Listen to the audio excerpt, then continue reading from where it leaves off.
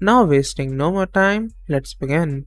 Naruto's face scrunched up as he stared at the questions in front of him. He could have been reading text in another language. These questions were nothing like the ones he'd had to answer in the academy, and the majority of them were wrong. As previously stated, receiving a 0 on this test would result in his entire team failing. If he cheated and was caught, he would be docked 2 points. That, combined with the fact that he didn't know where to begin with the questions in front of him, made him nervous. He could hear the gentle scratching of pencils on paper all around him, their constant rhythm infuriating him because he couldn't answer a single question. Hinata had offered Naruto the chance to look off her paper, but a kunai had shot past and stabbed the test that another of the genin behind him had been writing on, which quickly dissuaded him. He had managed to con Hinata into believing that he was too awesome to need to cheat, but he soon regretted it when he realized how difficult the questions were. When she offered again, he put on a show for the girl by saying he didn't want Hinata to get in trouble for allowing him to cheat on her. If this test taught him anything, it was that he was far too stubborn for his own good. Number 32, fail, yelled one of the examiners, widening Naruto's eyes. 32, that was the number he had been given. He was about to scream in rage that he hadn't cheated at all when he remembered how several other genin had been treated when they did something similar. Naruto-kun, Hinata said softly, having never seen her crush cheat before. Looking around, she tried to find the Chunin who had called Naruto out, but it was difficult to tell which of the several higher-ranking shinobi had done it. Morino Ibiki, the exam proctor, had been keeping a close eye on all of the genin in front of him. He hadn't seen the orange-clad genin cheat once, but it was possible that he had missed something. There was an occasional sidelong glance, but it appeared to be a thinking pose, similar to how some people chewed on their pen while brainstorming. However, the rules were his rules, and he would not show weakness by overriding a decision made by one of his subordinates. While it would demonstrate that he was the dominant force in the room, he could not show leniency, especially since they were a Konoha team and it could be interpreted as favoritism. You heard him, Ibiki said, not showing any emotion on his face. His teammates are also disqualified. Sasuke and Sakura slowly rose from their seats as Naruto rose from his usual loud demeanor having all but vanished. Hey Hinata, you better become a nin for both of us, Naruto said as he walked by, causing the Hyuga heiress to blush as she discovered her newfound confidence. The blonde could feel his teammates' eyes on him, but he couldn't bring himself to turn around and look them in the eyes. Sakura, who had been too preoccupied with passing the test without having to cheat at all, was enraged at her teammate. That being said, she didn't say anything at the time, dejectedly reflecting on how it had just been unfortunate that their first test would be a written exam, and in the end, Naruto would have to resort to cheating. As the door closed behind them, all of the genin returned to their work, while a few of Konoha's spirits rose at the possibility of being promoted ahead of the best in their class. Naruto ran his fingers through his hair as his eyes adjusted to the sunlight once they were outside. Looking around, he noticed several other groups of ninja who were enraged at one of their teammates for making a mistake. One team appeared to have automatically patched things up and were laughing as if it were a running gag among the three of them, while he hoped something similar would happen for Team 7. When he turned around and saw the rage in Sakura's eyes, he realized it was only a fleeting hope. Naruto, exclaimed Sakura as she raised her fist to strike the blonde, but Sasuke grabbed her wrist before she could follow through. Calm down, Sakura, he said sternly, and the pink-haired girl quickly obeyed. While he was annoyed that he would have to wait until the next round of exams to be promoted, he couldn't shake the feeling that something else was going on here. Thank you, Sasuke, Naruto said, relieved that he wasn't nursing a swollen head right now. Naruto, said Sakura, anger still present within her voice. How did you end up getting caught? I didn't cheat, Naruto muttered, causing Sakura and Sasuke to look at him puzzled. But you had to cheat 5 times to get evicted from the exam. Naruto, Sakura warned as she raised her fist to eye level. Sasuke, Naruto said, knowing that the last Uchiha would respond better than Sakura at this time. What would be the first thing you'd do if you cheated and got an answer? Write it down, Sasuke replied, unsure if this was the correct response. Instead of responding verbally, Naruto reached into his jacket and pulled out a crumpled piece of paper, which he handed to his 2 teammates. They immediately recognized it as the exam they had just completed. Naruto must have been able to sneak the test out without anyone noticing, unlike the sheets they had been working on. This piece of paper had no writing on it except for Naruto's name in the top right-hand corner. I see, Sasuke muttered, deep in thought. What do you see, Sasuke? All this means is Naruto is a baka, Sakura charged, shaking her head. I don't think the dobe is the baka here if you can't see what this means, Sasuke said, prompting Sakura to take a step back. Sakura couldn't recall the last time she was called a baka. Sasuke had clearly understood something from the paper that she had not, so she carefully examined the document in front of her again. Her eyes widened for several seconds as she realized what Sasuke had meant. You didn't cheat at all, Sakura asked, though she knew the answer. It seemed so simple now, as Sasuke said, that as soon as someone had an answer, they would write it down, regardless of whether or not the answer was obtained by cheating. Naruto would have been disqualified if he had been caught cheating at least 5 times. And it didn't make sense for him not to write down the other 4 answers he would have found if he had cheated. I had the option once, but I chose not to because I didn't want to disqualify us, Naruto admitted. However, I still managed to screw up. Perhaps you pranked one of those Chunin a long time ago, and this was their way of getting revenge, Sakura suggested, trying to come up with a solution. But as she said it, she realized how ridiculous that sounded. Even if a ninja had been pranked by Naruto, causing an entire team to fail seemed excessive for such petty vengeance. Plus, in all the time she'd been on the team with the blonde, she couldn't recall him ever doing anything to truly enrage anyone of higher rank, so she doubted a Chunin would have waited so long to retaliate against Naruto. Perhaps, Naruto said, looking up at the clouds before muttering a string of incoherent words. Sasuke said nothing, but he had reacted to Naruto's tone of voice. The Uchiha could tell it had nothing to do with Naruto's prank, but it did have something to do with the Uzumaki, the blonde's tone revealing it. He didn't want to bother Naruto about it, but he'd never seen his teammate in such a quiet mood before, and while it was a welcome reprieve for his ears, it was also quite unsettling. So what now? Sakura wondered, hoping in the back of her mind that Ino didn't get promoted ahead of her. Find Kakashi-sensei, tell him we failed, and then train to kick ass in the next exams, Naruto said, his usual fire rekindling. Sounds like a plan, smirked Sasuke, relieved that Naruto was back to normal. Do you even know where Kakashi is? Sakura inquired. No, but whoever finds him first has to buy the rest of the team lunch, said Naruto, before dashing off, determined to make the others buy his lunch for today. Naruto, you cheater, exclaimed an enraged Sakura, despite the irony of calling Naruto a cheater now of all times. Before she could take off to pursue, Sasuke's hand landed on her shoulder, firmly holding her in place. Sakura, we need to talk, Sasuke said, and the girl only nodded in response. Her heart began to flutter. Sasuke had rarely wanted to talk to her, let alone in private. It was almost like a dream come true. It's about Naruto. And the dream was shattered, but as she awoke, she realized that this was probably an important discussion to have. How about him? Sakura inquired. I could tell by his voice that he knows why that Chunin failed him and, to some extent, failed us, Sasuke explained. Something doesn't seem right, and I want to find out what it is. Why don't we just ask Naruto? Sakura wondered. He would have told us if he wanted to, Sasuke said, shaking his head. I have a feeling this is also related to why Naruto gets odd looks whenever we walk through town as a team, Sakura said, nodding her head as she remembered the last time something like this happened, when they were walking down the street and a mother guided her son into a nearby shop, away from them as if in fear. When she cast a final glance over her shoulder, it wasn't fear that she expected to see, but hatred. But she couldn't think of anything to say about who the hatred was directed at. So, where do we begin? Sakura inquired. When we find Kakashi, we'll tell him to meet with Naruto this afternoon to get some tips on how to be stealthy while gathering information, Sasuke said. While they're off doing their thing, we'll go to Naruto's place and take a look around. Maybe we'll get an idea of where to start. All right then, let's go find Kakashi, Sakura said as her teammate nodded before they both took off in search of the Jounin. While she would be spending the day researching the blonde member of their team, she couldn't help but be relieved that she would be spending the next few hours alone with Sasuke, something she had always wanted to do. However, she now preferred her dreams to reality.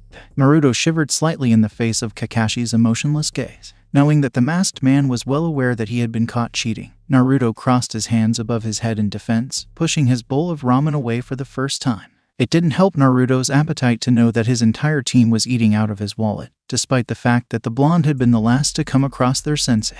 I'm sorry, Kakashi-sensei, but I got us kicked out. Nonsense, Kakashi said, waving his gloved hand in the air to silence the blonde. It's my fault. I hadn't adequately prepared the 3 of you for the exams, especially you. Your stealth and reconnaissance skills have never been particularly strong. Naruto opened his mouth to protest the unfairness of such an implication, but quickly closed it again. There was some truth to Kakashi's words, but Naruto couldn't say that the team building and chakra control exercises they had done had helped them much during the exam. It had not been what he had anticipated. It was his fault, however, because he had expected the Chunin exams to be more combative than written. Sakura nervously prodded her fingers while Sasuke avoided the blonde's gaze, both knowing that if they didn't get their teammate stuck with Kakashi, they wouldn't be able to find any information. Kakashi, on the other hand, had a sense of what was going on in the two's heads, but he had been presented with an excellent opportunity to improve Naruto's general stealth and perception skills, given that he was almost certain that if Naruto relived the day they fought Haku and Zabuza, he would still charge into the ice prison that Haku had conjured around Sasuke. Now was a better time than ever. Okay, Naruto said, nodding his head in agreement. How are we going to accomplish that? Meet me at our usual training ground tomorrow at 9 a.m. Kakashi said before turning to Sakura and Sasuke. You two can take tomorrow off and maybe think about how you could have handled the entire situation in the exam better. Actually, Sensei, Sakura said, slightly biting her lip. Sasuke and I were about to leave, so you could probably get a head start now. Kakashi raised an inquisitive brow at the girl's words. From his height, he could see that Sasuke hadn't finished his ramen, but the raven-haired boy still stood up. Yeah, I need to practice by myself. After all this time around the dobe, I'm already feeling stupider, he said coldly, not missing a beat, so as not to reveal what they were planning to do. Sasuke quickly left the ramen stand, followed by Sakura, and headed towards the Uchiha clan grounds, where no one could hear them. Kakashi sighed and reached into his pocket for an Ika book before muttering a few words to Naruto. Finish your ramen so we can get started. The sun will set in an hour or two. Naruto simply nodded as he ate his lunch, only looking up when a slight giggle passed through Kakashi's mask. Hinata shivered slightly under their proctor's stern gaze. The man wasn't looking at her specifically, but the steely stare he gave everyone was unsettling. Ibiki had just laid the groundwork for the final question. He stated that anyone who answered the question risked remaining a genin for the rest of their ninja careers, which would undoubtedly be detrimental to their ninja careers. People dropped out of the exam one by one, terrified of the proctor's stipulation. They decided to simply attempt to advance in the next exam. Hinata considered raising her hand. Like many others, she was terrified of never being able to take the Chunin exams again. But, just as she was about to say something, she wondered what Naruto would do in this situation. A small smile appeared on her lips as she imagined him doing something risky that would boost everyone's courage in the classroom, preventing anyone else from ducking out of the question. And that was whether or not they could correctly answer the question. Hinata was surprised to see Shikamaru looking worried when she looked around the room. He wasn't sweating, but it was clear that the youngster was nervous. A quick glance to her right revealed that Shino was also perplexed by the premise. Her gaze was fixed on Ibiki as she swallowed the last of her nerves. She would not be one of the people who dropped out of this section of the exam, no matter how many people did. Naruto had placed his faith in her. Hinata sat motionless as genin began to leave left, right, and center, forfeiting their chance to graduate. She would always answer this final question for Naruto.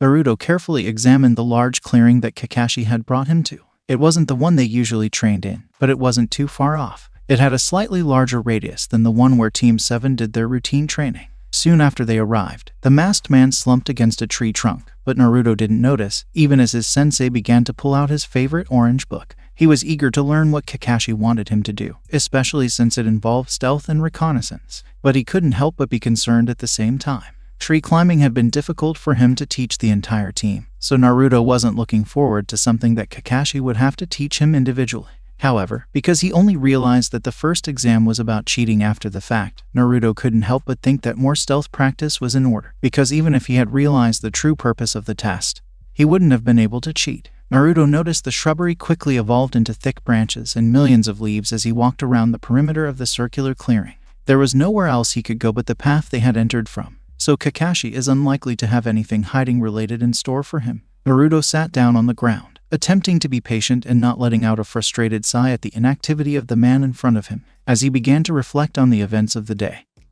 He heard Kakashi's book close with an audible thud. Good, you're not as impatient as I expected you to be, Kakashi said, his voice almost aloof. Now, the training I'm about to have you do will be nothing like what you've done before in the academy, but it's critical that you try it. What do you mean? Naruto asked, scratching his brow and looking up at his sensei. There will be no bells, Kakashi explained. There will be no chakra control this time, and you will only have one task. Which is it? Asked Naruto, eagerly awaiting the man's response. To catch me, Kakashi declared, bringing his hands together before flashing through a few hand seals. Kirigakure no Jutsu, says one. A large wall of mist sprang forward and consumed everything Naruto could see.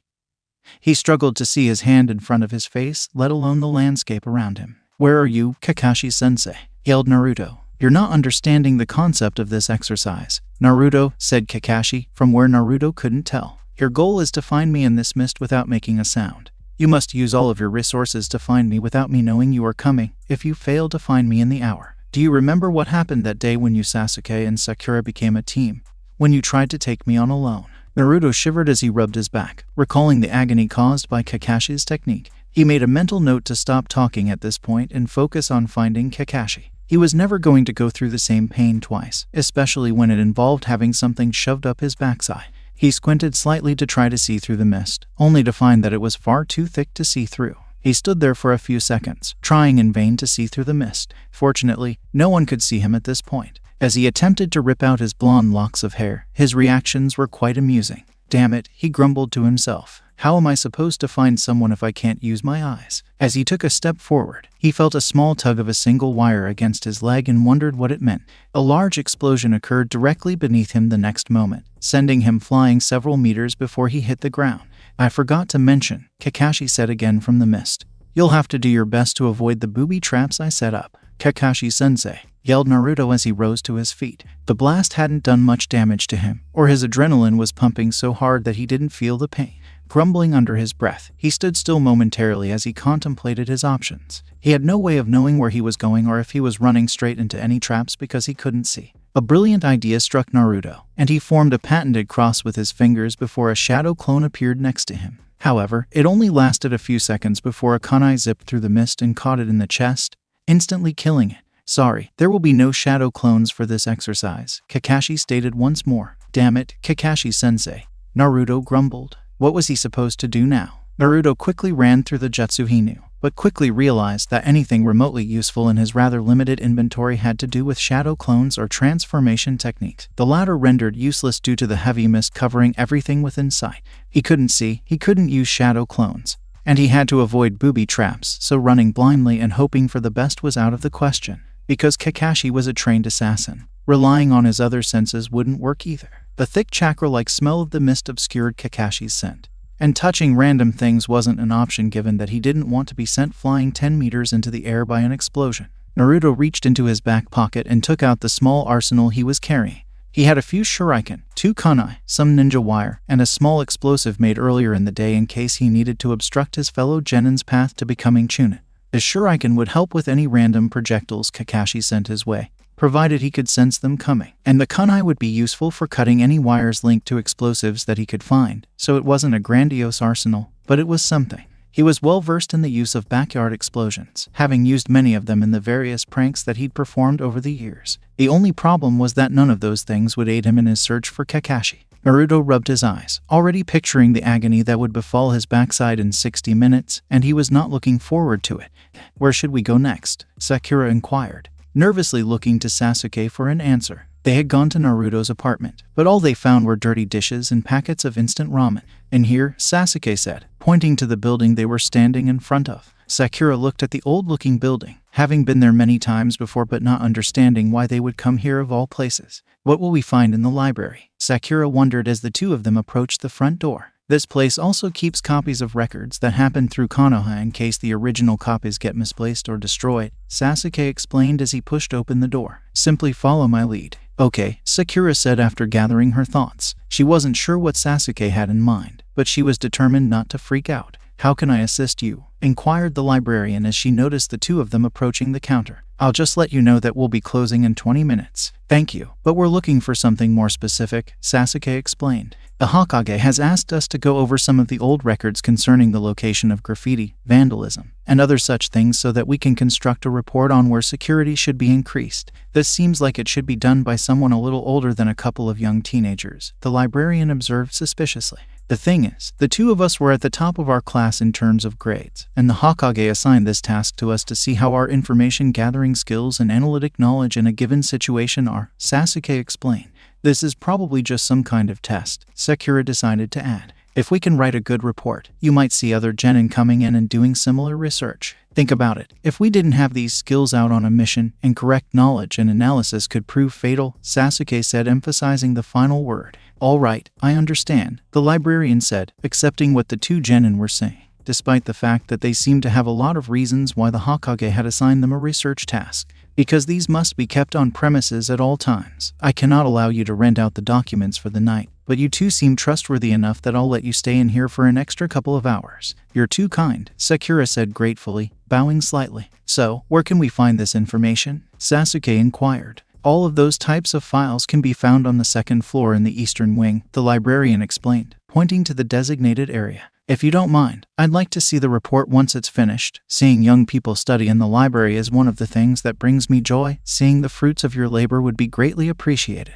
Sasuke sighed slightly, wondering what was wrong with this woman, but his small movements went unnoticed. Well, this research isn't going to be researched, he said, his mind racing because the librarian had gathered a nearby book and hugged it passionately for some strange reason. I'll make a copy of our report for you, Sakura said, apologizing for her teammate's error. Come on, Sasuke. Let's get started while there's still some daylight, she said as she took his hand and led him away. It took her a few seconds to realize she was holding Sasuke's hand, and she nervously let go as a crimson blush adorned her face. Fortunately, because she was in front of her crush, he didn't notice the red blush on her cheeks. Why did you stop? Sasuke wondered, perplexed as to why his teammate had suddenly frozen in place. Thought I was going to sneeze, Sakura said, lying through her teeth as she resumed her walk, avoiding eye contact with the last Uchiha.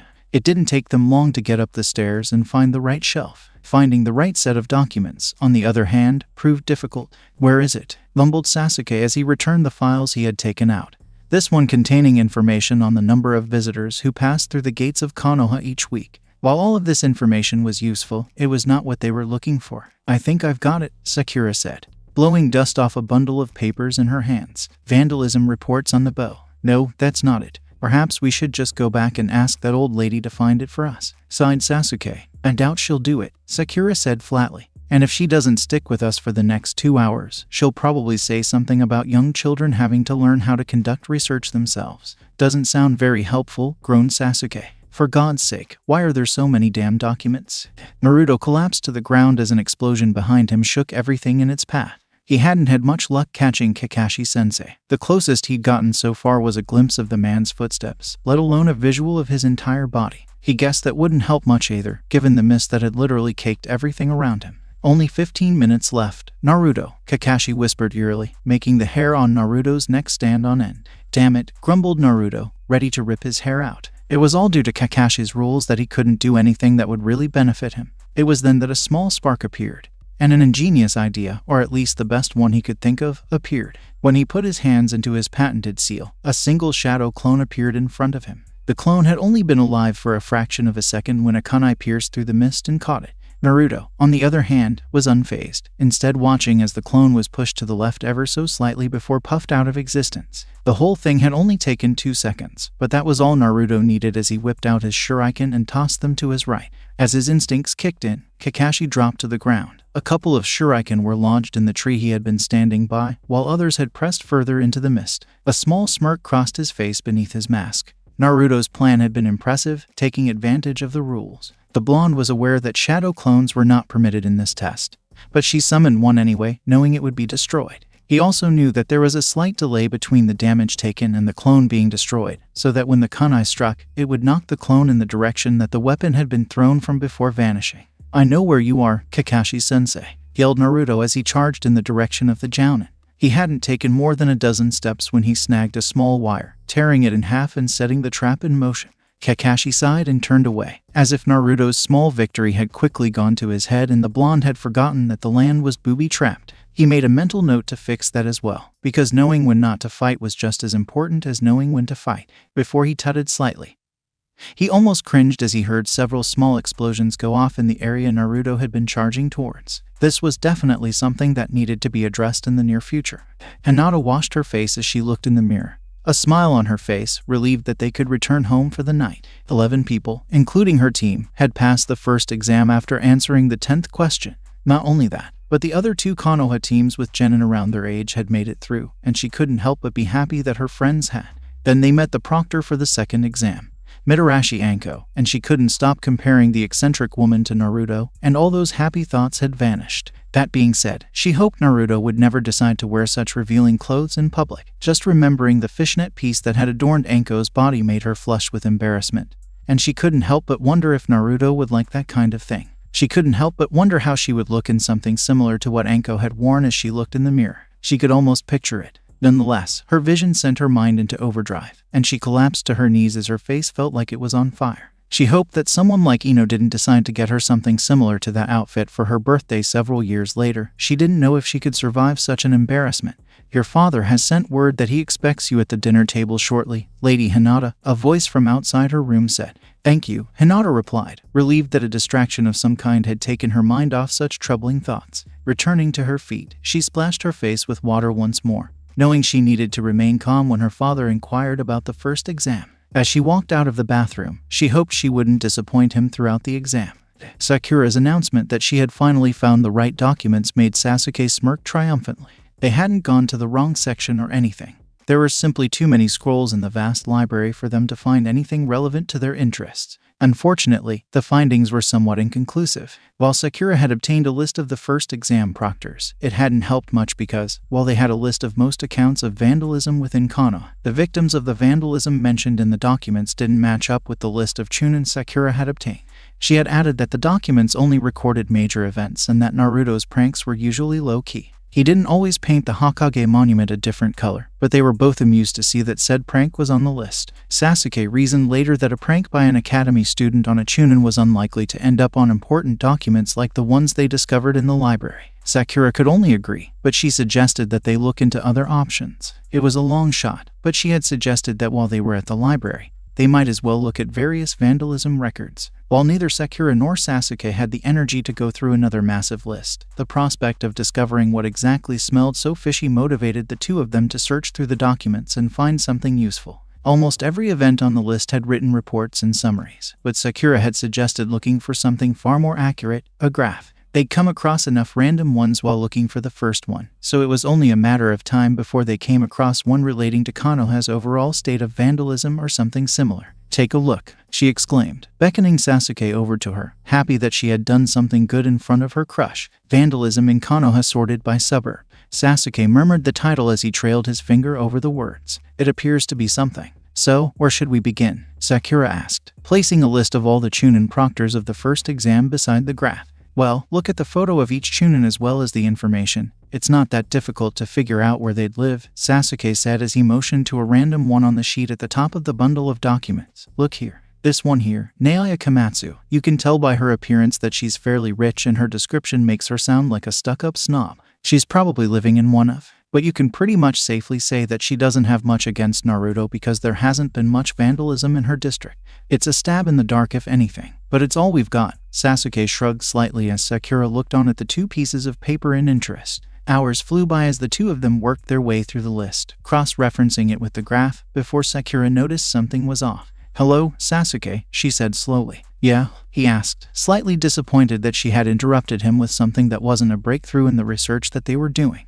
However, the pink-haired girl did not seem to notice as she pointed to the highest point on the line graph. Look at this district, Sakura said, her voice slightly trembling. Despite her nerves, she had a feeling she was onto something. It has had more vandalism in the last 10 years than any other district. In fact, it is leagues ahead. What exactly did you expect? Sasuke asked, unimpressed. It's the Merida district, Konoha's closest thing to the slums. Yeah, I know, but why don't we see if any of the Chunin are from there? It'll probably save us time in the long run because this place is so far ahead of the others that if anyone has a grudge against Naruto because of vandalism, it'll be someone from there. I already did, Sasuke stated solemnly. However, I can't help but wonder why it's so far ahead of the other districts. After all, it's the least populated of all. I've got a hazy idea, Sakura said, as if a light bulb went off in her head. Where is Naruto living now? The Merida district, Sasuke said as the dots started to connect. But why is it that the district he lives in has the most vandalism reports? I guess he needs to practice his pranks somewhere, Sakura sighed, rubbing her head and stifling a yawn.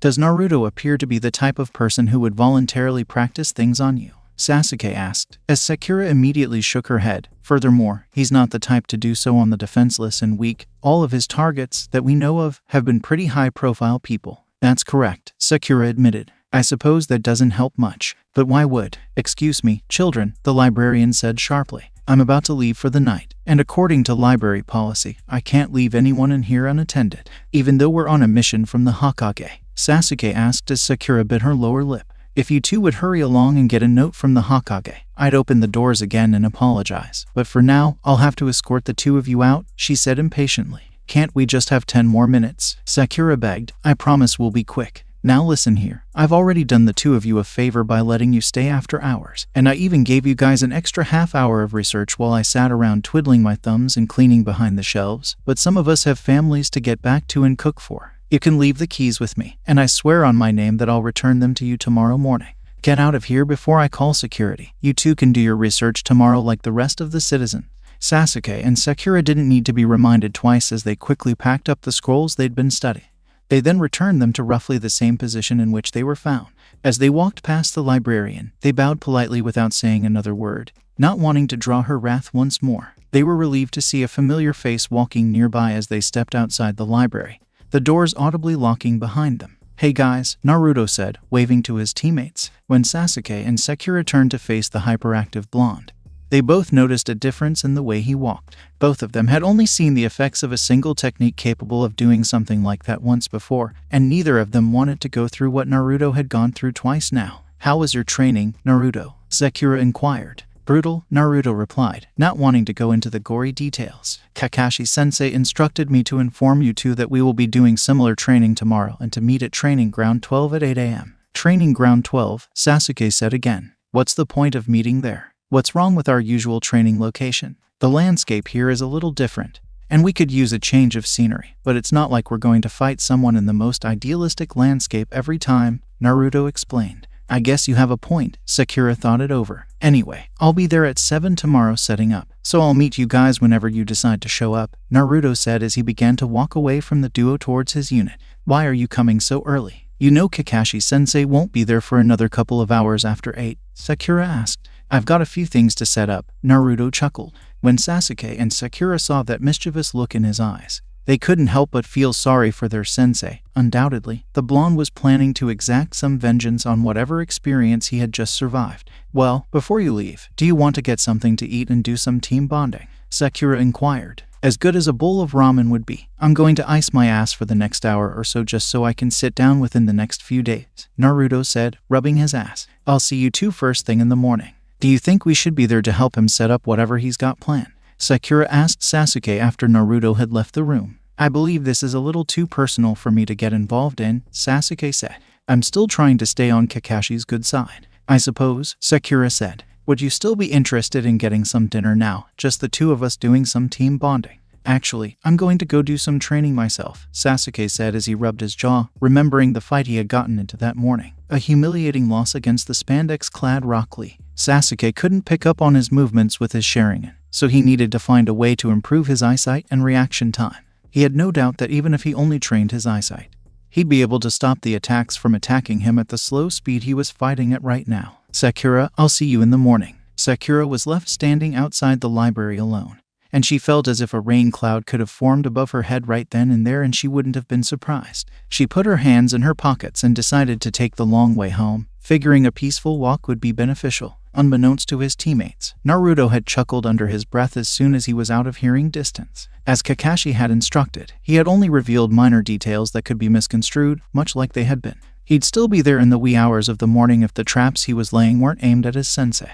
After all, tomorrow's training session was open to all of them. "Alright, so now that we're all here, I think it's best that I explain what you'll be doing today," Kakashi said as he finally appeared in front of his team. "Do you mean to say we're doing something different?" Sakura wondered, recalling Naruto's words from the day before. Naruto said we're doing something similar to what he's doing. "So does that mean we'll all be doing reconnaissance drills?" "Unfortunately, no. Well, kind of, but not exactly. There'll be only one goal of today's training session." Kakashi trailed off mysteriously as Sasuke and Sakura both shrugged. "And that is to apprehend Naruto." "Catch Naruto," Sakura exclaimed. "That's not even going to be difficult. He's really slow." "Sakura has a point," Sasuke said as his gaze darted around the training grounds, attempting to look underneath the underneath, because with Kakashi, nothing was ever as simple as he made it appear. "It's not like Naruto is going to be able to get that far away from us." "You'd be surprised," Kakashi chuckled, twirling a kunai around his fingers. "Who said he was with you two in the first place?" He threw the kunai through Naruto's somewhat unsuspecting stomach, disappearing with a poof.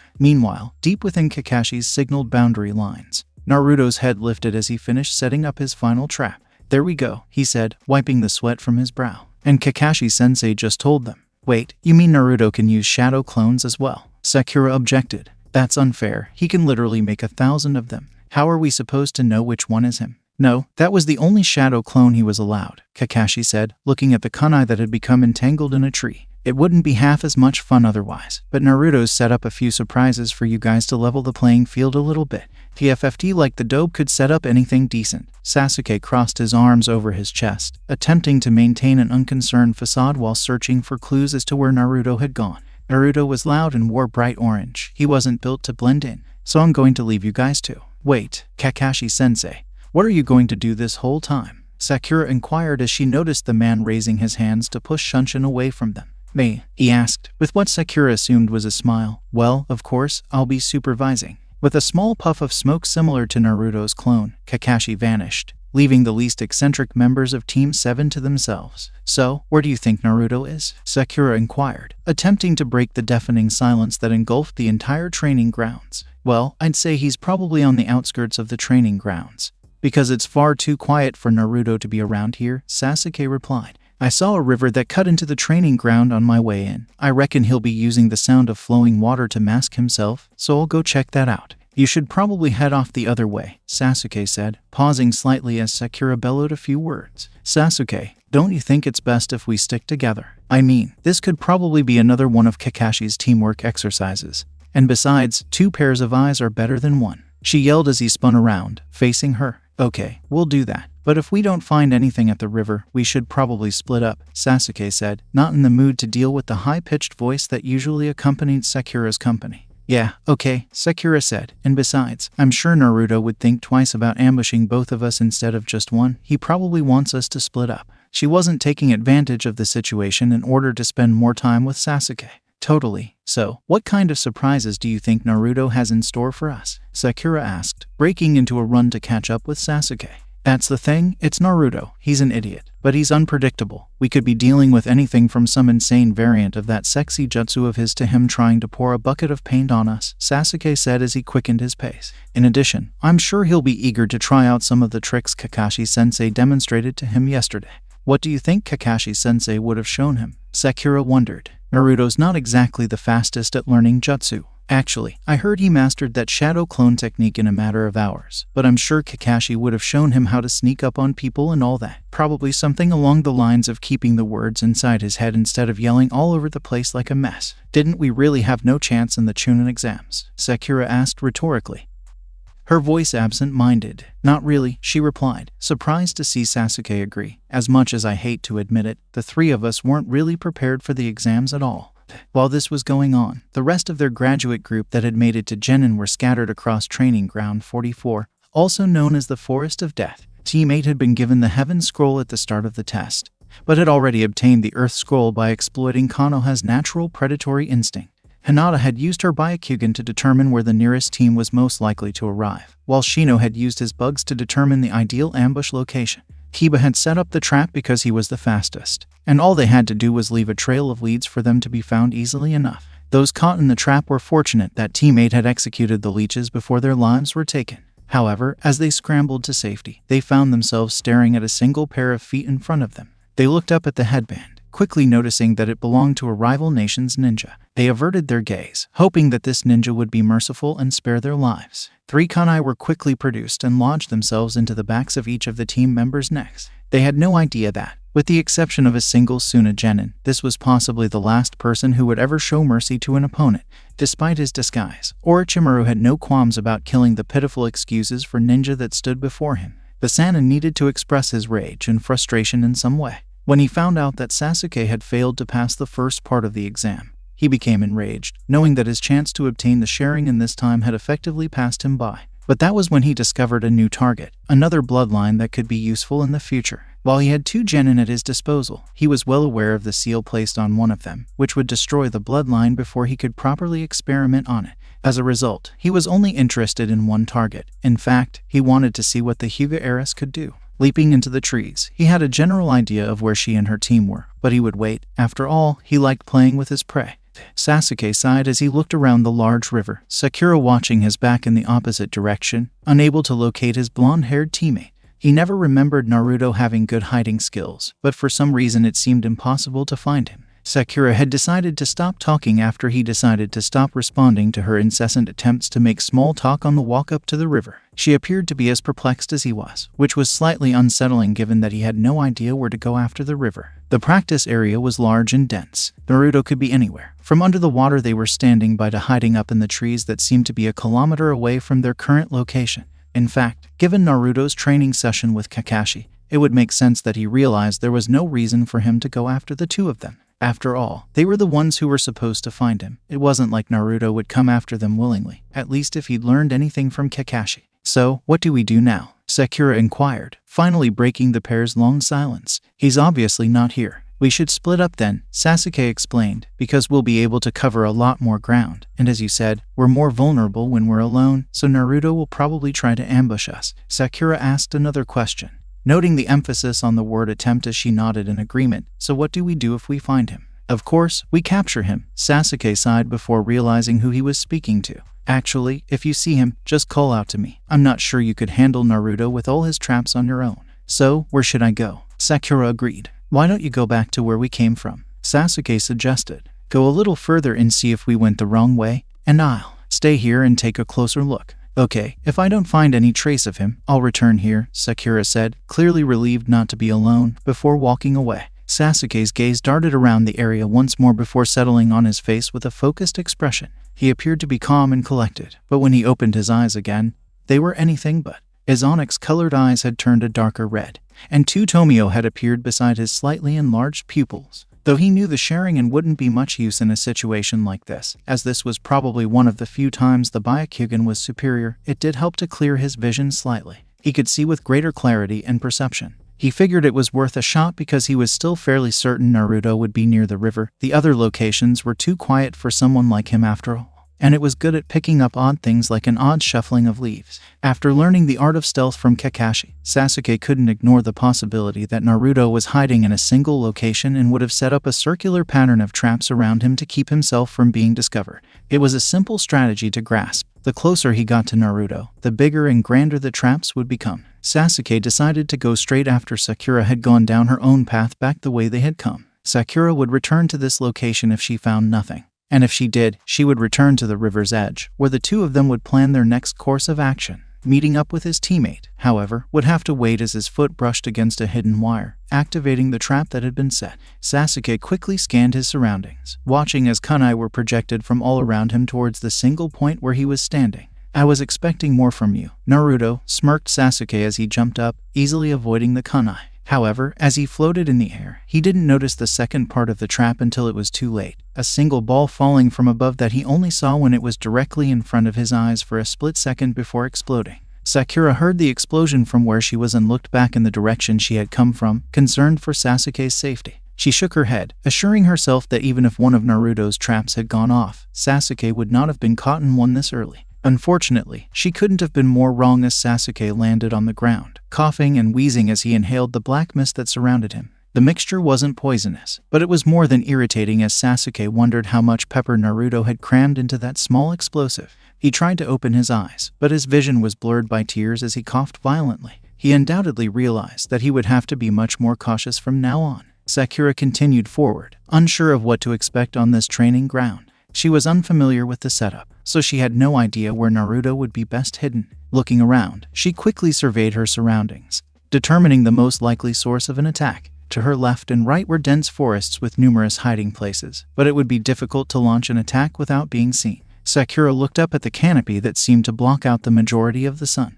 This quickly worried her. There could be countless vantage points from above from which Naruto would silently wait until the time was right to unleash something that would directly land on top of her. Sakura frantically shook her head, reminding herself that it was Naruto who had set the traps. But as she thought about it, she realized that it was Naruto who had set the traps, and thus they were potentially very dangerous. She decided to continue on her way when she noticed a small squirrel gnawing away at a nut it had discovered in the clearing ahead of her. Sakura couldn't help but think how adorable the situation was as she edged closer for a better look, unfortunately stepping into a rope trap for her trouble. The pink-haired girl took a moment to realize what had happened as she hung upside down from a single ankle, her hair dangling below her as she swayed side to side. Internally, she was cursing herself for falling into such a simple trap. But before she cut herself free, her gaze was drawn to the squirrel, who gave her the peace sign before darting behind a nearby tree and disappearing from view. Realizing she had been duped, she chose to hang there for another minute or two to calm herself down before charging into another of Naruto's traps. But there would be hell to pay if she found him. Hinata took a deep breath as she watched Kiba charge towards the pale-faced man once more. They had long since abandoned any tactics taught to them by Kurenai-sensei. They had attempted to do so but had only watched with wide eyes as the man evaded everything they threw at him. Shino was sweating and grunting as he swung his fists at the strange genin. The fact that a Burame, who was normally silent, had resorted to desperate measures spoke volumes about how bad things had gotten. It didn't matter because they were beaten without hesitation. Even Akamaru didn't escape the battle unscathed as his owner lay unconscious after being viciously kicked into a tree. They had discovered that there was only one man, but he was roughly the equivalent of 50 different genin teams. Anything they threw at him was thrown back with a casual airiness about him. He wasn't just laughing at them as he tore them apart piece by piece. He was toying with them. Rock Lee's team had attempted to assist them, but it had been short-lived. The young protoge of Gai-sensei had been quickly defeated in taijutsu and sent flying for what appeared to be a few kilometers. Tenten had taken to the trees in an attempt to catch him off guard with her weapons, which had not gone so well as multiple projectiles were fired back at her, striking true in Neji. Neji was sprawled across the ground a few meters away from him. Hinata quickly activated the Byakugan and examined her cousin's body, relieved to discover that he was on the floor primarily because he had completely exhausted his chakra. He'd used so much of it that Hinata was having trouble seeing it normally, despite the close range. However, that was not the worst of his injuries. His right kneecap appeared to be shattered, and his right shoulder appeared to be fractured. He wasn't unconscious, just hanging on by a thread. But Hinata was unsurprised to see that despite being on the verge of passing out, he still had his Byakugan activated. Neji, how come you're still fighting? Your body has been harmed, and you know that fighting will only make things worse. So why? Despite the fact that he hadn't said anything to her since his arrival, the heiress hadn't been struck, at least not too violently in her cousin's presence. He'd been rather selfless to throw himself in the way multiple times, something she was sure he'd done only out of fear for what would happen to him if she died in his presence. But she appreciated the gesture nonetheless. However, as his crippled body lay on the ground, blood soaking the dirt beneath him, the only one left standing against the foe who was chuckling at the sight before him was the Hyuuga heiress. Her injuries were minor in comparison to those of her teammates and the temporary allies they had gained. But it was her lack of courage that had her stuck in place, unable to move. Her clan's prodigy had been beaten as if it were nothing, so what could she do against such an adversary? Fortunately for her, the adversary had remained in place, simply waiting to see what she would do. Hinata began to move slowly, taking small steps forward as her body shook visibly. She didn't get far as she stepped past Neji and raised her arms to her sides, shielding the branch family member with her own body, much to his horror, but he said nothing. Hyukaku, this is interesting. Orochimaru chuckled as he whipped out several kunai and mercilessly tossed them, the 3 projectiles piercing Hinata's skin and making the Hyuuga whimper in pain, but she refused to back down. As a Konoha ninja, she recognized the name Orochimaru, but it wasn't until now that she realized the man standing before her was the most notorious traitor in Konoha. As she felt blood trail across her cream skin, her body began to shake against her will. It got worse and worse with each passing moment, as if the Sannin was exuding extreme amounts of pressure, and she let out a small cry of pain as she felt her knees buckle as another kunai lodged itself in her shoulder. Hinata couldn't even see the ground despite having 360 degrees of vision. The sensation was horrifying, as if the man's aura was ripping apart her soul while sharp kunai continued to pierce her skin with precision she had never seen before. It's been a long time since I've crossed paths with a Hyuuga, Orochimaru said, his tongue slithering in his mouth. Hyukaku, and just by chance, I've come across 2 of them today. Hinata's eyes widened in terror as the man's words left his mouth. All of her allies, whether temporary or permanent, were battered on the ground a few meters away from her and Neji. She didn't need the Byakugan to tell her that she was the only one who could move, but that didn't stop her from praying to whatever deity would listen in the hopes that the man in front of her would be stopped. She wasn't sure exactly what he wanted, but she didn't have to be a genius to guess, and while there were several alternatives, she could only imagine what Orochimaru could do with a pair of unbranded Hyuuga eyes. Orochimaru was the very definition of a mad scientist, so it wasn't like he'd pass up the opportunity to obtain one of, if not the, most prestigious taijutsu in the entire ninja world. She was just glad there was nothing openly stating that she was the heiress of the clan, because that would just invite trouble. Yet she was unaware of the wealth of knowledge that Orochimaru possessed, as well as the fact that he was acutely aware of who stood before him. Hinata trembled slightly as she ran her fingers across her arms, letting out another shiver. Neji's forehead was covered by his forehead protector, but hers was not, and the snake-like man's unnerving curiosity made her feel more than uneasy. The man advanced towards her, licking his lips and chuckling to himself in a disturbing manner as he stopped firing kunai with cruel accuracy. His gaze shifted to Neji almost abruptly, as if a particularly intriguing thought had occurred to him, and he slowed his progress. Hinata wasted no time in grabbing a kunai with trembling hands and hurling it at the Snake Sannin. She didn't care about the accuracy or the amount of damage it would do. All she wanted was for the man to back off, to leave Neji and her friends alone. They had not requested to be attacked by a legendary ninja during the Chunin exams. When he saw Hinata's attempt to defend herself, Orochimaru's face cackled into a mad grin. It was interesting that the heiress of Konoha's most powerful clan was so frail. It's almost as if the petals of a flower could be peeled right off. He wasn't there to play games, no matter how curious he was to learn how Konoha had slipped. If Sasuke Uchiha wasn't there, someone else would have to do. He'd gone to far too much trouble planning his strategy to let a minor hiccup like the Sharingan wielder's absence catch him off guard. Although none of the genin present were truly impressive, as he was confident Otagakure's genin force would rip them to shreds, one shone slightly brighter than the others. Even though the absence of Sasuke was disappointing, the prospect of experimenting, it was too much improvising. He couldn't leave the poor defenseless genin alone in the forest without trying what he was thinking. It was too tempting. Kabuto had gone over some of the potential genin threats with him, and despite how ridiculous the idea sounded, Orochimaru preferred to be everything but unprepared, and he'd found a few rather interesting names. Konoha's next generation of clan heirs appeared to be present in the one exam he'd decided to gate crash. But as entertaining as causing some political unrest would be, he wasn't looking at any of the heirs. The Inuzuka one was underwhelming. The Aburame one was as stoic as ever, and he didn't even want to bother with the Yamanakas or their two closest allies. The Hyuuga, on the other hand, different. The roles of the two genin had been reversed, with the clan heiress weak and the slavery seal-bearing branch member strong. Not just strong for a genin, but a prodigy, similar to what Orochimaru had been, except that even as an academy student, Orochimaru could have blown the young Hyuuga out like a candle. It would be interesting to see what happened if the Hyuuga clan's seal and his own clashed. His face snapped up just in time for him to block a nasty strike to his chest with his forearm as he stalked closer to the boy's near-conscious body, licking his lips in anticipation. His eyes widened slightly as he realized Hinata had taken a firm stance, and despite her nervous shaking, she exuded determination. "Interesting," he said as he flicked her to the ground, only for her to spring back up, as tempted as he was to take her out as he had several other genin behind them.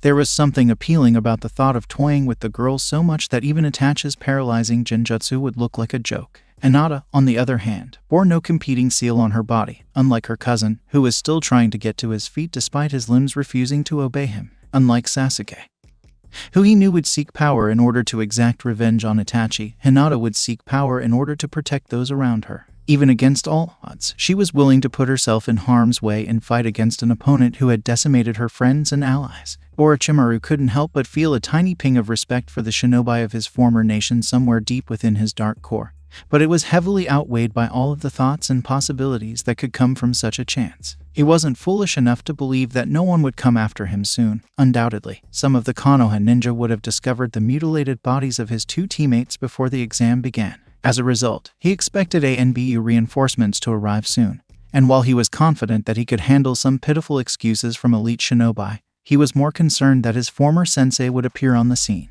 Regardless of how many Konoha shinobi he brought with him, getting caught up in a full-fledged battle was not part of the plan at the time. Perhaps that had been why he had held back so much, ensuring that all of the genin present would survive for now. He couldn't help but wonder what the future of Konoha had in store, and it wasn't like him to see how others would grow. Yet there was one here who would be influenced by another source. Putting his hands into a complicated seal, his neck rose from his body, much to the horror of the young Hyuuga, who was unable to react in time as his teeth sunk into her neck. Hinata screamed in agony, which Orochimaru heard as her cousin cried out her name. It didn't take long for the seal to form as he injected his chakra deep into her skin before he retraced his teeth and his neck returned to normal shape. Hinata collapsed to her knees in front of him before passing out. Orochimaru vanished as her body hit the ground, leaping away faster than any of the genin could see. He'd have to see for himself if the next generation had what it took to play in the big picture, but having another puppet at his disposal was never a bad thing. Kakashi stood in the shadows as Sasuke fell into another of Naruto's traps, admiring his blonde student's ingenuity. He had never thought of using empty toilet rolls, ninja wire, and a live rabbit in such a creative way as Naruto had. That being said, he couldn't imagine anyone thinking that such random items could be used in such a manner, and he was beginning to figure out just how much thought the blonde put into each trap. He remembered hearing how even ANBU members had fallen into Naruto's traps while pursuing the blonde for whatever mischief he had gotten himself into. While shinobi were trained to predict the most logical traps, which mostly consisted of cutting a ninja wire to cause a string of events to occur, Naruto's used a much broader array of both how the trap was triggered and the subsequent scene to play out. Kakashi had no doubt that Naruto's skill set could be used prominently in escort missions to protect high-profile clients with some additional training in the department. Part of him didn't want to come watch his team participate in his little experiment.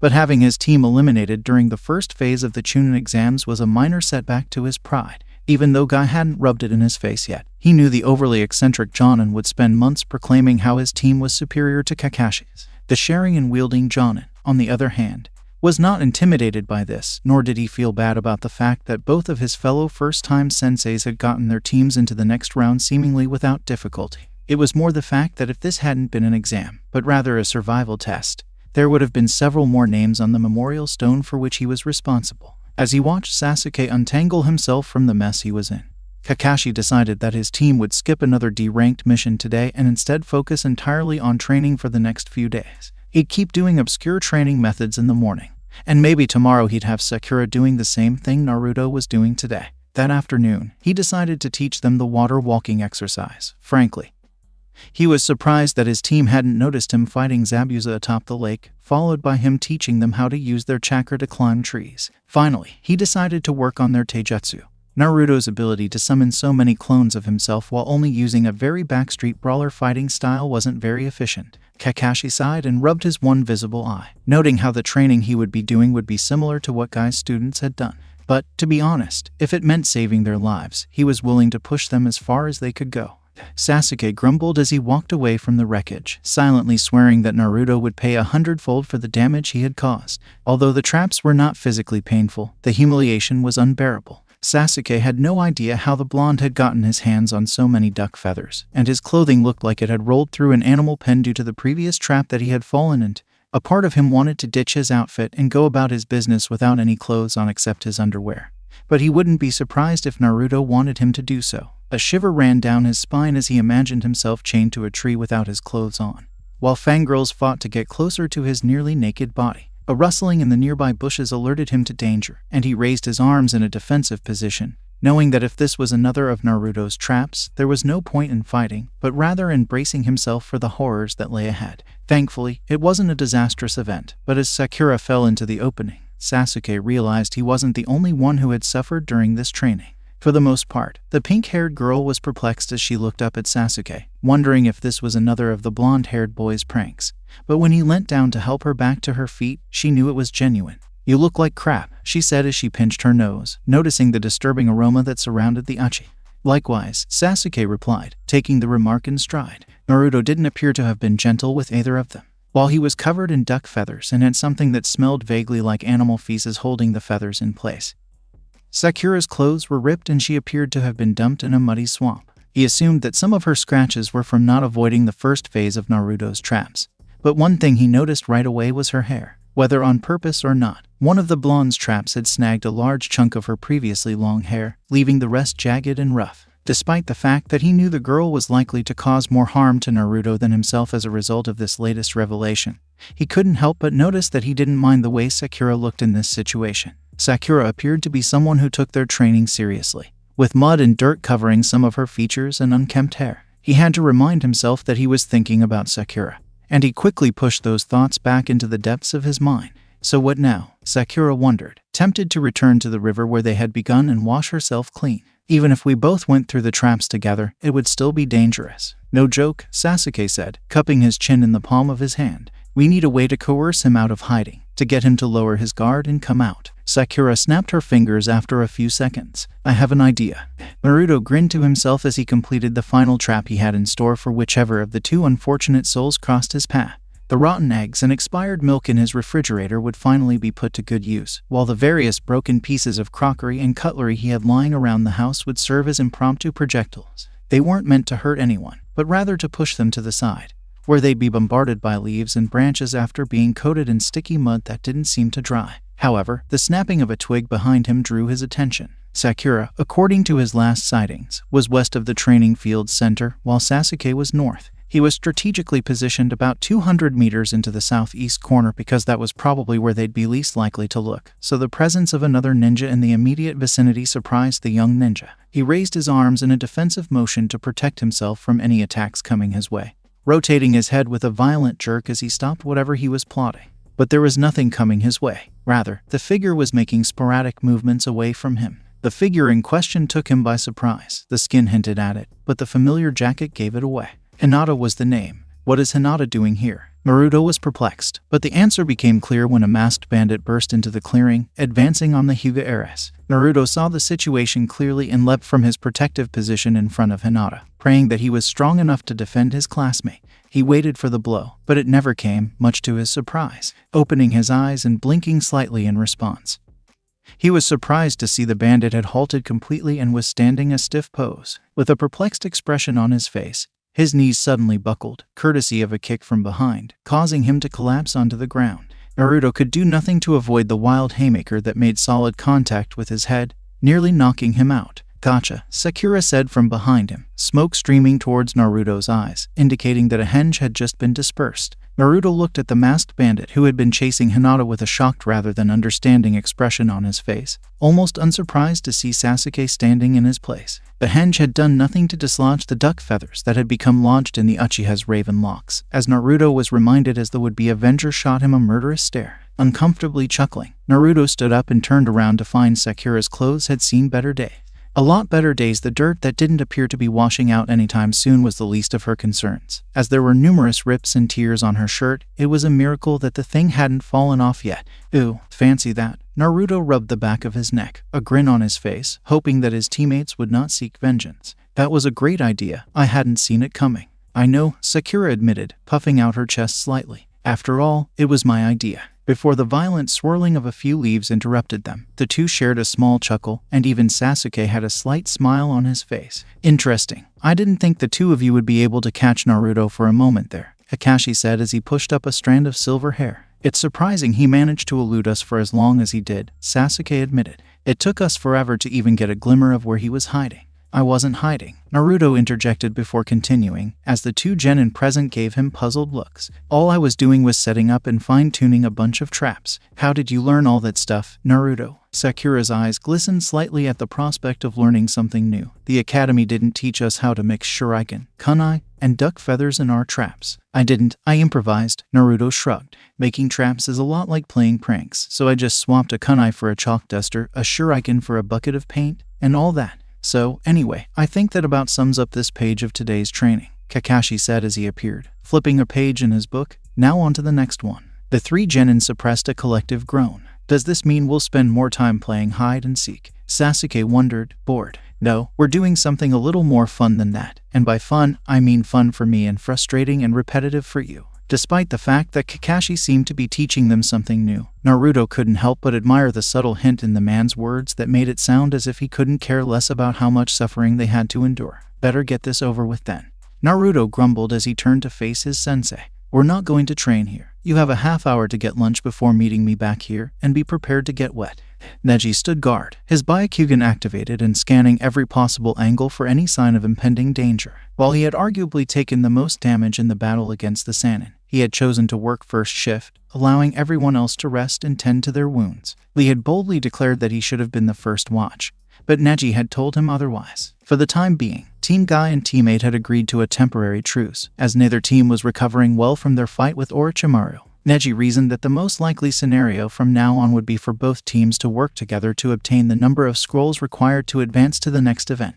Part of him wanted to say that fate had decreed it this way, but watching Hinata step in front of him had ripped at his definition of the word. Throughout his life, he had known that it was fate that required him to serve and protect those of the main family as a member of the branch family. Hinata had chosen her own path after witnessing the roles being reversed for the smallest of moments had shaken him, and now lay unconscious in the confined space with Tenten repeatedly dabbing a wet cloth on the Hyuga's brow. Neji couldn't help but worry about his cousin. He had expected him to die at the hands of Orochimaru, but fate had only allowed him to get that far. In an instant, his entire concept of fate was shattered, and he was left wondering what he believed in. Neji, Lee said as the green-clad ninja removed his leg warmers, revealing the weights beneath. It has been decided that we need to get our friends, including yourself, medical assistants, and since we can't leave the forest until the end of the test, I'm going to go get us some extra scrolls so we can proceed to the tower and have our friends looked at. Go, Neji said as Lee removed his weights and placed them on the floor before speeding away. Neji leaned against the tree's trunk, certain that even if fate no longer controlled his life, it would never allow Lee to be anyone other than himself.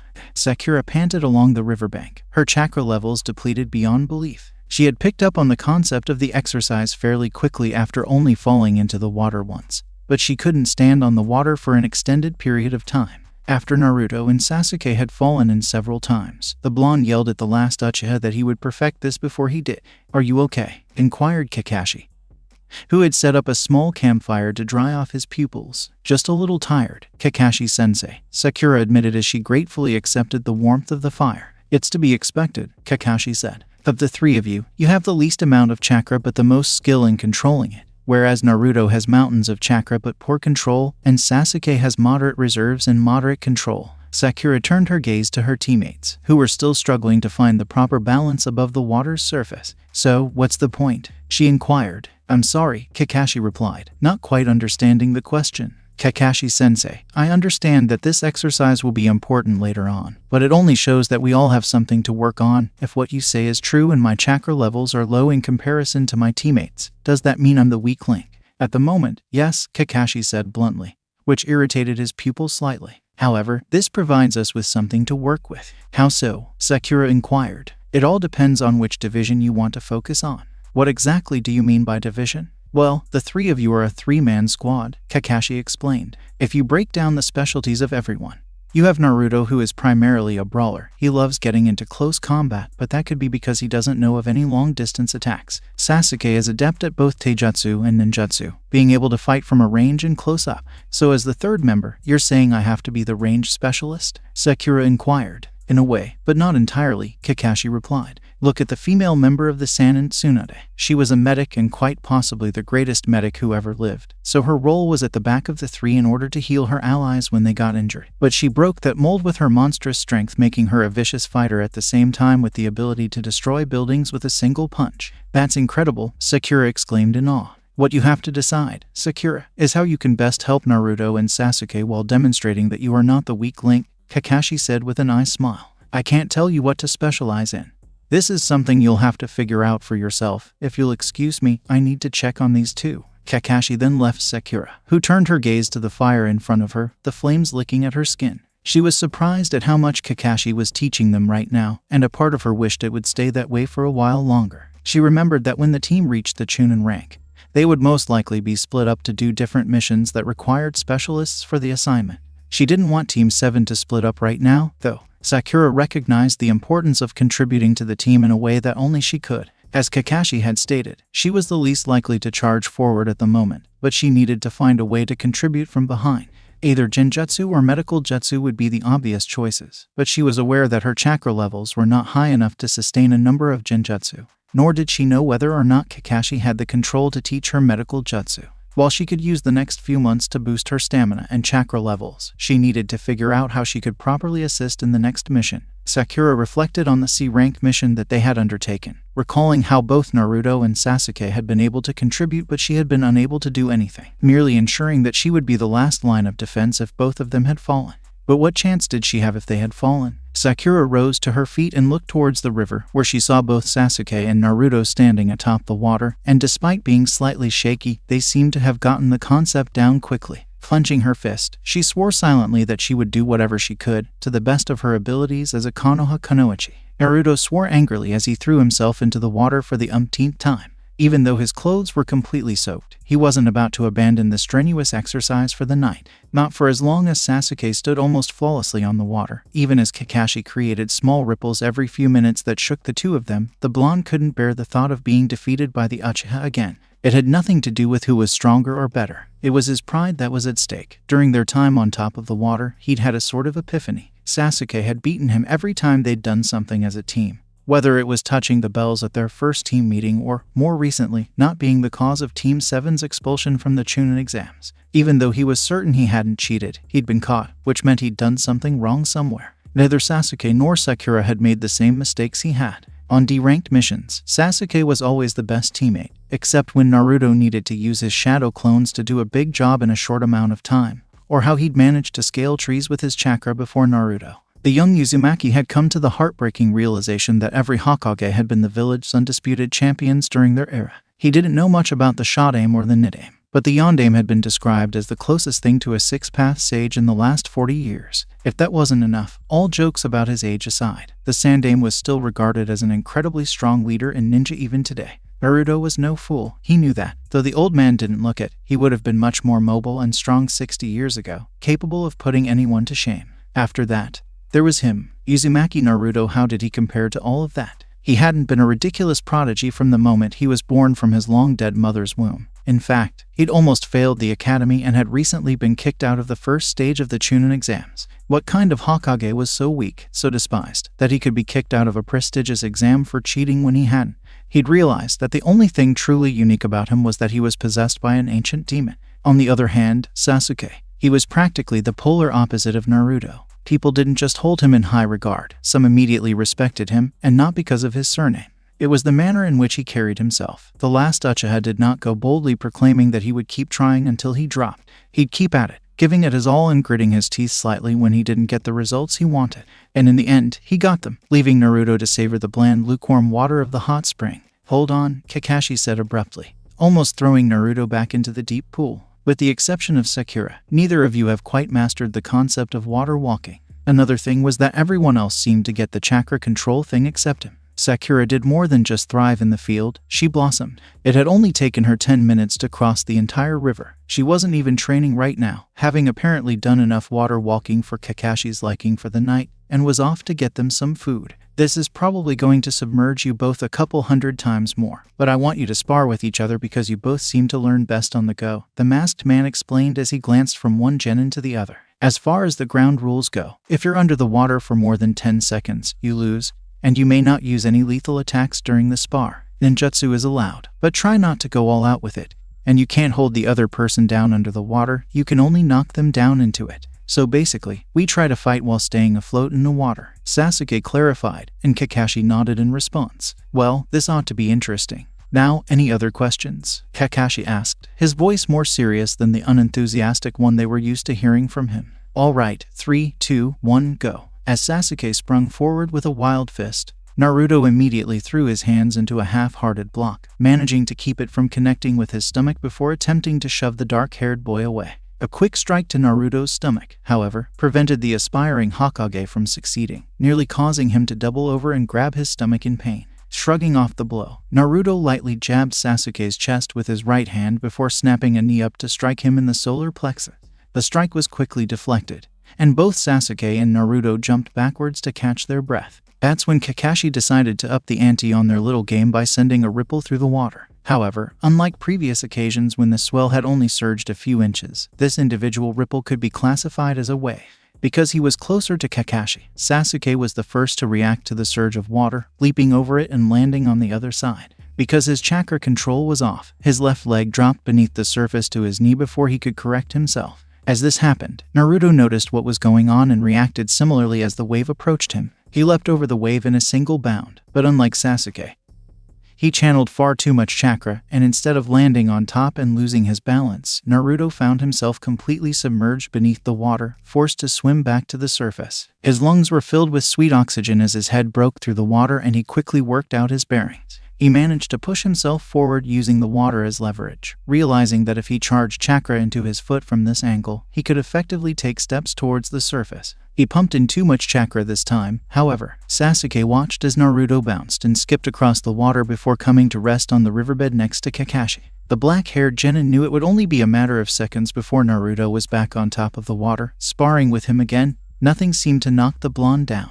This was something Sasuke admired, and he couldn't help but wonder how Naruto managed to maintain such a positive vibe about him despite being mistreated. His train of thought was interrupted when he had to defend and protect his face from being struck by Naruto's fist. Despite being unpredictable, Naruto's attacks were slow and powerful. Sasuke couldn't help but wonder if, like Naruto, he had been sabotaged during the Chunin exams and if he had also been sabotaged during the academy. He couldn't see why not. But, as with the exam, he had no evidence to back up his theory, other than the fact that Naruto didn't appear to know the basic academy style of taijutsu. Even though Kakashi had stated that once Sakura returned with food, they would call it a day, he would ask Naruto if he wanted to go through some basic katas with him. While they would be simple, he knew he hadn't mastered them either, and going over the fundamentals would help the grander techniques of his fighting style. He remembered his fight with Rock Lee before the start of the first part of the Chunin exam and his defeat. He knew after that defeat that he needed to work on things like speed, strength, and endurance, which would all come with time if he put in the effort. Sasuke had to lower his guard after landing a light blow to Naruto's shoulder as Naruto's knee came up to strike at his stomach. And while he was able to block that blow, he took several quick jabs to the chest in response. A small smile crossed his lips that went unnoticed before his passive expression returned. Perhaps they can both learn from each other later this afternoon. Sasuke quickly remembered that they did have a third member of their team in the pink-haired Genin as he delivered an uppercut to the blonde. She was the physically weakest of the three of them, and he was well aware that a chain was only as strong as its weakest link. If the next Chunin exam required an all-around team effort, he couldn't afford to be held back because one of his teammates couldn't keep up, even if she saw it differently. He would invite her to train with Naruto and himself after eating. While it wasn't the most direct path to exacting revenge on his brother, it was the only one he could take. It wasn't just about sacrificing his life to avenge his family. It was also about living it so that they would be proud of him. Sasuke's foot dropped below the surface before he regained his balance, his chakra reserves running low. Quickly readjusting himself, he realized he needed to finish this spar quickly or he would collapse from chakra exhaustion, and he was well aware that he lacked the stamina to continue with Naruto. Admittedly, his teammate was like a chakra battery that never ran out of energy. Sasuke's eyes narrowed as he saw Naruto charging towards him, and as the blonde approached, he shot his fist straight out towards Naruto's nose, but the blow missed. Naruto had cut off all chakra to his feet for a split second, gravity pushing Naruto down so that he dropped just below Sasuke's strike, demonstrating that he was grasping the situation. Naruto pumped chakra back into his feet and pushed forward, attempting to spear tackle his teammate who was wielding a Sharingan.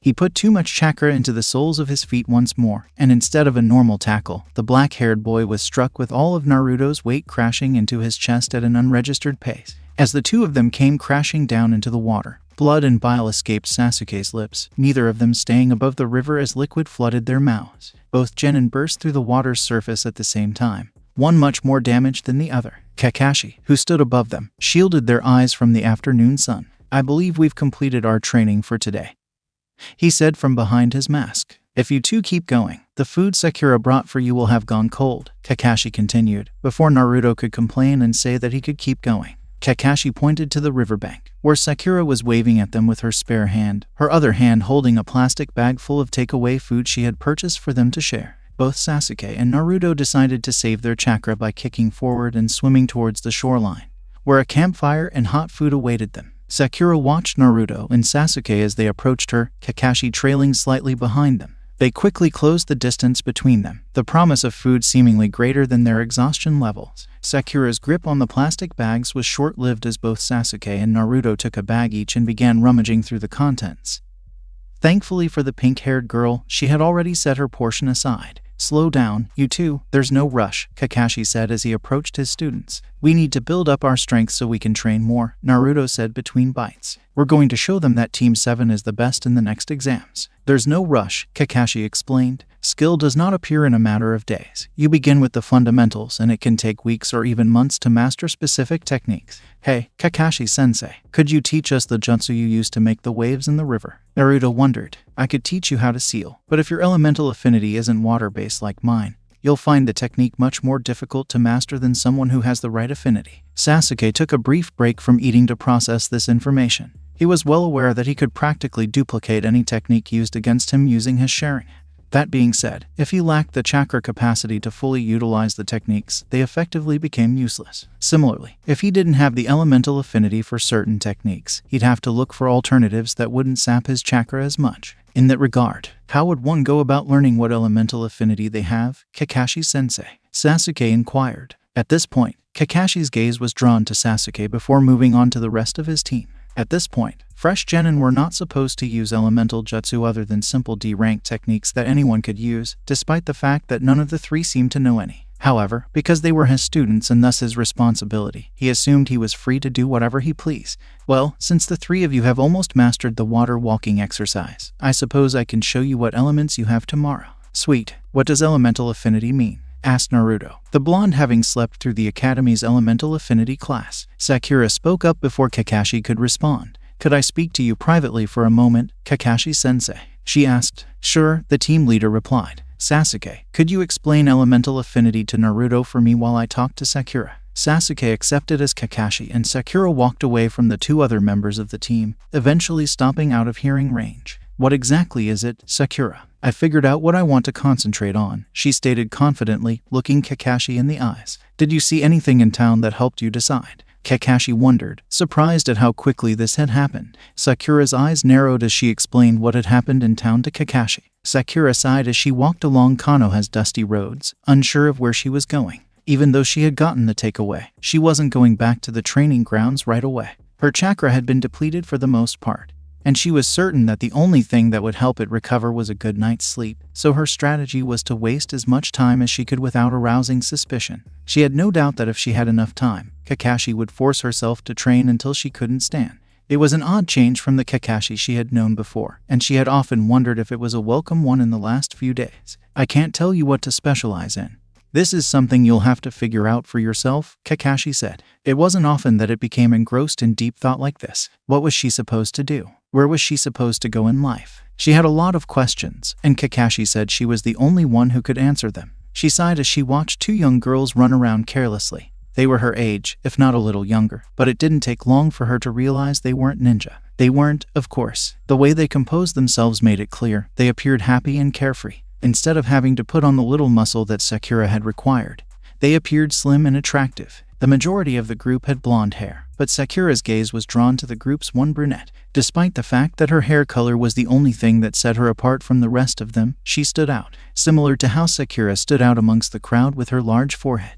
The only difference was that the brown-haired girl did not appear out of place. Despite the minor difference in hair color from the rest of her friends, she appeared to be having the time of her life, but brown was a much more common color than pink. It wasn't a pleasant feeling knowing that no matter how hard you tried for something physical, you'd never fit in with the rest of the crowd. Sakura hadn't had any real friends since she was a child because everyone she tried to befriend laughed at her strange hair and huge forehead. They eventually stopped doing that after they had matured a little, but Sakura found herself unable to make friends with people who had pointed at her and laughed. She thought she was unique because of her unusual hair color, large forehead, and now her hair was messed up thanks to Naruto. She sighed slightly, making a mental note to get it cut properly so it didn't look as disfigured as it did now. It appeared that she wasn't destined to live a normal girl's life. Instead of slumber parties and chasing boys, it appeared that she'd be infiltrating dangerous bases and clashing with enemy shinobi who wanted nothing more than to leave her as a corpse on the battlefield. She stopped in front of the Yamanaka flower shop to smell some lilac-colored flowers on display. Sakura wasn't sure what the next part of the Chunin exam was,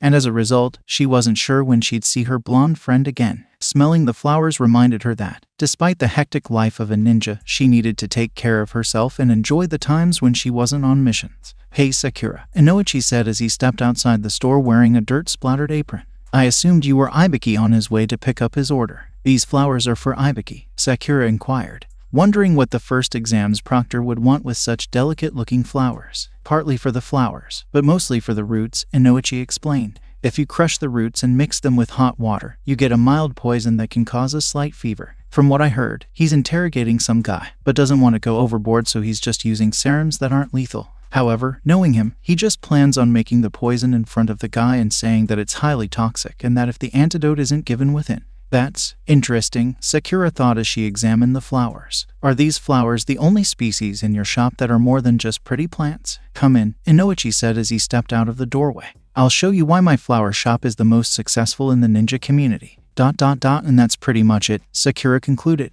I have to say, this wasn't the path I expected you to take, Kakashi said, smiling behind his mask. Learning how to use poison will lead you down a different path than your companions. But if you believe this is the best way for you to be the most effective, I have nothing against it. Thank you, Kakashi-sensei, Sakura said, smiling slightly. I'll bring you a couple of books tomorrow that can help you figure out how to make a successful poison, Kakashi said. Research, proper measurements, and correct ingredients will be required, and I will assist you to the best of my ability. Now go eat with the other two before they devour your portion as well. Again, thank you, Sakura said with a light bow, turning and running towards the food as her stomach grumbled from the lack of food. Kakashi remained where he was while observing his team and calculating the most likely scenario. His three-man squad would consist of a blonde who would be right in the thick of things, the best of his class who could also help with ranged jutsu, and the female of the squad who would weaken the enemy with poison-laced weapons. A smirk crossed his face. Kurenai could have her tracking team and Asuma could have his capture-based squad, but he was perfectly content with the assault squad. It didn't take long for Team 7 to finish their meal, and even though Kakashi told them that they were finished for the day, none of them moved from where they were. Curious, Kakashi inquired about their plans, and they explained them to him. Sasuke felt that the dobe would only slow the team down if he didn't know any basic taijutsu katas to base his offense on, while Sakura planned to push herself water walking again with one of Naruto's shadow clones for support. Kakashi couldn't help but smile at his students. It seemed like the academy's fun and games were finally over, and things would be getting a little more serious now. Shiranai had been filled with praise for Team 8 having made it past the Forest of Death by the eve of the first night of the 5-day competition when she appeared in front of her team. While Sunna's team had already made it through, she had no problem with her team making it through safely. However, safely was the best word. Shino and Kiba could hardly stand, their skin covered in cuts and bruises. Even Akamaru had not escaped unscathed, the small dog licking its injured paw. While many wounds would heal over time, those three would undoubtedly be ready for the next part of the exams. However, Hinata, before Kurenai could even ask what had happened to the unconscious girl who was being supported by both of her teammates, she began to stir and a venomous aura seemed to envelop her. Kurenai could see a seal on the young girl's neck begin to react, pulsate even as strange tattoo-like markings spread like wildfire from her vantage point. Hinata, are you all right? Kiba asked nervously as the Hyuga supported herself on her own 2 feet. Internally, Shino could feel his remaining insects react violently, each of them terrified of Hinata's aura. This, in turn, made the Aburame clan member nervous. Unlike Kiba, he had kept a sliver of consciousness during the battle against Orochimaru and had watched as the Sannin member bit his teammate. Clearly, he realized that bite was just the beginning of something much worse. Kurenai said cautiously. Hinata, when the girl did not respond to Kiba's question. She had never witnessed anything like this before and had no idea how to react to it. Kurenai-sensei, I'm feeling odd. Hinata, are you okay? Kurenai asked, afraid to approach the young Hyuga. Never before in her ninja career had she seen tattoos move and spread as quickly as the ones now covering the petite body. In fact, she had never seen a tattoo move before. What was the problem with this one? Not only was it moving around as if it had free will, but it was also starting to glow a searing hot red, almost as if it was burning her. In fact, when had Hinata ever done something so daring as get a dancing mark on her skin? I'm not sure, the girl mumbled almost incoherently. There was a dazed look in her eyes that set Kurenai off. It wasn't the kind of look that someone trying to regain their bearings would have. Her pupils were slightly dilated, and the Hyuga appeared ill and confused at the same time, which Kurenai found unsettling. That what's G glowing thing on your skin? Kiba asked, becoming increasingly concerned with each passing second. The Aburame heir, his teammate, remained silent on the matter despite being equally concerned for Hinata's safety. The eyes behind his sunglasses that would normally be attempting to analyze the situation wide in concern. Before anyone else could respond, the ink covering Hinata stopped moving and settled on specific spots. As it froze, the scorching faded to a deep faded black that stood out against Hinata's pale skin. Now that they weren't twisting around violently, the ink pattern could almost be mistaken for being beautiful in design. Each insignia resembled a falling leaf, as if Hinata's body had been painted with a portrait of an autumn day. Hinata's right hand snapped up to the ink pattern on her skin almost instinctively as she let out a small yelp of pain.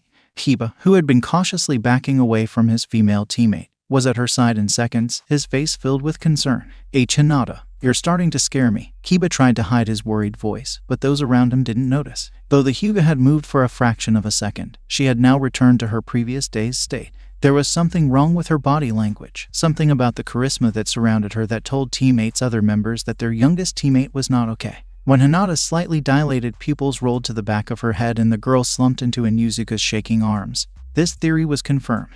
And begin, exclaimed Kakashi, signaling the start of the day's training for 2 of his 3 students. They rushed forward in an attempt to find their intended target. Like the previous day, 2 of his students were attempting to locate the third, but unlike the previous training exercise, this one was being held in a different type of location. How are we supposed to find Sakura all over Konoha? She could be anywhere, grumbled Naruto as he and Sasuke stood atop a building near the town center. People beneath them went about their daily lives, oblivious to the presence of the 2 genin watching over them. She's smart, Sasuke admitted. She won't be isolating herself to a single spot, but rather blending in with the crowd, so we'll have to backtrack if we miss her the first time. How hard could it be to miss her hair? I mean, it kind of sticks out if you know what I mean. Naruto shrugged. Dope. She'll be using a henge to disguise herself, Sasuke said to a child. Oh, Naruto exclaimed as he realized how difficult this task was going to be. That being said, she won't be able to hold onto a henge indefinitely. Her chakra will eventually run out, and that's when we'll get her, Naruto pondered, raising a hand to his chin. By then, it may be too late, Sasuke observed his surroundings. We won't be able to cover enough ground, just the two of us. PFFT, I can cover everything, Naruto said, putting his hands into his patented seal. 36 copies of Naruto appeared in a puff of smoke. Leave it to us, they said as a group before scattering in all directions. You know that's not going to work, huffed Sasuke. We don't need it, Naruto said with a cheeky grin that drew Sasuke's attention. All we need is for Sakura to see one clone and know that we've already started looking for her. If she sees a clone, as you said, she'll backtrack and head in the opposite direction of the clone. For a split second, Sasuke was perplexed, not believing what had come out of the blonde's mouth. How did you come up with something like that? Sasuke wondered, perplexed as to how Naruto had such a plausible idea. It's like the first time we were sent to get Tora, Naruto recalling the first time he and his team were sent to get the ferocious cat. The first part of the strategy is always a diversion, pushing the target towards the main force. I'm using the same concept here by having her come to us rather than us going to her. All right, but how will we know which one is her? Sasuke asked, pointing out a major flaw in Naruto's plan. The blonde raised his finger to respond, but paused when he realized he hadn't planned this far ahead. Okay, I guess this is where I contribute to this plan. Sakura will always be on the lookout for us, and if she spots us, she will move in the opposite direction, which means we will miss her, so we must hide as part of the crowd, just like her. So we're going to henge into other people to catch someone using a henge, Naruto said, slamming his fist into his opposing palm. It's not going to be that easy, Dobe, Sasuke said. She won't flee because she knows we're close by, but if we can't figure out which one is her, we'll never find her. So, what are we looking for? Naruto inquired. Look for similar mannerisms, Sasuke advised. Even though we were taught how to build a henge at the academy, we were never taught how to use a simple technique to our advantage. The key here is that we know our target has had training. And because she'll be on the lookout for us, she'll be looking around for any sign of us. But she won't find us because we'll be under a henge, Naruto declared confidently. See Dope, even you can learn, joked Sasuke, infuriating Naruto. But the blonde remained silent as the Uchiha clan member performed a henge, his physical shape and structure changing to take on the appearance of a 40-year-old man. Naruto used the same technique a second later, and his appearance changed as well. As amusing as it would have been to perform the Warok no Jutsu, Naruto was aware that Kakashi was possibly watching them and evaluating how well they performed in this task. As a result, he simply transformed into a younger version of himself, but was wise enough to dye his hair a light brown so that he wouldn't be easily identified. Good enough? Naruto asked, his voice squeaking slightly. I guess so, Sasuke shrugged before pointing down the street. I'm going to stake out that point over there. It appears to provide adequate visual coverage. I'll go play with those kids over there, Naruto said, pointing to a couple of children playing in the street. Sasuke, on the other hand, gave him a curious look. What, if a child isn't playing? It's obvious that they aren't a child. While Sasuke could think of a few reasons to argue against something like that, he decided to put it aside for the time being. All right, if we haven't found her in an hour, let's get together and make another plan. Got it? Naruto said, leaping off to different points where they could scale down to ground level without being seen. From his vantage point, Kakashi could not help but be impressed with his student's strategy. But he knew that no matter what they try, they wouldn't be able to find Sakura, because the pink-haired girl was hiding next to him, watching the action unfold. Don't you think this is a little mean? Sakura inquired. Not really, Kakashi said as he took out his book and began to read. Like the mission where we encountered Zabuza, we were misinformed about the potential danger of the mission. Similarly, Naruto and Sasuke have been misinformed but are unaware of it. They've gone about things as if they were looking for their target, but there is no target for them to find. Then why bother getting them to do this at all? Sakura wondered as she settled in. Put it this way, Kakashi said, breaking it down for his student. What do a group of shinobi expect to find if they are sent on a mission to free several hostages from a bandit camp containing 20 bandits? 20 bandits along with the hostages? Sakura asked, unsure if this was a trick question. Yes, that's what they're expecting to find, Kakashi said. However, if one thing was misinterpreted, one single detail, the entire operation could be more dangerous than beneficial. For example, if a single digit was left out, there could be 200 opponents instead of 20. Even for skilled shinobi, taking on 200 enemies with only yourself and a few teammates is not a situation you want to be in. By sending those two on a wild goose chase, you're telling them that every mission has the potential to be different from what is explained to them, Sakura reasoned.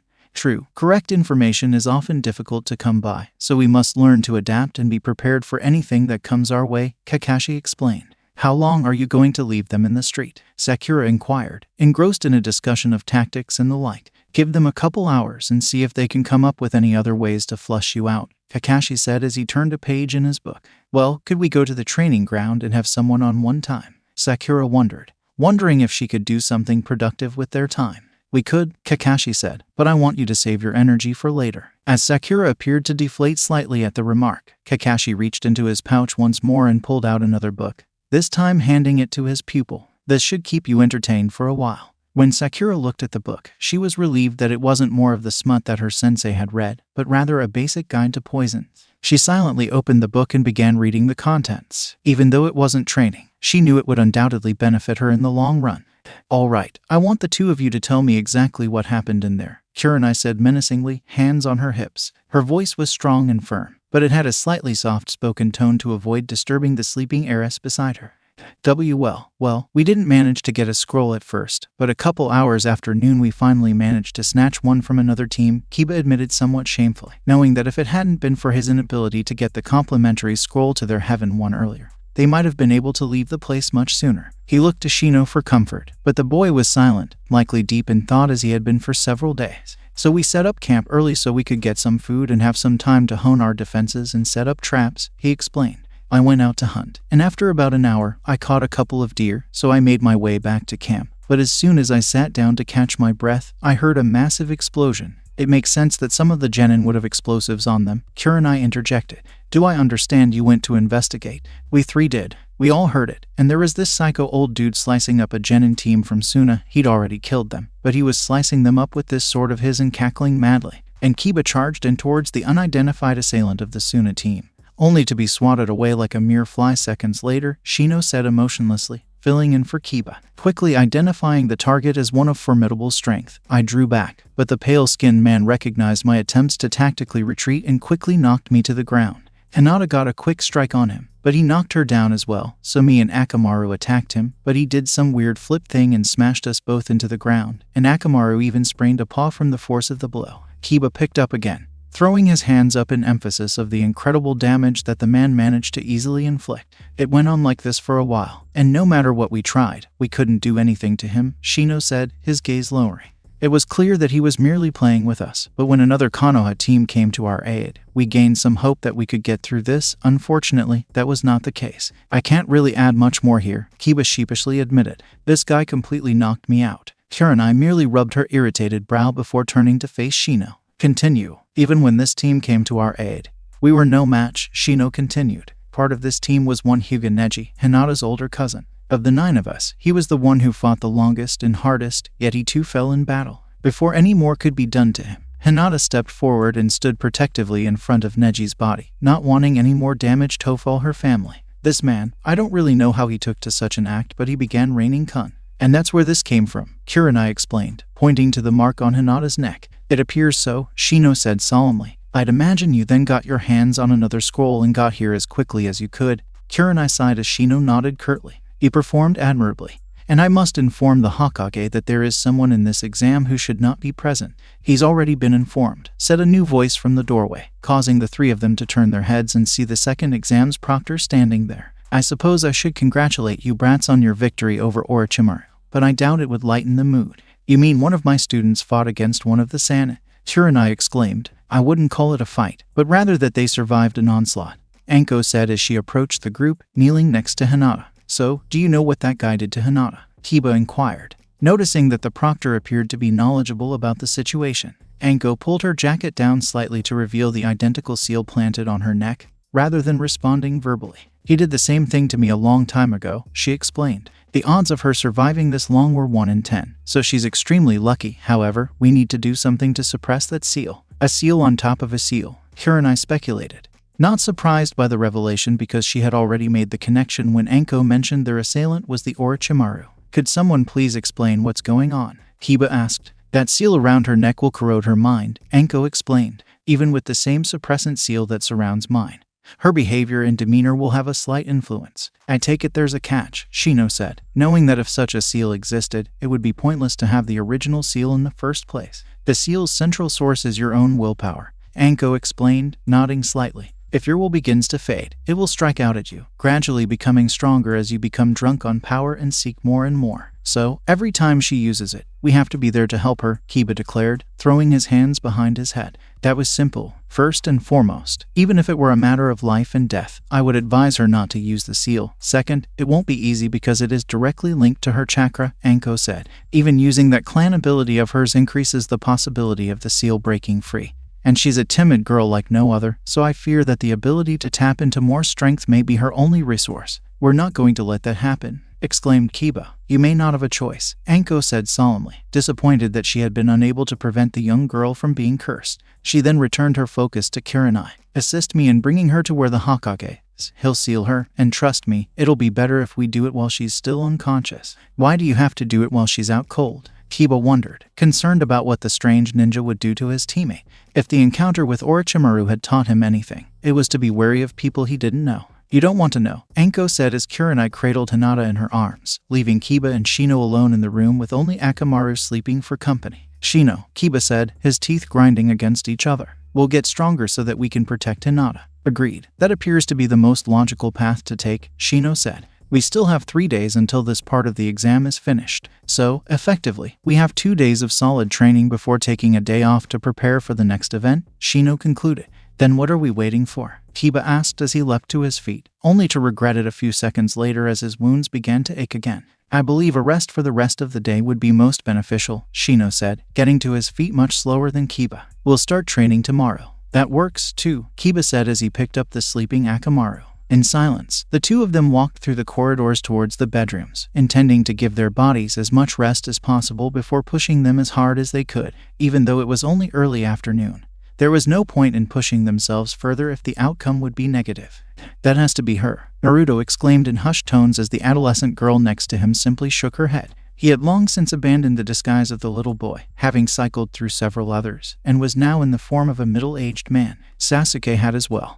And when he'd hinged into the female form that he was now in, Naruto couldn't stop the giggle that escaped his mouth. Sasuke resembled a cross between his Warok no Jutsu and Sakura, but with Sasuke's hair color. No, there's no way that's her, Sasuke said. You can tell by how they mess with their hair. Damn it, then, which one is it? We've been looking for ages. Are you sure your clones scared her off in this direction? Sighed Sasuke, looking around for the girl in question. Well, she's not going to follow them, is she? He sarcastically exclaimed. People on the street were alarmed to see a teenage girl and an elderly man yelling at each other as they continued down the street, because they didn't appear to be related. All sorts of possibilities ran through their heads, many of which concluded that the man should be in prison. Sakura and Kakashi didn't pay much attention to Naruto and Sasuke's antics from their hiding place, having long since subsided within the contexts of their respective books.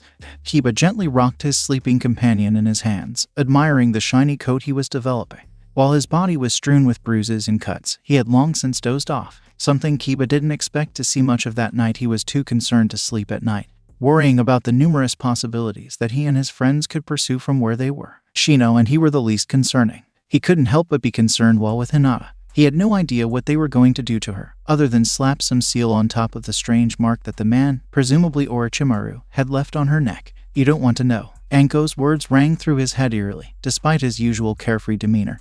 Those simple words had managed to irritate him. The chills were still running down his spine. But what exactly did she mean? The proctor was certainly odd, but that was just concerning. What were they going to do that was so bad that he didn't want to know? Or was he completely off the track of what was actually going on? Looking out the window, he reflected on the task ahead of him and his team. He would undoubtedly be the one to pull his finger out the most. Despite his constant boasting, he was well aware that he and his two teammates were at the bottom of the ladder. He'd put himself above Hinata after what had happened, but doing so openly felt wrong. Kiba looked out the window as he gently rubbed behind Akamaru's ears, shaking his head to get these thoughts out of his head. Even though he and Shino had stated that they would need to gain strength in order to protect Hinata, they couldn't afford to abandon her. Kiba was well aware of the Hyuga's confidence issues and knew that if he and Shino surpassed her in strength and ability, she would be mentally devastated, which could have disastrous consequences. As he watched the sun set over the canopy of trees, he made a silent declaration that he would find a way to assist his teammate in any way that he could.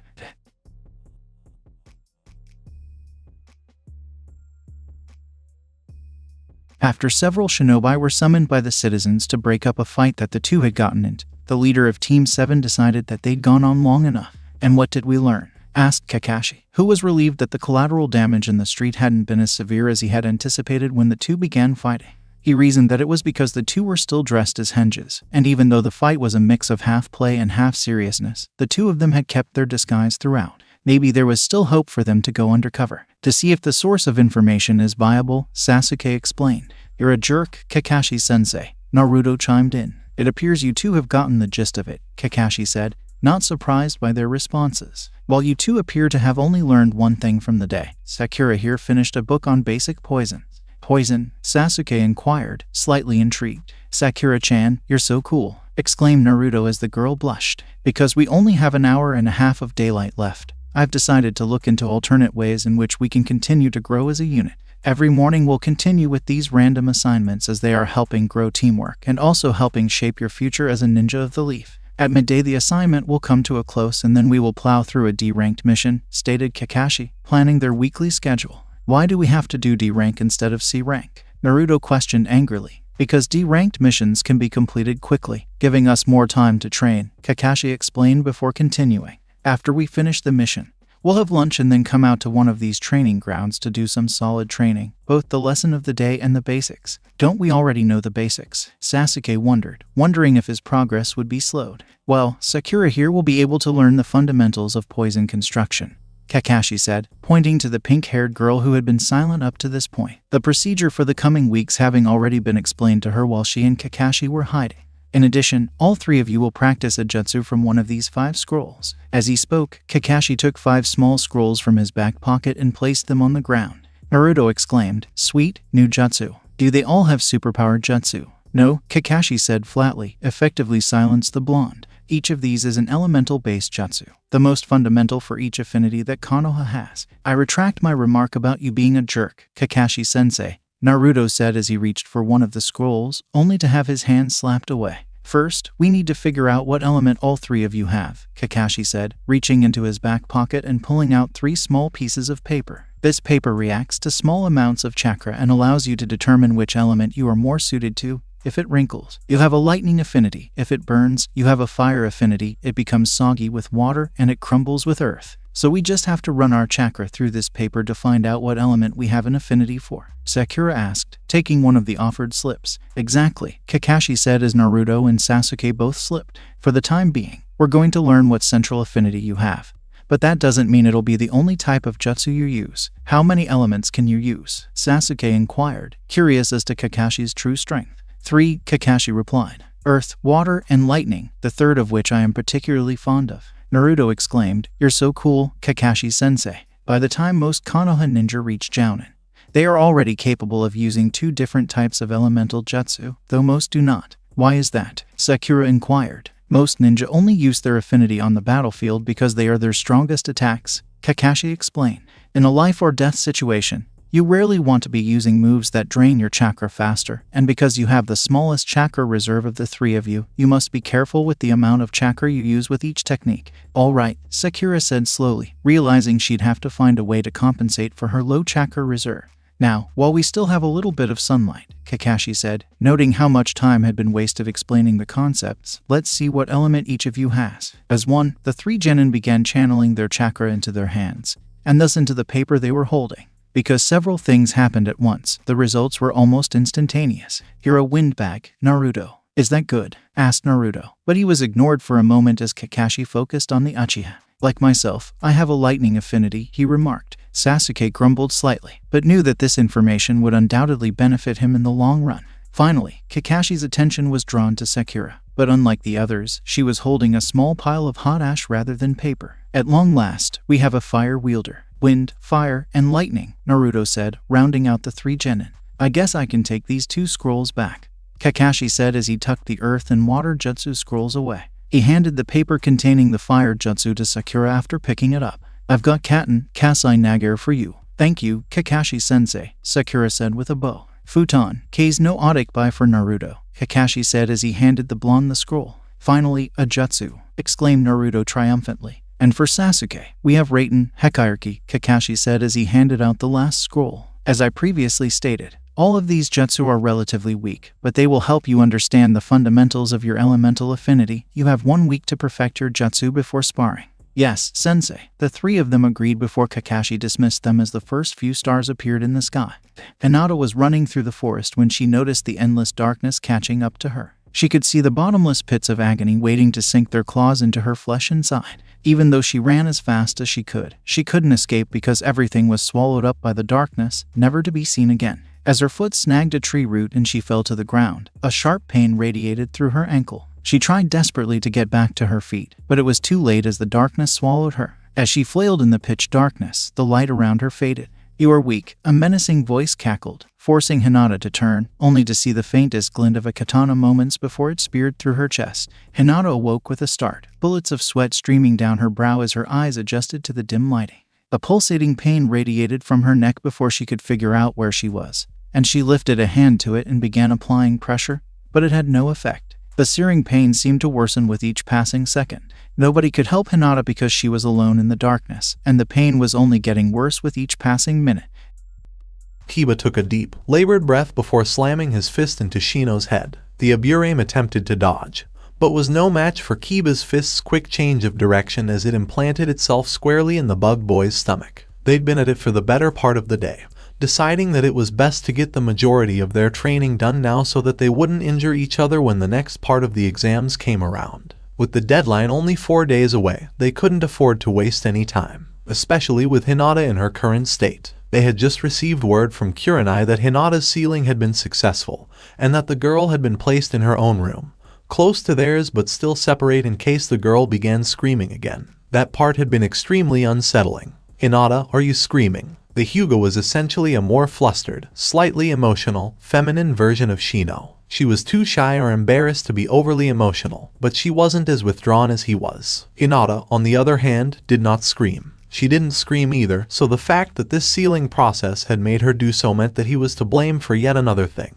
It was all because he was too frail. Kiba, contrary to popular belief, was no fool. He knew that Orochimaru's fangs could have been laced with venom instead of the creepy sealing thing, and that in the 10 minutes it took the rest of them to get to their feet, Hinata could have easily died of cardiac arrest or something even worse. He knew, and Shino clearly did, that there was a power behind his punches that Kiba had never seen before. It was as if it was fueled by the frustration of the events of the previous 2 days. It was unusual to see the alienated boy so emotional. Kiba jerked his head to the right, his senses heightened by the fact that he was in the midst of a fierce fight, to hear Akamaru's barking. It wasn't the happy or relaxed barking Kiba was used to, but rather one that warned him of something. Not concerned, but on edge. Shino paused his assault as well, probably curiously cocking his head in Akamaru's direction. Kiba blinked a few times in quick succession at the form in front of him, following Akamaru's gaze. His mouth dropped open in surprise, not because he didn't want to see Hinata standing boldly a few meters to his right,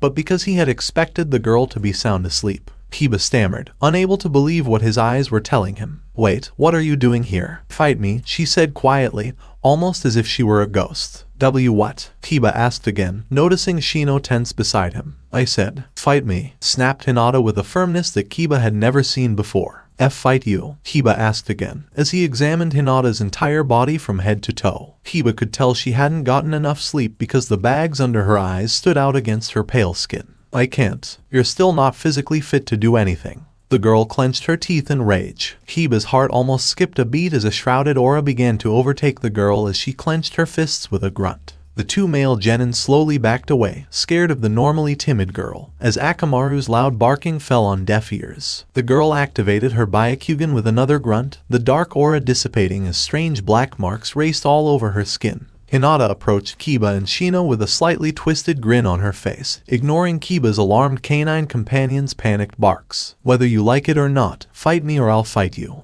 "That would be foolish," Shino said, clearing his throat. "Hinata, please reconsider. Fighting anyone while you're still in this condition would be disastrous." The girl ignored the normally composed boy's pleas as she approached him, but Kiba's gaze was not drawn to her. Instead, they were wide and large as they watched Akamaru charge at the young Hyuga, intent on biting off a piece of her skin to save his master from the threat in front of him. As Akamaru leapt into the air, he was met with a swift Juken strike to the chest, instantly knocking him to the ground as his rough barking turned into slow whimpering.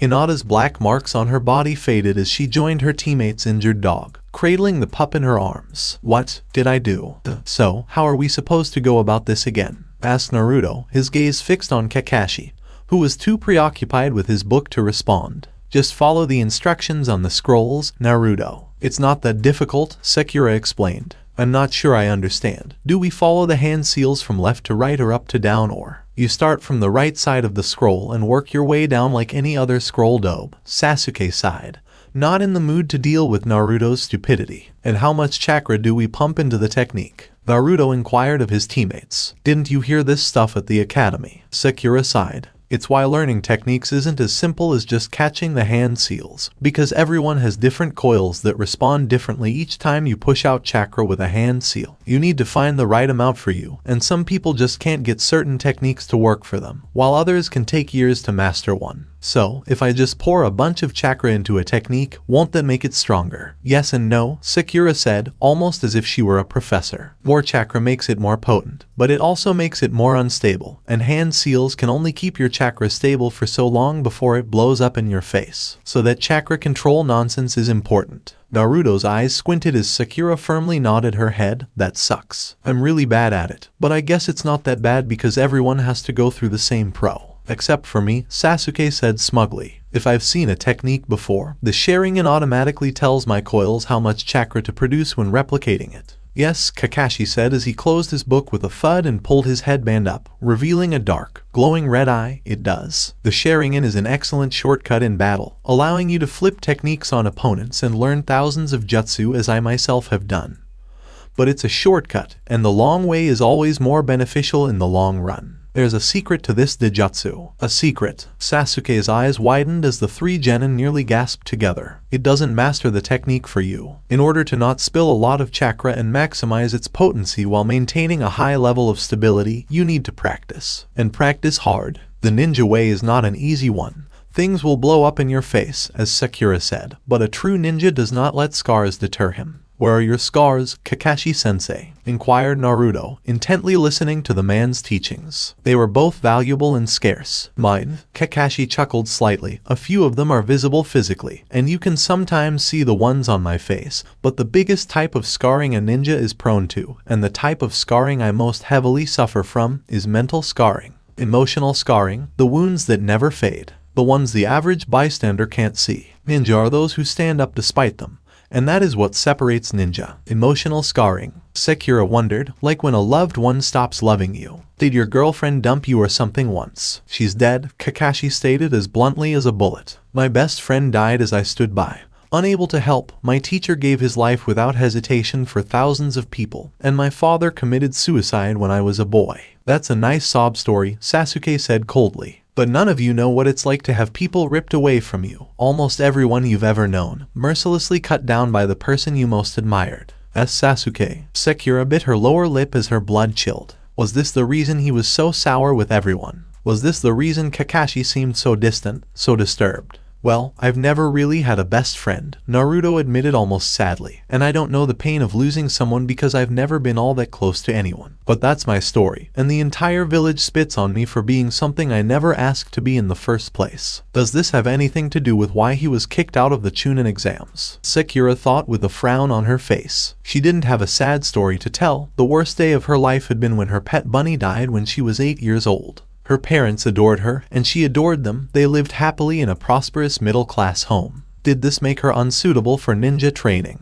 "You guys," Sakura stuttered, tears welling up in her eyes, "your lives sound so horrible. Mine must be a piece of cake in comparison." She wiped her eyes with her arm. "But I'm here for any one of you. Kakashi-sensei, Sasuke-kun, Naruto, maybe I'm not worthy to be a ninja, but I want to be a worthy friend to all of you." "Sakura, don't talk nonsense." Naruto's head snapped up, causing Sakura to pause as she went to rub her eyes. "Of course, you'll be a deserving ninja." Sakura could only stare in awe as Sasuke and Kakashi both nodded slightly, the young girl's eyes welling up with tears as Naruto went on. "You're intelligent, you have a strong will, and you always know what to say." Thank you," Sakura sniffed. "I guess you're the one I should apologize to the most. For the past few years, I've been a terrible teammate and an even worse friend." Don't worry about it, let's get back to learning these jutsu. We'll be the most badass team in Konoha in a few weeks, Naruto exclaimed, raising his fist in celebration. Hold on, Sasuke said emphatically, raising his hand. Regarding what Kakashi-sensei was saying,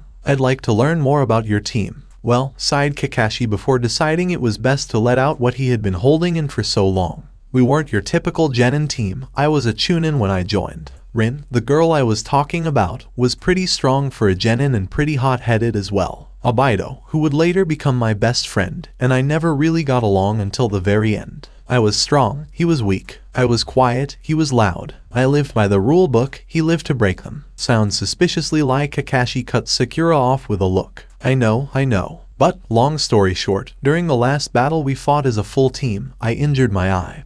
And Abido's dying gift to me was his Sharingan. HMPH. So that's where you got it from, Sasuke said indifferently as he crossed his arms, though the Uchiha's voice was clearly approving. His gaze shifted to Naruto for a brief moment, and he wondered if, in such a situation, he would be willing to pass on his legacy to the blonde. As Kakashi continued, such thoughts were pushed to the side. So things crumbled afterwards. Believe it or not, we started out as Team 7 as well, but after Abido's death, we disbanded. It wasn't long after that Rin died on the battlefield, and I don't particularly feel like going into details about how that happened. So that's my life story, kids, I hope you learned from it, said Kakashi, his emotionless tone returning as he opened his book again. Wait, this sensei you were talking about, you said he sacrificed himself without hesitation for thousands of other people. Who was he? Sasuke asked, not entirely satisfied. Yeah, if he did something that big, I'm sure he'd be all over the textbooks, Sakura added. Oh, but he is, Kakashi chuckled, closing his Sharingan eye once more. Minato Namikaze was his name. The second proctor of the exam wasn't sure how she got roped into babysitting the latest victim of her former sensei's seal, but she was now in a pickle. While Kurenai went to explain to her other two students that Hinata had not been fully in control of her actions, Anko was tasked with telling the young Hyuga that there would be times when worse things could happen if Hinata did not maintain control of her emotions. Anko had spent some time with the cursed seal and was well aware of what it could and would do to a person. She knew it was a horrible thing, something akin to a mark that labeled you as having been corrupted by something from the lowest circle of hell, and while that description wasn't entirely accurate, it wasn't all that bad if you could control it. Anko still couldn't, and she never intended to. Harnessing the power of such a dark and twisted man's gift was not only asking for trouble, but it also showed a lack of respect for your own power, your own training ability, your own ability to gain strength. Anko hadn't willingly tapped into the seal's power in years. It twisted you in ways that made death a better fate. And Anko was fairly certain that if given the choice between death and allowing the seal to consume her, she would choose the former. It wasn't that it wasn't honorable, they were ninja, so nothing was dishonorable, it was just dangerous. As well as frightening, it physically and mentally transformed you into a monster. Thus, the dilemma was how to approach this petite young girl, and inform her that her ninja career as she knew it was about to be completely rewritten. Anko sighed and looked at the girl's almost motionless form, her lilac eyes wide with horror. Kid, you know staring at your legs all day isn't going to help anyone.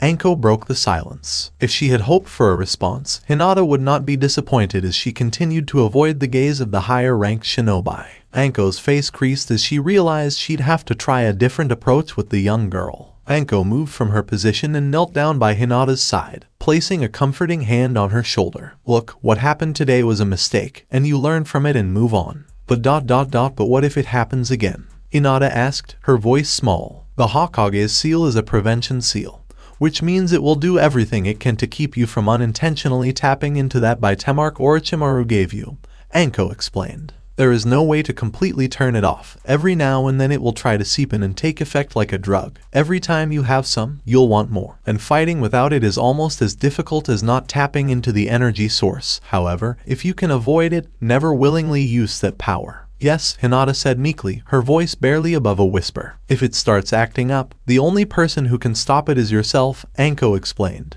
From what I've heard, it was having an effect on you last night, and because you didn't know how to stop it, it managed to get a hold on you, which is why you wanted to spar with your teammates. That is only the beginning, though, unless you can prevent yourself from using it. Nobody can help you fight it, so you have to be strong. Your willpower is what keeps that evil seal in place, and if your will falters, you will find yourself. I understand, Hinata said, still avoiding eye contact. Good, Anko said as she rose to her feet. Now I have to get myself so. Anko abruptly stopped speaking, staring curiously at the timid girl. Something was wrong. Kid, if something bothers you, this is probably the best time to let it out. It's nothing, Hinata murmured, looking to the ground to brush Anko's words away. Look, I know you didn't ask for this. Believe me, I didn't ask for the bastard to try and give me a love bite either, but you've got to keep your head held high. There was a 9 in 10 chance you'd die when he branded you with the seal and you survived, but that's still only half the battle. You've got to be strong. People will make fun of you and avoid you like the plague because of the seal. But Dawn, she silently prayed that there were no recording devices in the room, or else her reputation would be jeopardized. All right, Hinata said, nodding slightly. Normally, Anko's words would have reminded her of a certain blonde boy who liked to keep his head held high. But something else was bothering her right now. Okay, Anko asked again, not buying it. You know, the two of us are kinda unique. No one else in all of Konoha has ever been in such a predicament, even if it's not a good one. Which means I've got a responsibility to make sure that you, as someone who'll go through similar things to what only I have gone through, are okay. Now, are you going to tell me what's wrong, or am I going to have to resort to my own methods? I just don't know how my family is going to react to this. Minato and Namikaze. Sakura trembled in awe. The Minato Namikaze. Last I checked, there was only one. But you never know with all the people in Konoha. Kakashi casually flipped another page of his book. You can't be serious. Naruto's mouth dropped open in surprise, and Sasuke's full attention was on the masked teacher in front of him for the first time. What, you thought I got this strong by reading books? Kakashi joked, motioning to the book in his hand. Something along those lines, Sasuke said. I assumed you were born into a powerful family or something, but having the yondaime as a teacher pretty much explains everything. I was born into a strong family, Kakashi corrected, as if he'd just said the most common statement in the world. When my father was alive, he was probably just a little below par with the Sannin. Your father? Inquired Naruto, his eyes twinkling with interest, while Sakura's eyes widened slightly, the pink-haired girl quickly putting 2 and 2 together. At this point, I might as well write an autobiography, sighed Kakashi. He was the Sakumo headache, he was the... Sakura cut him off with White Fang of Konoha, recalling the numerous lessons they'd had on famous Konoha ninja. So I guess that means you can only really get as strong as you if you have an amazing teacher, and a strong genetic ninja history, she frowned. Not necessarily, Kakashi replied. You must understand that people who come from strong families are often strong because they work hard and continue to try to be strong in order to impress their clan. Aside from bloodlines, there isn't much of a difference if you come from the street or if you are a direct descendant of the Sage of Six Paths. Yeah, I don't even know who my parents are, but that won't stop me from being the Leaf's best Hokage. Naruto pumped his fist. Then you've also got to consider the fact that I'm not even that strong in comparison to others. As much as I'd hate to admit it, I'm far from the strongest ninja to ever live, Kakashi said, making eye contact with the three of them. Then you've also got to consider the fact that the yondaime wasn't the world's best teacher. Though he was an incredible ninja, the strongest one I have ever come across, that. You're not the best teacher either, Sasuke pointed out flatly. I understand, Kakashi admitted. But, given that we're all still alive today, I believe we've accomplished everything. Yeah, Naruto said angrily, waving his hand around. Can you tell us more about the yondaime? Was he really as handsome as they say he was? Sakura wondered as she clenched her fists. He did have women lining up for him, but he was far from a ladies' man. Kakashi chuckled, lost in fond reminiscence. Whatever, Naruto replied, impatiently seeking his own answers. Did he teach you any of his kick-ass jutsu? There's plenty, Kakashi said calmly. And I don't suppose you intend to teach us any of those. Sasuke's eyes glinted slightly. Playful but useless elemental jutsu were all well and good, but they paled in comparison to the yondaime techniques. Nope, Kakashi said cheerfully. That's not fair, Kakashi-sensei. How are we ever going to be a badass team if you don't teach us badass jutsu? Cried Naruto. Well, Naruto, maybe if you could learn those elemental jutsu I so generously gave you, your words would have some more weight. Kakashi said flatly, figuring it was the only way to keep the blonde boy quiet. God, fine, I'll learn the stupid jutsu first. Naruto gritted his teeth, sighing slightly. The yondaime had been his hero since he was a child, and this was the perfect opportunity to learn more about the man and perhaps what prompted the Hokage to select him on that fateful night. So, how was the fourth? He had to start somewhere. He was so nice that up until he was Hokage, he didn't live in a house, and despite having the large amounts of currency to buy almost any large estate, he donated a lot of that and his earnings from being a ninja towards charity, Kakashi explained to his students. hoping that the raven-haired one would take something away from it. While he thought he heard Sasuke scoff, his gaze was drawn to Sakura as she asked the question. "What kind of charity do you mean, Kakashi-sensei?" "Those primarily dedicated to assisting orphans and street rats," Kakashi replied. He himself was an orphan. I'm not sure if he had any known family, but he saw children without families as his own.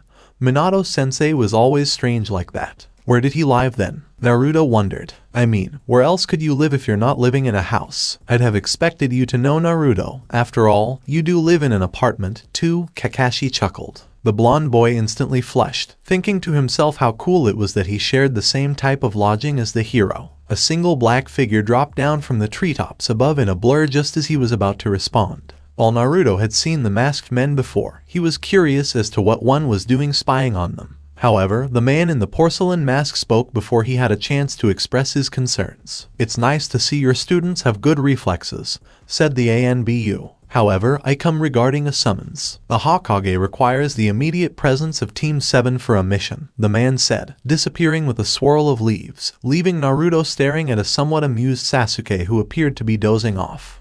"Your mission is to find a certain white-haired man," Sarutobi said, puffing on his pipe. "He'll most likely be hanging out in brothels or casinos." "Sounds like a bum," Sakura said, a disgusted tone in her voice. "It doesn't matter," Sarutobi reassured. His last known location was a village southwest of Konoha, roughly halfway between here and the southern border. The exact details are in your mission scroll, but as I'm sure Kakashi will tell you, don't expect him to be in just one place. "And why are we going all that way to find some old man?" Naruto wondered. "The last old man we met on a mission was a drunk who was being pursued by a guy with a freaking massive sword. I assure you that this mission has a risk factor of almost zero," Sarutobi said warmly. "Unfortunately, it won't be as exciting as your last one because the hardest part will be finding the man." "Does he have any peculiar quirks or personality traits?" Sakura inquired. "Like I said, you're most likely to find him in a brothel. I think that should suffice," Sarutobi said. "I'd appreciate it if you could get him back here within 2 days, but knowing how difficult he is to find, getting him here as soon as possible will suffice." "Don't worry, Jai-chan, we'll find this old man for you no problem," Naruto declared.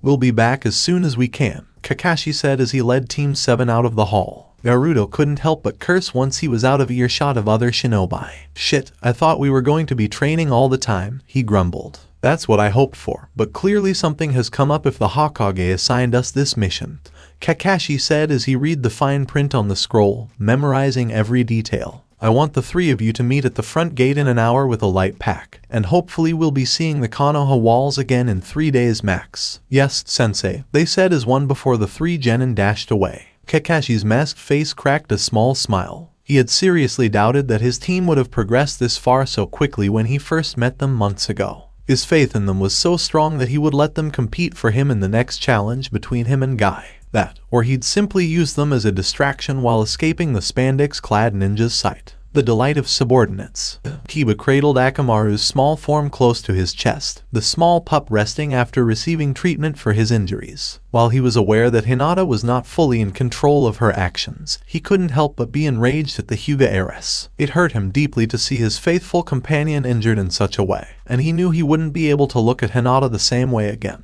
The door opened at that moment, and Kiba found himself looking at the person he had been thinking about. Her gaze was fixed on the floorboards as she yanked on her clothes. Kiba was relieved that Akamaru was sleeping because he was worried about how the pup would react to seeing Hinata so soon. Kiba wanted to scream at her and tell her how horrible she had been to Akamaru. But after hearing Kurenai's talk while Hinata was talking to Anko, he knew that yelling at her would have more negative consequences. At the same time, he couldn't bring himself to say anything nice or polite, not after what had happened. Neither of them said anything, and Hinata considered simply walking out without saying anything. But her lack of courage kept her in place. She raised her head and looked Kiba in the eyes. Kiba could see the depth of her remorse written across her face, her cheeks stained with tears. "Sorry," Hinata said as she exited the room and ran down the corridor away from the Inuzuka clan member, her footsteps fading with each passing second. Kiba considered giving chase for a split second before deciding against it and remaining seated. He was aware of Hinata's bravery in apologizing, but that was only a small step, and he knew better than to press her any further. He would have breakfast with her and try to communicate with her again in the morning, but he knew deep down that nothing would ever be the same again. There's our destination, Kakashi said as he and the rest of Team 7 spotted a small town in a small clearing beneath the hill they were standing on. Let's get something to eat before we go exploring. Sakura stretched and rubbed her shoulder muscles as they placed their packs on the ground. She took a small mortar and pestle from her pack and placed them on the dirt. "Whatcha doing?" Naruto inquired as he noticed the equipment. "I picked up a couple of things along the way," Sakura explained as she drew a couple of wildflowers she had picked while walking. "I'd like to extract the fluid from the stem. It would be easier to slice it open and use a syringe. But I didn't bring anything like that with me." "Yet you brought that kind of equipment," muttered Sasuke as he rummaged through his own pack for some rations. "If I don't do this right away, the roots will dry up and the liquid will be useless," Sakura explained as she yanked the petals off the flowers and began crushing the stems. "So, what can that stuff do?" Naruto wondered as he watched the process closely. "Well, with this small amount, it shouldn't do anything more than give me a slight headache.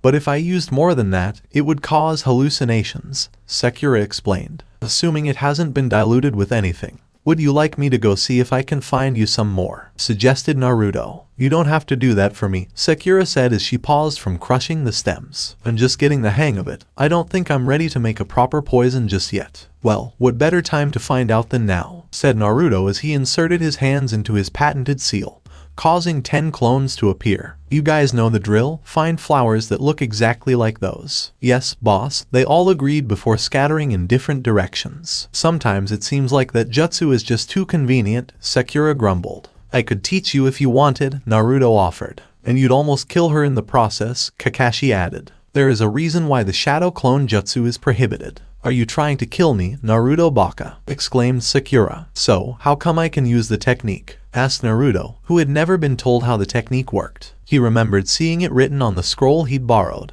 but had ignored it in favor of perfecting the jutsu. The jutsu evenly distributes the user's chakra among the clones, meaning that with one clone, you have your chakra, Kakashi explained. If you create 2 clones, your chakra levels drop to a third because the 2 clones each take a third of your chakra. And if someone like Sakura used the jutsu, her chakra levels aren't high enough to withstand being halved and she would suffer chakra exhaustion or worse. Sasuke took this information in, fully aware that he had a much higher chakra level than Sakura and thus might be able to use the jutsu himself. Having seen the number of clones Naruto was able to produce on multiple occasions, his thoughts were more on the blonde beside him. Naruto had summoned at least 20 clones in the battle against Haku, seemingly without putting any strain on his body. This made Uchiha wonder how much chakra Naruto possessed. "How much chakra do you recommend someone have before trying this jutsu?" Sasuke inquired. "I'd say you could easily make a single clone," Kakashi said, looking at his student. 2 would be pushing it, and 3 would most likely be your absolute limit. In fact, you'd probably injure yourself just with that number. With a confident grin, Sasuke placed his hands in the same position as Naruto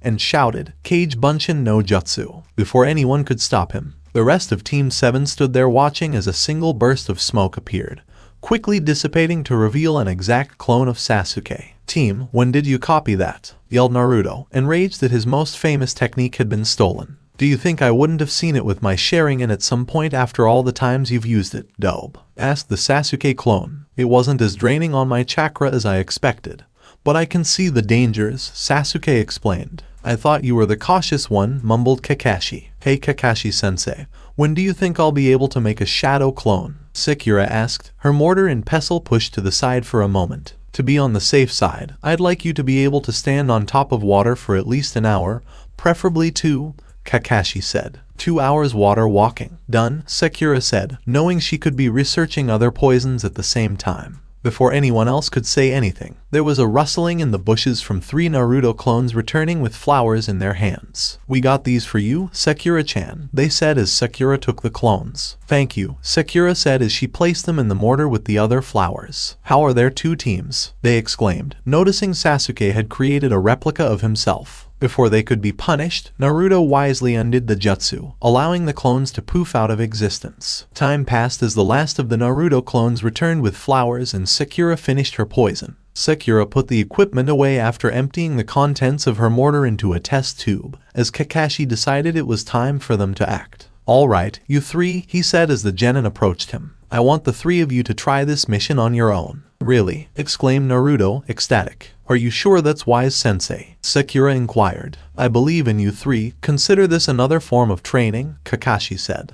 Your mission is to find and locate the last seen target in this town. The Hokage stated that he is most likely to be drinking and womanizing, so prime locations would be bars and brothels. But, Kakashi-sensei, we're not old enough to go into those kinds of places, Sakura pointed out, pointing out one flaw in Kakashi's request. We can if we use a henge, Naruto declared, recalling the various disguises he and Sasuke had worn the day before. Rather than looking for him, make him come to you, Kakashi suggested. He's a self-proclaimed super pervert, so get yourself involved in something that will pique his interest. So you're saying we just have to look decent and he'll come to us? Sasuke inquired. Well, it won't be easy, but I'm sure the three of you can come up with something, Kakashi said, smiling as he looked out to the horizon. Alright, you've got about 15 minutes before it gets dark to get down to that town. You're looking for a perverted man with white hair that reaches his waist and red lines running vertically down from his eyes. Return here by midnight with or without him. Does this person have a name? Sakura inquired. Yes, Kakashi confirmed.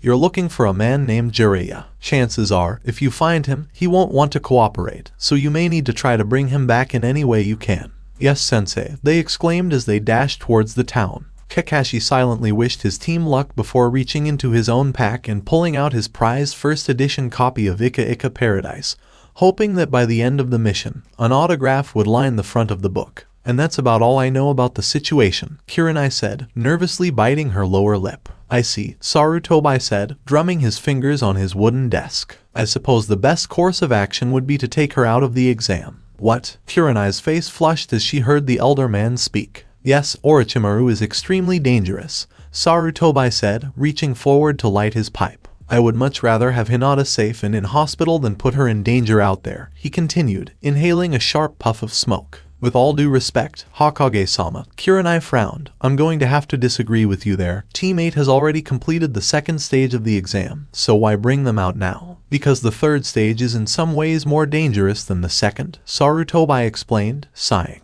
Kurenai's brow furrowed, a puzzled expression crossing her face. How so? She inquired. What could be more dangerous than throwing a swarm of genin into a forest that most jounin feared? I suppose it wouldn't hurt to tell you, since this phase is coming to an end, but you're not to inform your team of the next stage until the rest of the genin know, Sarutobi said, giving her a serious look. The third stage of the exam will be a one-on-one tournament, with each victor advancing to the next stage until someone wins the whole thing, he said after a brief pause. I see, she said flatly. It wasn't all that different from the Chunin exams she'd taken, though she hadn't been promoted as a result of them. She was one of the few who had received a field promotion, but that didn't help her understand what made the situation so dangerous. Tournaments weren't uncommon. It appears that you do not believe me when I say that the next stage of the exams are dangerous. Kurenai would have been surprised if she had been talking to someone else if her face had been read so easily, but the third Hokage did it all the time. It's just a tournament. Nothing bad will happen, right? She had wondered. You are correct, Sarutobi reflected. But you are also incorrect. Keep in mind that sometimes the only way to truly separate the genin from the Chunin, the boys from men, the girls from women, is to have them fight to the death. Nothing Sarutobi could have done could have prepared her for those last few words, as Kurenai dropped the poker face that she had been attempting to carry as the Hokage continued. Fighting in such a situation is dangerous in and of itself, but fighting when one is not in peak physical and mental health puts one's life in jeopardy. That's a month away. But surely there's something you can do to help her, Kurenai begged. I've done everything I can, Sarutobi declared, his voice firm. It would be inappropriate for me to condone what is almost certainly going to be a merciless death of a defenseless genin. Please, Hokage-sama, give her a chance, Kurenai begged. I can guarantee you that she'll be fighting fit in a month. How exactly do you intend to do that, Kurenai? Sarutobi wondered, anticipating the Jonin's response. I'm not sure, Kurenai muttered, but I'll figure something out, and Anko will probably be able to help me out as well because she knows what we'll be up against. Sarutobi murmured, your points are reasonable, and if she's in an appropriate condition, I won't mind allowing her to participate. However, I believe the person we really need to talk to is her father. He's not going to like what we're going to tell him, Kurenai stated emphatically. And I'm sure he'd try to remove the seal himself, because the Hyuuga are notorious for their sealing practices. Which is why I tried to contact my old student, Jiraiya, Sarutobi said, exhaling a puff of smoke. He is a well-respected seal master, and I have no doubt that once retrieved by the team I've sent, he will be able to deter the Hyuga from attempting anything. Impure, Kurenai inquired, unable to grasp what the Hokage was implying. Politics aren't always black and white, Sarutobi replied before moving on. I also think he'll be able to explain Hinata's condition to Hayashi. So what do we do now? Kurenai wondered. Do we tell anyone? Do we tell the rest of my squad? No, Sarutobi replied. We must keep this quiet. If we announce what happened today, we may fall victim to yet another of Orochimaru's infinite ploys. However, I would recommend talking to Hinata's teammates so that they better understand what she is going through. Alright, thank you, Hokage-sama, Kurenai said as she walked out of the man's office to find Anko. I'm not teaching that depressed little shit, Anko exclaimed, twisting her head to the side and crossing her arms. Anko, come on, Kurenai sighed as she leaned back against a wall. How else will we prepare her for the Chunin exams? There's no we in this, Anko replied, continuing to refuse to look at Kurenai. She's too whiny and quiet. I never expected the bastard to start giving hickeys to the silent type. Now is not the time for jokes, Kurenai scowled. If we don't help her, almost everything around her will fall apart. How will she understand what has happened to her without you? She's not, snorted Anko, dismissively waving her hand, ignoring the chatter of the few people in the Jounin lounge. Let her figure it out the same way I did. Kurenai bit her lower lip in frustration. Anko, stop being unreasonable and come with me to talk to her. Fine, muttered Anko before finally turning her head to face the Jounin, but only if you ask nicely. Anko, please come with me to talk to her, the Genjutsu master said firmly. See, it wasn't so difficult, Anko joked before taking a more serious tone. And it's already been done. I spoke with her when you assigned me to babysit. Thank you. Kurenai's eyes widened slightly. If you really wanted to thank me, you'd treat me to some dango later, Anko grinned, knowing that the skilled Genjutsu wouldn't be able to refuse her request this time. Okay, sure, Jounin-sensei continued, but what was Hinata's state of mind during the conversation? She's quiet and withdrawn, but I'd assumed she's like that almost all the time based on how she dresses, Anko replied. I don't think she realized what was going on, but she was very concerned about how her family would react to the news. I spoke with the Sandaime about it, Kurenai said. He mentioned that he has a team looking for one of his old students to come and explain what has happened to Hinata's family. PFFT, good luck, Anko scoffed. The Hokage would only call one student in this situation, and unless he sends his best tracking team, they have no chance of finding him. I'm sure the Hokage sent the best team he could muster, Kurenai reassured. She was confident that Sarutobi would spare no expense in assembling an appropriate team for such a serious situation. There was even a chance they had already located this individual, and were on their way back. Where has he gone? Exclaimed Naruto. The sun had long since set, and the town had practically come to life with the arrival of the night crowd. Despite this, they'd had little luck finding the one person they were looking for. I think it's pretty clear that he's not out here on the street, Sasuke said, tired of hearing his teammates complain. We need to come up with something else. Well, it's not like we can go into every club and ask if there's a white-haired pervert in there, Naruto grumbled. If he's already in one place, there's a good chance he's not going to leave, Sakura predicted. However, if we went into club after club, he might figure out what we're up to. Chances are, some of these clubs are interconnected in some way. What do you mean? Naruto inquired. Imagine that one customer is bothering other customers. You'd think they'd have some way of informing other places to keep that person out, Sakura explained. And with our headbands, we're pretty easy to spot, Sasuke added. But it doesn't really matter if we keep switching henges. Actually, that may make things worse, Sakura said. That means that instead of just one person looking for him, there'd be a group, and he'd almost vanish even faster. So we need to find a way to draw him out into the open, Naruto thought as he sat down. Several ideas began to form, but none of them could be realized with the limited resources he had. Do we have any idea how many clubs there are? Sasuke inquired. At least 30, Sakura said, after quickly asking several locals for some useful information. That does not include adult establishments, as no one seemed to know much about them. Or they wouldn't tell someone who was too young to go into them, Naruto explained, knowing how it felt to have information withheld from him. So the situation remains the same, Sasuke explained. We need a way to get one person out there without him knowing we want him to come to us. I got it, Naruto exclaimed, slamming his fist into his palm. What? His two teammates inquired urgently. Well, Kakashi said he's not just a pervert, but a super pervert, Naruto explained. What if that means he has an extremely perverted sense? I have no idea what you're talking about, Sakura said. What I mean is that this guy may be able to detect perversion, like a bloodline of sorts, Naruto explained. That's ridiculous, Sakura exclaimed, wanting to smack Naruto across the side of the head. It's plausible, Sasuke said. With the number of bloodlines available, there are bound to be some that are completely useless or redundant. I can't believe you're agreeing to his stupid idea, Sakura exclaimed. What kind of ancestry would tip you off to something perverted? What do you think Kakashi-sensei meant when he said super pervert? Naruto asked of the pink-haired girl. She tried for several seconds to come up with a reasonable answer, but she couldn't. She knew from some of their classes that such a bloodline had never been documented,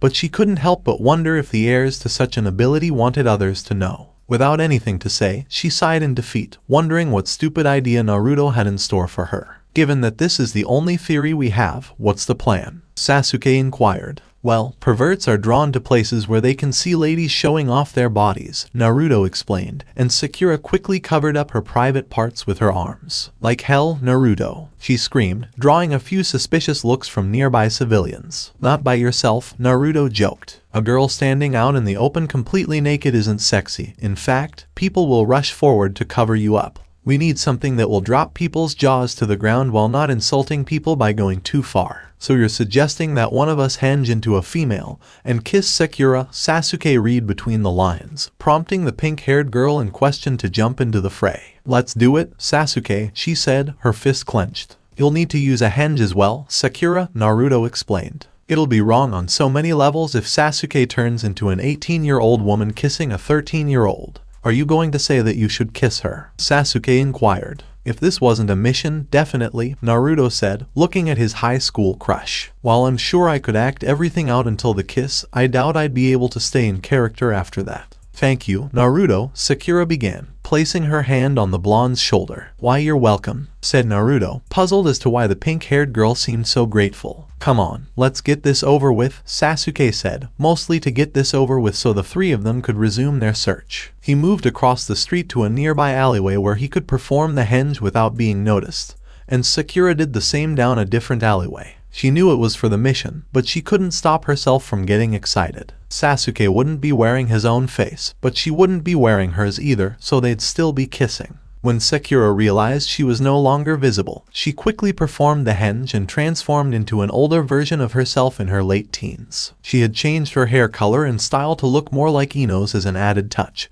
figuring that if this person was already onto them, having the same unique hair color would be too obvious. Sakura noticed Naruto had vanished as she walked back out into the street. The blonde had undoubtedly gone to higher ground to keep an eye on their target without being seen. Turning towards the adjacent alleyway, she quickly spotted what she assumed was Sasuke's henged form. His female form was the same height as her and had the same short black hair. They crossed paths in the middle of the crowded street and stood in silence for a few seconds. Come on, let's get this over with, Sasuke said in a feminine tone, growing increasingly dissatisfied with the situation. Leaning forward, he gently caressed Sakura's lips, the female genin too stunned to respond. As Sasuke robbed her of her first kiss, she was in her dream state. After a few seconds, Sasuke drew back and looked around, only to discover that nothing had happened. It appeared that their intended victim had not taken the bait. Sakura awoke from her trance as Sasuke looked around, her lips still tingling from the initial sensation, and she desired more. Grasping Sasuke's cheeks, she drew him in as her lips slammed against her teammates, temporarily knocking the black-haired teen out. Sakura's tongue rushed forward, quickly invading the inside of his mouth before he could react. Sakura wasn't sure if Sasuke struggled for a moment before giving up, but she didn't care because she relished this opportunity that many of her peers had wished for. Sakura's hand moved away from Sasuke's face and slowly dived towards his ass, where she quickly squeezed his behind. She didn't know what had gotten into her, but she didn't want this moment to end, whether or not it attracted this pervert. She'd probably never get another chance like this again, and she wouldn't pass it up under any circumstances, except for one instance where she felt creepy breathing coming from a location that was too close for comfort. She turned her head to stare threateningly at whoever was invading their personal space, only to find a white-haired man who matched the descriptions they had been given. She cursed Naruto quietly, wondering how such a stupid plan had worked. Having said that, she would gladly reenact the same plan at any time. Don't mind me, keep going, Jiraiya said as he continued to scribble several notes on a piece of paper in his hand. Just act as if I'm not here. Like hell, exclaimed Sakura as she drew her hand back to strike out at the pervert, only to be surprised when her hand was caught with surprising ease. Please, Jiraiya pleaded, lowering Sakura's fist. You guys have some great material going on here, and I know my readers will be very interested in what you're producing here. Sorry, but that's not going to happen, Sasuke said, but not the one standing close to Sakura. Sakura turned around to find her teammate standing near the alleyway where his female counterpart had walked out earlier. Focusing her attention on the person she was kissing, she feared Naruto was the one who had stolen her first kiss. What she wasn't expecting was for the person to burst into smoke, revealing that it had all along been a shadow clone. While Naruto made his presence known to Jiraiya and Sakura, Sasuke walked slowly towards the group, not fully understanding why he felt the warmth of what he imagined to be Sakura's lips against his own.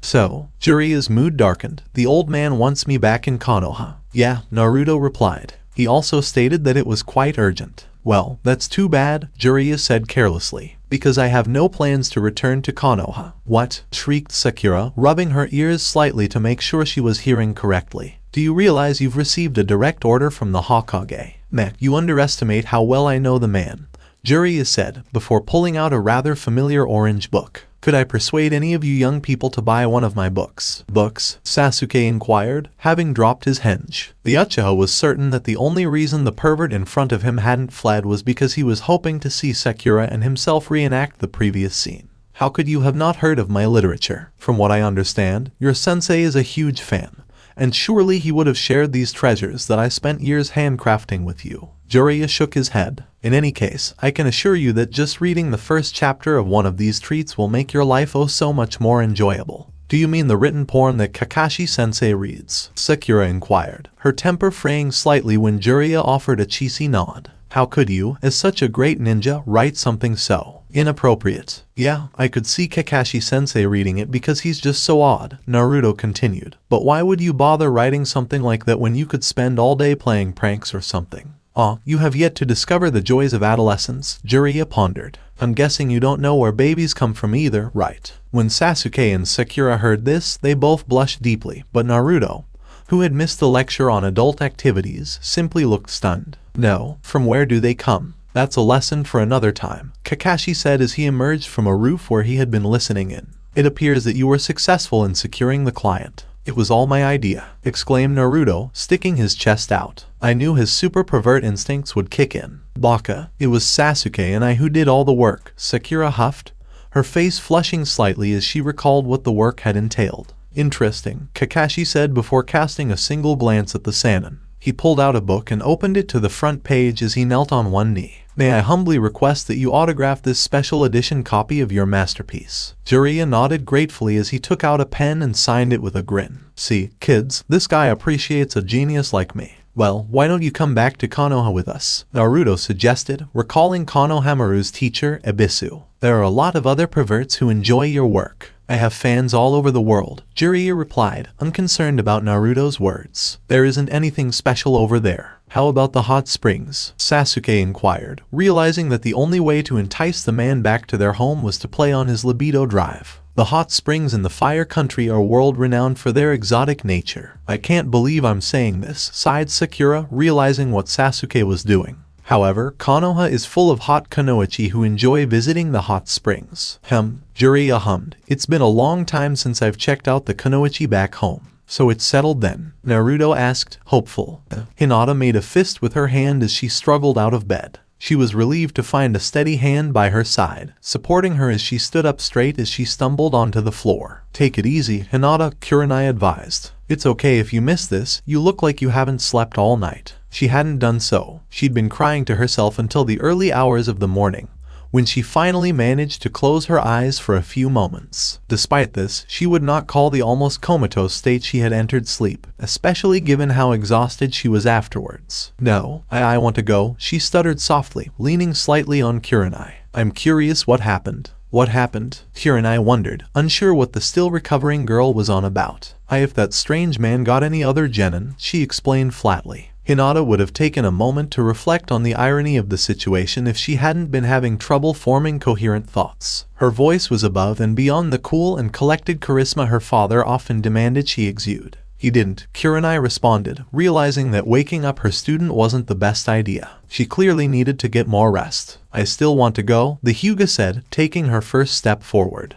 I also need to see Neji. Neji? Kurenai asked, almost skeptically, before remembering that the boy was another contestant, Hinata's cousin. He's alright. Kurenai soon realized she was talking to herself, as the young heiress had taken a few steps towards the door. Grabbing the frame, Hinata smiled slightly coldly, which Kurenai immediately recognized as unusual for her. Are you coming? The girl asked, gritting her teeth and grunting slightly as a wave of pain washed over her body. Kurenai sighed as she walked forward, offering her arm to the girl for support once more. Though the pale-skinned girl did not accept it, she nodded gratefully as she leaned against the wall, slowly trotting forward. Hinata, Kurenai begged, but the girl ignored her. Hinata, you're going in the wrong direction. The girl slowly spun around, a slightly flustered expression on her face, and leant on Kurenai's side for support once more as the two made their way towards the lobby where all of the contestants were gathered. When she entered the room, she was greeted with a familiar smile. "Ah, Hinata, it's great to see you back on your feet," exclaimed Lee. Thank you," she softly said, looking around the room. There were people she recognized from the first exam, as well as all of the other rookie genin from Konoha, with the exception of Team 7, and a few other random teams she couldn't quite place. Her lazy irises cycled through the various familiar faces, a sinking feeling in her stomach as she missed Neji. Though she hadn't expected her cousin to react in any way when he saw her, Neji had been emotionless for as long as she could remember. She couldn't shake the feeling that she owed him something to at least try to keep her safe. The fact that he had failed to do so was enough to convince Hinata that he had not cared about what fate demanded at the time. Neji would never admit it, but he had hoped to save her, Hinata knew, and he had pushed himself to new limits in his attempt. "Kurenai-sensei," muttered Hinata, her vocal cords as hazy as her mind. "I can't make out Neji."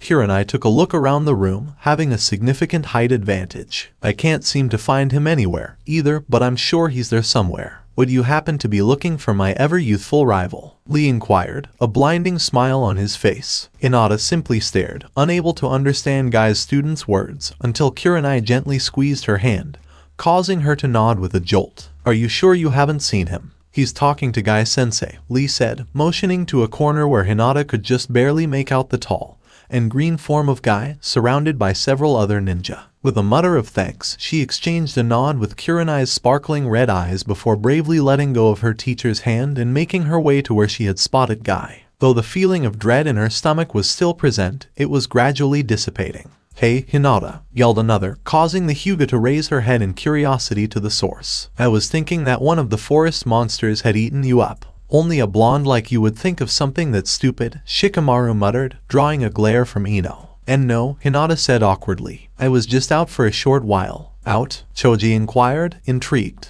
"Did any of the other teams manage to track you down?" "Heh, I knew these exams weren't for little girls," boasted Ino as she noticed Hinata's perplexed expression. "I mean, Sakura was kicked out during the first round." "That was unfortunate," Choji added, seeing the Hyuga's disgruntled expression. "But, hey, I'm sure they're all right now. It's too much trouble to worry about any of that." Shikamaru sighed, running his hand through his hair. "Besides, we're only rookies. It's a miracle we all got through that entrance door in the first place." "Why, yeah," Hinata said, more concerned with locating Neji's figure. "Are you okay?" Ino asked, noticing Hinata was a shade or two paler than usual, which should have been difficult to notice given the girl's almost creamy skin tone. "You don't appear to be very attractive." "I'm just tired." "From what?" Ino inquired. "I saw Kiba all relaxed when we arrived, and we were one of the first groups to make it." Hinata stiffened slightly at the mention of her teammate. The recent altercation between the two is fresh in her mind as the initial pain from the seal now on her neck. Shikamaru's lazy self stepped in to save her the agony of having to reveal something she still hadn't accepted.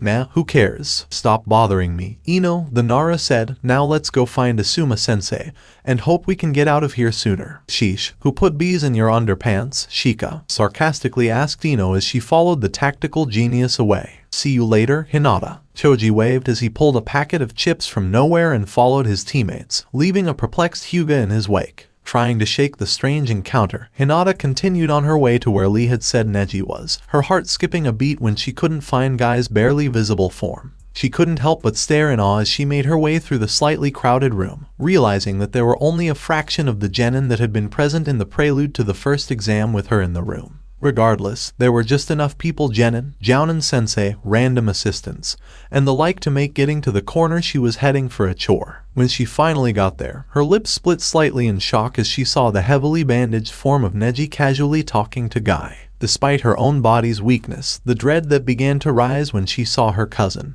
and the numerous obstacles still in her path, she skipped over to them. She cursed absent-mindedly as she realized she was missing some of her medicinal cream. It was a pity. He didn't appear to have changed those bandages in the last few days. Hinata had no time to pay attention to her two other teammates, who simply looked on in surprise as she buzzed past them. It sounded cruel, but she didn't care. All she wanted to do was thank Neji for being there. It felt surreal to know that he had stood between a great ninja with ill intentions and her after all the verbal slander she had received from the branch member for being too soft and the like. Hinata, Guy asked, turning away from his student. Kurenai said you'd be out for a little longer. I woke up, Hinata admitted sheepishly as she returned her gaze to the bandaged boy in front of her. Neji. The elder Hyuga slowly turned around, the mark of what could only be a sharp kunai cut visible on his left hand bandaged, and Hinata could tell by the dried blood visible on the inside that he had just taken it off. Her gaze was quickly drawn to the rest of his body as he knelt on one knee and bowed slightly. I'm sorry for failing you, Hinata-sama. Hinata bit her lower lip, unsure what to say. The gritty tone of his voice washed away any hope she had that the boy had changed his mind about her. It was clear that he resented every word he was saying. Sputtering slightly, she gripped her wrists tightly to prevent a sob from breaking out. Don't be like that, Neji, Guy said dismissively. I have no doubt that you gave it your all. Only as much as fate would allow,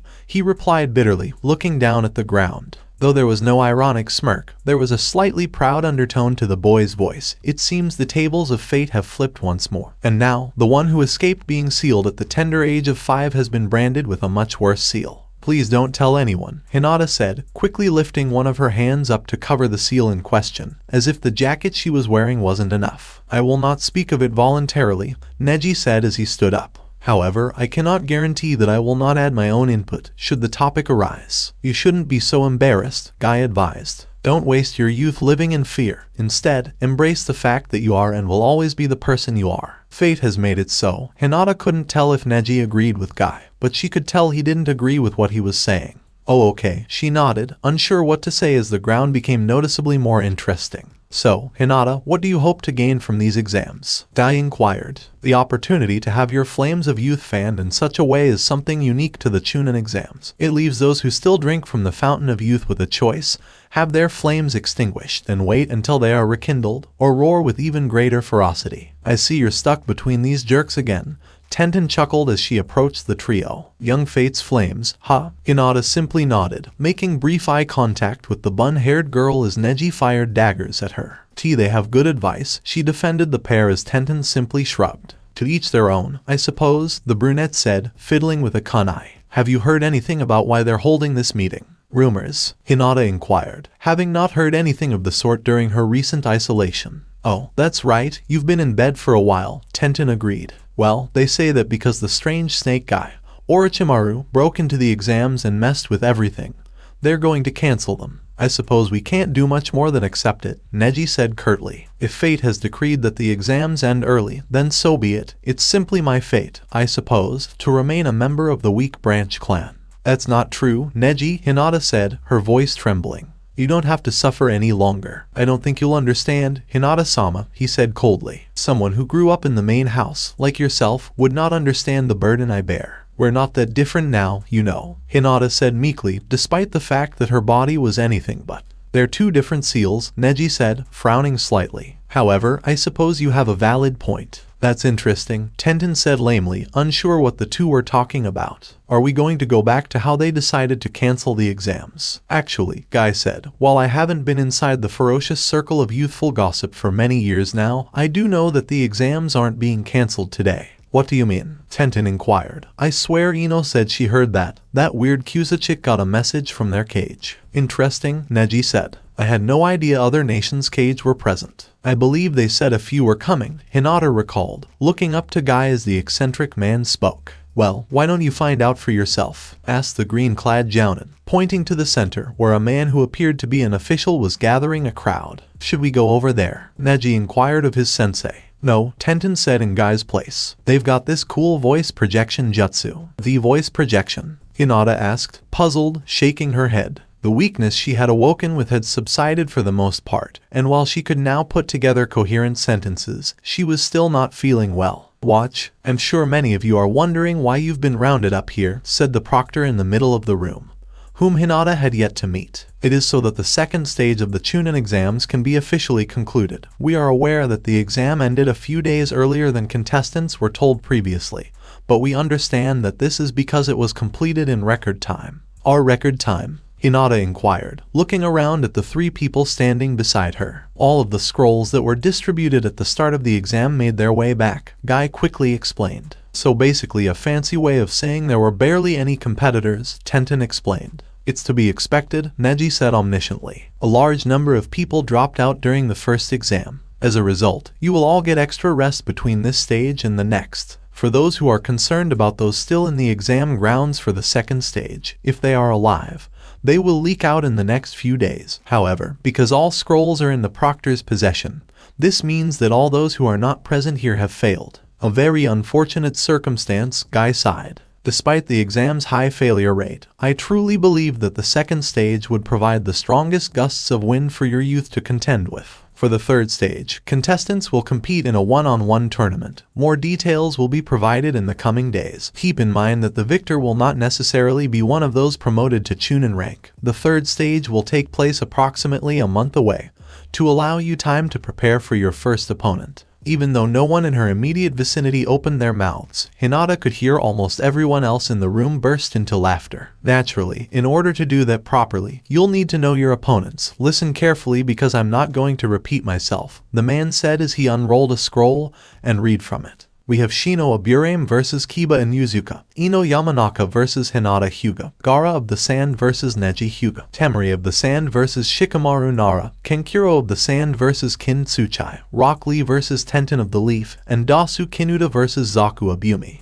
Kakashi couldn't believe his student's ability to persuade a member of the Sannin to join them on their return journey to Konoha. More than likely, he would conclude that it was simply due to their incredible amount of luck. That was also the reason Sasuke and Naruto were able to free him from the Zabuza water prison during the mission to Weeb. They'd spent the night in a small inn and set out at first light for Konoha. Kakashi looked around at his team, noting some of the subtle differences between when they were removed from the Chunin exam a few days earlier. While the topic of the exams appeared to have become taboo since the removal of Team 7, Sasuke and Sakura had informed Kakashi of the situation before Naruto entered the picture. He had taken in all of this information and almost immediately realized that one of the Chunins who had been watching the exam would have sabotaged Naruto, either out of hatred for Naruto or because of the demon inside. It wasn't entirely clear, but Kakashi wouldn't dwell on the moment, preferring to focus on the positive outcomes of such an experience. Team 7 had truly begun to bond as a team, as evidenced by Sakura and Naruto having a lighthearted conversation with one another. Such a thing was less likely to happen a few weeks ago than the former Hokage's rising from the dead.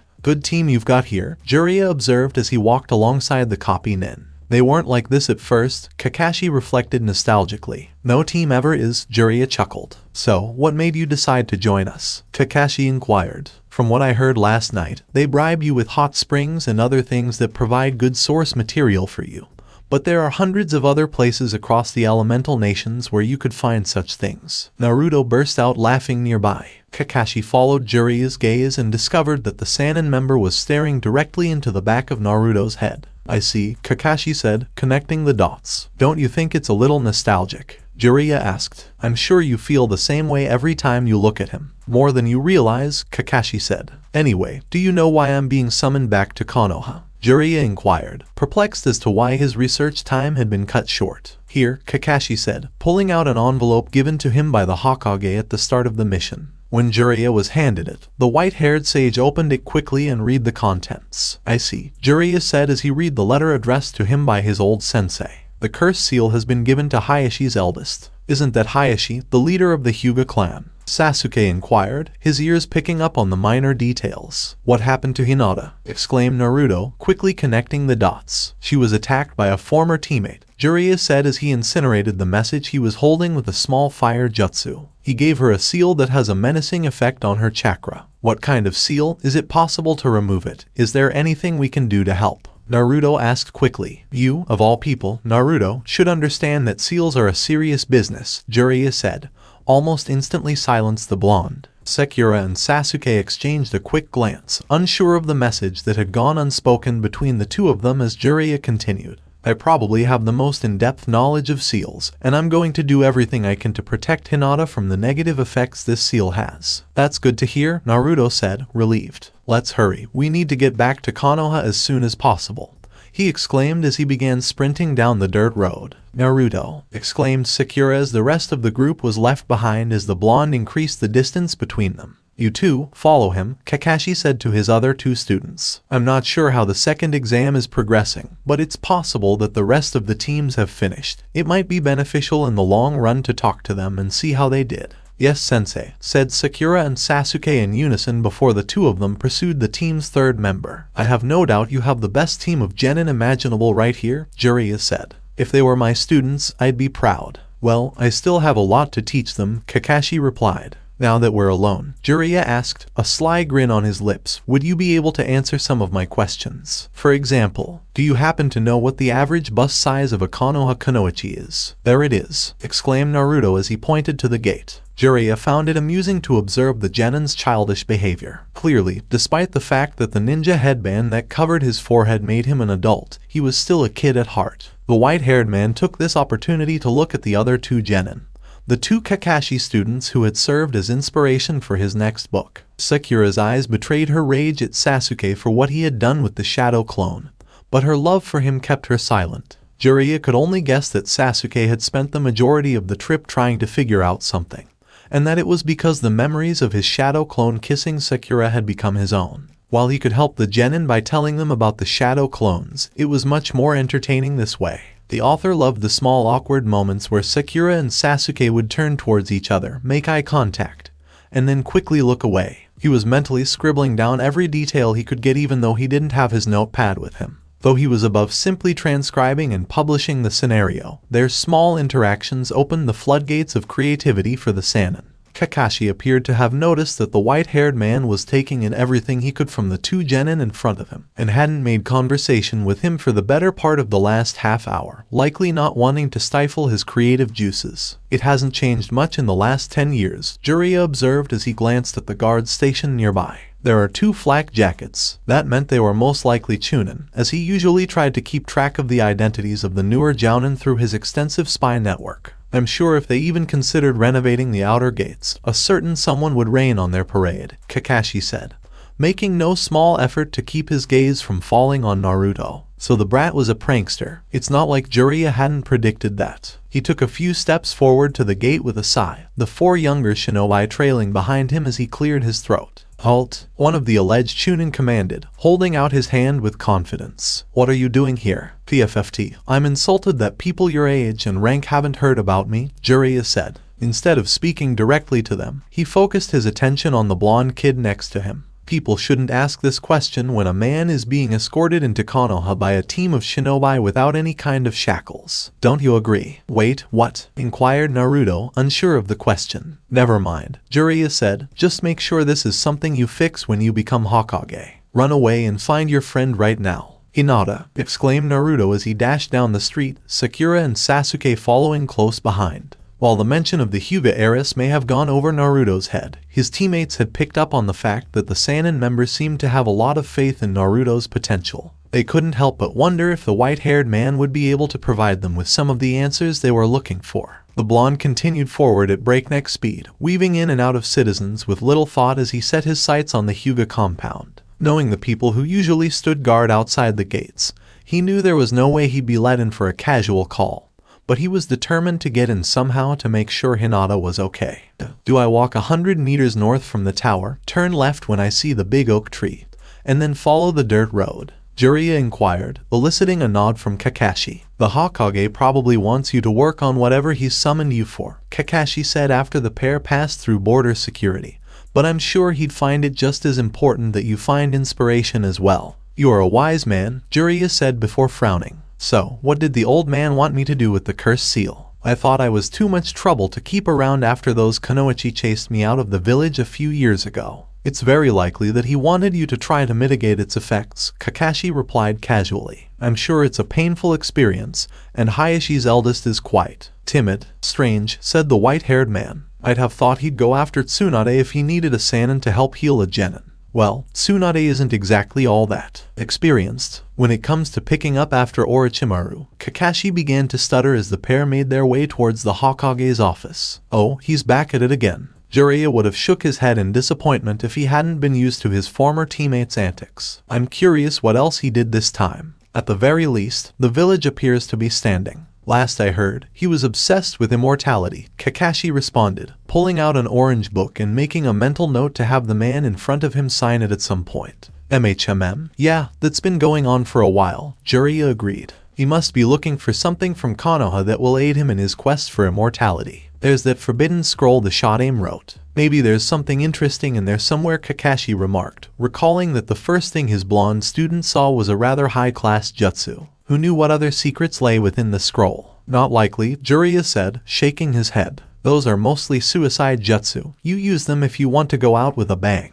Well, Naruto found the Kage Bunshin in there, so I'm sure Orochimaru could get something working with all his experiments. How on earth did he get his hands on the scroll? Jiraiya wondered. I thought the Sandaime had that thing locked up. Do you remember that jutsu Sasuke used back in the town we found you in? Kakashi inquired. What's the big deal about him turning into that smoking hot chick and making out with Pinky? Jiraiya inquired, shrugging. That was invented by Naruto, and he used it to knock the Hokage unconscious. Jiraiya's face twisted into a feral grin. Bloody lucky brat. He not only invents the greatest jutsu in the world, but he also obtains the forbidden scroll. He's lucky, to be sure, Kakashi said, but I wouldn't call him bright. Why is that? Jiraiya inquired. He knew the blonde wasn't very bright, but Kakashi seemed to be implying something else. With that jutsu, he could probably have any straight man in his pocket, but he never uses it. And he still hasn't figured out the main benefit of having shadow clones. They don't fight each other anymore. But he hasn't bothered to investigate their potential. I see, Jiraiya said quickly, his gaze fixed on the looming Hokage tower. It makes more sense to let him learn on his own rather than spoon-feeding him everything. And he's too hyperactive. If you give him ammo, all you'll see is explosions all week. There were a few guards standing around the compound, and they appeared to be having a relaxing day. From where he was, not far behind the gates, he could see that the veins around their eyes weren't strained in that creepy familial jutsu of theirs, which allowed them to see things from a great distance. But still, to get around them, one would have to sneak past with great care. Thankfully, before he could do anything stupid, he felt Sakura and Sasuke's hands grab his shoulders, preventing him from leaping forward. Easy dope, Sasuke said, trying to calm Naruto down. Don't get too far ahead of yourself. But what if Hinata is in trouble? Worried Naruto. Recall some of the training you've been doing with Kakashi-sensei, Sakura said, causing the boy to pause for a moment as his mind raced through all the information. While the three teammates had never discussed the specifics of their training, Sakura remembered that Kakashi had originally taken Naruto for stealth and reconnaissance training, so hopefully he had learned something that would now help them. I guess you're right, Naruto said as he calmed his breathing, surprising both of his teammates who hadn't expected such a response, both expecting to have to tie him down and spend an hour talking to him. But even so, nothing, Sasuke interjected. Look at the information we have and we can devise a strategy from there. Well, all we know is that Hinata was bitten by one of Jiraiya's teammates, and as a result received a cursed seal or something. Naruto explained. Exactly, that's all we know right now, Sakura said. We have no idea where Hinata is right now. The old opening the eyes and looking down the street trick seems to be pretty effective, sarcastically said Sasuke, looking down the road to where he could see the daughter of the Hyuuga clan's head walking away from the compound. Naruto was about to say something to her when his mouth was covered by both Sakura and Sasuke. There's one more thing we need to remember, Sakura said, looking directly at the blonde. The person who attacked her is a village traitor. We didn't see any extra security when we came in through the main gates today, so we can assume that knowledge of what happened isn't widely spread. So what does that mean we do? Naruto asked, grasping the gist of what Sakura was saying. It means, dope, that we don't just approach her and ask how it feels to be bitten by a Konoha enemy, Sasuke explained. Ask her broad questions that skirt the subject, but never directly ask her what happened. Got it, Naruto said as his teammates let go of his shoulders, allowing him to charge forward once more. Do you think he remembers most of that? Sakura wondered as she and Sasuke walked in the same direction as their teammate but much more slowly. A month ago, I would have said he wouldn't remember any of it, Sasuke said. And now, Sakura inquired, looking for a follow-up. Perhaps 40%. Naruto was tempted to rush up to Hinata and check on her. The thought of anything bad happening to one of his friends being unbearable for the blonde. She'd been so sweet to him, offering to let him cheat on her exam even though all he had was a blank sheet. Naruto could only recall a few other people doing similar things for him. But he knew he couldn't do it after Sasuke's words. It would be almost stupid to do it in public where anyone could overhear. This Konoha foe, Jiraiya's former teammate, the person who had attacked her and placed a seal on her, apparently messing with her chakra. He sounded dangerous. Naruto was the type of person who welcomed a challenge, but this guy sounded like someone Naruto would never want to meet. Unless, of course, that meeting involved him punching the asshole in the gut for hurting Hinata. According to Kakashi, Jiraiya was fairly strong, indicating to the blonde that the older pervert was on par with or above the other pervert's level. Naruto had realized that Kakashi's strength was something he was still trying to grasp. Initially, the man appeared to be a typical lazy douchebag who was born strong. But Naruto's opinion of him had begun to rapidly change in the previous week or so. Their sensei was now giving them difficult training exercises and jutsu, indicating that he was clearly above their level. In other words, Naruto felt like a house cat next to the mighty lions that were Kakashi, Jiraiya, and possibly the latter's former teammate. Naruto stood there watching as another person their age joined Hinata. He almost felt as if he should have recognized the person. But no matter how hard he tried, he couldn't put a name to the face. The boy's clothing and general smug expression made it clear that he was a Hyuga, as he resembled the guards Naruto had seen a few minutes before, the polar opposite of Hinata. He was still a long way from the girl and her friend, but Naruto noticed the foliage that was growing in number as they got further away from him. Perhaps he could take to the trees and follow them while he figured out how to confront Hinata. Naruto abruptly turned around, realizing that he hadn't paid attention to where his two teammates had gone in his haste to catch up with Hinata. He looked around for a few more seconds before realizing that the two Hyugas were slowly slipping out of his sight, so he shrugged and ran up the nearest tree, leaping from branch to close in on them. Another thing that had bothered Naruto was Jiraiya's former teammate's ability to play with seals and mess with people's chakra. That didn't sit well with him at all. While everything sounded horrible and nasty, there was one thing Jiraiya had said that lingered in the back of his mind. Of all people, Naruto, you should be aware that seals are a serious business. What was the significance of that? What did Jiraiya mean by that, aside from the obvious reference to the gigantic monster sealed within Naruto's stomach? There were two possibilities. Either this seal slapped on Hinata was as significant as the one he'd been born with, or Jiraiya was warning him that this guy could potentially mess up his seal and mess with the Kyuubi as well. I'm glad you came out for a walk for me, Neji Nai-san, Hinata said as she pressed her fingers together. I've been longing for some fresh air. It is my responsibility to protect you, Hinata-sama. Escorting you is just one aspect of that responsibility, Neji spoke softly, but in his usual monotonous tone. Why, you could accompany me, Hinata said weakly, her body still not fully recovered from the exertion she had recently endured. I've wanted to thank you. Thank you? Neji asked, surprised. What do you want to thank me for, Hinata-sama? Hinata's voice was as gentle as the cool breeze blowing through the path that would eventually lead into town. Before anything happened, you tried your hardest to keep Orochimaru away from me, and seeing you like that, fighting against those odds, that really encouraged me. Hinata-sama, Neji began, I'm not sure if you're aware, but I failed to do my duty that day, and you paid the full price for it. That is fate, I suppose. But I must accept responsibility for the consequences of my failure. No.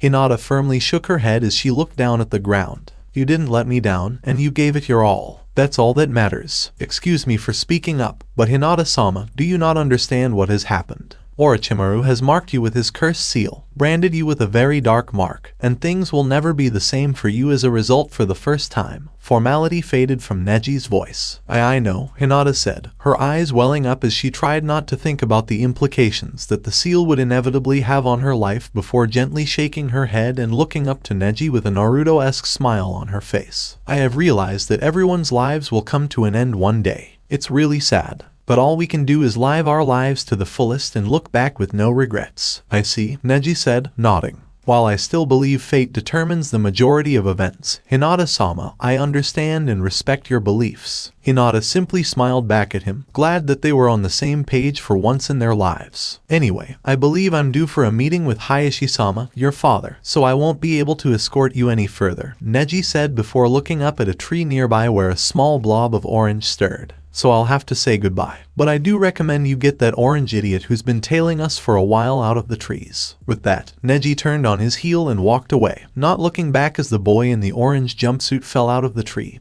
and landed with a thud on the ground. And Naruto-kun. Hinata rubbed her eyes, stunned, as she saw her crush appear out of nowhere. Hinata, said Naruto awkwardly, scrambling to come up with an explanation for why he'd been in the trees. We returned from our mission, and I was practicing tree climbing for chakra control when I noticed you.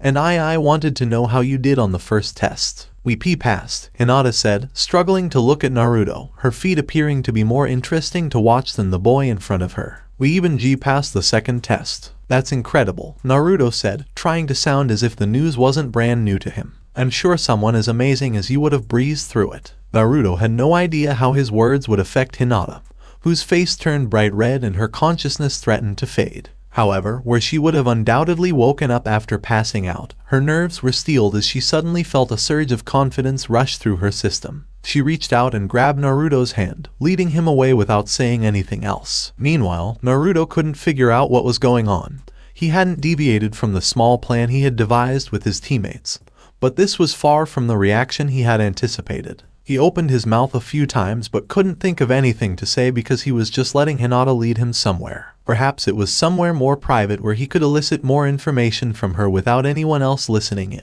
That's it. She just wants to go somewhere where no one can see us for a while, Naruto concluded. He had no idea that the reasoning he'd concocted for this was nothing like what Hinata had planned, assuming she had planned anything at all. Meanwhile, Sasuke and Sakura stood in the same spot Hinata and Naruto had only moments before, looking at each other in confusion, neither of them fully comprehending what had just occurred.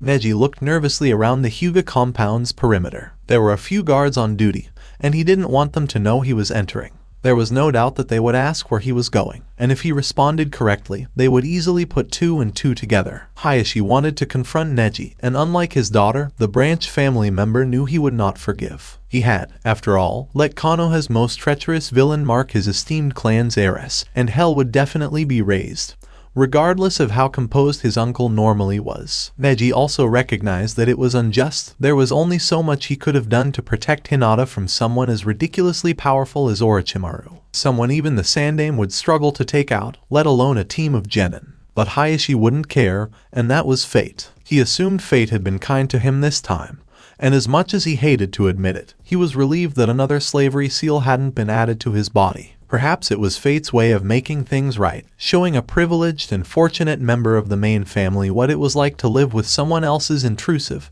and controlling seal. Or maybe it was just to get him into trouble with Hayashi. Perhaps Hayashi would force him to retire as a shinobi. Fate was a fickle creature. With a sigh, he straightened himself out elegantly so as not to give the guards in front of him the wrong impression, and walked towards the gate. Hayashi, what would you do to him? Was he going to be tortured so Hayashi could show him what it was like to feel the pain his daughter had felt? He was aware that she hadn't awoken in a day or two, and he was aware that there had been an incident or two when she did. He didn't hold Hinata responsible for what was about to happen to him, not because he was certain she would never do the same, but because it was simply fate. It was fate's fault that the snake-like traitor had appeared in the forest. Shaking his head slightly, he brushed past the guards without so much as an acknowledging glance. It appeared that they were aware that he was meeting with Hayashi, because they opened the gate when they saw him. He walked quickly into the compound, not needing to use his Byakugan to find Hayashi because he knew where the clan head would be. His house was where he always held these meetings that Neji felt were only ever held with him. It was ironic, because the only time he was ever allowed to enter the home of a major family member was when he was in trouble. Not the kind of trouble where he'd get slapped on the wrist and told not to do it again,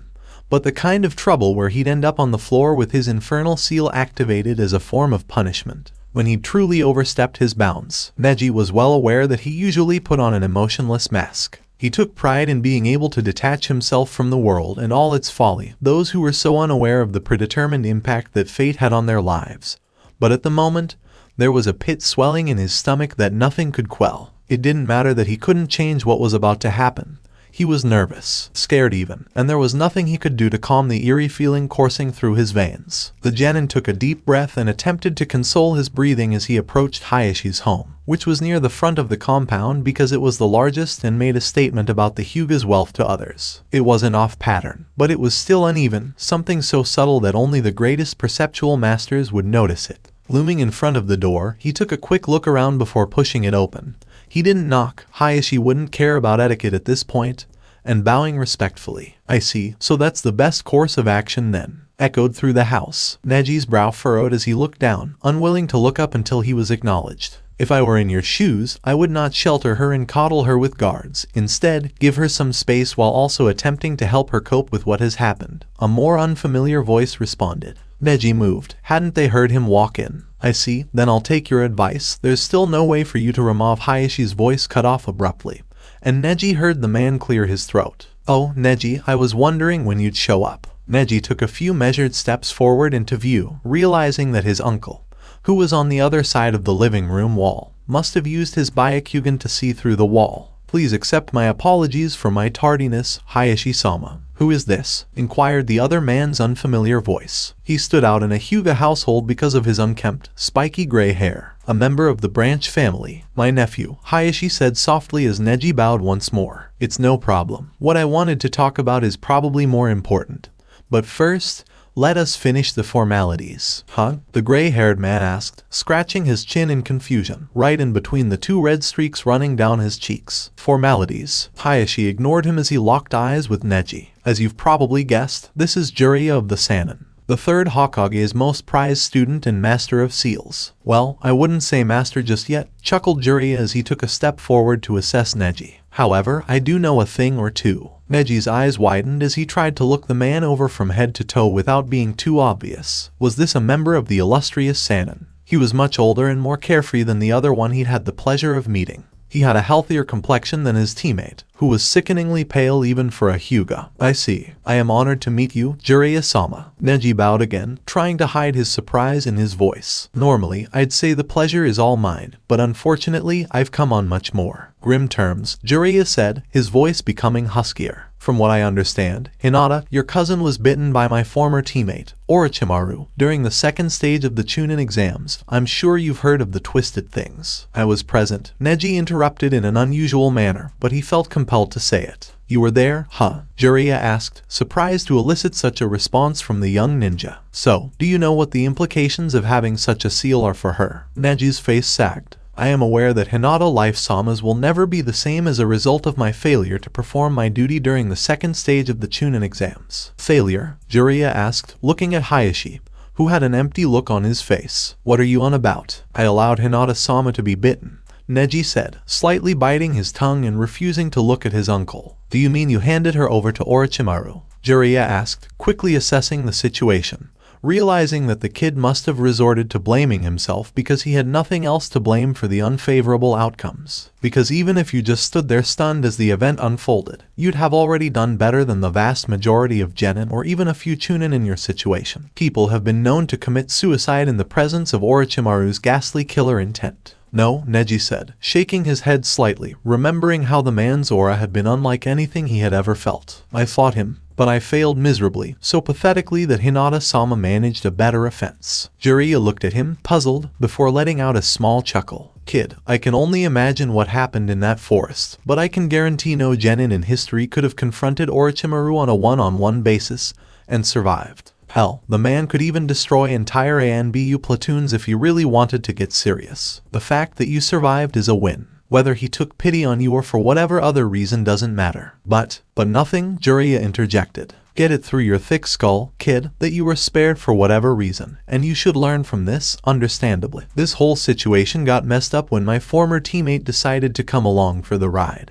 But while half the competition was killed in the forest, you came out alive. Learn from this and hold your head high." "I suppose you're right, Jiraiya-sama. Fate decreed that I live." "Fate wouldn't give a rat's ass about what happened to you in that forest," Jiraiya interjected, once more attempting to remove the thought of an all-powerful being from Neji's mind. "Your destiny is yours and yours alone.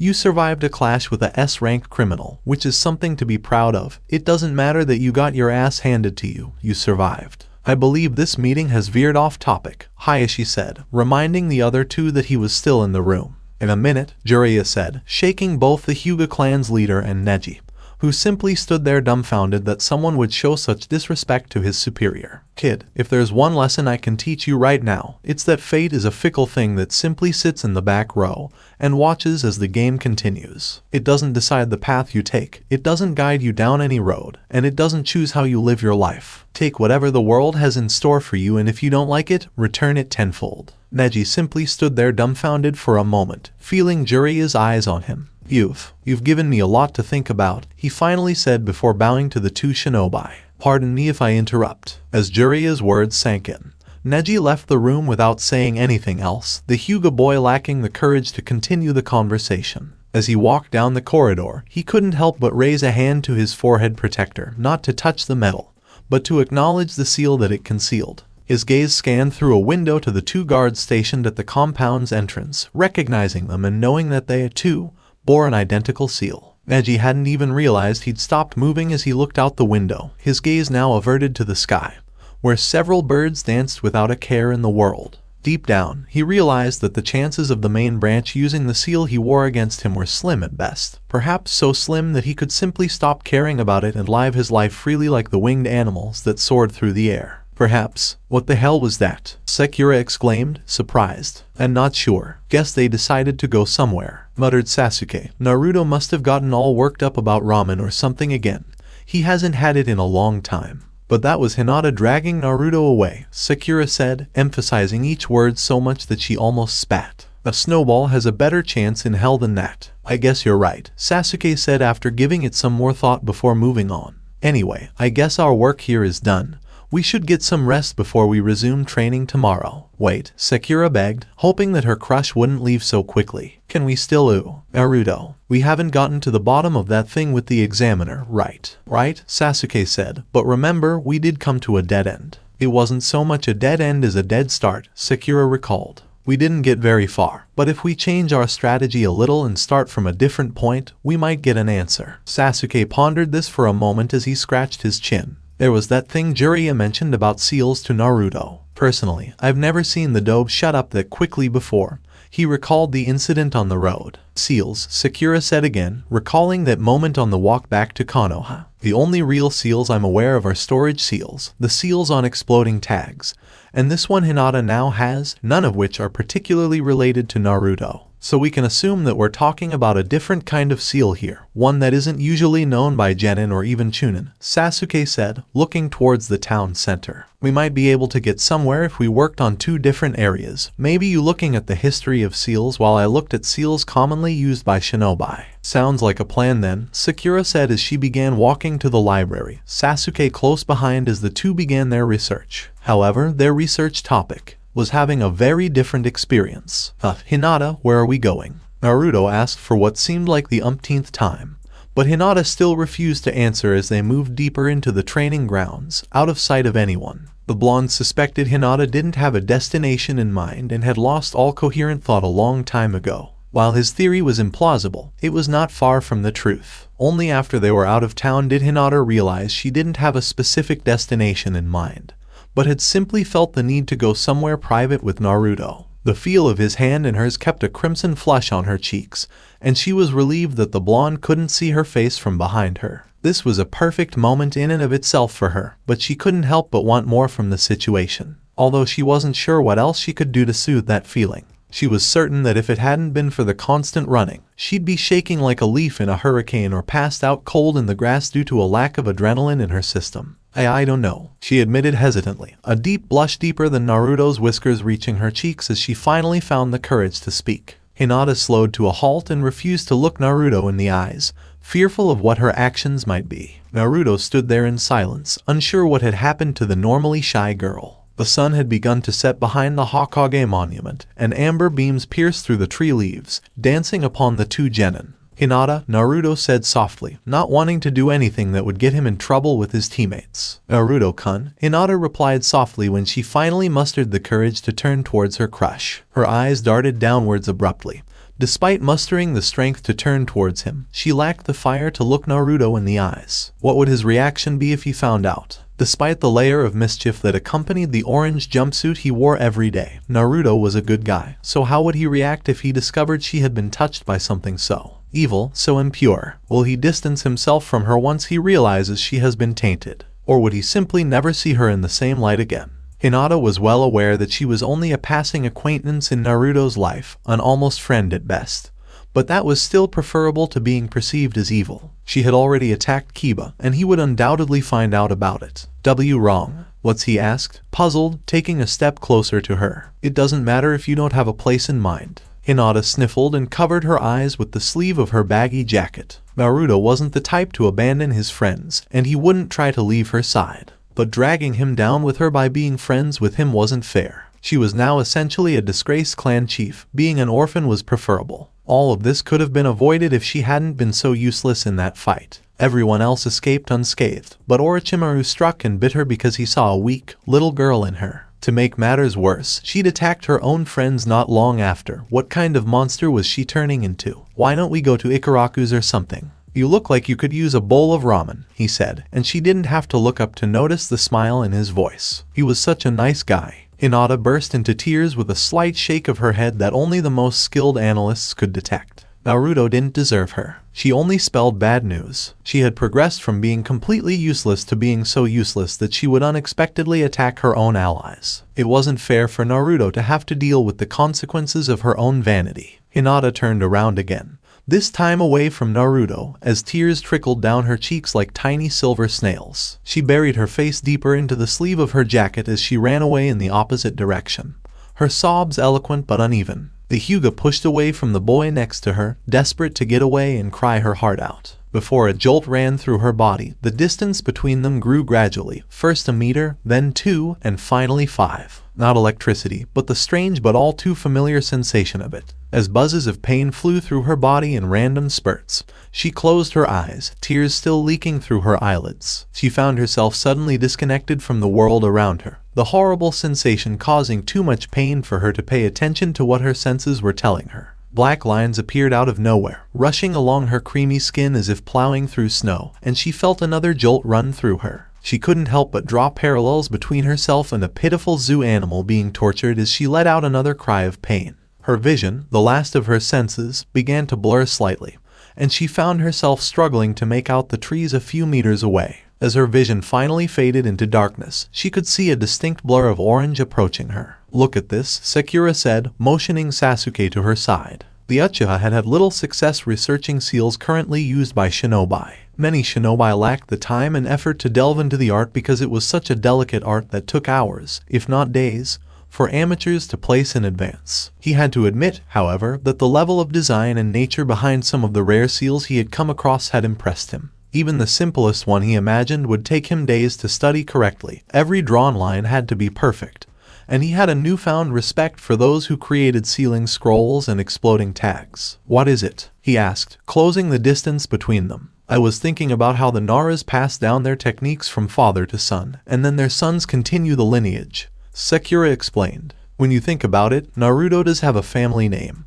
but it had to come from somewhere, so I started digging into old clans, and that's where I found it." "What did you find?" Sasuke inquired. Sakura approached him with a dangerous glint in her eye. "The Uzumaki family." This surprised Sasuke a little. Part of him had assumed Naruto was simply from a civilian family who had been killed during the Kyuubi's rampage so many years before. But this, so where are they? "Dead," Sakura stated solemnly as she returned her attention to the scroll in front of her. "The clan's remnants are probably scattered around the world, but the majority of them were wiped out." "Any reason why?" Sasuke inquired, sensing that they were getting close to solving this mystery. Apparently they were relatively close to the Senju clan, so it could have been an attack from one of Konoha's enemies who harbored a grudge from one of the previous wars. Sakura continued to read. The only other thing notable was their skill with Fuinjutsu, which made other Ninja Town attempts look like children's drawings. As he returned to the scrolls he had been studying, Sasuke couldn't help but wonder if the members of the Uzumaki clan could draw those seals with their eyes closed. He remembered Jiraiya saying something about Naruto knowing something about the importance of seals. Thus, by connecting the dots, it appeared that, had Naruto still had his parents' heritage,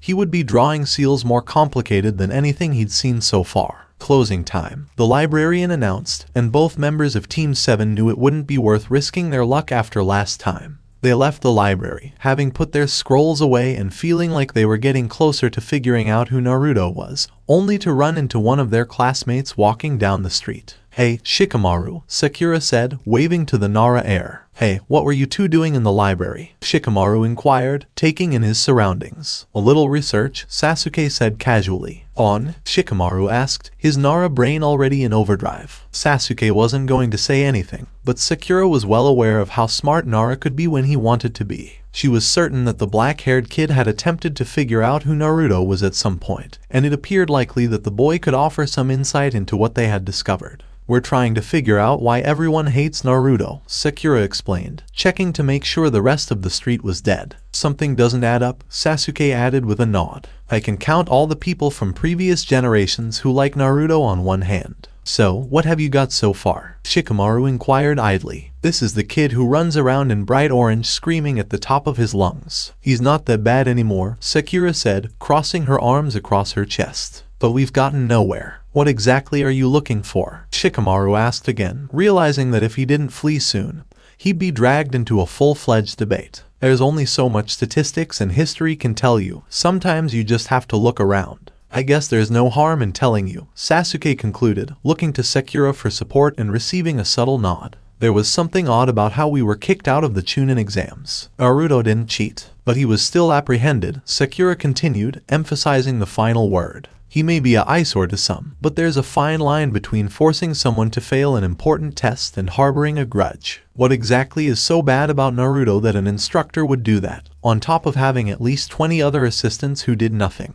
They'd think we'd coup. We're not even foreign shinobi. You'd think they'd coup." "You mean like how he's the Jinchuriki of the Kyuubi?" Shikamaru said, stifling a yawn, as if it were common knowledge. Sakura and Sasuke only blinked a few times as they tried to comprehend what Shikamaru had just said. Several seconds passed as their jaws steadily descended to the point where onlookers thought they were about to eat the dirt they were standing on. "What?" they exclaimed in unison, causing the Nara to wince. Shikamaru sighed and rested his hand on his brow. "Troublesome." Those who knew the trio beforehand would say that the scene before them was exactly what they had envisioned. Naruto standing apart from Sasuke, who appeared to be brooding over some unknown topic, and Sakura standing close to the Uchiha's side. The reason for this, however, was quite different from what most people would think. Naruto had had the fun job of piggybacking the Hyuuga back through the middle of the area he had been dragged through the day before, after being left alone with Hinata and the girl having fallen unconscious. Needless to say, they were not the happiest bunch of people when they discovered the girl passed out. Then, having to sit with the clan's leader and go through a step-by-step analysis of everything that had happened was, to say the least, unpleasant.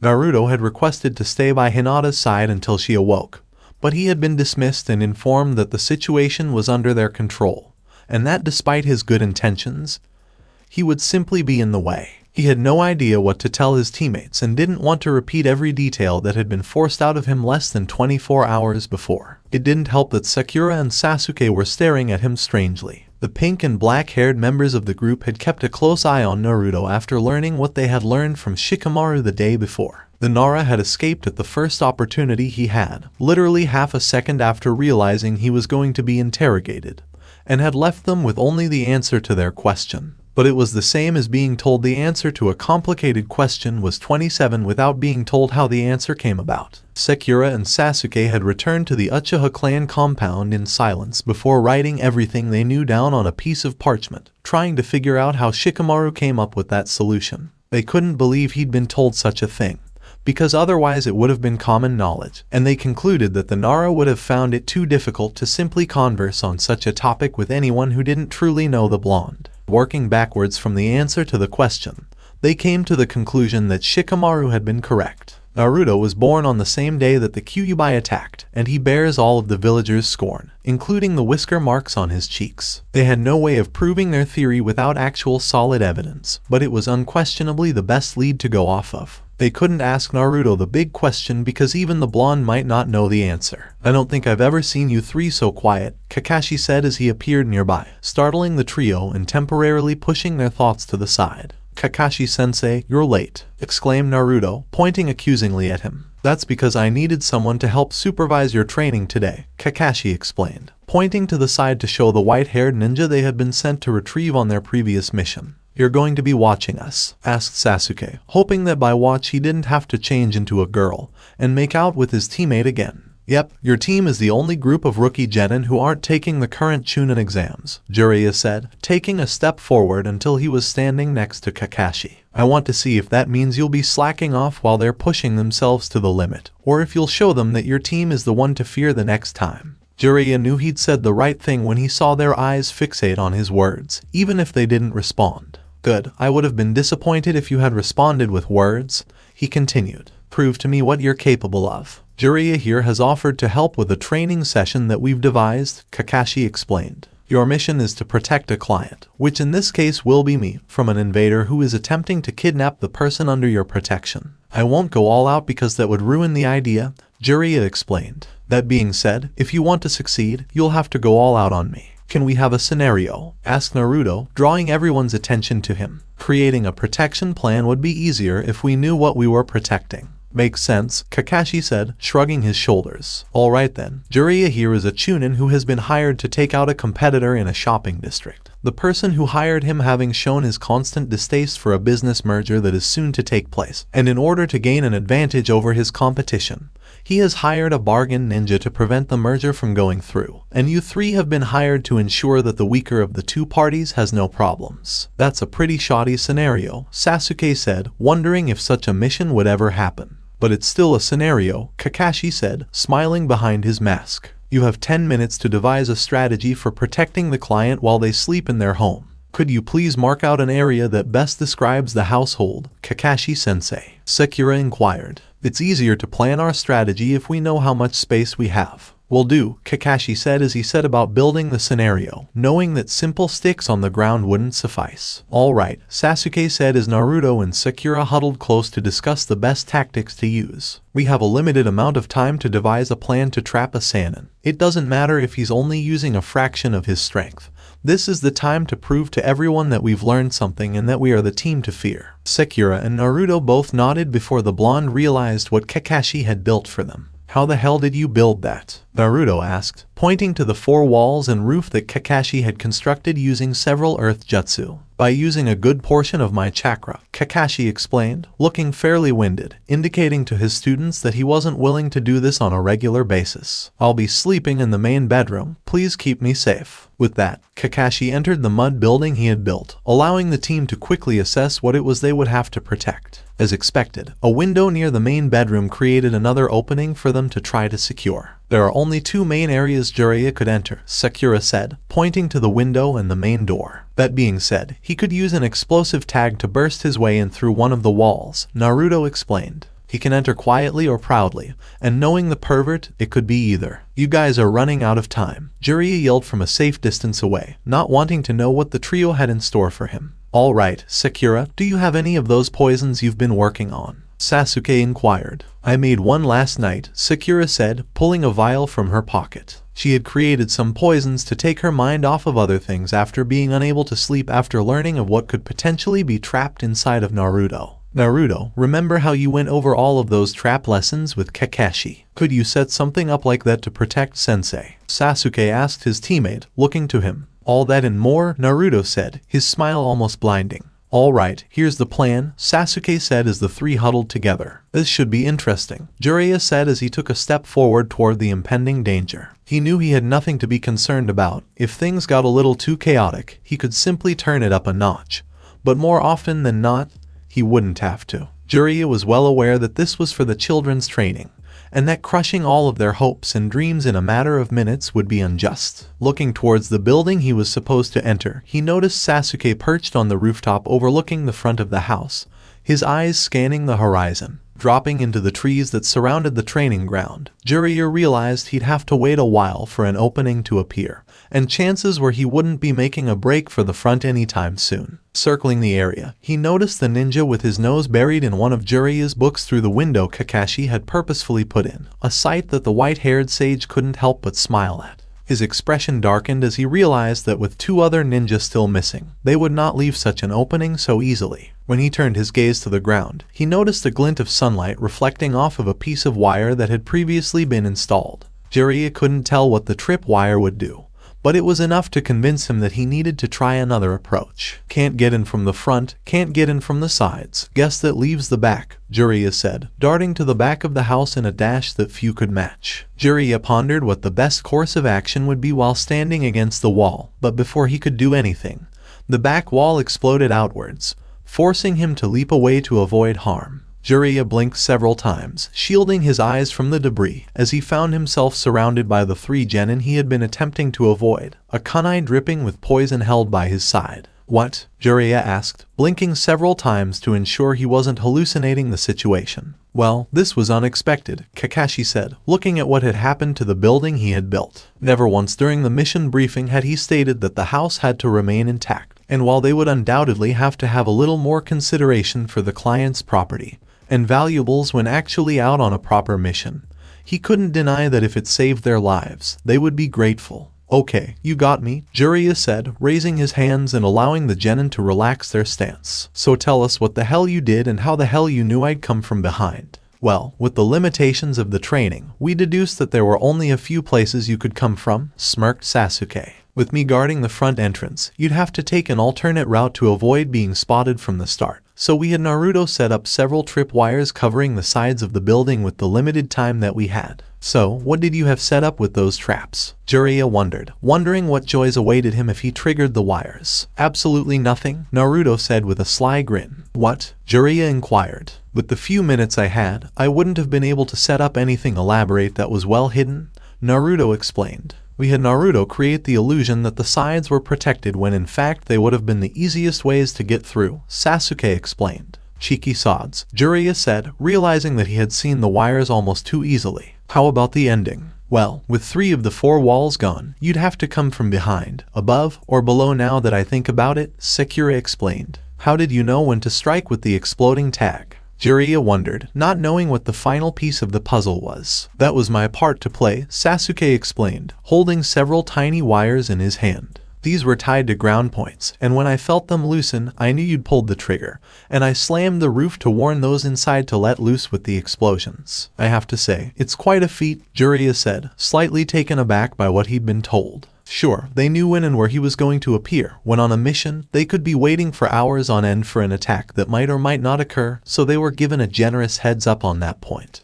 Apart from that, Jiraiya couldn't fault what the 3 had done and knew that they had all contributed to this in some way. Almost no time would have passed while he waited in the trees for them to set up the trap. You've assembled quite a crew here, Kakashi. Seems like I do, said the copy ninja, who was as surprised as the sage by the results. He'd only taught his students the fundamentals of everything they'd just demonstrated, and he wondered what they'd be like once he started teaching them more advanced techniques. It had taken a collaborative effort from all of them to create the plan, and if they had more time, they would have most likely done things differently. Even if he was being gentle with them, capturing the Sannin had been no easy task. We're awesome like that, Naruto boasted, beating his chest with his fist, an act that elicited a small smirk from Sasuke. So, what do you want us to do now, Kakashi-sensei? Sakura inquired, curious as to what their teacher had in store for them now that the impromptu test had been passed. Well, I didn't expect you to pass that on the first try, Kakashi admitted sheepishly, rubbing the back of his head as he considered what he'd have his minions do.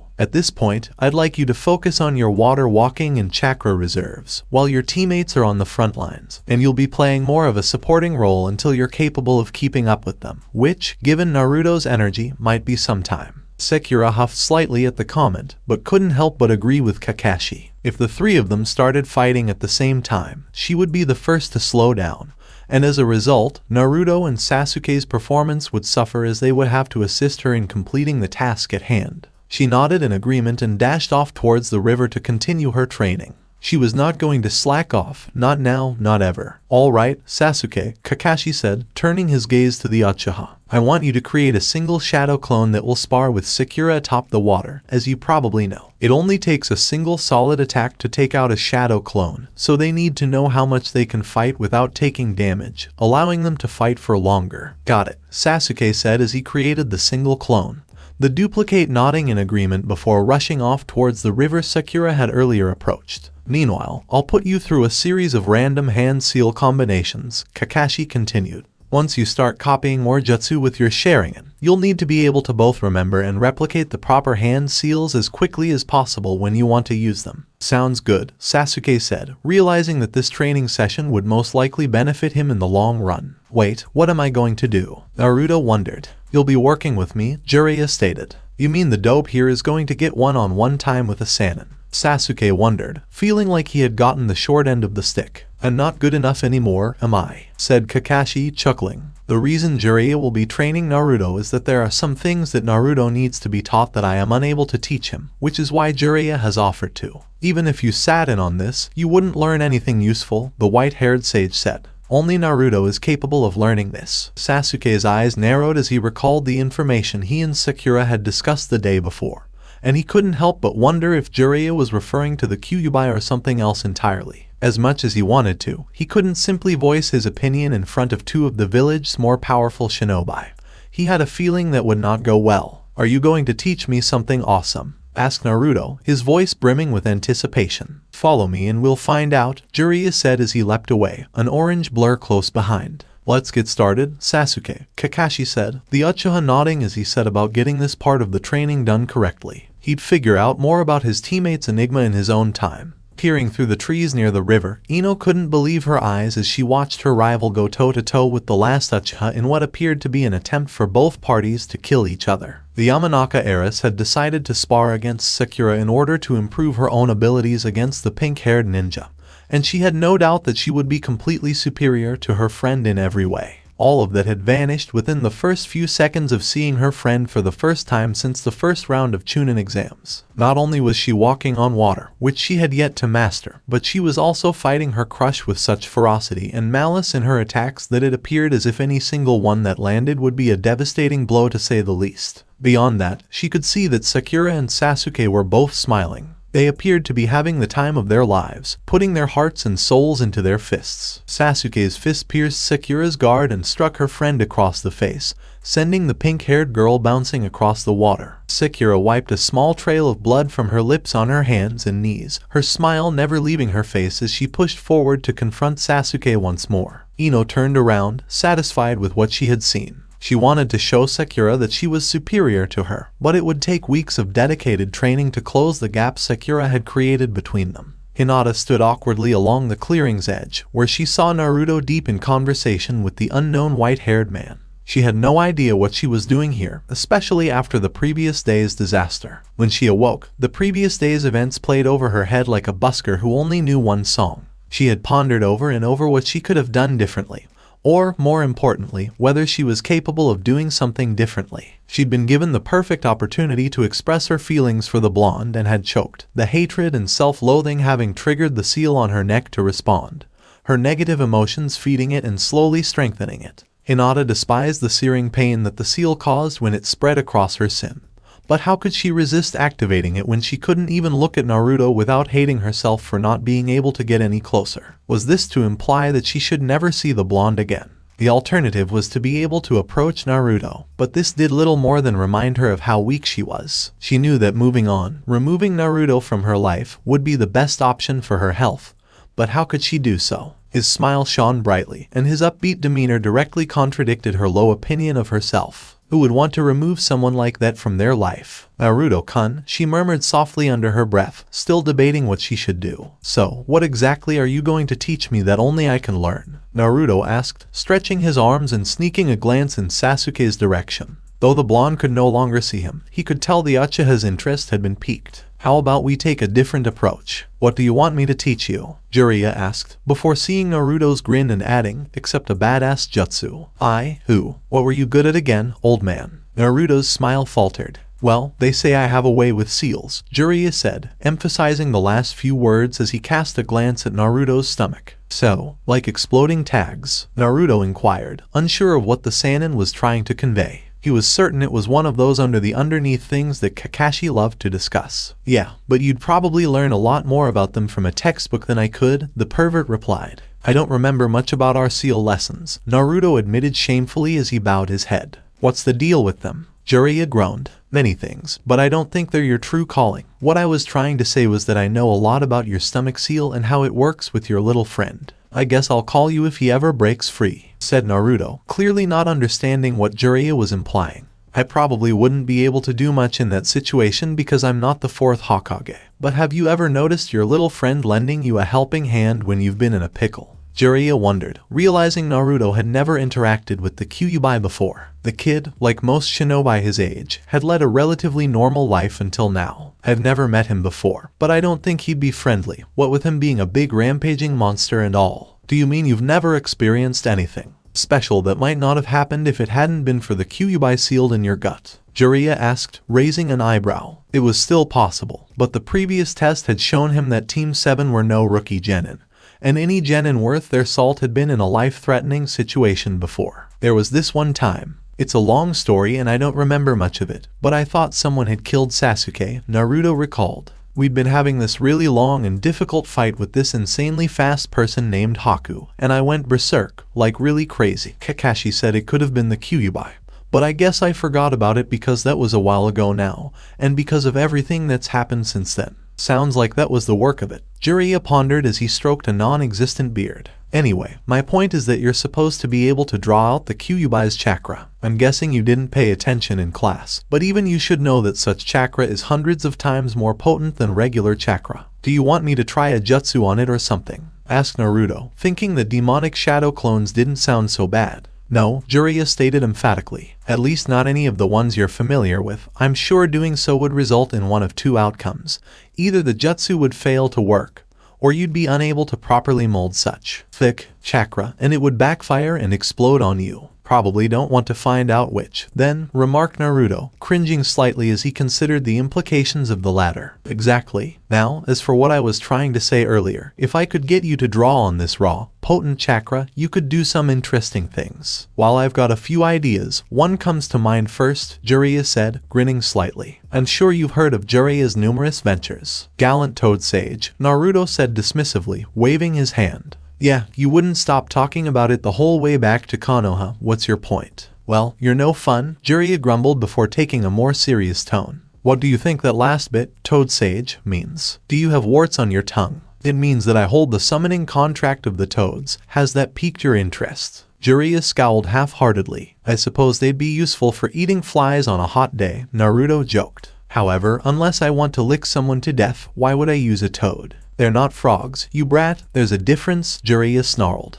"I guess I'm not going to let you sign the contract after all." Naruto's demeanor changed slightly. He knew a little bit about summoning contracts. They'd piqued his interest when he thought people would blow each other up with large, scaly dragons. But he'd lost that interest quickly when he learned that a turtle was considered a rare summon. But he hadn't expected the perverted sage to offer him one. He had assumed Jiraiya was planning on using them for training, but that was clearly not the case. "All right, fine, I'm listening." "Good," Jiraiya said, eager to get started on his strange theory. "Summoning contracts require chakra, and it requires a little bit of control over said chakra. But you don't have to mold it like you do with regular jutsu. What I'm thinking is that if we can get you access to this supposedly potent chakra, we can have you get a feel for it while also giving you access to the best summons out there." "I don't get it," Naruto admitted, having followed Jiraiya up to a point. "Why can't I just use my own chakra? I mean, I think I have more than Kakashi-sensei." "That you do, brat," Jiraiya said, nodding. "But what you don't realize is that you're used to shaping chakra, not just releasing a large amount and letting your blood do the rest. It's different. And also, think of your chakra as a huge flabby muscle. Sure, you've got potential, but Kakashi's is healthy and defined, well used." "I'm still perplexed," Naruto admitted. "I constantly use shadow clones. Why isn't my chakra muscle healthy or well used?" "It's one of the disadvantages of being a massive bank of chakra," Jiraiya explained. "You rarely reach into the depths of your chakra, and as a result, your muscle isn't well defined. Because, like any regular muscle, you must push it to its limit in order to keep it in good shape." He shook his head. "So don't worry about it for now. Just listen to what I'm telling you to do and you'll be able to summon toads." "Right." Naruto nodded, grateful for the man's final summary as he had gotten lost long before the man even mentioned chakra molding. Hinata's pupils constricted as she watched Naruto converse with the older man. It hadn't taken her long to recognize the man as Jiraiya of the Sannin, especially since he seemed to boldly proclaim it every few minutes. But what was going on? Naruto appeared engrossed, but he also appeared to be lost. Unlike the lessons they'd had with Iruka-sensei at the academy, where the blonde usually expressed disinterest. It was strange, she couldn't recall him acting this way with a teacher before. His body language showed respect, but it seemed to contradict his almost constant yells of pervy sage. She still felt awful, but watching the boy had helped alleviate the sense of helplessness that had been coursing through her veins for the past few days. Though the small surge of confidence she'd felt was like a tiny, lit candle floating on top of a vast ocean, threatening to go out at any moment, she'd almost summoned the courage to approach him and apologize for the events of the day before that hadn't gone so well. And the moment she stood up, she found herself ducking down behind the bushes once more. It wasn't surprising that she was too useless to even take a single step, but she was getting used to it. Maybe if she was a little bit stronger. "You're just going to leave me to read your perverted book somewhere," Sasuke said, looking at his sensei. Despite the fact that the previous few hours had been extremely repetitive, he knew it would have aided him in the long run. If he had to guess, he would say he could now perform an 8-seal jutsu between 1/4 seconds faster. While it didn't seem like much, he was well aware that it took less than a second for one's life to end, and that, in a battle between ninja, even the smallest of time periods helped. "Actually, I was planning on asking Kurenai if your former classmate Kiba would be interested in sparring with you tomorrow," Kakashi explained. "Given that he'll be competing in the finals in about a month, I'd assume he'd be looking to push himself against some good competition.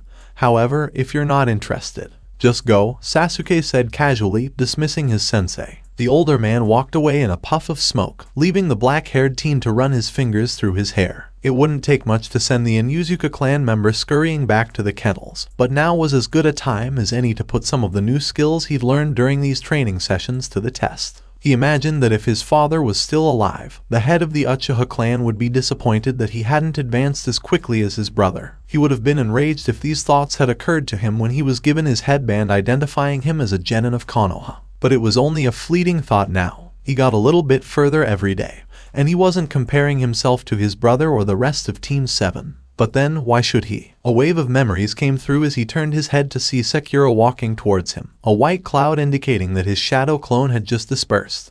Before his mind could delve into how he and Naruto were two sides of the same coin, Sakura spoke up before he could even begin to piece together what had happened. "Your clone was ruthless," Sakura said, wiping her cheek with the back of her hand. "You wouldn't want me going easy on you right now, would you?" said Sasuke, his teammate slightly irritated. "It would have been nice if I could have actually landed a hit instead of playing the dodge game for the better part of 2 hours, Sakura said, putting her hands on her hips and doing her best angry mother impression. "I'll tell you what, I could use something to eat. Shall we see if Jiraiya and Naruto are done?" Knowing Naruto, he's probably hungry. Sasuke simply shrugged his shoulders as the two of them began to walk side by side across the clearing. The mass amount of white smoke filtering through the air indicated that his shadow clones were bursting one after the other, so they didn't need to see the blonde in particular to know where he was. The reason, however, was a mystery to both of them. "What do you think he's learning?" Sakura inquired. Sasuke couldn't help but pause as he tried to think of a reasonable response. This was apparently something that only Naruto could learn, which scared the Uchiha a little. Did this mean he'd be taught some outrageous jutsu due to his massive chakra reserves? Or would it be something more focused on a creature that may or may not reside within the blonde-haired teammate? "I don't know," Sasuke said slowly, because he couldn't think of anything to say. There were theories and possibilities, but if he hadn't been given full proof by this point, he wasn't going to shout his ideas down the street like a preacher. However, he hoped to have the answers he sought soon. It would be an understatement to say that watching the blonde continuously beat the living daylights out of himself was entertaining. Whenever the herd of Naruto clones shrank in size, the blonde was ready to summon another batch without depleting his reserves. Having repeated such a high-scale jutsu on a repetitive basis eventually wore the boy out, much later than the Toad Sage had anticipated, and the teenager was a heaving broken mess kneeling in front of the elderly man. Jiraiya's eyes narrowed slightly as he heard a few nearby leaves rustle. A glance to his right confirmed that they had an uninvited guest with them, and it didn't take long for him to recognize her as the Hyuuga heiress, the reason he had been brought back to Konoha in the first place. He considered just letting the girl do whatever she was doing because she didn't appear to be harming anyone. But the fact that he was going to teach Naruto how to use the Kyuubi's chakra dissuaded him. The chakra was too dangerous to practice in front of random bystanders, and he knew Naruto would never forgive him if the boy's secret was revealed without his permission. Jiraiya sighed as he realized he had two choices: avoid using the Kyuubi's chakra for the day's session, or scare the little girl away. But something in the back of his mind told him that the latter was a bad idea. Orochimaru had marked her, and from his conversation with the Sandaime, he had gathered that she was far from emotionally stable. To appease the little nagging voice, he convinced himself that summoning a toad wouldn't be too difficult. In any case, the boy should get a sense of what the whole thing was about. "So, you do know what a summoning contract is, right?" he asked, more to conceal his discovery of the Hyuga's presence than to cast doubt on Naruto. "Yeah," Naruto said. "It's this thing you sign that allows you to summon a specific type of creature into battle. But the cool thing is that you usually sign it with an entire species, so you can summon a variety of creatures." "That's a good lesson to learn right away,"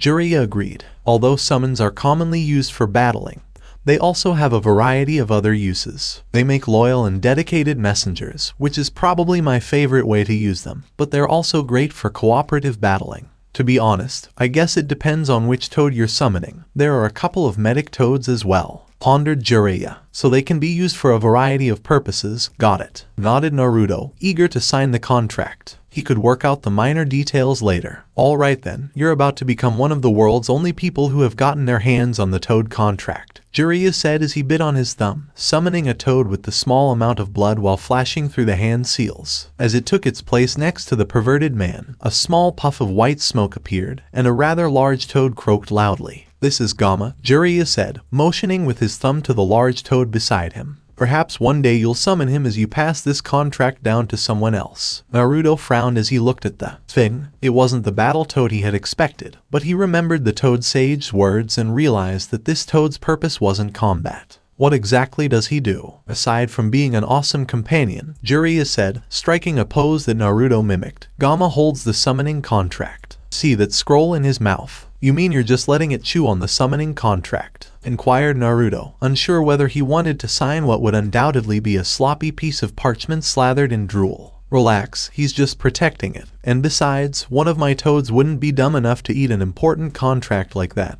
huffed Jiraiya, crossing his arms. Gamma let out a sigh and extended his tongue, presenting the scroll to Jiraiya, who took it before tossing it to Naruto, who quickly caught it. "Put it open." "All right," Naruto said, laying the scroll down and spreading it across the stones in front of him. "Those are the names of all those who have been able to summon toads in the past," Jiraiya explained as Naruto examined the names in front of him. He imagined that if he had paid attention in history class back at the academy, he might have known some of the first people to sign the contract with the toad. "Instead of writing your name in ink, you'll have to write it in blood." Nodding, Naruto began to work as Jiraiya looked over his shoulder, knowing Hinata was watching from the shadows. He hoped he wouldn't be punished for this prank, but the only person in the village who could actually punish him was his old sensei. While it would undoubtedly be painful, he could live with it. Sasuke and Sakura were surprised to discover that they weren't the only ones intruding on what their teammate was doing after nearly walking into the clearing.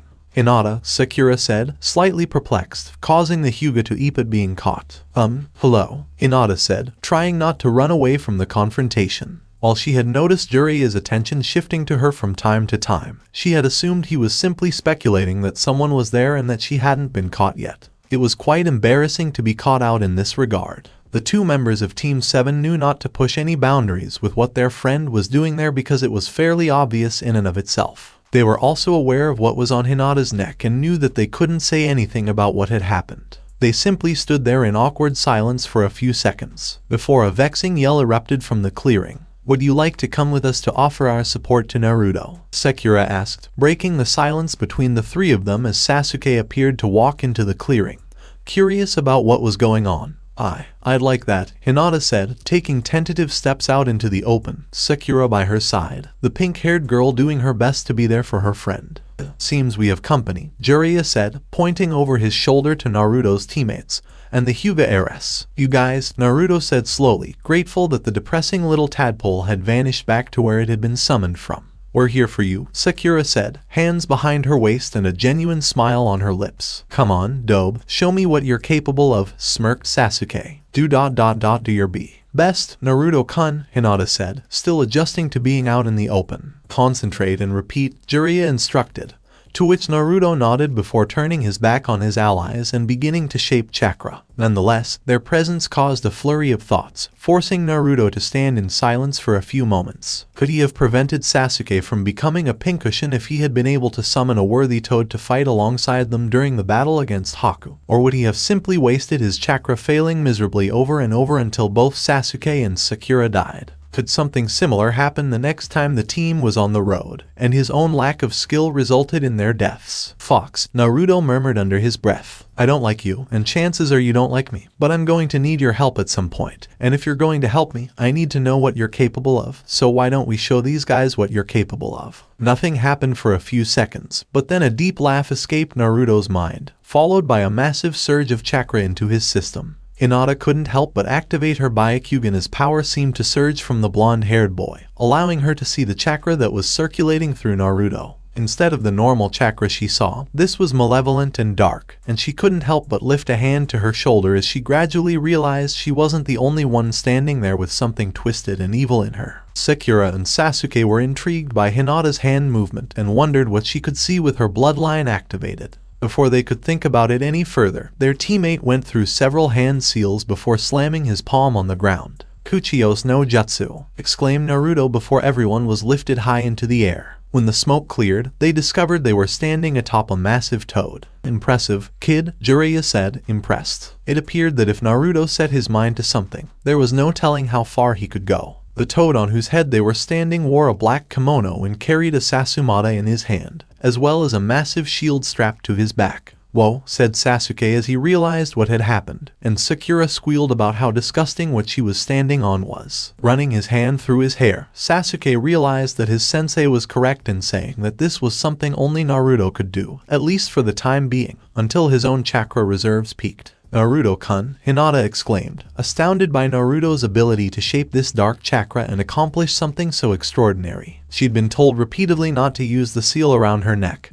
but if she could replicate his actions and do something so incredible, would it be worth it? Whoa, Naruto exclaimed as he realized what he had done before the entire toad shook slightly from side to side, causing everyone to wobble a little. What the hell? Sorry, I'm a little clumsy, Gamekin apologized, still perplexed as to why he had been summoned when there appeared to be no battle going on. All he saw in front of him was a Jounin of Konoha wearing a mask over the lower half of his face and a headband over a single eye, who appeared to be completely confused about what was going on. Sasuke sighed and lowered himself into a ready stance. With a cocky grin, his opponent mirrored his actions, the Inuzuka's dog barking loudly in support of its friend. Don't expect to win this, Sasuke, Kiba mocked, his voice arrogant but friendly. You may have kept a hair's length ahead of us all at the academy, but I've really grown since I became a genin. Have you? Sasuke inquired, a smirk on his face. Though, as Naruto had demonstrated, someone with no notable prowess as a shinobi could improve quite dramatically in a short period of time. He seriously doubted that the long-haired boy in front of him could have increased in skill as exponentially as Naruto had. That said, he would never say that to his blonde-haired teammate. You'd be surprised, Kiba snorted. If you don't come at me with everything, I can't guarantee you won't look bad in front of your team. Kiba concluded, motioning to Sakura and Kakashi on the sidelines next to his own team. One of the key questions that arose at the start of the day when the two teams met was where Naruto was, and Team 8 had been informed that he was suffering from mild chakra exhaustion after performing some heavy jutsus the day before. While Kiba laughed at how pitiful the blonde was, Sasuke and Sakura exchanged a look, saying that if the Inuzuka had seen what Naruto had done, the feral boy would most likely have soiled his pants. What none of the genin realized was that the entire story about Naruto having chakra exhaustion was a ruse concocted by Jiraiya and Kakashi. The real reason Naruto was absent was that he had been instructed that by allowing the fox to allow such a surge of chakra into Naruto's network, they needed to ensure that the seal had not been damaged from the inside. This also meant Naruto couldn't do anything too strenuous because it would agitate the seal even more. If everything went well, they could conclude that the seal would not be broken anytime soon, and Jiraiya could begin teaching Naruto how to better harness the power that the Biju had given him. Trust me, if you don't come at me with everything, I probably won't have to show you more than half my strength, Sasuke boasted. Huh, you've always been a bad bluffer, Sasuke, Kiba chuckled before beckoning with his right hand. Now that we've squandered enough time, let's see if you've got a bite to back up that bark of yours. Sasuke didn't need an invitation to close the gap between himself and the other boy, smashing a fist into Kiba's gut. Kiba, contrary to what Sasuke had expected, did not collapse and managed to stay upright, albeit with a slight wheeze. The dog-like boy snapped a knee up and connected with Sasuke's chest before the Uchiha could adjust. He hadn't anticipated the cockier boy packing such a punch, but Sasuke ignored it as he used the momentum from the Kiba's attack to backflip away and catch his breath. He was about to charge back at his sparring partner when he noticed Akamaru charging for him. The dog was quick, but it was so small that sidestepping it was almost effortless. As he prepared to return his focus to Kiba, he noticed that said genin had already taken advantage of the distraction and was charging at him with a ferocious punch. Seeing it in time, Sasuke managed to raise an arm to block it and kick himself off Kiba's thigh, giving him some breathing room once more. What the Uchiha had failed to notice was that Akamaru was following him, and he paid the price as the much sharp teeth sunk into his left calf. Sasuke cursed as he lashed out with his foot, as he hadn't expected to shed the first blood of the match. Though he wanted to admire his work as he heard the dog's yelp, landing a few yards away from the two shinobi, he couldn't because he noticed the Inuzuka boy up in his face again. "They're double-teaming me," Sasuke observed dryly. It was a fairly obvious tactic, one that wouldn't work against anyone for long, but Sasuke found himself powerless to stop it. He could have used lethal force, but that was hardly appropriate given that it was only a spar. He exhaled loudly after closing his eyes for a second, acutely aware of the incoming attack from the approaching Kiba. His eyes opened a split second later, his irises bloody red as two Tomio circled each pupil. With his Sharingan activated, it was easy to figure out that the Inuzuka was attempting a feint, so Sasuke shoved him backwards and forced him to lose his balance in the brief time period between the fake punch that the feral boy threw and the kick he attempted. Kiba was a strong man, so the sudden loss of weight caught him off guard, and he was left defenseless as the Uchiha unleashed a barrage of punches. Akamaru approached Sasuke once more, but a furious bark revealed his surprise, and Sasuke tossed a shuriken at it, stopping the puppy in its tracks. He noticed movement at the edges of his vision and returned to Kiba, surprised to see that the boy had vanished. Sasuke noticed the boy making a beeline for his dog a split second later. Unsure of what the Inuzuka was up to, having rarely seen the boy's techniques, he watched with mild curiosity as the white animal was scooped up and quickly slipped something from Kiba's pocket. With astonishment, Sasuke watched as the dog's fur turned red. "It's been a lot of fun, but I'm afraid we're going to have to take this seriously now." Kiba smirked as he placed the dog on top of his head and flashed through a few hand seals. "Shikyaku no jutsu," exclaimed Shikyaku. The boy sank to his knees and leaned forward, almost giving up his bipedal status. Sasuke braced himself, expecting Kiba to charge at him, but was surprised to see him form more hand seals instead. You shouldn't have let me get this far so quickly." Jijin Bunshin. Akamaru transformed into an almost exact replica of Kiba and sprang off the boy with a small puff of smoke. Sasuke leapt forward and attempted to knock the disguised dog aside after noticing that his movements were unsteady, more feral than those of his partner. His blow was easily deflected, and the Uchiha fled, Kiba no doubt rising to attack and clobber him from behind. The Uchiha smirked as he deactivated his Sharingan after a few seconds of breathing time. With what he had planned, he couldn't afford to use up any more chakra than was absolutely necessary. "That's an impressive trick, but don't think you're the only one with a secret weapon." Kiba chuckled as he asked, "What are you going to do? Throw a fireball at me? Copy one of my jutsu?" In the latter case, Kiba was undoubtedly far more skilled at using his familial jutsu than the Uchiha in front of him. "No," Sasuke smirked, lowering his voice to a whisper, "Kage Bunshin." Sure enough, a Sasuke replica worthy of Naruto appeared next to the Uchiha, surrounded by puffy smoke. "Let's raise the stakes a tad." With a clone, Kiba shook his head, clearly misunderstood by Sasuke. "I'm sorry to break it to you, but Akamaru here isn't a figment of your imagination.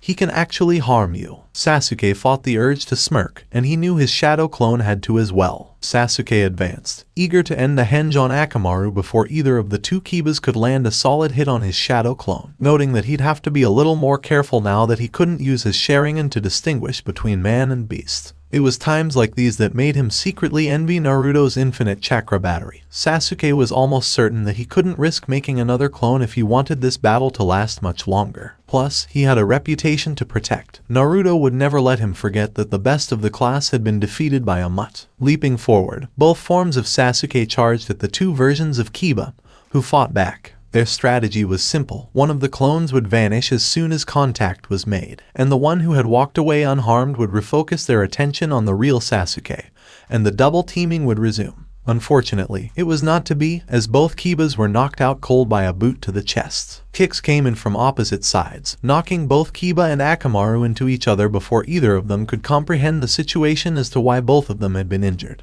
Kiba reached into his pocket and pulled out a smoke pellet, tossing it into the ground and allowing purple smoke to hide both himself and Akamaru from view as he tried to figure out what had happened. There's no way Sasuke could have done that himself, Kiba reasoned. He couldn't let the mystery go unsolved for much longer, as Sasuke would undoubtedly milk it for all it was worth. He quickly smelled the Uchiha and his clone.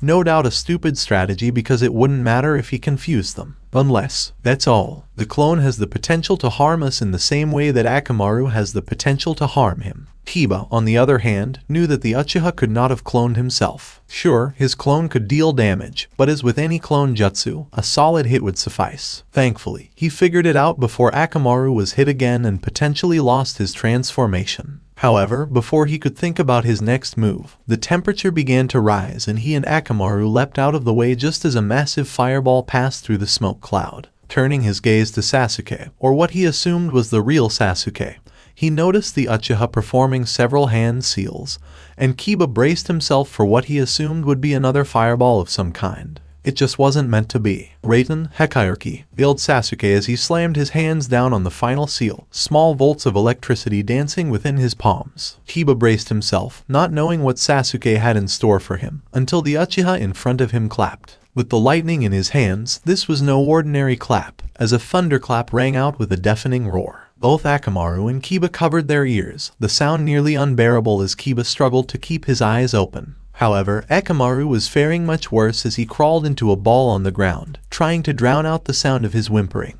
This was all the space Sasuke's clone needed before slicing Kiba's throat with the cold, sharp edge of a kunai. "This is my victory, Kiba," Sasuke declared, wondering if the Inuzuka could hear him yet. "Good job, you two," Kakashi said as he closed the gap between them with Sakura by his side. Hiranai and the rest of her team were close behind them. "Looks like you got me. Next time you won't be so lucky," Kiba said as Akamaru reverted to puppy form. "Did you really have to make that jutsu so loud?" "It worked, didn't it?" said Sasuke casually as his clone vanished. "Anyway, Sasuke, while you're like this, you and I are going to spar for a little while longer. See if we can build up your stamina a little," Kakashi said, eager to continue pushing his students. Given that it was the first time he had seen Sasuke use the technique he had taught him, and in such convincing fashion, he reasoned that he needed to reconsider just what the Uchiha could do. "What do you want me to do, sensei?" Sakura asked, looking up at the silver-haired teacher, while Kiba received words of encouragement from his team for a job well done. "Considering the vast amount of poisons you will most likely be working with, I brought some of the more common ones, as well as books describing just what they do to the human body that you will most likely come across in a bag near the river," Kakashi said, pointing to the water source. "I want you to start injecting yourself with minute amounts of these poisons to begin building up immunity in case something goes wrong during the fight." "Got it," Sakura said as she moved closer to the river. "Thank you for your help, Kurenai," Kakashi said, turning to face his fellow Jonin. "I'm sure Kiba learned a lot from this spar," Kurenai said as she placed her hand on the boy's shoulder. "Come on, Akamaru, let's go get something to eat before we get right back into training," Kiba said, not letting his loss dampen his determination in the least. "Do you want to come get something to eat, Shino?" "Thank you for the offer, but I will decline because I believe I will use this time to train. Given that you managed to get a spar in, I believe I may have fallen behind ever so slightly, and I will use these few minutes before you resume to catch up on that small gap," Shino said solemnly. "Suit yourself," Kiba advised. "How about you, Hinata? Would you like to grab some lunch?" "Actually, I have a meeting with my father, and it would be impolite for me to be late," Hinata explained. "If you'll excuse me," Hinata said as she began to walk away from her team. And while Kiba and Shino didn't notice, Kurenai couldn't help but notice the retreating girl. She hadn't been informed of any meetings Hinata had to attend when she picked her up this morning, so she questioned the girl's statement. But if she wasn't returning home, where was she going? Sakura sighed, her feet soaking in the cool water as she looked around the lake. She looked down at her left arm, where a small gash had appeared from where a poison senbon had come into contact with her skin just moments before. After researching a few basic poisons, she discovered that every single book advised, no, stressed, that the reader develop an immunity to whatever poison they intended to use. She figured it made sense. The last thing she needed in the middle of a dangerous mission was to prick herself with a strong toxin and have to compromise her mission. It was also beneficial in that by developing resistances and immunities to specific substances, her immune system would become a little stronger, making her less susceptible to annoyances like the common cold. She examined the small jar of poison Kakashi had purchased from a ninja store. It was a weak strain of a paralyzing toxin that would eventually make the person's muscles harder to move. It wasn't much, and she had used slightly less than the recommended amount, but Sakura didn't want to rush things because she was new to the field. She'd rather take things slowly and at her own pace than rush ahead wildly. That was more Naruto's domain. She admired the finesse of the blob-filled, green, gooey liquid that made up the volume of the glass jar as she twisted it in her fingers. She hoped that one day she would learn how to make her own poisons, as the ones sold in ninja stores were the best. Rarer and more interesting ones were less frequently available in stores. On the one hand, she assumed they had to keep an eye out for rookie genin like her, who were too eager to get their hands on some cool gear, which was probably why the store she had visited didn't stock any deadly strains. While she had mastered the fundamentals of poison making, it still took time and money to obtain the necessary ingredients. So purchasing the products in store was actually cheaper and easier. Having said that, with their supplies so limited, she assumed that if she came across another person wielding poison, it would be of the same variety as hers until she could better use the tools and ingredients at her disposal. She admired the tranquility of the setting. She got some much-needed alone time with Naruto confined to his bed and Sasuke continuing his training with Kakashi. The girl was surprised to find that she could still move her hand with relative ease after flexing it slightly. The poison had entered her bloodstream, giving her a slightly queasy feeling, but it did not appear to be impeding her movement. Perhaps she should have stayed with the recommended amount. The weak strain wouldn't have done much for her anyway, and it would almost certainly take longer to kick in now. Sakura sighed, pushed chakra to the soles of her feet,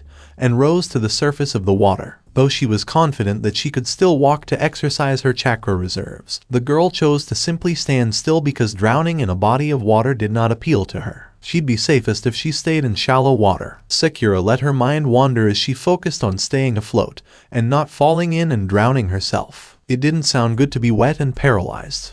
As he fell to the ground, Sasuke sighed in relief. They'd only been going for a half hour, but he was exhausted. "Are you tired yet?" Kakashi asked as he took a step in front of Sasuke. "Strange, I thought you had more stamina than that." I do," Sasuke said after a brief pause to catch his breath. "How come we're on the ground?" "I'm not sure," panted Sasuke as he rose to his feet. He looked up to the masked Jounin, gently massaging his brow as he waited for the man to attack him with another jutsu. "Sit back down," Kakashi said, a more solemn tone in his voice. "Why? I can go on," Sasuke said as he tried to avoid opening his eyes. They felt terrible, like liquid was oozing out, but the genin could tell it wasn't tears. "Just listen to me and deactivate your Sharingan. I believe you may have overused it," Kakashi said. Sasuke obeyed the man's command without saying anything, the pain dulling slightly as he disabled his bloodline.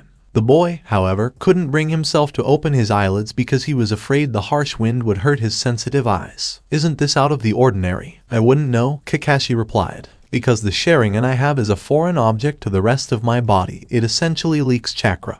Overuse for me is usually just chakra exhaustion." "Yeah, I remember that time back in the Wave Country," Sasuke replied, slightly wincing as he took a second-long peek with his right eye. "You were gone for quite some time." "I was," Kakashi agreed. "So the Sharingan is less of a cursed blessing for you because it isn't a liability in the sense that if you don't have it covered, you'll quickly exhaust your chakra reserves." Sasuke was taken aback when he heard that from the masked Jounin. Sure, he knew there was a reason his sensei kept it hidden, but he hadn't made the connection that it had done such a thing to him. "So, you can't deactivate it. There's a little logic behind all this madness," Kakashi said, motioning to his face, which was hidden behind his slanted forehead protector and mask. "Anyway, when you do have it activated, it will eat up your chakra almost regardless of what you do. I don't recall anyone else from my clan having these problems," Sasuke said, despite the fact that he had only been a child when he last saw another living Uchiha. "Many shinobi are proud to boast about their achievements, but few ever tell others about their own weaknesses," Kakashi said, and Sasuke couldn't help but agree. He assumed that once he had unlocked his Sharingan, his family would have informed him about the potential drawbacks of having the Daojutsu active, or he would have had to figure it out for himself. But, you're right, the Uchiha were a resourceful bunch, and some of them figured out a way to keep the Sharingan from becoming a burden while fighting. What exactly did this entail? Said Sasuke, his brow furrowed. Well, you're not going to like it, Kakashi said, his voice detached yet amused, as Sasuke had grown accustomed to. I'll handle it, Sasuke said, gently massaging his eyes with his fingertips. After all, it can't get much worse than this. Kakashi opened his orange book, assuring his student that everything was fine, and began skimming through the pages. You've got no idea, he explained after receiving a puzzled look from the boy. The pain you're experiencing right now is the result of overuse of the Sharingan, and the only way to get rid of it is to get used to it. Come again, Sasuke asked, puzzled by his sensei's words. You need to get used to and comfortable with the Sharingan, so start using it tomorrow and keep it active for as long as you can over the next week. Naruto sat awkwardly in his room, his boredom reaching new heights. He was well aware of the reason he had been confined to his home, and the last thing he wanted was for his tenant to become agitated. He could only imagine what he could do if he could tap into the fox's chakra more frequently. While it was probably not something to do on a regular basis, Naruto's summoning of the toad the day before proved that it was powerful. Looking down at his hand, Naruto's thoughts returned to the previous day, when he had only been able to summon a handful of tadpoles with his own chakra. Though he had to admit that after exhausting his chakra on making hundreds of shadow clones the day before, he had to be happy he had summoned anything at all. He wondered if he could summon a real toad now that his chakra reserves had been replenished somewhat. Naruto was well aware that summoning something as massive as Gameken was unlikely. The surge of power provided by the fox was unlike anything he had been able to produce himself. Looking out the window, Naruto knew he wouldn't give up until he got it. That was just his ninja way. Naruto's attention was drawn to the entrance to his apartment by a knock on the door. Naruto-kun, are you there? Asked Hinata from the other side, prompting Naruto to sprint across the room from the window to the door in less than a second. When he opened it, Hinata was there, nervously circling her index fingers around one another, but her eyes were determined. Hinata, please come in, Naruto said, waving his hand behind him to let his guest in. Because he hadn't expected anyone to come over, he hadn't bothered to clean up for the better part of a week, which meant that his place looked even worse than when he threw pies at every face he saw at the academy. Thank you, she said meekly, accepting his invitation and stepping forward. She looked at Naruto's apartment, and while it wasn't particularly clean, she saw it as an expression of Naruto's personality. As this was her first visit to Naruto's house, she was surprised to discover that it was actually quite nice. Once you ignored the jumble of clothes and chopsticks that was the couch. I heard you weren't feeling well, so I thought I'd check in to make sure you're okay. Yeah, I'm a little better now, Naruto nodded, realizing she had probably heard from his team that he was suffering from chakra exhaustion. Thank you for stopping by. It was the least I could do after you took care of me the other day. Hinata stuttered as she remembered the day she fainted. What was that all about? Naruto inquired innocently. He had a sneaking suspicion because of the black lines that had sprouted all over her skin, but he figured Hinata would be the best person to confirm his suspicions. Ooh, she nervously bit her lower lip. Was she too scared to tell him? She was too weak to even speak the truth, or perhaps it was because she desperately wanted the words she couldn't say to be false. Would Naruto-kun hesitate in her situation? If you don't want to talk about it, that's fine. I just thought we might want to go wherever you were planning. Naruto smiled. So he wasn't referring to the dreadful seal on her neck. Hinata exhaled a deep sigh of relief before breaking into a small smile. It was nice to talk to someone without having to bring up the seal, which had been the subject of almost every casual conversation she'd had in the previous few days. That's something I'd like. So, where are you going? Naruto asked, grabbing his orange jacket from the back of his couch. I had no idea where I was going to take you, Hinata admitted, her face flushed bright red. Naruto would almost certainly think she was crazy now. Who grabbed people like that and led them somewhere they had no idea where they were going? Heh, that's fine, Naruto said, laughing and rubbing the back of his head sheepishly. That ramen offer is still open, you know. Let's do it, Hinata exclaimed loudly before sighing. What on earth had caused that? She'd always been in control of her emotions, and she'd never yelled things like that out of nowhere. Haha, okay, Naruto said, chuckling. From there, we'll go get some late lunch. Hinata was relieved to hear that, as she had skipped lunch to check on her crush. Naruto-kun, she inquired, puzzled. Yeah, why yesterday, when you summoned those toads, I watched you do it with my Byakugan, and I saw that you weren't using your chakra. Naruto sucked nervously. He probably would not have used the fox's chakra in the first place if he had known Hinata could see it. He remained silent as Hinata continued. I don't know what it was, but it was violent and dark, Hinata said, rubbing the spot on her neck where Orochimaru had bitten her, a movement that caught Naruto's attention. I think I understand what it's like to have something so twisted and evil give you strength, that power. It's intoxicating, and it clouds your mind. Yeah, I guess it does, Naruto said, perplexed. Sure, the Kyuubi's chakra gave him a slight rush, but it wasn't all that bad. They both looked at each other awkwardly for a few minutes, unsure how to continue the conversation. On the one hand, Naruto knew what Hinata was talking about because she had her own cursed seal, but there was no way Hinata could have known about the Kyuubi. Hinata, too, was perplexed, fearful that she had overstepped her bounds when Naruto remained silent. A loud rumbling sound ripped through the room, and Naruto looked embarrassed as he rubbed his stomach. I suppose we should get some lunch then.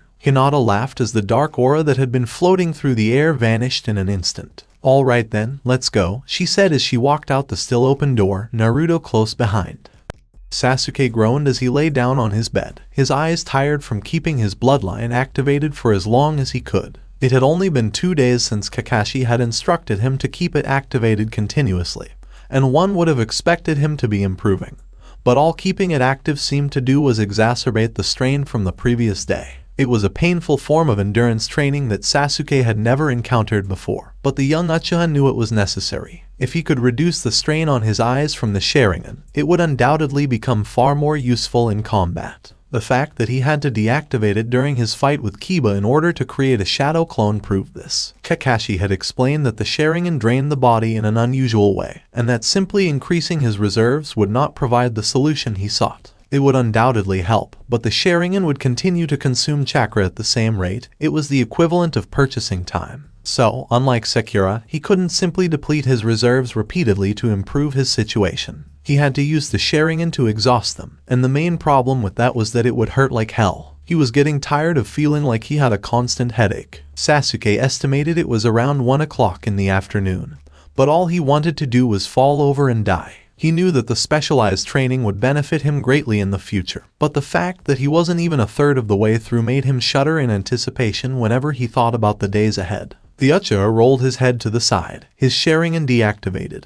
Kakashi had strictly warned him about the fine line between pushing his eyes to the limit and permanently damaging them. However, he knew he wouldn't be able to sleep. His eyes, and thus his head, hurt terribly, but the rest of his body wasn't even close to tired. Though he could use a jutsu or two, Kakashi had also advised him to limit the chakra he used over the next few days so that more could be saved for his eyes to eat through. That meant Sasuke couldn't even dream of creating a shadow clone to spar with, and he had to settle for training with other people. The problem was that Kakashi seemed to spend more time reading that book than sparring with the Uchiha, and Sakura was off building a resistance to another type of poison, unlike the day before. With Naruto still training with Jiraiya, the Uchiha was thoroughly bored and unable to properly exercise his body.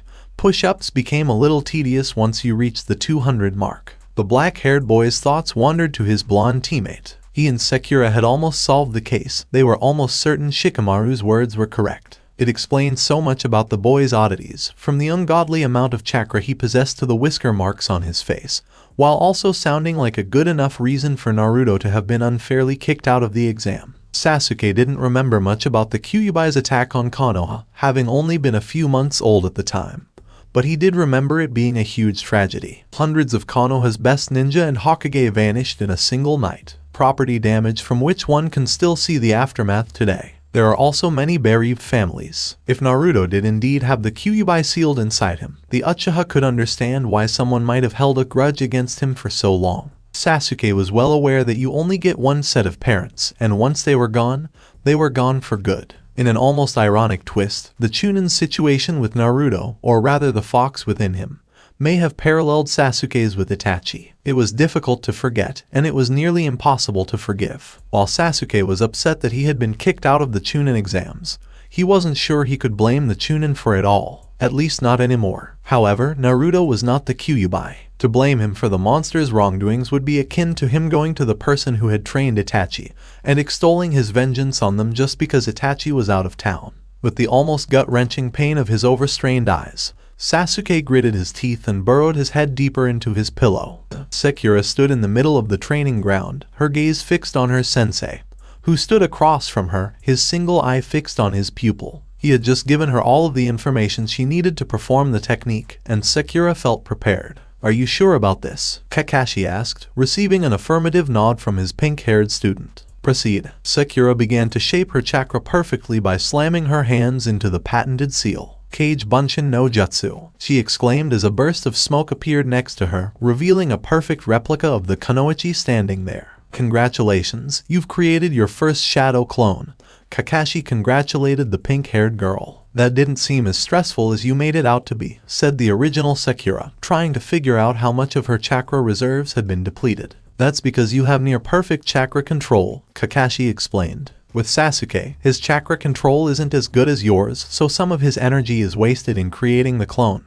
However, his reserves are larger than yours, so he, like you, doesn't truly feel the strain of creating a single clone. What about Naruto? Sakura wondered, knowing how many clones the boy seemed to produce on an hourly basis. You can figure it out on your own, Kakashi said, making Sakura and her clone scowl at their sensei. There is one thing I will tell you about shadow clones that neither of the other two boys know. Sakura was piqued. Naruto had been able to perform shadow clones since they were assigned to the same team, and she was about to learn something about his patented technique that the blonde didn't. What is it? She asked, struggling to keep her excitement in check. Before I tell you, though, I want you to promise not to tell your teammates, as their knowing this information may cause more trouble than anything else, Kakashi said sternly. Why don't we like the sound of this? Asked the Sakura clone, defending both herself and the original. I promise, Sakura said nervously before swallowing, her previous excitement seemingly pushed to the side for the time being. All right then, Kakashi began his explanation. The way shadow clones were used during the war was for information gathering more than anything else. This was due to the fact that, when a clone disperses, the information they have gained during this time will be transferred back to the original. It's also useful for gaining experience. For example, if you and your clone trained for an hour, when the clone dispelled, you would gain 2 hours worth of experience. I understand why you don't want Naruto and Sasuke to use the technique this way, Sakura said, realizing the consequences. Both of her teammates would already train themselves to the bone on a regular basis. Doubling it would transfer the mental strain as well as the fatigue, potentially putting them out of commission for some time. And I'd like them to discover this trait for themselves. Think of it as if I wanted to test them. Now, since you are the most sensible of the three, I believe it would be worthwhile for your clone to continue your studies while you begin to press forward in other fields. Don't think I haven't noticed the fact that you haven't done much taijutsu training over the past couple of weeks. I believe it's time we rectified that, said Kak. Sakura's face lowered slightly as the shadow clone placed a hand on her shoulder. I wish you luck, the clone said before handing over the original to Kakashi. Sakura could only swallow nervously as she slipped into her stance while Kakashi pulled out his porn. But the pink-haired girl knew it didn't matter. You want me to fight? Hinata wondered, unsure what her father expected of her. It's been a while since I've been able to evaluate your combat skills, Hayashi said with a curt nod. Even though I will most likely be training your cousin, Neji, I would like to get an idea of how you will perform in the exams. But, father, wouldn't it be better if I fought Neji Nai-san? Perhaps, Hayashi replied, but I believe such a battle would be best saved for the exam. He didn't say anything about wanting to see how capable Hinata was. When she wanted to be, Hanabi was a formidable foe, but Hinata was easily in her league. She was nowhere to be found at Neji's. As for your own abilities, don't you think a spar with your sister would help you prepare for what was to come? Hinata paused at those words because she had no idea what lay ahead. Her first round match would be against Ino, the ever-popular Kunoichi, before she would face either of her teammates who had won the first round. Shino had her money, despite her refusal to admit it. Are you feeling well? Hayashi inquired after his daughter's hesitation, concerned that it was due to the dark seal engraved on her skin. Yes, father, Hinata said, returning to attention. Good, I'll tell your sibling to meet me at the main sparring grounds in half an hour. I believe you'll have enough time to properly prepare yourself, Hayashi said as he walked away from his eldest daughter. Hinata, on the other hand, remained rooted to the spot. Her thoughts returned to the last time she and Hanabi had battled, and how she had come out on the losing end. She remembered the elders' expressions, how they were almost disgusted that the person who was supposed to be the clan heir had been toppled so easily by a child half her size. Her thoughts quickly turned to Naruto, and she couldn't help but wonder what he'd think if she lost this upcoming battle. While Hinata was almost certain that the blonde would be supportive, a menacing little voice in the back of her head warned her that if she lost, there would be no comforting words from Naruto and she would find herself looking at his back as he walked away from her fallen figure. Hinata clenched her fist and declared silently that she would not back down. Sakura frowned as she waited for Sasuke to return with their blonde teammate. It had taken her an eternity to drag the obstinate Uchiha from his bed, the boy having apparently fallen asleep due to the strenuous training he had been doing, and only then had she realized that they still needed to grab Naruto. Kakashi-sensei had told her to return to their usual meeting place once she had finished her taijutsu session with him. Her entire body ached from it, and she couldn't help but feel a twinge of jealousy knowing that her two male teammates possessed natural body strength that she would have to work for. However, she wasn't sure she could complain too much because she was certainly stronger than her two teammates in other areas. Though Sasuke, and even Naruto, had brains and could use them when necessary, it was no secret that she was far smarter than the two of them combined. Then there was the fact that she had near-perfect control, something that neither of the boys had yet achieved. She wasn't the strongest by any means, but she also wouldn't describe herself as weak. The cherry blossom-haired girl sighed and looked over the bridge. In any case, where was Kakashi? He'd already been late once today,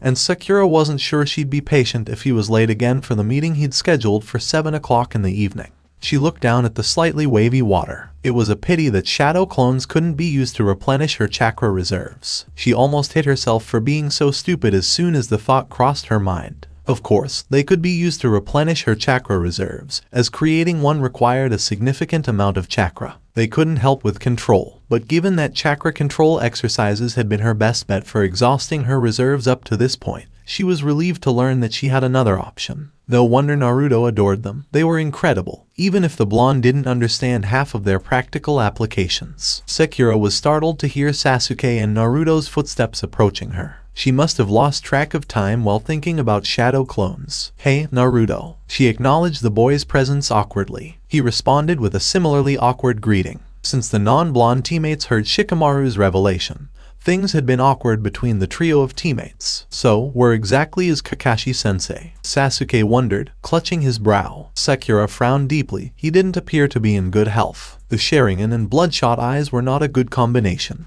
"Right here." Their sensei's familiar muffled voice rang out through the area, as he appeared seemingly out of nowhere, the only indication that he had not been present the entire time being thin wisps of white smoke floating away from his backside. "Good, everyone's finally here," Sakura said dryly, almost sarcastically. After a day of exhausting herself by using shadow clones, she was ready to collapse after the most vicious taijutsu beatdown she had ever received. She was irritated by the fact that Naruto and Kakashi seemed unconcerned about this. Sasuke probably looked worse than she did. "Would you mind telling us, Kakashi-sensei, why you summoned us here?" "Man, what's gotten into you, Sakura? You're in such a hurry all of a sudden," Kakashi said softly. "Anyway, we're going on a mission." "Really?" asked Naruto, his eyes sparkling with delight. "I grabbed a couple of scrolls," Kakashi said, reaching into his Jounin vest and pulling out a few scrolls. "It's up to you guys to choose which one you want to do," he continued, handing them to Sakura. "But remember, with most of the other genin busy preparing for the exams, there has been a buildup of D-ranked missions." "End of day D-ranked missions? Oh joy," Sasuke said, sarcasm oozing from his lips. Now, don't be like that, Sasuke, because there's a way we can turn this into a training exercise," Kakashi said, piqued their interests. "One of the scrolls I gathered was for babysitting for a merchant family, while the other is from the Akamichi family, many of whom have come down with something and need someone to wait tables at their restaurant.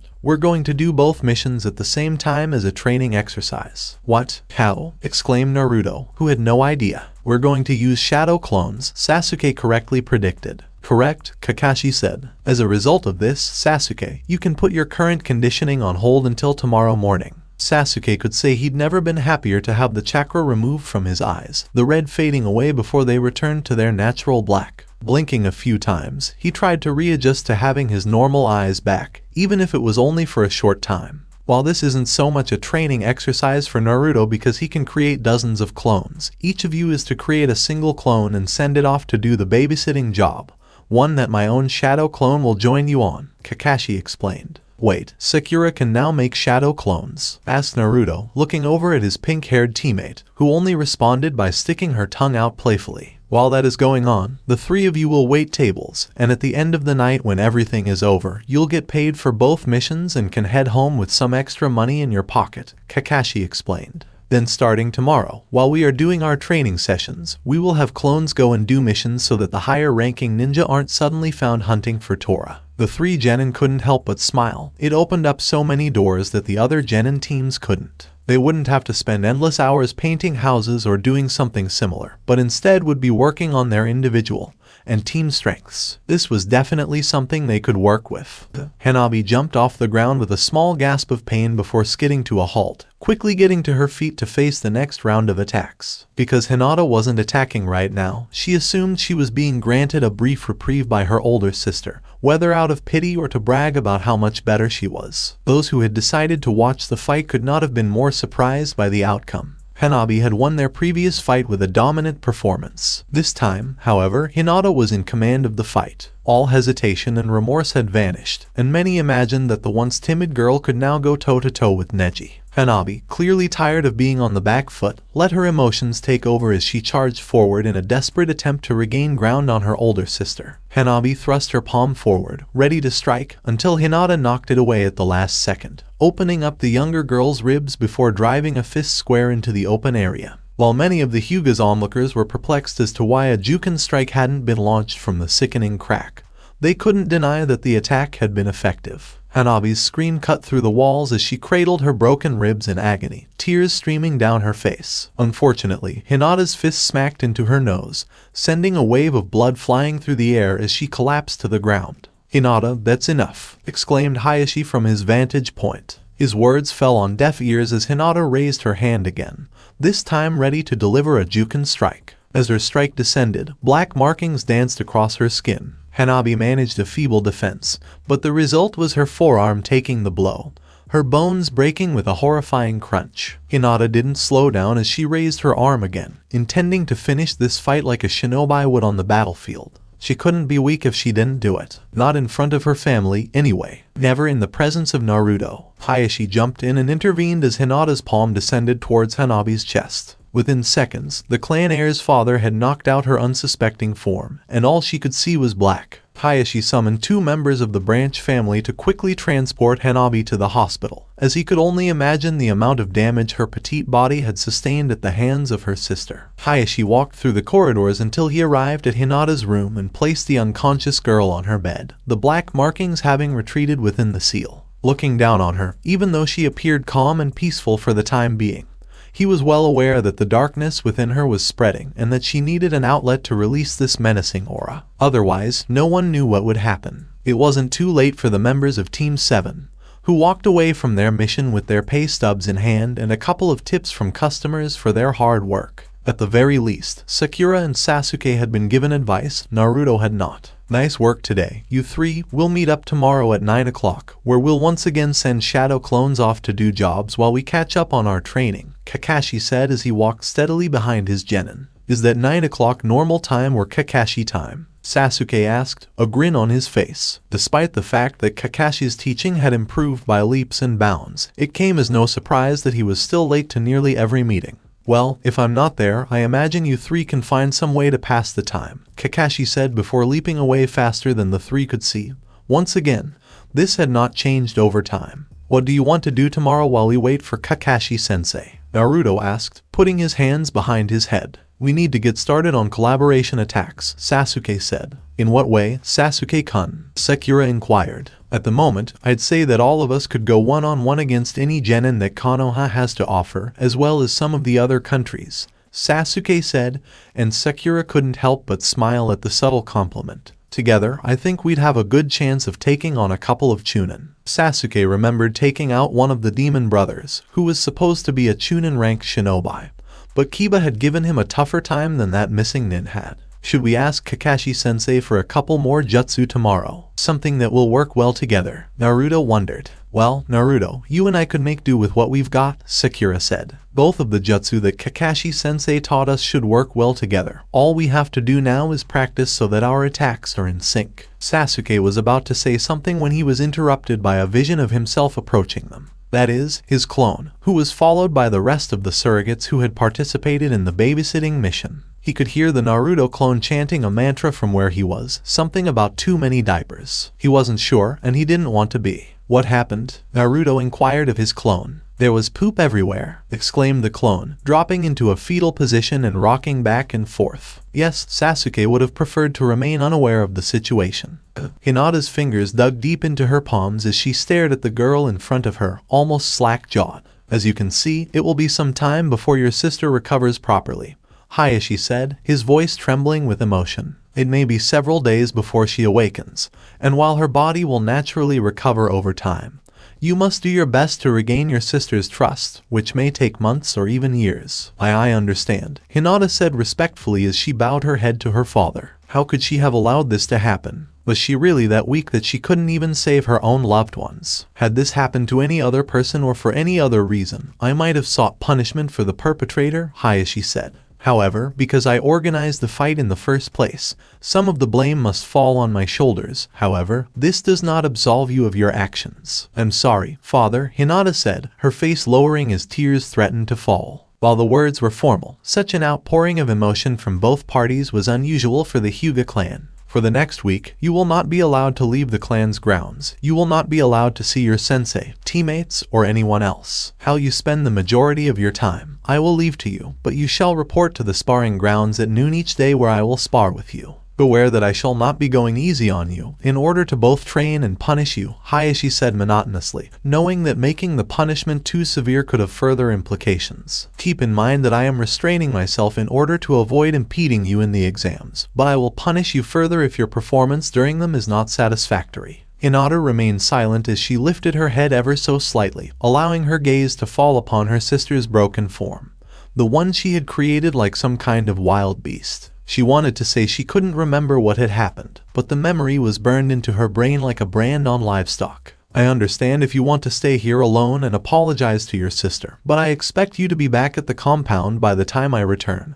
There are several people I need to speak with, Hayashi said as he turned to leave. No more words were spoken as he exited the room, closing the door behind him and exhaling a breath he hadn't realized he'd been holding. Staying in the same spot for a moment, he heard a brief thud from inside before his oldest daughter's wailing, her grief fully expressing itself now that she was alone. He began to walk down the hospital corridor with a soft sigh, knowing there was nothing else he could do for the time being. Sabaku no Gaara was not a patient person. The unquenchable bloodlust that was now coursing through his veins irritated him, the irritating sensation having achieved the distinction of being one of the very few things that could get under his skin. Gaara had previously felt a stronger desire to kill, to obliterate, but nothing had ever come close to this strange sensation. It all started when he arrived in Konoha to take the Chunin exams. Something, he couldn't remember what, had set him off on his first day, and his blood seemed to boil hotter with each passing second after that. His teeth seemed to grind more violently against each other, and perhaps worst of all, the beast within him, his mother, was angrier than it had ever been. Throughout his life, she would request the blood of a random person, ranging from a random jounin to a young academy student, and Gaara was always eager to comply. This time, however, no matter who he killed, who he attacked, the hungry feeling that he discovered his mother radiating through him was unsatisfied. It had vanished for a few days when he went into the forest for the second part of the exam. He'd gotten to feast on the blood of many things there, many large and strange creatures, and even the occasional genin. But the feeling had returned with a vengeance the moment he left the forest. Tonight was one of those nights when the urge was particularly strong. Back in Sunna, his sleepless nights were among the most memorable of his life. Nobody was ever awake, and he relished the sensation. Absolute silence, total darkness, and a slew of unwitting victims. And they gave him time to think. The setting of the sun was one of the things he looked forward to the most during each meaningless day. However, since his arrival in the village of the leaves, the darkness of night had become far less of a refuge from the emptiness that was his unvalidated existence, and far more of a terrifying trap in which he had no choice but to feel unbelievably bloodthirsty for hours on end. Of course, he'd tried killing, having consumed countless Konoha residents with his sand, but he also knew he couldn't let himself go. His father would have his head if he made Sunna look any worse. He clenched his fists in frustration as he looked out the window of the hotel room where he was staying. He never slept. As much as he wanted to appease his mother's hunger and relieve himself of the strain he was feeling, he knew he had to get through this, one hellish night at a time. With the dawn of a new day, Team 7 found themselves waiting in the training area designated by their sensei the night before. Needless to say, the genin were not surprised when he failed to arrive on time. Okay, Sakura, you were saying last night that the two techniques you and Naruto shared could be used as a collaboration attack before we got cut off by us, Sasuke said, unsure how to refer to the shadow clones they had walked into. Well, considering the amount of chakra Naruto can use in a single technique, the D-ranked jutsu Kakashi taught him could easily be classified as C, if not B-ranked, Sakura explained. Remember how we were taught in class which elemental jutsu were weak and strong against one another. I may have dozed off in that class, Naruto admitted sheepishly, rubbing the back of his head. Figures, Sakura muttered, shaking her head. Well, Iruka stated that wind is weak against fire, so instead of competing, we'll stand side by side. And while you pour your chakra into the attack, I'll add my jutsu, and in theory, the small vortex you create should fuel my fire. We're going to make a flamethrower, exclaimed Naruto. I figure this is only in theory, Sasuke said, taking on the role of the wet blanket. Several things can go wrong with this scenario, the most significant of which is that Sakura's fire is extinguished before it can be fully integrated into the attack. In that regard, we can't have you going all out because this is a team attack. You can't extinguish Sakura's fire with your wind. Alright then, should we give it a shot? Naruto exclaimed, practically bouncing up and down with excitement. Well, you start, dope, and I'll keep an eye on you from a distance and tell you to adjust if necessary, Sasuke said as he moved to the side, his red irises flashing in anticipation. The last thing he wanted was to be near this experiment in case it went horribly wrong. In other words, he wanted a front row seat. After you, Naruto, Sakura said, waving her hand. Nodding, the blonde genin turned towards the river, careful not to scorch the forest with this attack. Naruto drew his head back slightly after quickly going through the necessary hand seals. Futon, K's no Areikbai, exclaimed Naruto as gale force winds burst from his lips. What should have been a simple technique was turned into something ridiculous simply because, well, it was Naruto, as both Sakura and Sasuke predicted. Sakura, who was standing beside him, began to go through her necessary hand seals. Katen Kasai Neger, exclaimed the pink-haired teen as a small trail of fire escaped her lips, but it was quickly extinguished by the sheer power of Naruto's jutsu. Naruto, tone it down a notch, Sasuke said from the sidelines. This time, Sakura, you'll need to put a little more effort into it. Naruto made the necessary adjustments, while Sakura paused her technique and concentrated on her breathing. She could feel Naruto's wind had slowed by 5 knots, but it would still be difficult to combine her miniature attack with something of that magnitude. Sakura molded the chakra within by performing the proper hand seals before unleashing her technique. The outcome was immediate. A torrent of fire burst forward, covering 100 feet and eroding Naruto's control over the wind. Sakura could only stare, wide-eyed, as she realized the magnitude of such an attack. She could see Sasuke a good 20 feet away, doing his best to shield himself from the heat. Meanwhile, Naruto was having the time of his life as he began steadily pumping more and more chakra into the attack, increasing its width and length with each second. Sasuke couldn't believe how powerful this technique was from his vantage point. He reasoned that if he used his grand fireball technique to counter it, his own attack would be swamped unless he poured every ounce of chakra he had into it. However, knowing how long Naruto's chakra battery could last, he would be easily overpowered in a matter of seconds. Kakashi's fabled book was lowered into the trees nearby as he watched the torrent of flames that passed over the river. Based on its size, the attack could consume an entire battalion of bandits if they were caught off guard, an enemy camp reduced to ashes in under a minute. He'd have to show this to Jiraiya at some point, though he had a sneaking suspicion that the Toad Sage was watching from somewhere nearby. But that was a long shot when there was research to be done. Knowing how long Naruto could likely keep this up, he decided to step in and start the day's training before they decided to test the heat against some trees to see what effect it would have on them. Based on his recent luck, the group of trees they would target would be the one in which he was currently hiding.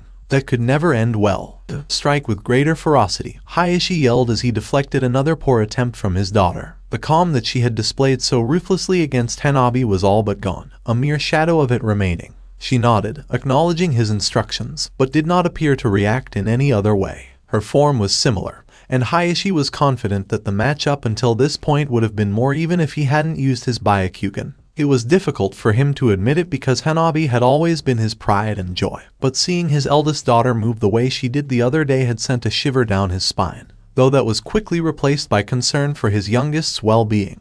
Hayashi knew that the occasion had been one of the rare occasions when Hinata was at her best. The clan head knew his daughter had great potential, but she never seemed to be able to realize it because she was too fragile. He suspected she had been angry about something, which had pushed her over the edge. He remembered his wife exhibiting similar behavior before she died. With his counterattack, he easily swatted away a sharp jab at the tenketsu located by his right shoulder blade while sealing off the chakra in Hinata's left hand. "Where is the strength you were using before?" Hayashi boldly inquired. "Would you like to humiliate the Hyuga by competing in the tournament?" "And no, father," she gritted her teeth, an unusual gesture for the reserved girl, as she tried not to lose her willpower. As a result, the seal would feed on her darker thoughts until it overtook her and she did something she would later regret. "I can't rely on its power any longer, not after hurting so many people so many times." "Then get up and fight," the clan head practically yelled, a chilling gesture made more chilling by the fact that he had kept his cool the entire time. Hinata attacked his stomach without saying anything. It wasn't a Juken strike, but the same technique had worked well on Hanabi. He, on the other hand, easily caught her outstretched hand. He began crushing it with precise pressure, not nearly enough to break her hand but more than enough to make her body writhe in pain. Tears streamed down Hinata's cheeks, and instead of breaking free from her father's grip on her hand, she found herself apologizing. I apologize. For what?" he inquired sharply. "Remember that I am not your sister, and you can't let your dissatisfaction with what you did in the past get in the way of the present." Hinata stuttered a little, words spilling from her open mouth, but not fully processed by her brain. As the pain subsided, her fingers, which were still being held by her father, began to numb slightly. She stood up a little taller, her composure stronger, as the tears stopped falling. "I understand, father," the Hyuga said as she slid her hands out of her father's, meeting little resistance as she fell into a slightly less sloppy stance. Hayashi's lips parted in a ghostly smile as he noticed a strong fire burning away within her lavender eyes. He had something to work with now. "This is so boring," Sennin, Naruto sighed, staring dispassionately at his current sensei. "Well, what would you rather be doing right now, brat?" an enraged Jiraiya asked. The kid hadn't learned how to be quiet in the few training sessions they'd had. "Would you rather eat ramen or yell about becoming Hokage one day?" "I know," Naruto said, biting his lip in frustration and ignoring the slight jab. "I just don't think I can take another demonic chakra theory lesson." "Well, if you actually paid attention to what I was saying, you might learn something," Jiraiya said, crossing his arms and attempting to appear unimpressed. "How come Minato never interrupted my lessons like that?" "Who is Minato?" Naruto inquired, the name sounding strangely familiar to him. "You mean you don't know the first name of the man who sealed the Kyuubi in you?" Jiraiya's brow furrowed, recalling the brat shouting something about idolizing the man. "Do you mean you taught the yondaime?" Naruto's jaw had made contact with the ground. The gears in his head had started to turn at the mention of his first name, but the genin had dismissed it as a coincidence that the yondaime and Jiraiya's student shared the same first name. "First Kakashi sensei, now you. Is everyone who has taught me connected to the yondaime in some way? It depends if your academy instructor was Kotsu or not." Jiraiya chuckled as Naruto shook his head. "I'm guessing the old bat has retired by now. So, can you tell me more about the yondaime?" Naruto inquired. Though the man was partially to blame for the young boy's death, the blonde held him in high regard. Going to the library and trying to read some stupid textbook beats asking Jiraiya about him and getting a first-hand report. "Perhaps if you actually learn what I'm trying to teach you," smirked Jiraiya, knowing that the blonde would blindly obey him from now on. "Fine," Naruto said, sticking his tongue out. Before Jiraiya could finish his lesson, he grabbed Naruto with such force that the blonde couldn't believe it, as they moved out of the way of a sand tendril that slammed down in the spot they were standing. "The lesson is over, kid. It appears we have company." "What the hell was that?" exclaimed Naruto, realizing that being caught off guard could have killed him. "That attack wasn't meant to injure someone. Perhaps by showing you what I'm actually capable of, you'll come to realize just how great I am," Jiraiya boasted as he helped Naruto back to his feet. They could feel the menacing aura draw closer and closer until the red-haired Gaara stepped into the opening. "Oh, the Ikeabai's Jinchuriki. I was wondering if he would have reacted to your chakra from the other day." "Wait, so there are more people like me with crazy big monsters in them?" wondered Naruto, who had never heard of any other village-destroying monster besides the one tucked away in his seal. "Kid, meet what you could have been," Jiraiya said as he pointed at the enemy. "Mother demands blood," Gaara said slowly, almost possessed. "What the hell is he talking about?" asked Naruto, who was feeling a little more on edge at the moment. Unlike the masters who helped create the seal that keeps the Kyuubi at bay, the Sunna seal masters, if they can even be called that, are pretty shoddy with their work. Jiraiya explained as tendrils of sand began to float around Gaara menacingly. "Fortunately for them, I'm going to fix that. Mother wants your blood. I'll give it to her," Gaara said coldly, his eyes unblinking as he launched his first attack. I wonder what Jiraiya is teaching Naruto. Sakura wondered as she went about her training. Probably something better than this, Sasuke replied, his face twisted. Come on you two, no slacking off, Kakashi said, standing nearby and watching the two genin continue their squats while holding the large boulders atop their shoulders. Nothing that Naruto is going through right now could possibly be worse.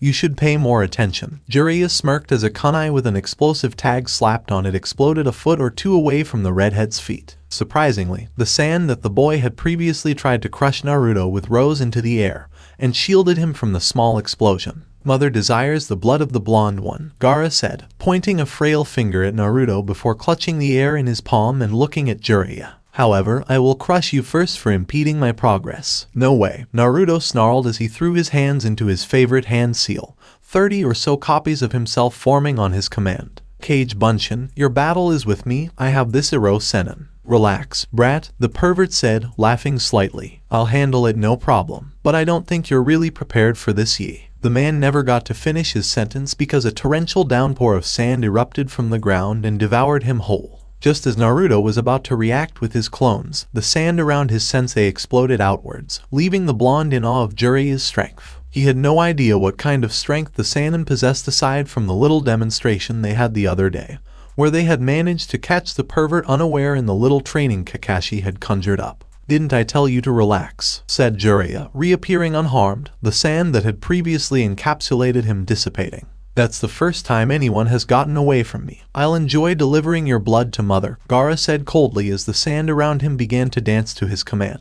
The white-haired man vanished completely from sight before he could make it destroy the insects in his path, and he was suddenly thankful for his sand shield as a monstrous attack nearly took his head off. Automatic defense, muttered Jiraiya, leaping out of harm's way for the time being. It shouldn't be too difficult to get around, I've faced worse. Meanwhile, Naruto only blinked in confusion a few times as he tried to figure out how fast the Toad Sage had just gone. The ninja had crossed the distance between himself and Gaara in the time it took to close his eyelids, as well as attacking the redhead with a powerful blow, though the blonde figured that attack hadn't even scratched the surface of Jiraiya's abilities. Though Naruto had decided to be content with watching the Toad Sannin's handiwork, it was unsettling to see what was undoubtedly his most useful technique swept aside like child's play. Jiraiya was probably extremely strong, having trained the fourth, but this Gaara kid didn't appear to be a pushover either.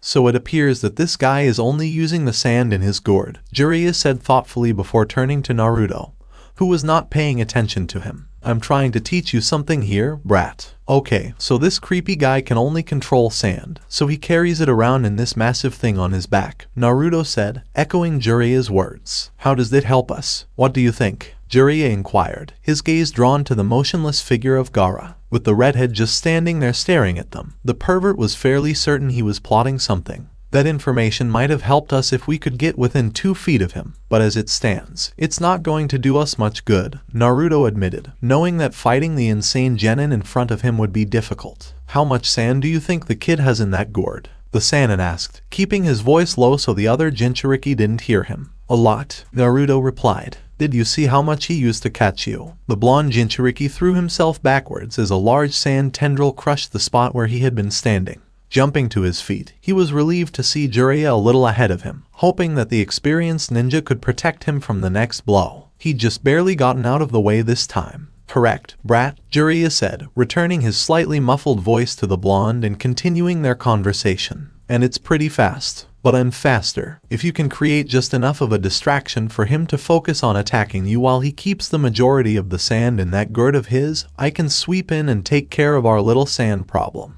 That makes sense, Naruto agreed, realizing that the man couldn't have risen to his position without a knack for strategy. It's a cheap shot, but this kid has a monster sealed inside him just like you. Except he appears to be a lot more unstable, and it's not worth the risk for us to draw this out fully, Jiraiya said. Now to your little diversion stunt, but don't get too close to him because you don't want him to try to crush you with his sand. And don't overdo it either because we want most of his sand to stay in the gourd rather than having it defend him. Gotcha, Naruto said with a nod, his hands forming a hand seal. Kage Bunshin, exclaimed Bunshin. Only 2 clones of the blonde were summoned, as opposed to the few dozen clones that usually appeared whenever he used said jutsu. The 3 Narutos all ran towards Gaara, passing the Toad Sage before coming to a halt a few meters away from the psychopath, each with an unusually serious expression on their faces, while the real Naruto took a moment to concentrate and allow his hands to flash through a number of hand seals. The two clones emptied their weapon pouches by throwing their contents at Sunna's Jinchuriki. As Gaara seemed to have pure bloodlust for the blonde, a thin wall of sand rose almost lazily to block the weapons. For the umpteenth time that day, he cackled, "Mother screams for your blood, Uzumaki. I'll enjoy ripping you apart, limb from limb, as my existence is finally validated. Meet what you could have become." Jiraiya's words played in the back of Naruto's mind as he tried not to look at the boy in front of him in bewilderment. They were both the same age, had demons within them, and were both sacrificed for the greater good of their villages. As they looked the redhead down, horror ran through his eyes, those lonely eyes, that soulless expression. Was this really what he could have become? With a jolt, he returned to reality as his chakra built up, the blonde's only response to the younger boy being to fire off his jutsu. Futon, K's no Wareikbai. Strong winds protruding from Naruto's lips blew all of the boy's sand away with ease, but Naruto frowned when he saw the sand levitate again after the winds from his jutsu had passed it. He kept a close eye on the redhead as he observed the sand surrounding the Jinchuriki, which was now swirling around him with greater intensity. Recognizing the need to be cautious and to calm the boy, the blonde retreated to the trees, while his clones followed in unison. They both tried, but Gaara was able to snag one and literally bury it under a mountain of sand. Naruto tensed his face as he jumped from tree to tree, just out of Gaara's reach. It had not been a pleasant experience for his clone. He assumed that being suffocated was never a good way to go, but being crushed by sand was probably the worst way to go.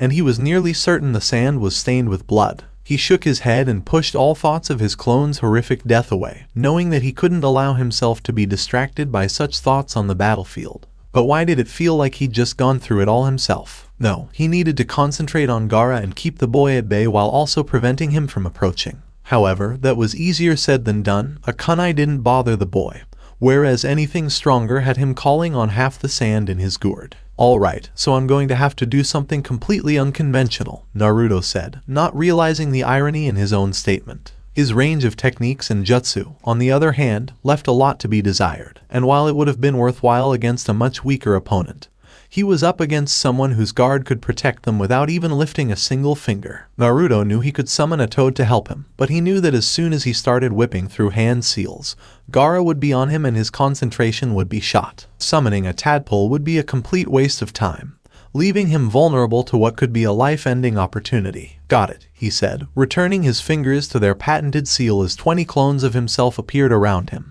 "You just postponed the inevitable, Uzumaki," Gaara said, pushing his sand forward, intent on devouring the original and offering the blonde's blood to his mother. Naruto and his clones circled Gaara, trying not to get caught in the death trap that Gaara possessed. Naruto was surprisingly calm as he positioned himself, despite the fact that a single misstep would mean the end of his life. The sand was no longer coming at him, and he hoped Gaara was perplexed by the scene around him, but he couldn't read a single expression from his fellow Jinchuriki. Despite his calm demeanor, Gaara was intrigued as he found himself surrounded by a swarm of clones. More sand began to leak from his gourd as he prepared to counter whatever futile plan Naruto had devised, because nothing the boy did would matter. "Futon, K's no Wareikbai," exclaimed the Narutos as they plowed through the hand seals at breakneck speed. Gaara almost laughed at the amusing sight, as his prey appeared to have run out of abilities to use. He hoped that Mother would still find the blood valuable. Naruto smiled inwardly as he didn't see the sand strike out against all of his clones, implying that Gaara was underestimating him. As he and his clones sent the various wind currents, they all pointed to the same location. Jiraiya, on the other hand, was watching his godson from the sidelines with interest. He was going to make sure the boy was not harmed, even though he could have ended the fight almost immediately. But Naruto wanted to prove something against a psychopath. Typical. This attack, on the other hand, made him raise an eyebrow because, instead of all of the wind torrents aimed directly at Gaara, they were all blowing roughly 3 feet to the right of where the Jinchuriki stood. With all of the clones in a circle, one of the attacks would be absorbed into the one ahead of it, and the resulting combined force of the wind would then join the one ahead of that, and so on. The final result. Gaara was now in the midst of an ever-increasing vortex. Gaara, realizing his error as a result of his arrogance, tried to impale a number of the clones with his sand, but it was ineffective because the grains of sand were sucked upwards. But that wasn't his only problem. The wind current circling him had created a vacuum effect, slowly depriving him of oxygen. Thankfully, it wasn't a complete vacuum effect. There was no danger of him passing out due to a lack of oxygen. but the low pressure around him began to make him feel dizzy. Lightheadedness is never a good feeling when you have a 12-story demon constantly playing with your thoughts. Naruto squinted his eyes as he saw more grains of sand begin to peel off Gaara's skin, indicating that there had been a second level of defense that had been hidden behind the protective barrier. The sound of clothing shredding went unnoticed as Gaara's tunic was ripped from his body by the ever-increasing wind strength, making Naruto wonder how powerful this technique was. He also wanted to see if Sakura could light it up with her fire jutsu, as she had done earlier with the collaboration attack. A fiery tornado of death. That would be fantastic. His daydreaming caused him to miss an important piece of information, which thankfully Jiraiya did not miss when he saw the seal that held the Shukaku inside Gaara. The seal's overall construction was shoddy at best. Sunna was never truly good at Fuinjutsu in general. But this was ridiculous. Because Naruto was able to remove the sand from Gaara's body, the seal had quickly become a target. And from what he could see, it was a seal with an even number of ink strokes, so he knew exactly how to stop this kid. Purple flames appeared on his fingertips as he flexed his fingers, preparing to finish this with a single move. "Stop your jutsu, Naruto," he yelled as he prepared to enter the fray. He estimated that it would take 2, maybe 3 seconds for his sand to fall down and conceal the seal once more. There is plenty of time. Knowing the pervert had a plan, Naruto halted his technique and dismissed all of his clones. The vortex, on the other hand, was not going anywhere anytime soon. "It's not going to stop," exclaimed Naruto as he began to panic. "And this is why you always practice a jutsu before using it in the field," Jiraiya muttered, shrugging his shoulders and bending his knees as he prepared to spring forward. It was just a wind vortex circling at the same rate as a tornado. Nothing was too difficult for him. Jiraiya pushed his way through the swirling vortex at breakneck speed, not pausing for breath. "Gogi Fin!" exclaimed Jiraiya, slamming his fingers around Gaara's seal, a pain cry escaping the redhead's mouth. Having never been injured before, the pain he was feeling now was crippling. His eyes became heavy, unconsciousness quickly passed through his system, and Gaara of the desert slept for the first time in his life. Without a constant force of chakra being pumped into it, and with the conditions being relatively calm, there was nothing to fuel the attack, and it soon vanished completely from sight. "What did you do to him, Sennin?" Naruto asked, visibly relaxed now that the threat of death was no longer hanging over his head. "I put a seal on top of his seal," Jiraiya explained, which only confused the blonde-haired boy. "To put it simply, I disrupted his chakra network by preventing Shukaku from exerting as much influence over Gaara's thoughts and chakra output." "Wow, I had no idea you could do stuff like that," Naruto exclaimed, taken aback by his new discovery. "Trust me, kid, that's just scratching the surface," Jiraiya joked before turning his head to see Naruto's 2 teammates. "It appears that we have some additional company. I guess they're done with whatever Kakashi-sensei was teaching them." Naruto grinned, eager to rejoin his team before noticing Gaara's unconscious body and realizing they couldn't quite abandon him. "Don't worry, you go ahead," Jiraiya said, motioning to the sleeping redhead. "I'll look after him." Naruto quickly made his way to the 2 other genin, muttering a few words of thanks. "Hello, guys. Hey, Naruto. Sasuke and I were going to get some lunch before we resume training later this afternoon. Do you want to come?" Sakura asked, her hands behind her back. "Really?" exclaimed Naruto, as if one of his fantasies had just come true, until he realized that he wouldn't be able to afford much until his next paycheck arrived in a few days. This was clearly visible on his face, prompting Sasuke to speak up. "If you're short on cash, we can shout you with the tips we made last night," Sasuke explained, knowing that the money he and Sakura had earned on the side could easily cover the cost of their teammate. "Really?" said Naruto, his face beaming with eternal joy. Jiraiya couldn't help but grin as he watched the 3 kids dash off for food. He didn't know how much of the battle Naruto's teammates had seen, but they hadn't just conveniently appeared at the end. Brushing it aside, he picked up Gaara's fallen form and slung the unconscious boy over his shoulder. While a part of him wanted to abandon the boy, he was technically an ally of the village, and abandoning him in the middle of the woods would be impolite. He also had to explain to the kid's sensei that things would be very different once the redhead awoke. "What do you most desire?" asked a strange voice Hinata could barely understand. It was almost like a faint whisper, except she was almost certain no one had said anything. "Will it be power, respect, or recognition?" "Nothing," she said aloud before realizing the voice was inside her head. Strange. She was certain that no Yamanaka could have gotten into the compound undetected. "Of course you pretend to hide your deepest desire. Do not be foolish. What do you want, girl?" "A loved one's heart. A peaceful life. What does it matter to you?" Hinata stuttered, not knowing where the sinister voice was coming from. She was reminded of a nightmare she had not long ago, but this voice was far less sinister. It was, however, equally eerie. The silence she received in response to her question did nothing to calm her nerves, and she began to fidget, her fingers encircling each other as her knees rubbed together. Perhaps you want the head of someone who has wronged you, or maybe you just want to show the world that you are not to be trifled with. The voice continued, ignoring her minor protests. No, I don't want to hurt anyone, Hinata admitted. After what had happened to Hanabi, the heiress wanted nothing more than to curl up in a ball and die somewhere. Please respect my privacy. You are pitiful. The voice abruptly shifted to the negative. Give in to your desires and draw strength from them. Without them, you are nothing. Key please. Worthless. You are the definition of weak. The voice inside her head almost scoffed. Like lines of oil spilling onto clear snow, dark marks began to run across her pale skin. Leave me alone, she replied, refusing to have anything more to do with the horrifying power she had been cursed with. I'm not going to give in to you. You need our strength. Without it, who will protect your loved ones? Who will love you? It asked, preying on some of her deepest fears. How are you going to gain admiration if you don't have it? No, she sobbed as the black marks faded, a tear falling for every half-inch the girl gained. Please leave me alone. As they waited for their meat to cook, Naruto exclaimed, Kakashi-sensei had you lifting boulders. While Naruto was adamant about going to eat ramen, since Sakura and Sasuke were paying, it was only fair that they chose where they would eat. They had gone to the barbecue joint frequented by Team 10 members at the request of the female teammate. Naruto sat across from Sakura and Sasuke, the pink-haired girl requesting the window seat so she could enjoy the warm air on her skin. Yeah, Sakura whined, rubbing the back of her neck. I understand how it will help us, but it's a significant step up from what we've been doing. This afternoon, I believe he wants us to water walk while carrying these boulders. You guys are having all the fun, Naruto said, slumping his shoulders. I've spent the entire day learning theory about how to use my chakra. Sakura and Sasuke exchanged glances as they noticed the pause in Naruto's brief speech, as well as the way he mentioned using his chakra. They appeared to be getting closer to solving the puzzle that was Naruto, but they still didn't have any fundamental proof. But it was still something.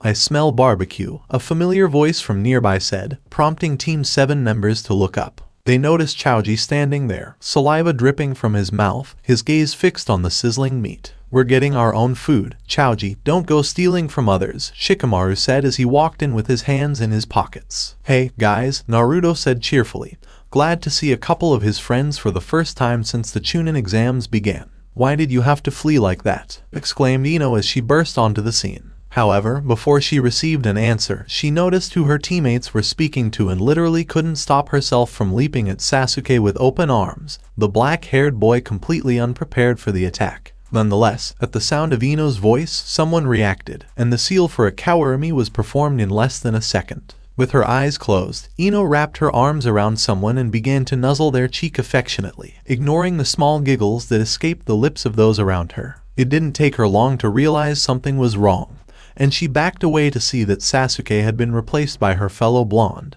who sat there with a cheeky smirk on his face. You owe me, Naruto said, turning to face Sasuke, who was now on the other side of the booth and couldn't help but agree that Naruto had saved him this time. Naruto, you baka, yelled an enraged Ino, only for Sakura's hand to shoot upwards and prevent her friend from striking her teammate. Calm down, Ino, she said in her best motherly tone, hoping the blonde didn't do anything stupid. Considering I came here to keep you two company, I'll be off, Shikamaru said, clearly tired. Are you leaving already? Sasuke asked, turning his gaze away from his potential attacker. As inconvenient as it sounds, my father wants to put me through some training exercises. After you defeated Kiba the other day, it appears that every other genin is starting to get some kind of special training, Shikamaru said, running his fingers through his hair. How do you know that? Sakura wondered as she let go of Ino's hand. Kiba's mother drinks with my father on occasion, Shikamaru explained. She was quite loud that night, complaining about how her son isn't fit to compete in the exams if he can't even take on someone who was knocked out in the first round.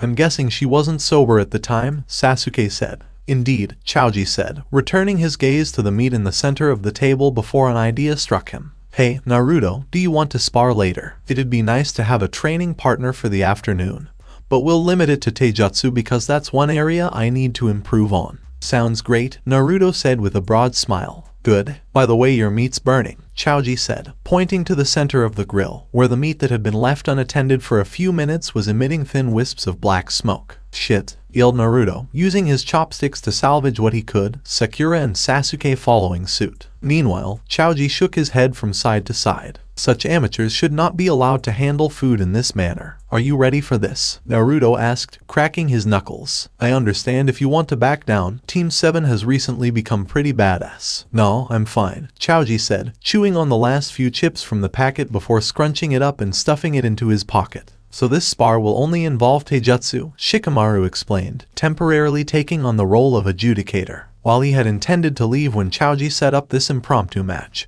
he reasoned that it wouldn't be too difficult to stay a little longer. If that's all, then let's get started. Wait, Sasuke said before either of them could throw a punch. Wouldn't it be unfair for you to see Choji fight if you're fighting him in the Chunin exams? Why? Are you looking to get your hands dirty, Sasuke? Asked Naruto, slightly disappointed that the fight might be called off. Shikamaru's hand thoughtfully grasped his chin as he looked from Choji to the sky several times. Troublesome. I was just on my way home. You can't just leave like that, exclaimed Ino, raising her hands in frustration. Am I the only one on this team who is serious about taking the exams? Hey, I'm taking them seriously, muttered Choji, who had taken advantage of the opportunity to eat some more food. Even if he couldn't use chakra, he'd need all the energy he could get for the fight with the hyperactive blonde. Relax, Ino, Sakura said, placing a hand on her friend's shoulder. Shikamaru said he was going home to do his own training.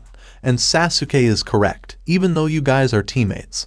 Because Choji and Shikamaru are fighting each other, they need to do their own private training from time to time. TFFT, as if, huffed Ino, blowing a stray strand of her hair up in the air. Shika would most likely stay at home and watch clouds. I'm sure his father wouldn't allow it, Sasuke replied. Though he couldn't recall much about his own father, he knew he was a hard worker. He didn't know the Naras well, but Shikamaru's father couldn't be that dissimilar to his own. Shikaku would simply follow him. Anyway, I'm off, Shikamaru said, relieved to no longer be the center of attention. It doesn't matter if I don't make it through because our performances will now be judged individually. Whatever, Ino said as she waved her teammate away, knowing that with Choji and Naruto fighting, she and Sakura would have Sasuke all to themselves. Given how much training they would have to do each day, she was willing to bet that her favorite Avenger had grown antsy to get away from his bubblegum-haired teammate. Are we ready to start this for real, then? Choji asked, looking around the room before settling his gaze squarely on Naruto. Fine by me, said the blonde genin, restraining himself from throwing his hands into his favorite hand seal. Would you like to call it team? Sure, their owner smirked, red irises span in place, circling black Tomio. Let's get started. Naruto jumped backwards and threw himself into a defensive stance. It was a little jumbled because he hadn't bothered to perfect it during his academy days, but it would suffice. If it had been any other opponent, the Uzumaki would have immediately gone on the offensive, but he was confident that the larger boy would easily shrug off whatever quick blow the blonde might have landed. It turned out to be a good thing as well. Choji had stepped forward and unleashed a powerful haymaker. Naruto narrowly avoided it by a centimeter or two, and the Jinchuriki seized the opportunity to jab the Akamichi squarely in the gut with all his strength. He was surprised, however, to discover that the fatter boy had managed to grab his arm with incredible speed and swing the scrawny blonde aside. Naruto let out a small cry of fear as he found his body bouncing across the ground before righting himself, only to see Choji's foot coming at his head. Despite being able to duck beneath the blow, Naruto's counter was missed as Choji jumped backwards to avoid it. Since when has Choji ever been able to move so fast? Inquired Naruto to no one in particular, clenching his fist and smiling. I guess I won't have to hold back after all. So, Ino Pig, how have you been preparing for the exams? Sakura asked, turning her gaze away from the match. Ino, on the other hand, was unsure how to respond to the question, pausing briefly as she remembered seeing Sasuke and Sakura fight the other day atop the river. She had gone and attempted the feat herself when no one was looking, and after 2 unsuccessful attempts that ruined her outfit, she had a general idea of how to properly water walk. However, using it in a combat situation like Sakura's was still beyond her grasp. Lots, she decided, using the most evasive response she could think of. Sakura knew she needed to change the subject quickly before she could start questioning her further. I see Sasuke is still cold to you. I suppose you haven't worked up the courage to do anything with him yet. It was now Sakura's turn to be quiet. While she wanted to brag about spending a lot of time with Sasuke outside of training hours, she couldn't really say she'd spent those hours researching their other teammate. She couldn't help but wonder how Ino would react. There have been times when it's just been me and him, Sakura said, turning away from the fight just in time for Naruto to kick Choji's feet out from under him before punching the big boned kid's chest with enough force to send him bouncing across the ground. So you spend time with Naruto, and you've changed a lot in the last 6 months, Ino said, flicking her hair behind her ear. Sakura took the words to heart, knowing that it hadn't taken 6 months for her attitude to shift, but rather the few weeks since they were unfairly kicked out of the exam. While they wouldn't be able to become Chunin for another 6 months, she couldn't say she was unhappy with how things had turned out. Whatever the case may be, despite being annoying at times, he's not a bad person, Sakura said as she watched the person of interest avoid a right hook that could have severed his head. You remember that stupid crush he had on you at the academy. How could you even look at him after what he put you through? Ino asked, slightly exaggerating. You could have told him to come and beg at your feet, and he would have. That was then. He could probably go toe-to-toe with Sasuke now. He's changed a lot, Sakura said, trying to recall the last time Naruto had asked her out on a date. Looking back, she couldn't recall ever spending any one-on-one time with the blonde, and she wondered if she should make an effort to get to know him better. Shikamaru's changed a lot as well, Ino said, though she would never say it to the boy's face. Fortunately, the only person present who wasn't in the middle of a fight was Sasuke, who was only a few meters away. She made a mental note to go talk to the dark-haired boy once she was done with Sakura. You'd think the lazy ass would spend all day watching clouds, but he's actually started taking his training a little more seriously, something about his troublesome mother pushing him. Choji, too, he's a lot stronger physically as well. I guess he's a little bulkier than us, Sakura chuckled as she looked toward the boy in question, who had just barely broken free from a lock Naruto had him in with brute strength. Naruto's changes, on the other hand, are a little more shocking. He doesn't yell half as much, and I'm sure if we pushed him, we could get him to ditch that hideous orange jumpsuit of his. Please, Ino scoffed. He's still the same old Naruto. In fact, he's being beaten by Choji right now. Have you been watching the fight at all? Sakura asked, a devilish smile on her face. Ino blinked twice before turning her gaze away from her friend, just in time to see Naruto dodge beneath a jab and drive his fist into Choji's stomach. Naruto had had enough of this contest, springing upwards and driving his knee into Choji's jaw with enough force to put the Akimichi air on his back as Ino's jaw dropped ever so slightly. Told ya, Sakura joked as she approached the battleground to congratulate Naruto on his hard-fought victory. You know, sensei, Jiraiya yawned as he swung in through the Hokage's open window. I'd have thought that by now, someone would have slapped a barrier seal on that or something. From where would you come in then, Jiraiya? The front door. I don't think so. The old man smiled warmly, a bemused twinkle in his eyes. Nice to see you again. We just met a few days ago, Jiraiya said, knowing that the two hadn't seen each other in years before their most recent conversation. So, I'm guessing you want to know how that brief conversation I had with Hayashi went. I wouldn't mind hearing it since I haven't spoken with Hayashi himself in a long time, Sarutobi said with a firm nod. Well, I'm not sure he's gotten around the fact that the seal has a hairpin trigger because his daughter has questionable willpower, but he understood that she needed a bit of space. What was more interesting, though, was the kid I ran into while there. Kid? Asked Sarutobi, nodding as he processed Jiraiya's information. Do you mean Hayashi's eldest son, Hanabi? No, his nephew. He had some strange ideas about fate, but from what I gather, he managed to fight Orochimaru for a while. Jiraiya agreed. It appears that he has the potential to become a strong ninja if he does not allow foolish ideas to cloud his judgment. He's just a genin, Sarutobi replied, inhaling a little smoke from his already lit pipe. Give him time, and I think he'll come around, but he was also the rookie of the year in the academy. And I was dead last, Jiraiya snorted, and you know as well as I do that rankings don't mean shit in the real world. Perhaps, Sarutobi chuckled, but I remember the good old days, when Orochimaru loved to rub it in your face as much as you like to peep on women. Hey, you came along with me from time to time, retorted Jiraiya, recalling fondly how, lacking a father figure, he'd taken to Hiruzen as a father figure, and the two had bonded over a series of peeping sessions by the hot springs. The younger ninja's face became more serious after the two shared a small laugh. How about the old snake? What do you think he's up to? Obviously bad, but I can't help but wonder what he wanted from the Chunin exams. Though it's caused some confusion, I can't see why he put his cursed seal on Hayashi's eldest. Did he want something from any of the other teams? Maybe. Jiraiya speculated. I know that the Hyuuga's brat, Naruto, and the rest of his team got the boot in the early stages of the exams, so maybe he was after a Biju or something. I don't have any A and BU guarding me, and no one will overhear if you mention Naruto's heritage. Sarutobi sighed, returning his attention to the topic at hand. I'm afraid Orochimaru would have claimed Gaara, the Kage's son and holder of a noticeably weaker and thus easier to tame Biju. On that note, Jiraiya said, I've currently got him locked up in the basement of one of my old properties, with a promise to explain further. So he doesn't want a Biju, but he strikes one of the Hyuuga at random, despite the fact that there are several far more promising ninja with stronger Byakugan than Hinata. Her cousin for one, Sarutobi added thoughtfully. He is taking the exact same exam. He's from the branch family, right? Jiraiya inquired, receiving a small nod from his superior. Orochimaru's curse seal doesn't work like that, at least not in conjunction with the caged bird seal. I've been researching the bastard seal since you dragged me back here, and while I wouldn't rule it out for him to experiment in order to satisfy those sick urges, the two seals would likely fight each other and promptly cause the kid's brain to implode. I wonder what Minato would have thought about all of this. Sarutobi shook his head, trying to calm himself. This situation just didn't make sense.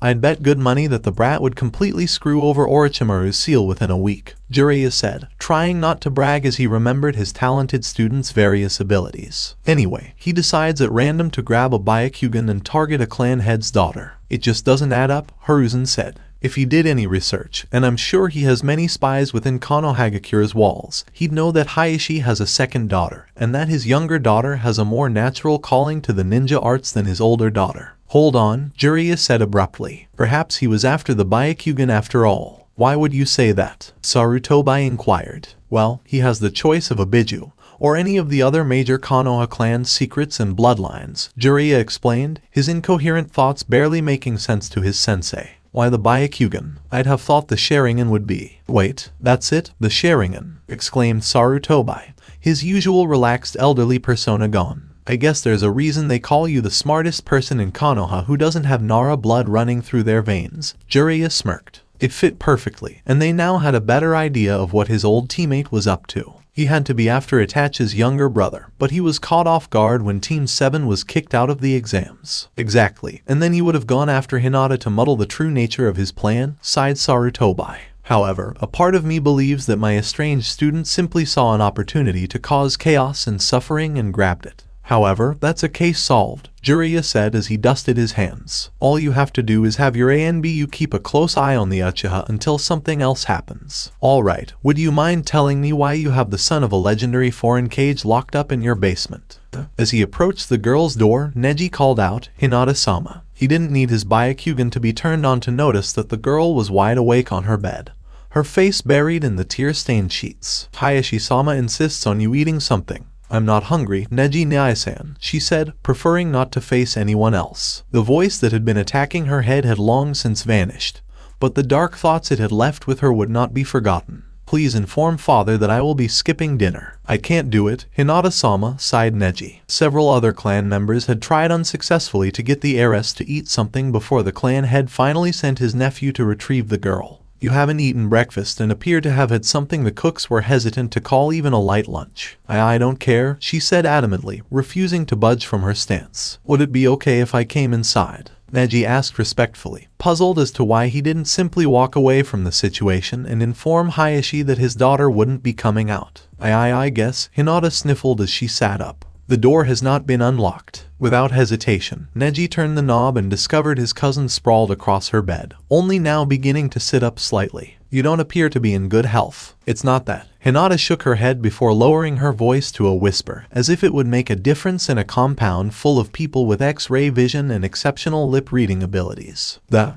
seal. Neji cocked his head slightly. Do you mean Orochimaru's signature? Yeah, Hinata said, her face dropping as Neji closed the door to give the two some privacy now that they would be discussing topics best left unsaid by others. It calls to me, speaks to you, Neji asked again, unsure if Hinata understood what she was saying. Yes, Hinata said, lifting her head to make eye contact with Neji. It's as if as if Orochimaru himself is whispering to me, feeding my insecurities. Neji remained silent at that point because he didn't know how to respond properly. He knew he could continue talking about the seal on his brow, but from what he was hearing, the cruelty of these two seals was on entirely different levels. Words finally came out of his mouth, but they were not his own, as he remembered what Jiraiya had said to him just a few days before. He couldn't recall it word for word, but he remembered the general conversation. He said, fate is a fickle thing. As a result, it should not be trifled with. It is something that simply sits in the back row and watches the game go on. It does not decide the road you take, does not guide you along any path, and does not choose how you live your life. Take whatever the world has in store for you, and if you don't like it, return it tenfold. Neji Nyai-san, Hinata said slowly,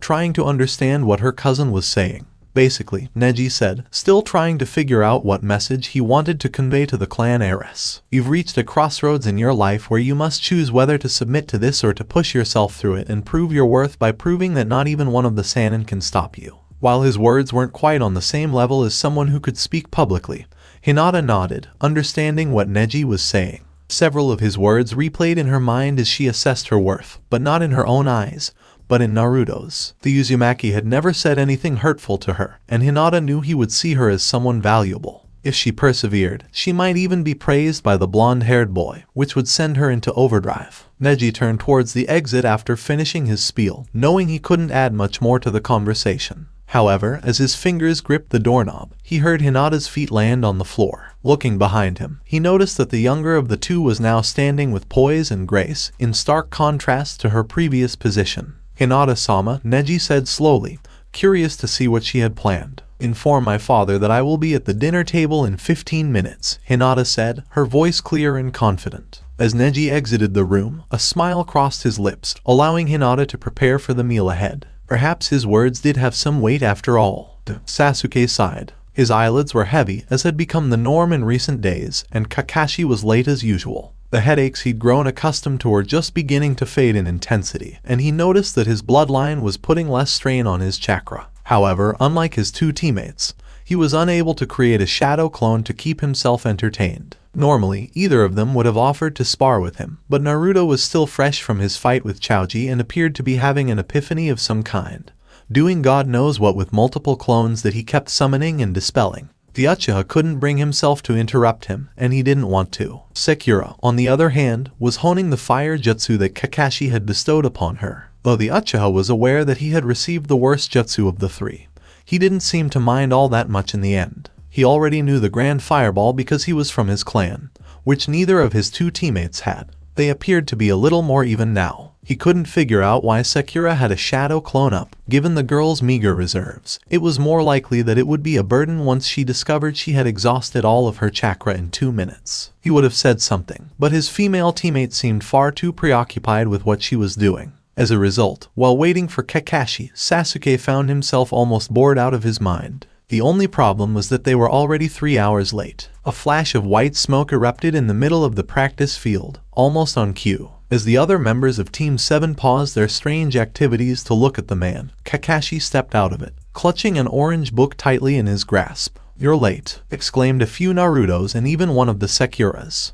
I'm sorry. I was strolling down the road of life when I noticed a large cat-like creature dressed entirely in black following me, and I had no choice but to lead it through the rest of the village and show it the sights. Sure, Sakura said sarcastically, rolling her eyes. So, are we pulling weeds in someone's garden, painting an elderly lady's fence, or catching a cat today? None, in fact, Kakashi said, smiling at the girl. While I would prefer that you focus on improving your teamwork skills, Sasuke is still undergoing Sharingan conditioning, and we need to keep up with our training. Wonderful, muttered Sasuke. So, while I spar with you in Taijutsu, Naruto and Sakura will go off and work on their control and reserves, respectively. My cute little genin think they've got me all figured out, Kakashi sheepishly said, almost teleporting over to Sasuke and ruffling the boy's hair. Hey, Kakashi-sensei, Naruto inquired, his face tense given his usual demeanor. Are you sure, Naruto?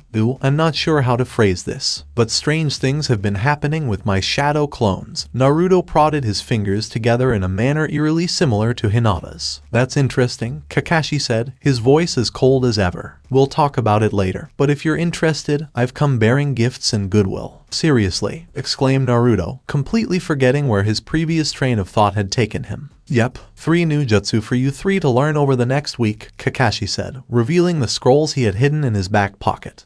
Sensei, I still haven't mastered the first one, Sakura admitted as she bit her lower lip. That's fine. Many jutsu will take months, if not years, to master. Just focus on expanding your repertoire and practicing your jutsu once in a while, and you'll be fine, replied the masked jounin. Sasuke's eyes narrowed as he realized what Kakashi was saying while looking at his own jutsu arsenal, which currently consisted of the Shadow Clone Jutsu, a handful of fire jutsu learned by scouring the clan files, and the single lightning jutsu he had been given. While not particularly large by any standard, he knew that with his Sharingan always active, it would grow over time once he finished this rigorous training, but for the time being, he'd have to learn techniques the old-fashioned way. Hopefully, he'll have something with a little more zing this time. Ladies first, Kakashi said chivalrously as the three excited genin loomed over the 3 scrolls in his hands. Thank you, sensei, Sakura said, smiling as she reached forward and grabbed the scroll that Kakashi had indicated. For our favorite Pinky,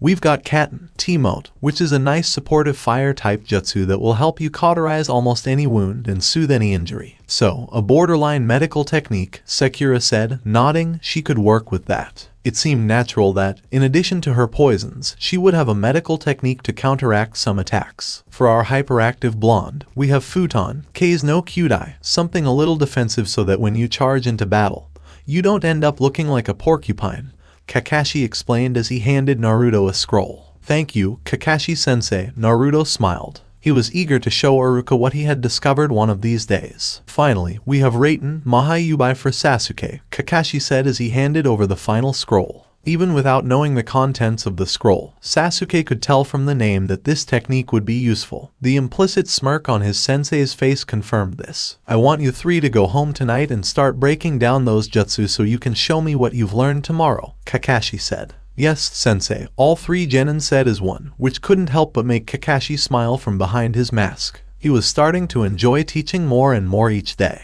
Maybe he'd start showing up on time, or at least an hour earlier than usual.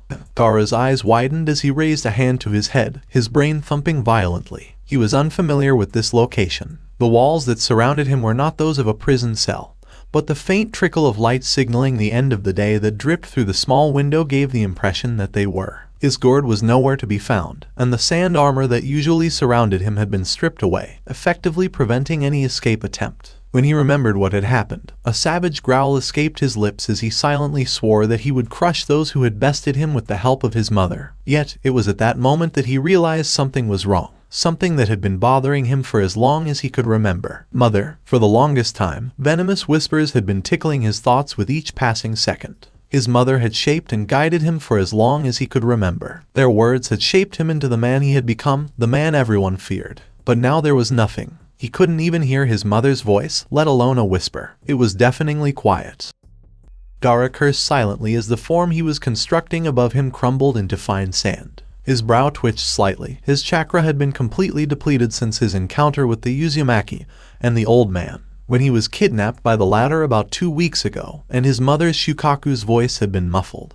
The redhead had discovered that his control was extremely erratic. Gaara had rarely paid attention to the lessons during his schooling because of his Jinchuriki abilities, so he didn't remember much about chakra control either. It had also meant that he had been unable to flee the grasp of the old pervert, or Jiraiya, as Gaara later discovered his name was, but thankfully, that problem had been quickly resolved when he was recently released.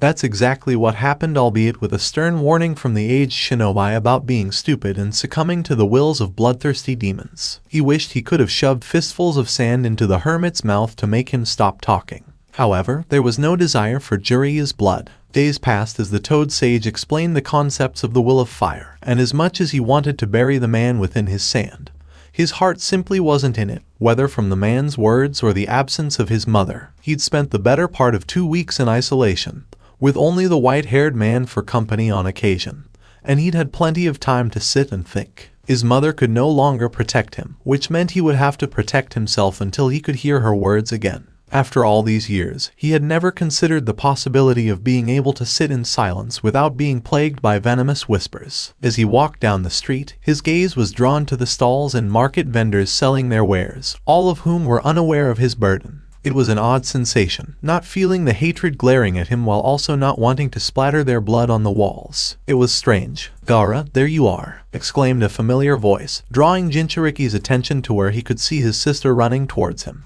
Temari, Gaara said as his older sibling came to a halt several feet in front of him, her fear of him keeping her safe. What have you been up to? I've been concerned about you, Temari exclaimed as she composed herself, trying to catch her breath. Kankuro would be out here looking as well, but he's become paranoid recently, claiming that a scarecrow is watching him or something. Are you concerned about me? Gaara responded as if he was hearing his sister's words for the first time. He'd heard this speech before, but now that he was able to process it without any outside interference, he wasn't sure what to make of it. Temari, for her part, picked up on the fact that something didn't seem quite right. Are you okay? She inquired. Gaara appeared to have hit a stumbling block in his thought process at this point. Did he dare to tell his sister that he couldn't hear the voice of the Biju he was carrying?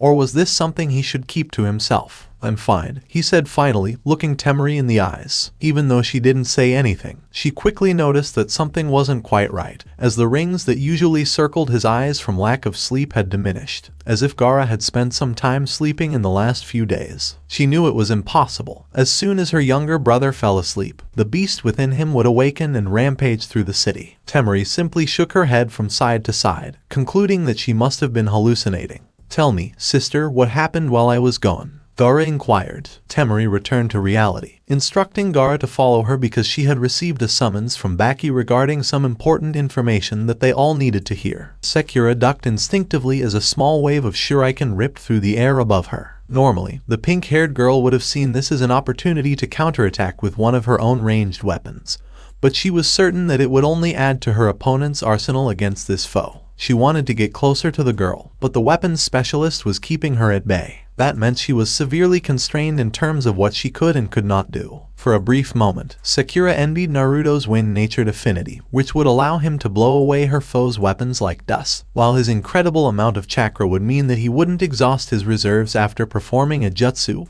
or a luxury that Sakura lacked. As she threw herself to the side, a larger shuriken flew towards her, narrowly avoiding a small kunai, which followed her movement, and nearly nailed her in the shoulder. She felt something pierce her skin a split second later, and was horrified to see a small trickle of blood flow down her arm. Sakura's eyes widened as she realized she had been struck by a senbon, a familiar weapon. Sakura gritted her teeth and plucked the needle out, tossing it to the ground while keeping half an eye out in front of her for other surprises. How did this competition come about? That was easy. Kakashi, my eternal rival, I see your students have the fire of youth burning brightly within them, Guy exclaimed as he appeared, a large smile on his face. You say something? Kakashi said indifferently. Your hip attitude knows no bounds, Guy exclaimed, clasping his hands at the sides of his head. I guess this guy's like this all the time, Naruto said from nearby, his teammates recalling the one time before the start of the first part of the Chunin exam when they had met the teacher with the ridiculously large eyebrows. What are you after, Guy? Kakashi asked, his gaze fixed on his porn. It's time for our competition, Guy declared.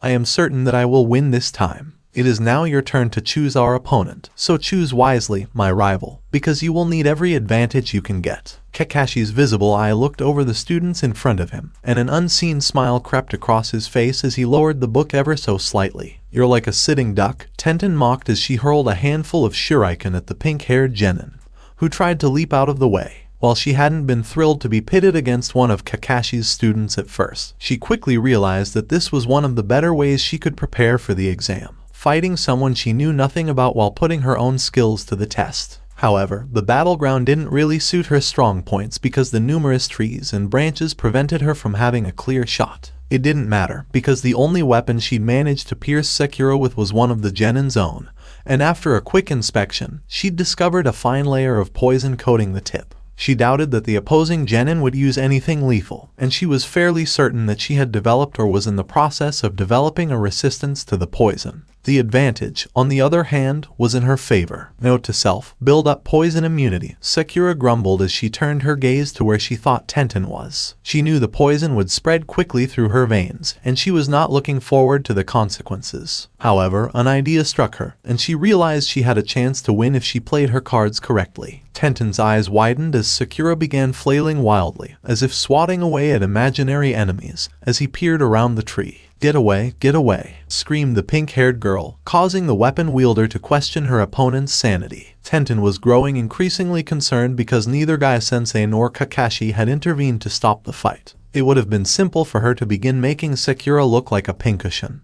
but she knew she couldn't bring herself to do so. The proper course of action would be to knock the girl out and then transport her to the hospital to have the poison removed from her system. Tenten jumped down from her hiding spot and walked slowly across the battlefield, still cautious in case one of Sakura's wild swings came her way. Fortunately, the pink girl's back was turned to her as she appeared to struggle with an imaginary foe, and Tenten couldn't help but be relieved that the poison hadn't struck her instead. Tenten quickly closed the gap between them by raising her hand, intending to knock the girl out with a chop to the back of her neck. With Sakura's back to her, she couldn't see that the pink-haired girl had gone through several hand signs unnoticed and was simply waiting for the right moment. "Gotcha," Sakura exclaimed as she spun around. T-mote, Katten. Sakura had grabbed both of Tenten's hands before she could react, and while confusion reigned supreme for a brief moment, it didn't last long as she felt the fingers Sakura was holding begin to burn under intense heat. It took her 5 seconds to wriggle her fingers free of Sakura's grasp, but the damage had already been done.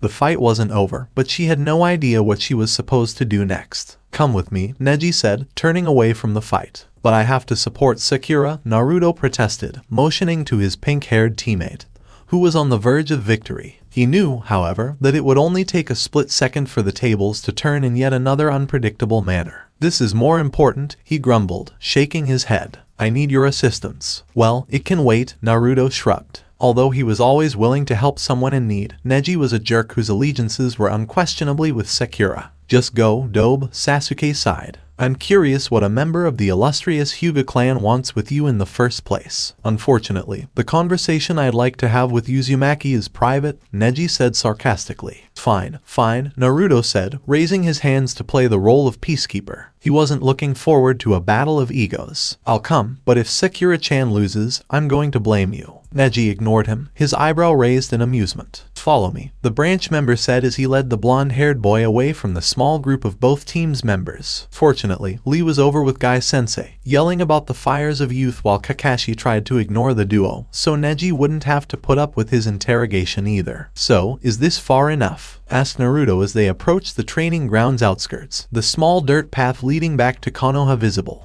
"I suppose," Neji sighed before looking Naruto in the eyes, an intense fire burning within him. "I require your assistance." Naruto's eyes blinked. "Do you require my assistance?" After a brief pause, Neji nodded once more. "Hinata-sama, I believe she might need your help." "Does Hinata require my assistance?" asked Naruto, before continuing when he received a nod of approval. "Why didn't she just say it?" "I believe Hayashi grounding Sama's her," Neji coughed. Despite the fact that she was supposed to be free to leave the compound almost a week ago, she has been in a rather dark mood recently, and has refused to leave her house. "I believe this is due to her younger sister's return from the hospital, which reminded her of what happened between them." "What happened to them?" "I'm sure you're aware of Hinata-sama's unique condition," Neji inquired, receiving a small nod from the normally hyperactive blonde. "Well, a sparring match went wrong, and Hinata-sama severely injured her younger sister." "This is Hinata we're talking about," Naruto chuckled. "She's a good friend and all, but she wouldn't hurt a mouse." "Hanabi-sama sustained several injuries,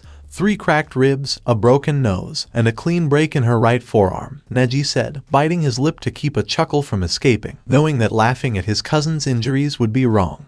Even though Naruto's eyeballs bulged would have had an aburame rolling on the floor. "So, why was she in the hospital for so long?" asked Naruto, knowing that a good medical jutsu or two would have sent the girl home with a cast and rib brace. "She slipped into a small coma," Neji explained without pausing. As you can imagine, Hinata-sama would not have taken kindly to the realization that she inflicted these injuries on her sister, especially since the majority of them could have been avoided. "I see," Naruto said, nodding slightly. "So, what exactly do you want me to do?" "Well, I believe your friendship with Hinata-sama is something she treasures, so I think you could help her snap out of this state," Neji said, resisting the urge to shake his head slightly. Just a month ago, he despised and envied Hinata's way of life. "Hayashi-sama may not be pleased with an outsider entering the Hyuga compound, but I've come to believe that it's sometimes necessary to disregard the laws for the betterment of others." Taijutsu was nowhere near Tenten's strongest skill, as she felt Sakura's fist collide with her shoulder. It didn't help that she couldn't use her hands to block anything.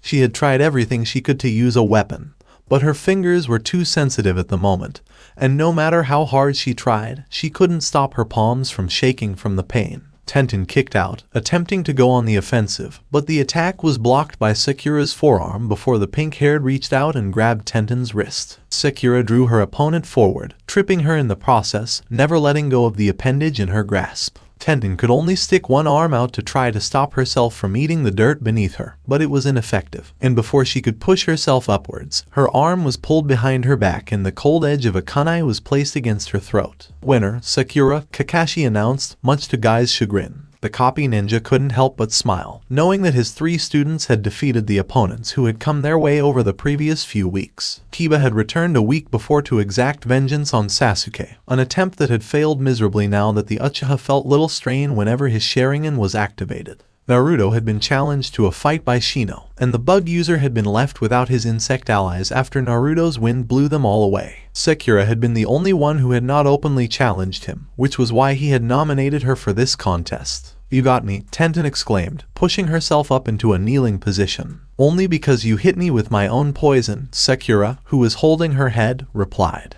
"What was the poison?" Tenten asked, looking up at the pink-haired girl. "Something that causes headaches and migraines," Sakura said weakly. "Because you didn't know what kind of poison it was, I pretended to be hallucinating." To lull me into a false sense of security, Tenten concluded, realizing her own weakness had been her undoing. She couldn't really blame herself because it was the moral thing to do. But she had no idea she had walked right into an elaborate trap. Looking over to where her team was, it appeared that Guy-sensei had taken the loss hard and was gone, most likely doing something ridiculous as punishment. Lee, being Lee, would accompany him at all times. "Come on, I'll take you to the hospital," Sakura offered, knowing she needed to get her head checked out anyway. "Sounds good," Tenten said, allowing herself to be pulled to her feet before the 2 exhausted genin began their journey back to civilization. "Kakashi-sensei," Sasuke said, attempting to catch the attention of the man who appeared to be reading his little orange book. Since Tenten had lost the spar, Guy and Lee had been putting on some ridiculous training routine, while the girl in question and his female teammate had gone to the hospital. Neji and Naruto were most likely lurking nearby, but he didn't mind if either of them overheard what he was about to say. "Yes?" the man asked casually, refusing to take his gaze away from his book. "I've been doing some solo training recently with shadow clones." "That's right, you can make them with your Sharingan activated right now without depleting your chakra," Kakashi agreed, having noticed the improvement in not only Sasuke's but all of his students' training. "Aside from that, I have a question about the shadow clones themselves," Sasuke said, his gaze fixed on his teacher. "I've noticed that now that I'm using them more frequently, I'm learning more. I'm not sure how to explain it, but it feels like I know things that my clone doesn't and that I shouldn't." "You are correct in many assumptions, but let me break it down for you," Kakashi explained. "You are witnessing the clone's mental feedback. Whatever the clone learns, the clone's memories will be transferred to you after you dispel it. This is why the shadow clone technique is well known among Konoha's ANBU, who must go on stealth and reconnaissance missions but can simply send a clone instead of going in themselves. As you might expect, once it has learned what it needs to know, it can dispel and relay all of the information it has learned with almost no harm to the user." "That sounds too good to be true," Sasuke grumbled, knowing that if the technique worked exactly like that, it would be far more famous. "However, there will be a backlash," Kakashi warned.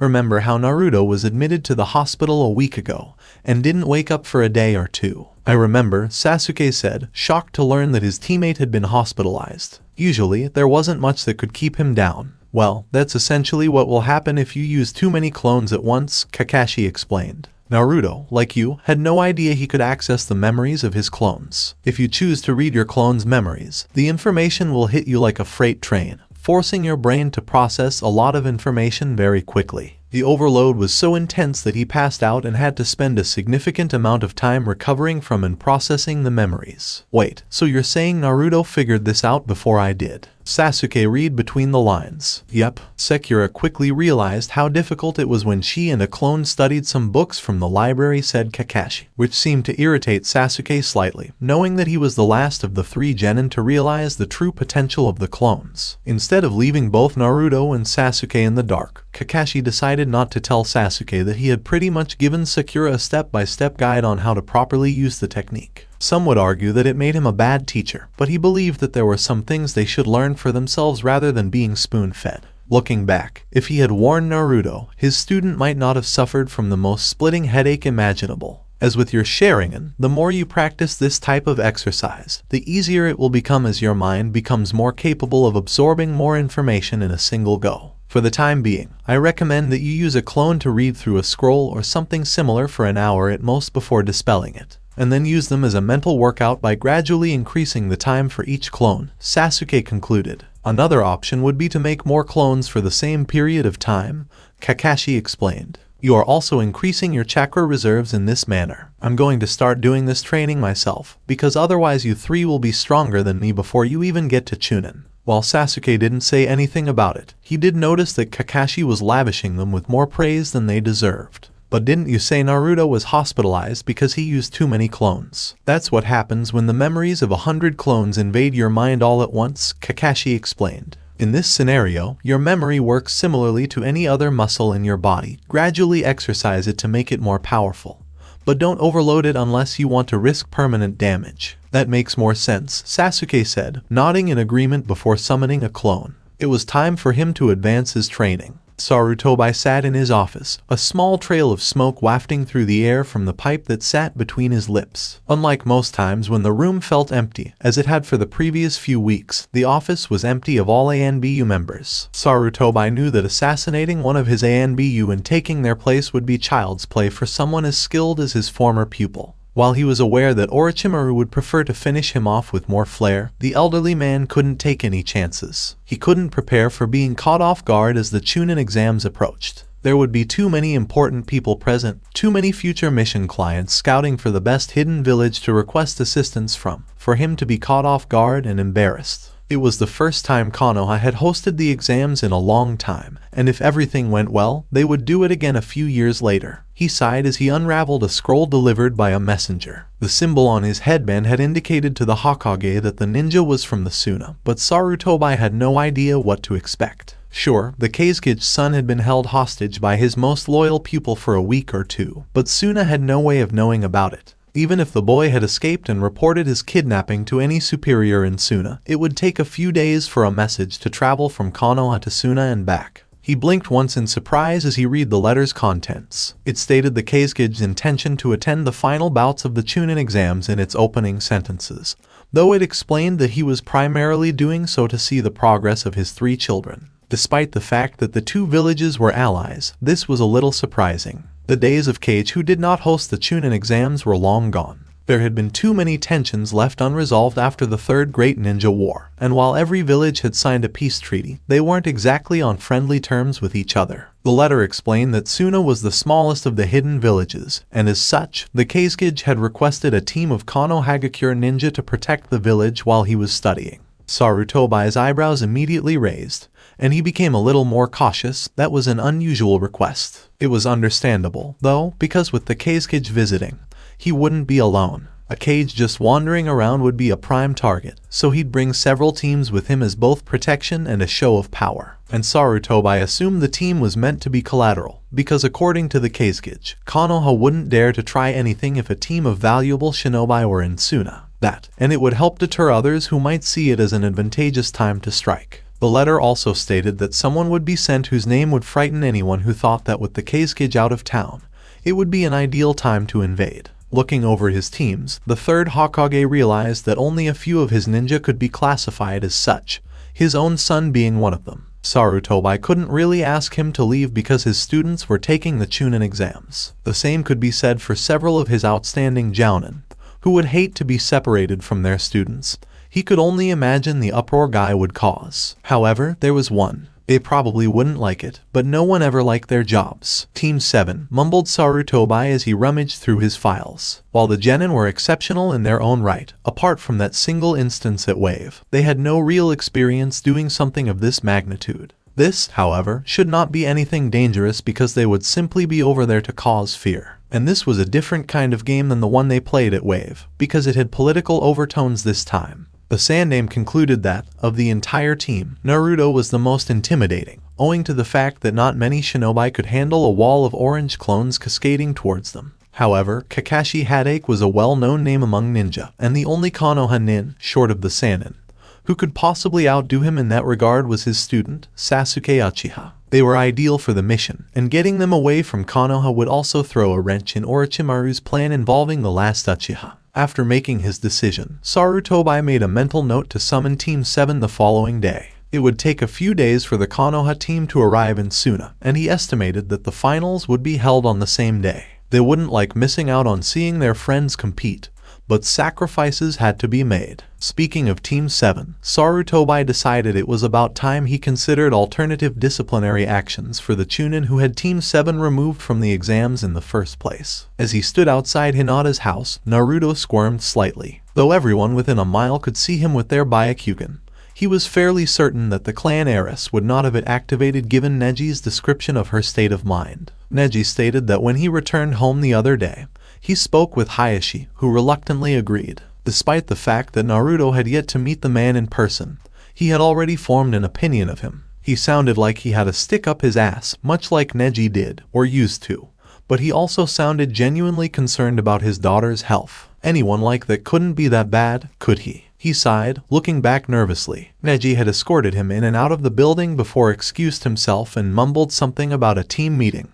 leaving him alone. A couple Hyuga guards kept an eye on him now and then, but he couldn't blame them given his reputation as a prankster. He bit his tongue and decided to just take the kunai and get it over with as he gently rapped on the front door. "There you are," Baki said, running his hand along the cloth on top of his head. "What have you been up to?" "Alone," Gaara said firmly, trying not to reveal that he was in a vulnerable state. Though it appeared that his sand shield was still functional, it was slow and unresponsive, and he could barely control the sand otherwise. "Your father almost threw a temper tantrum when he found out you'd been missing for so long." Baki shook his head. "Anyway, that's beside the point right now. I assume everything is fine." Gaara didn't say anything and just stared back at his sensei. "I think we're fine," Temari said as she gently nudged the man to remind him to be cautious. "So, are you ready for our little surprise?" "Well, now that Gaara's here," Baki said, motioning slowly to the genin, "we have the final piece in place." "Piece," Gaara said again, not liking being called an object. He could imagine it would have been different if he could still hear Shukaku's voice, but now that he was just himself, it was somewhat insulting. "Indeed," Baki said, oblivious to Gaara's lack of interest. "You're now aware of the finer points of the plan.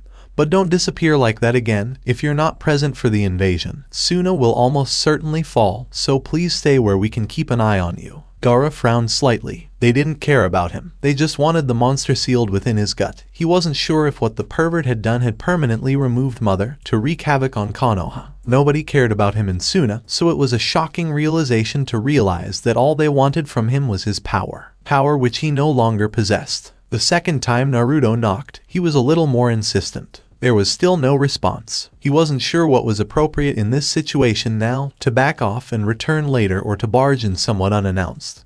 But he knew Hinata needed someone to talk to. He'd already felt bad enough that Neji had told him to wait a day before approaching her. He turned the doorknob with a slight sigh of relief, but was surprised to find it unlocked. Maybe whoever had left had forgotten to lock it. Then again, with the Byakugan, the Hyuga didn't really need more security because any member of the clan could probably spot a burglar. "Hello," he said as he stepped in slowly. He walked further into unfamiliar territory after receiving no response. Looking around the room, he noticed that everything was spotless, which he assumed was just part of being a member of the Hyuga clan. As Naruto spun towards it, a strong voice stuttered, "Why you? What brings you here?" Naruto paused as he looked at the voice's owner, a young Hyuga child with hair that fell below her shoulders. "Who exactly are you?" "My name is Hanabi," she replied, frowning. "Who let you in, and are you here to see my sister?" "I'm not sure," a perplexed Naruto replied. "I'm looking for Hinata, who you've probably heard of. Neji told me to stop by, and I was told that his dad said it was fine or something like that, so can I?"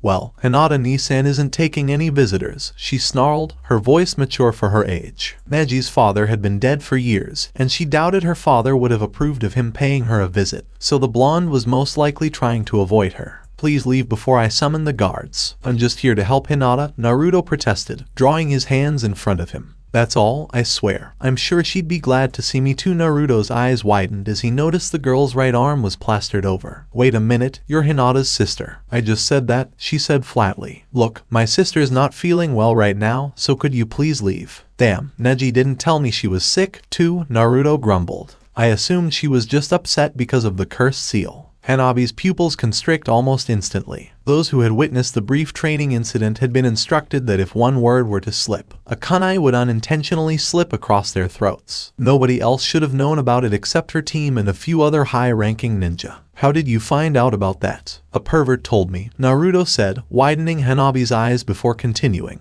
Can I just have 2 minutes with her? If she wants me to leave after that, I'll leave without hesitation. Hanabi weighed her options with trepidation. Her father would undoubtedly be disappointed if she allowed an intruder any further into the house, especially given her sister's current state.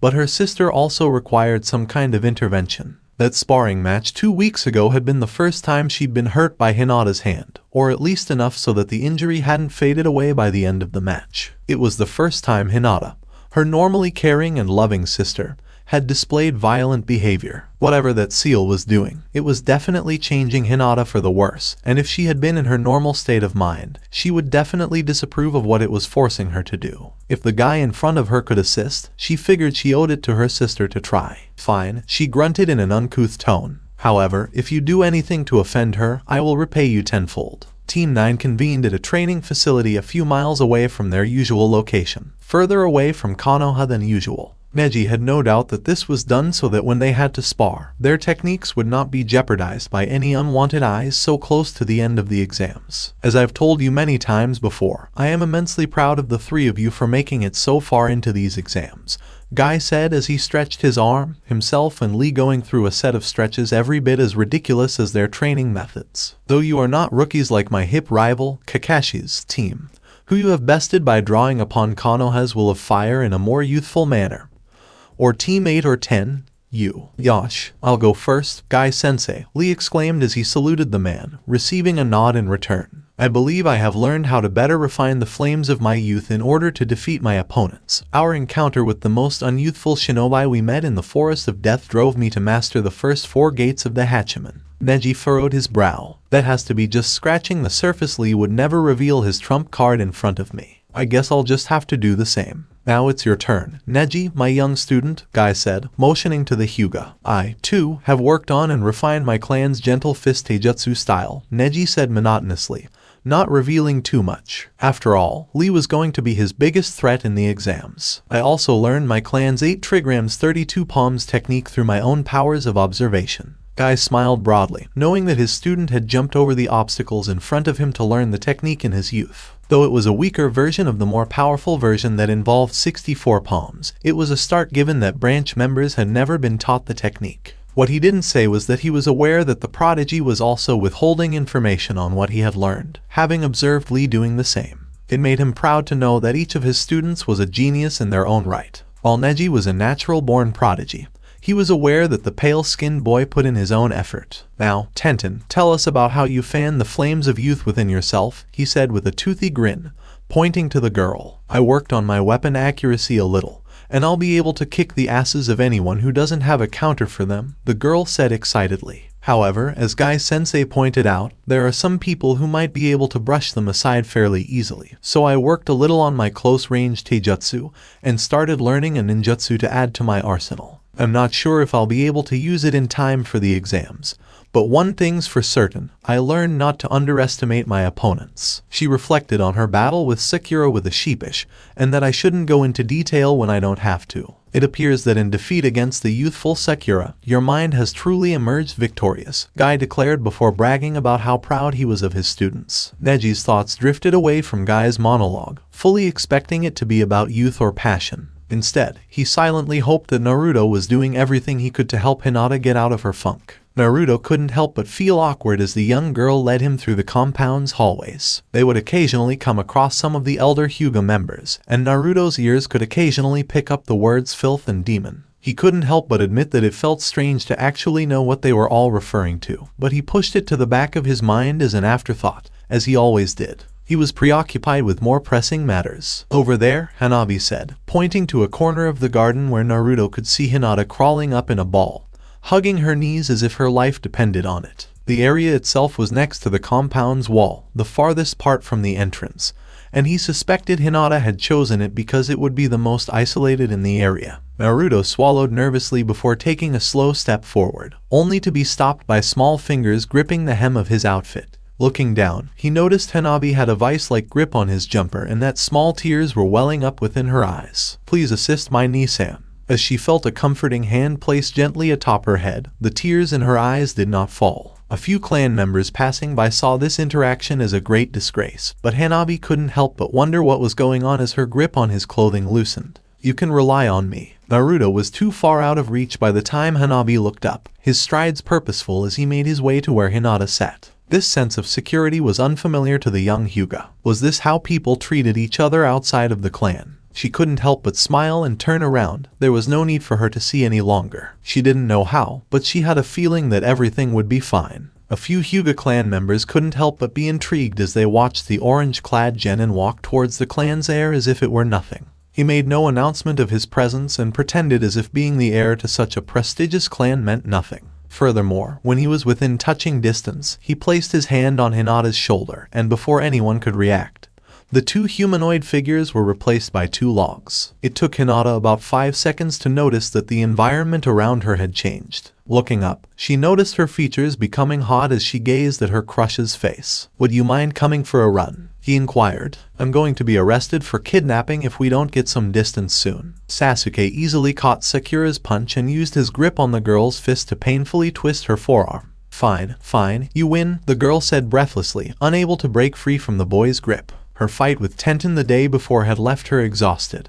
Being poisoned and whatnot wasn't very pleasant. Even if she did manage to free herself from his clutches, she knew she wouldn't last long. "There was no need for you to play rough like that, Sasuke," Kakashi's familiar voice said as he appeared. Sakura blushed slightly as she considered the implication of what the one-eyed pervert was saying. "We were wondering when you'd show up, Kakashi-sensei." "I was considering not showing up at all," admitted the masked jounin. "But I need to talk to the three of you about something. Find Naruto, and meet me back here in half an hour." "Why don't you just tell us what you want to say and we'll pass it on to Naruto?" Sasuke asked, knowing how stubborn the man in front of them was. "Where's the fun in that?" And with that, he was gone as quickly as he came. Hinata panted lightly as she knelt, her knees clasped. She realized what the blonde-haired boy had done as soon as he said the word kidnapping. While there was nothing inherently dangerous about it, the fact that apparently no one had been informed beforehand meant that the entire clan would be searching for her until she returned. And even then, Naruto wouldn't be out of the woods. "I think we'll be fine here," Naruto said, eyeing the clearing. Unlike Hinata, he showed no signs of exhaustion, which was not surprising given his intense ball of energy. "And Naruto-kun, why are we here?" Hinata asked, raising her head. "I have something I need to show you," Naruto said, looking Hinata in the eyes as she stood up. Without further ado, he began removing his jacket and shirt, turning Hinata a deep shade of crimson. That is, until he put his hands into a seal and began shaping chakra. Confusion reigned supreme at first, until black ink linings began to appear on his chest. What is that?" Hinata asked, closing the gap between them to get a better look at what was in front of her. "I, too, have a dark secret, just like you have that seal on your neck," Naruto said with an out-of-character air of confidence. Hinata was taken aback that Naruto knew exactly what had marked her skin, and she unconsciously raised her hand to cover it as her crush continued. "While these things are dark in nature, they are a part of who we are, and we must accept that." Naruto took a deep breath as he tried to recall the speech he had prepared.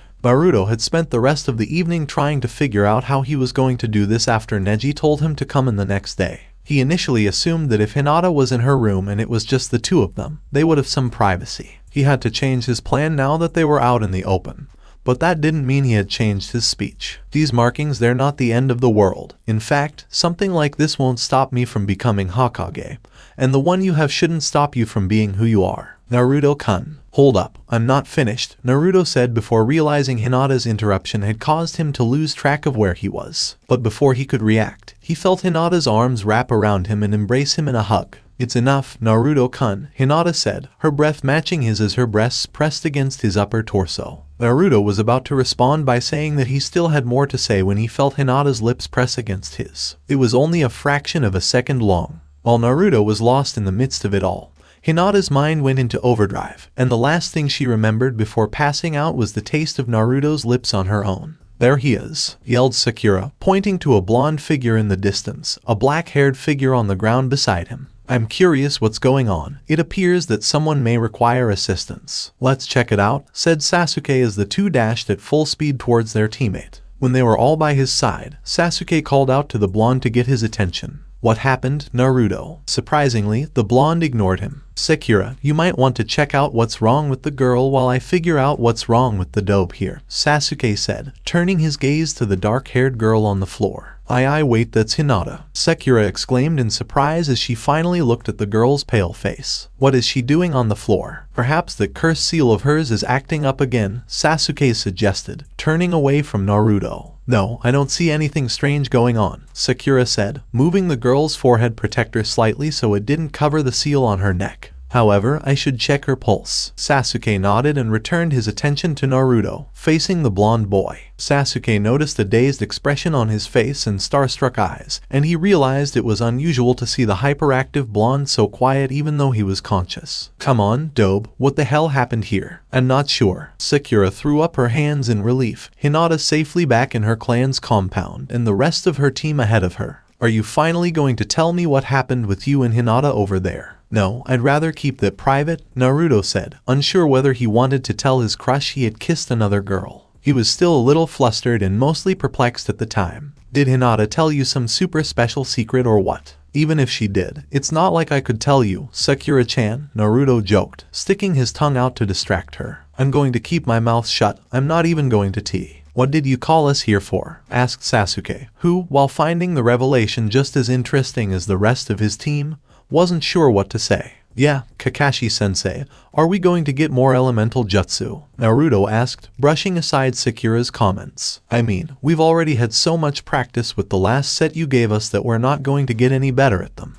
I don't think my cute little genin needs more destructive firepower just yet," Kakashi said with a smile. "Besides, if I let them learn new jutsu, I'm sure they'd spend the majority of our upcoming mission practicing them rather than concentrating on the mission. Besides, it's not like all of us can master jutsu in a couple of hours, Dobe," Sasuke said as he crossed his arms, knowing that the lightning jutsu he had been given was powerful but also extremely difficult to perform. It required newfound control over his lightning affinity, as in its most basic form. He needed to coat his fingertips in lightning chakra without electrocuting himself. "Well, we can't all copy jutsu instantly with our creepy eyes," Naruto retorted, motioning to both Kakashi and Sasuke. "And some of us don't even have any super special abilities," Sakura grumbled. "Could we please just shut up and listen to what Kakashi-sensei is saying about this mission?" "All right, let's play a game," Kakashi said, almost smirking. "How about you tell me what your mission will be?" "How are we supposed to know?" inquired Naruto. "For all we know, we could be heading to Wave because Gato has been mysteriously resurrected and is threatening to blow up the bridge." I have my doubts," Kakashi chuckled as he pulled out the first edition of Ika Ika. "Don't be stupid, Naruto," Sasuke said, more to dismiss the idiotic remark than to insult the boy. "It's obviously something important, or he wouldn't have said that last bit about us being too distracted with new jutsu to focus on our mission. I doubt he'd be concerned if we were chasing Tora, the cat." "Sasuke is correct," Sakura said, her brow furrowed as she considered it further. "Destructive firepower, does that mean we're going somewhere where we have to be careful not to overdo something?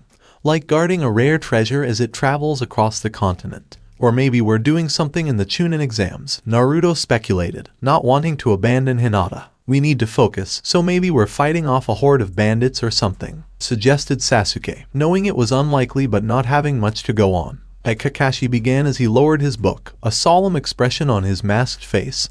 "Have no idea." The comedic tone with which his sensei finished the sentence irritated Naruto even more. "So, what was the point of that? To put your analytical skills to the test?" Kakashi shrugged, his voice returning to a slightly more normal tone. "Sasuke's and Sakura's are fine, but you could do with a little more work." Naruto stuck his tongue out. "Examine this." Ignoring the Dobe's stupidity, Sasuke said, a smirk appearing on his face as Naruto cried out in protest. "If you don't know what our mission is, who will?" "The Sandaime," Kakashi explained before revealing a little more. "From the summons I received earlier, it appears to be C-ranked. So, with our luck, that means we've got another Zabuza after us," Sasuke grumbled. "The last one didn't turn out too bad," Sakura said optimistically, recalling the happy kiss she shared with Sasuke's hinged form. "So it's about time we had another one go to shit then," Naruto chuckled. "Let's not get ahead of ourselves," Kakashi said quietly, hoping that the mission wasn't an envoy one. His tolerance for civilians had recently dwindled.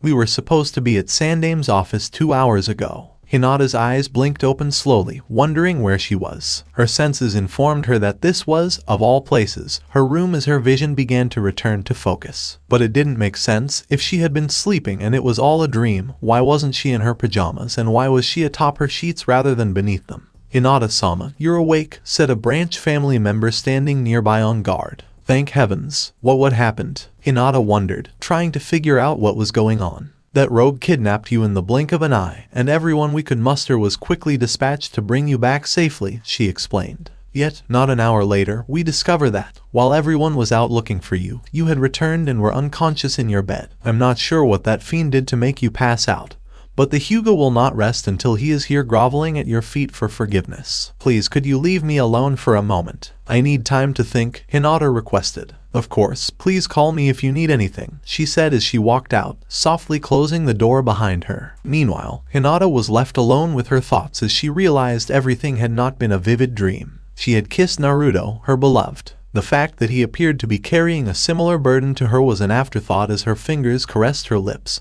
sending tingles up her spine. She could hear the rustling of paper coming from her coat pocket as she shivered slightly. She reached inside and pulled out a piece of parchment, opening it up and starting to read the contents. Hinata, as I previously stated, I am aware of the burden you bear and the problems it can cause. What I really wanted to say was that you cannot let this rule your life. You are Hyuga, Hinata, one of the sweetest and kindest people I know, and nothing, not even a black hickey, will stop you from being who you are. I would have preferred to tell you this in person, and I can only write so much before they notice I'm still here.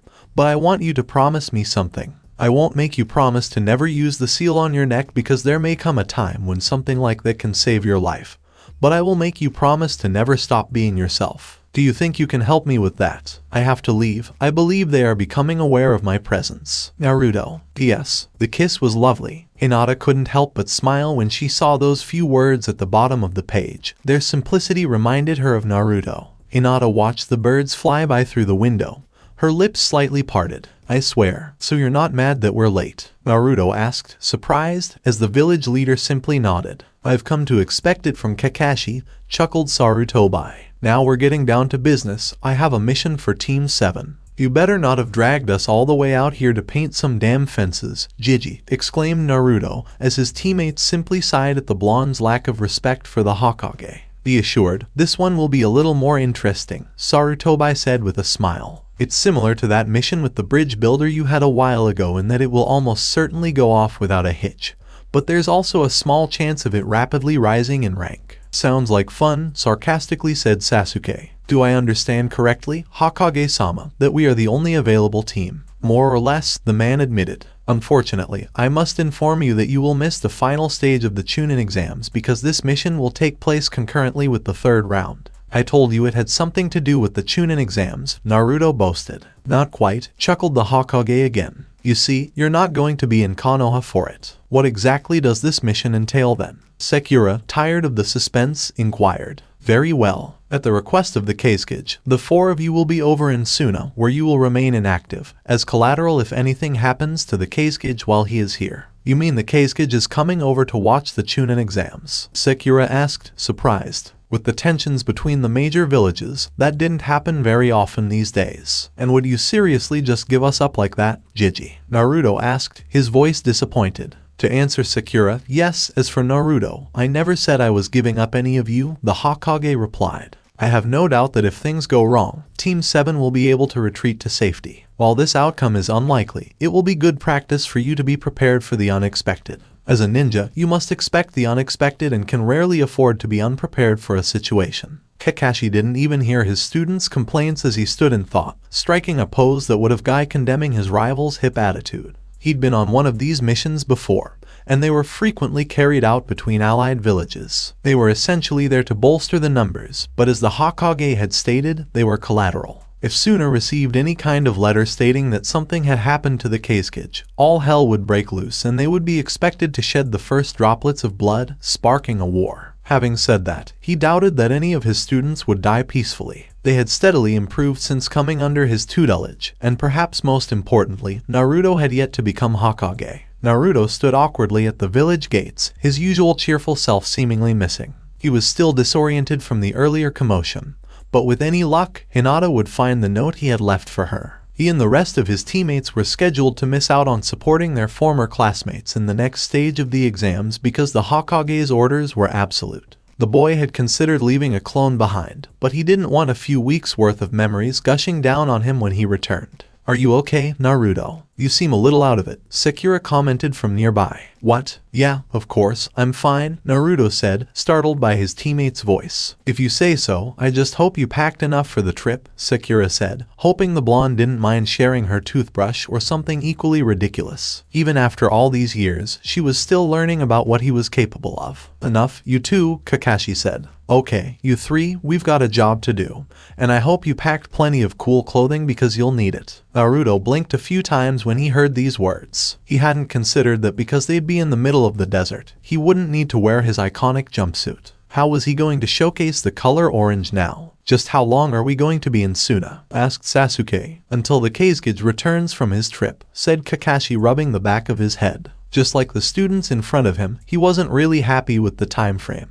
as the details specified that they would have to wait until the village leader returned. The Kazekage could potentially take a vacation in Konoha and stay an extra couple weeks to discuss contracts with the Hokage, and they'd be stuck in Sunna for over a month. It was still better than chasing Tora though. "Don't think this trip means you can slack off," said Kakashi. "While in Sunna, we will still be training during our time there, and since we're technically on a mission, we won't have to go doing D-ranked missions despite how much I love boosting your teamwork." All three of the students could pretty much feel the sarcasm drizzling from his voice. "I wonder who'll get promoted," pondered Sakura as she turned her head towards the stadium the tournament would be being held in. "We," said Sasuke, recalling how he had been challenged by the spandex-wearing genin before the first exam. He had learned a lot from that fight, and despite his overly joyous nature, he didn't doubt that the powerful teenager would earn his flak jacket. "Hinata will definitely get promoted," declared Naruto, pumping his fists. "We'll find out when we return. Or perhaps you'll get a message of who succeeded while we're over in Sunna," said Kakashi. "Come on now, let's stop wasting daylight. We've got a long way to travel." "Yes, sensei," said the three genin in unison as they leaped out of sight, traveling faster than ordinary civilians could ever dream. Their departure, however, didn't go unnoticed as Gaara watched from atop a nearby building. During the battle that he had had with Naruto and Jiraiya, Gaara had heard the white-haired man say, "Meet what you could have become." The volume he had said it with, however, worried him. Had he said it so that not only Naruto could hear him but also Gaara himself, laughing and talking with teammates, just having a good time with friends? Could such a future still exist for him? Gaara walked through Konoha's streets with purposeful slowness. Only 10 minutes had passed since his fellow Jinchuriki had left the village, and he couldn't stop wondering what his life could have been like if things had been just a little bit different. He was no longer controlled by his mother's rantings, and he had resolved that if he ever heard them again, he would silence them personally. He'd been a puppet to the Biju inside him for far too long, and now he'd take a stand against the vile mass of chakra. Gaara's thoughts came to a halt when he felt something bump into his leg. Looking down, he noticed a pink smear across his pants and a young girl by his feet, whose ice cream had fallen to the ground. "I'm sorry," she said as tears welled up in her eyes. "I was just so happy that I spent all of my pocket money on ice cream and didn't realize where I was going." Gaara just stood there stunned, trying to figure out what to do in this situation, considering that ice cream was either extremely expensive or the girl's pocket money consisted of a single ryo per week. The old Gaara would have slaughtered the girl without hesitation, but that seemed like a lifetime ago. He was still angry, to be sure, but he was able to restrain himself from acting on it. He shook his head with a slight sigh, eager to explore the new sensation. Before speaking to the girl next to him, he reached into his pocket and counted the money he had on him. "I'll go out and get you a new one." While it wasn't so much an offer as it was a demand, it didn't matter because the girl's eyes brightened like a light switch had been turned on, and she declared Gaara the nicest person in the world at that moment. Hopefully, this little girl will never find out about Gaara's past. Choji's strong haymaker knocked Shikamaru to the ground, and Ino grinned. "Shintenshin no jutsu," she exclaimed, her hands slipping through a few well-remembered hand seals. This, on the other hand, was exactly what Shikamaru had been hoping for. Having grown up alongside the two people his sensei had asked him to fight, he was aware of any slight lag in the technique. Shikamaru quickly countered the normal shinobi who would freeze as they realized what was going to happen by using one of the 3 jutsu he had learned in the academy. Choji had no time to react as the Kawarami occurred, and he now found himself in the same location as Shikamaru. His consciousness, on the other hand, lasted less than a half-second as Ino's mind was transferred into his. She quickly lifted Chaoji's arms in an attempt to dispel the technique, but she couldn't form the seal in time as Shikamaru's shadow held them in place, giving him the victory. Asuma, who was smoking a cigarette nearby, couldn't help but admire the ingenuity of the Nara he had been given as a student. Shikamaru was the one of his 3 students he thought had the best chance of getting promoted. Of course, he'd have to find a way to motivate him. Kurenai-sensei, Hinata muttered softly. Do you think we should do some kind of exam preparation training? Don't overdo it, Hinata, Kurenai advised as she leaned against a nearby tree. While you will be permitted to take the exams, I believe it is best that you take it easy. Your health is my top priority. I don't think Kiba and Shino should be denied the opportunity to advance because of me, she admitted quietly, unable to face any of her teammates. Actually, we've been doing some training, Kiba said, smiling. Sure, we haven't met Kurenai-sensei very often, but we both have clans. Kiba is correct, Shino said, nodding slightly. We've both been training non-stop for the past month. I did some training with F-Father, Hinata said, smiling up. In that case, I think a light spar is in order, Kurenai chuckled. That is, if you're all up to it. I can't have my students falling behind the other teams. Well, Sasuke's team didn't even make it into the Chunin exams, Kiba responded, so at least we outperformed them. He beat you rather badly in the 2 spars you've both had, Kurenai scolded, sighing. Don't get too far ahead of yourself. Kiba's annoyance grew as Akamaru seemed to agree with what their sensei was saying, causing the Inuzuka to kick the ground and grumble under their breath. You should not be discouraged. Uzumaki defeated me in our spar, Shino said, echoing his teacher's words. It appears that Team 7 has not been idle in the past month, perhaps. Without the looming exams weighing on their minds, they have been able to reach a level that we have not. When Hinata learned that Naruto had beaten Shino, her smile widened slightly. She had nothing against her teammate, but she was relieved that her favorite blonde was doing so well. Meanwhile, Kiba wasn't thrilled with Shino's attitude toward their friends who weren't even in the running for an upgrade. You're saying that because we're doing better than them, they've improved more? Kiba asked, his voice rising with rage. How does that make any sense? Naruto-kun was always strong, Hinata declared, catching the rest of the team off guard. It wasn't the aggressive tone she used when the seal around her neck started acting up, nor was it the timid one she usually used. It was encouraging news, something they hadn't heard from the Hyuuga heiress in a long time. There could be several reasons for this, Kurenai said before either of her 2 male students asked Hinata what had happened. While she couldn't help but be curious, she knew better than to eavesdrop on other people's lives. All of the Jonin know that Kakashi is one of the lazier senseis. Having his team fall behind may have caused him to intensify their training, or they may have requested it. In that case, sensei, let us step up our training, Kiba said, clenching his fist. When I get promoted, I'm going to really rub their nose in it. Shino could only groan inwardly at his teammates' enthusiasm, while Kurenai began to consider several options for bettering her students with the limited time they had before the exam.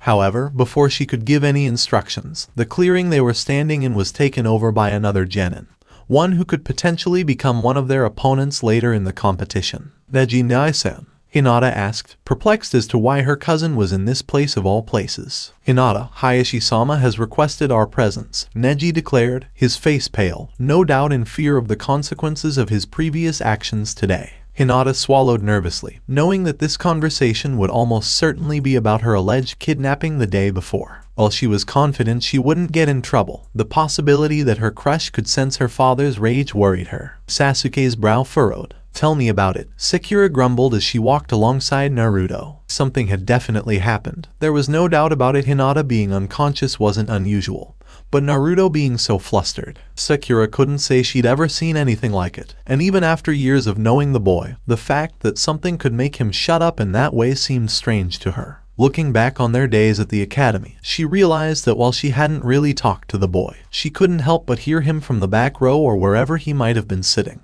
Even from the hallway, it had been difficult not to hear the blondes yelling. It was as if the Uzumaki clan's sole member lacked an inside voice. I can't, said the blonde for the umpteenth time. In any case, nothing happened. She was just feeling a little under the weather. Sure she was, Sakura joked, clearly not believing Naruto's claim. When they returned, she'd have to ask Ino if she wanted to go through Naruto's memories. Gossip this juicy couldn't go unnoticed. Sasuke tried to tune out the duo's stupid bickering. They'd been working for hours. Kakashi didn't seem to notice them, but he was probably too preoccupied with his book to notice them. Are you hiding something, Naruto? Sasuke resisted the urge to rub his eyes. It was going to be a long journey. Neji Nai-san, Hinata asked softly, looking up to her cousin as they entered her home. Which people do you think will end up getting promoted? Normally, I would have said that it doesn't matter because we are all pawns of fate and she would choose that herself, Neji said before shaking his head slightly. However, I'm not sure I believe that anymore. She gave him a small smile, knowing it was his way of saying he wasn't sure. I believe you might be promoted. Perhaps I'll advance the most, but that doesn't mean I'll be promoted, he replied modestly. I believe the Nara would be a Chunin-worthy candidate,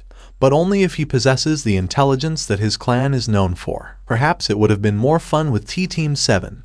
Hinata mused as her thoughts drifted to Naruto. That's correct, the branch family member admitted. The Uchiha would have made an excellent opponent. And Naruto-kun as well, she added with a smile. He's grown a lot stronger. The Kunoichi on their team seem to do well. I'm glad to see you're both together, an intruding voice said. Neji and Hinata had not seen the person approach because their Byakugan had been deactivated. I need to speak with both of you, especially Hinata. Okay, father, Hinata stuttered as she turned to face the man, completely caught off guard. Is there something wrong? Perhaps, he said almost glumly. He spoke without conviction, and his voice was hazy enough to make Hinata's hairs rise slightly. What exactly did Uzumaki do to you the day before? Hinata blushed as she bit her lower lip, reflecting on the events of the day. We talked briefly about the exams. I see, he said, nodding slightly. Is that it? Well, we also talked about Mycel. The hand that carelessly brushed across a certain part of her neck was noticed by both male Hyuga. How did he escape the compound with you? Her father inquired, eager to move on from the previous topic. That wretched seal Orochimaru had cast upon his daughter was the last thing he needed. I believe he used a kawarami, but did he previously subdue or harm you in any way? No, Naruto-kun would never do that, she protested with vigor Hayashi had rarely seen from his eldest. We used the kawarami to escape the compound, and then we ran a short distance away from it to talk privately. That begs the question of how he got into the compound. Hayashi frowned as he turned to face Neji. According to the guards, they saw you and Uzumaki enter the compound yesterday, and you stated that you had permission. From me, I might add, to bring Uzumaki inside, while it's possible that they were duped by an Alabo. Hayashi was taken aback when he was interrupted by Neji clearing his throat. Permission to interrupt, Hayashi-sama? Asked the young Hyuga. Hayashi gave a slight nod, waiting to hear what his nephew had to say. There was no elaborate plan or anything, he confessed almost shamelessly. I lied to Naruto and the guards by telling them I had permission from you, and while I understand that this was disrespectful and violated protocol, I did it because I thought it would be best for Hinata. While I'm not sure whether I should tolerate your arrogance or not, Hayashi said, do you now realize the consequences of your actions? Perhaps Hinata would not have been kidnapped if it hadn't been foe. And Naruto-kun didn't kidnap me. Hayashi was interrupted for the second time that day, this time by his own daughter. I voluntarily went with him. That changes things, then, Hayashi said, frowning. He wasn't sure if the rumors originated or he was to blame, because it was a rookie mistake not to double-check bold claims like these before pursuing them. The clan had assumed he had let it slide because of Naruto's reputation. However, I'm still curious as to why you thought it was acceptable to break the rules in that way, Neji. Like I said before, Hayashi-sama, I acted solely to ensure Hinata happiness, Sama's Neji said, slightly biting his lower lip. However, I acknowledge that what I did was wrong, and I am willing to accept whatever punishment you deem appropriate. I'll let it slide this time, Hayashi said generously as he locked his gaze on Neji. However, I will not tolerate this happening again. Please go through me the next time. The eyes of the branch family member widened slightly. He hadn't been predestined to approach Naruto or to forge Hayashi's permission.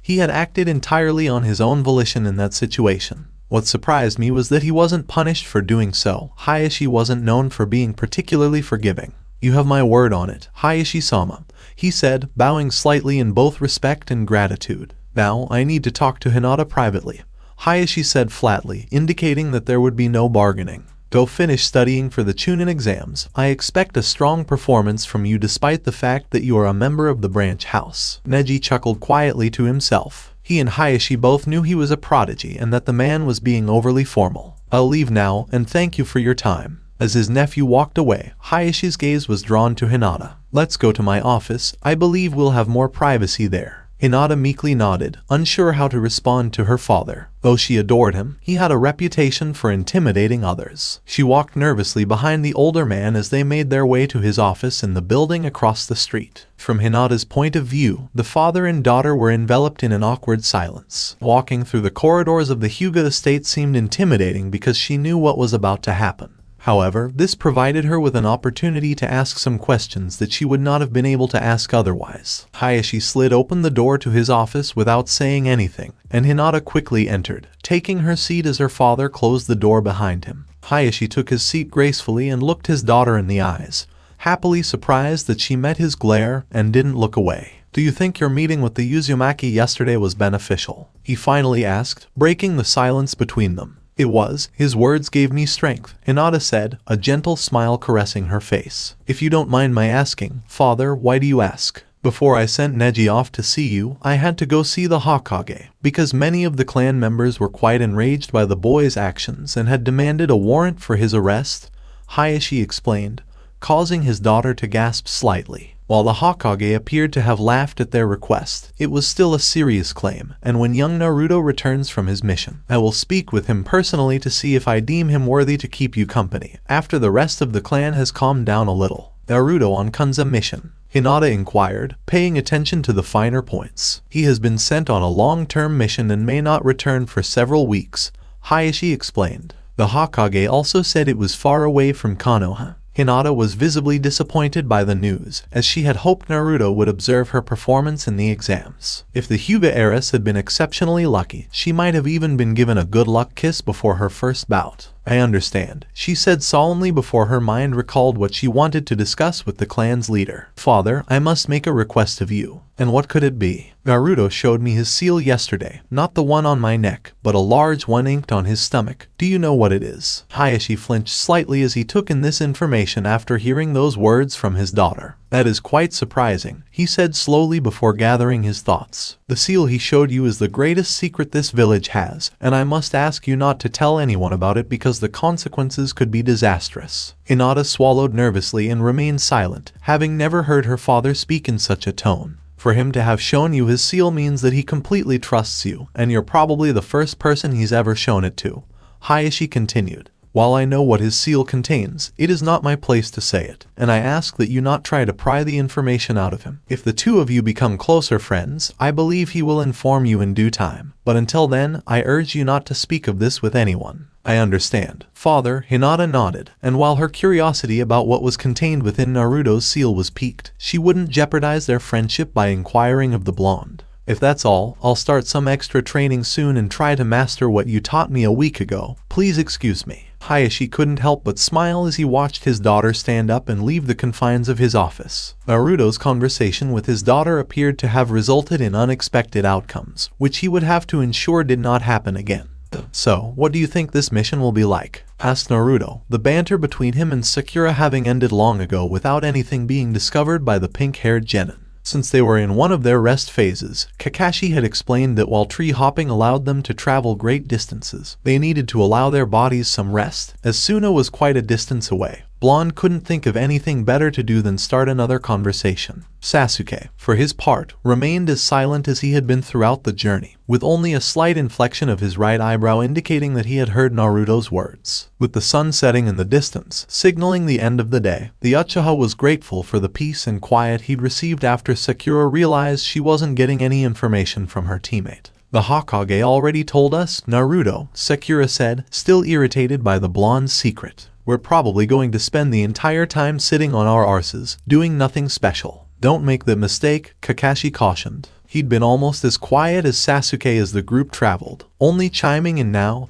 and then. "Many a genin have died because they assumed they were given an easy mission, which is why I made you bring all of your weaponry." Naruto's face was slightly crooked. "I still don't get it, Kakashi-sensei. We could get to Sunna in like half the time if we didn't have all these stupid things with us," he said, motioning to the backpack strapped to his shoulders. It was extremely heavy, and Naruto's shoulders were already aching. Given their slouched figures, Sakura and Sasuke appeared to be having an equal amount of difficulty with theirs, but neither had spoken up about it yet. "Well, we have to be prepared at all times. What if we were suddenly attacked by bandits or something?" "You don't seem very prepared," Naruto observed sourly. Kakashi had one strap slung lazily over his right shoulder and was deep in his green, for once not orange, book. Even with the change in color, Naruto doubted that the contents were significantly different. "That's because I'm a jounin," he said almost cheerfully, flicking his one visible eye back to the page he was reading. Before Naruto's face brightened, the four continued walking quietly, each member of the team only having their own thoughts for company. "How about we play some kind of game?"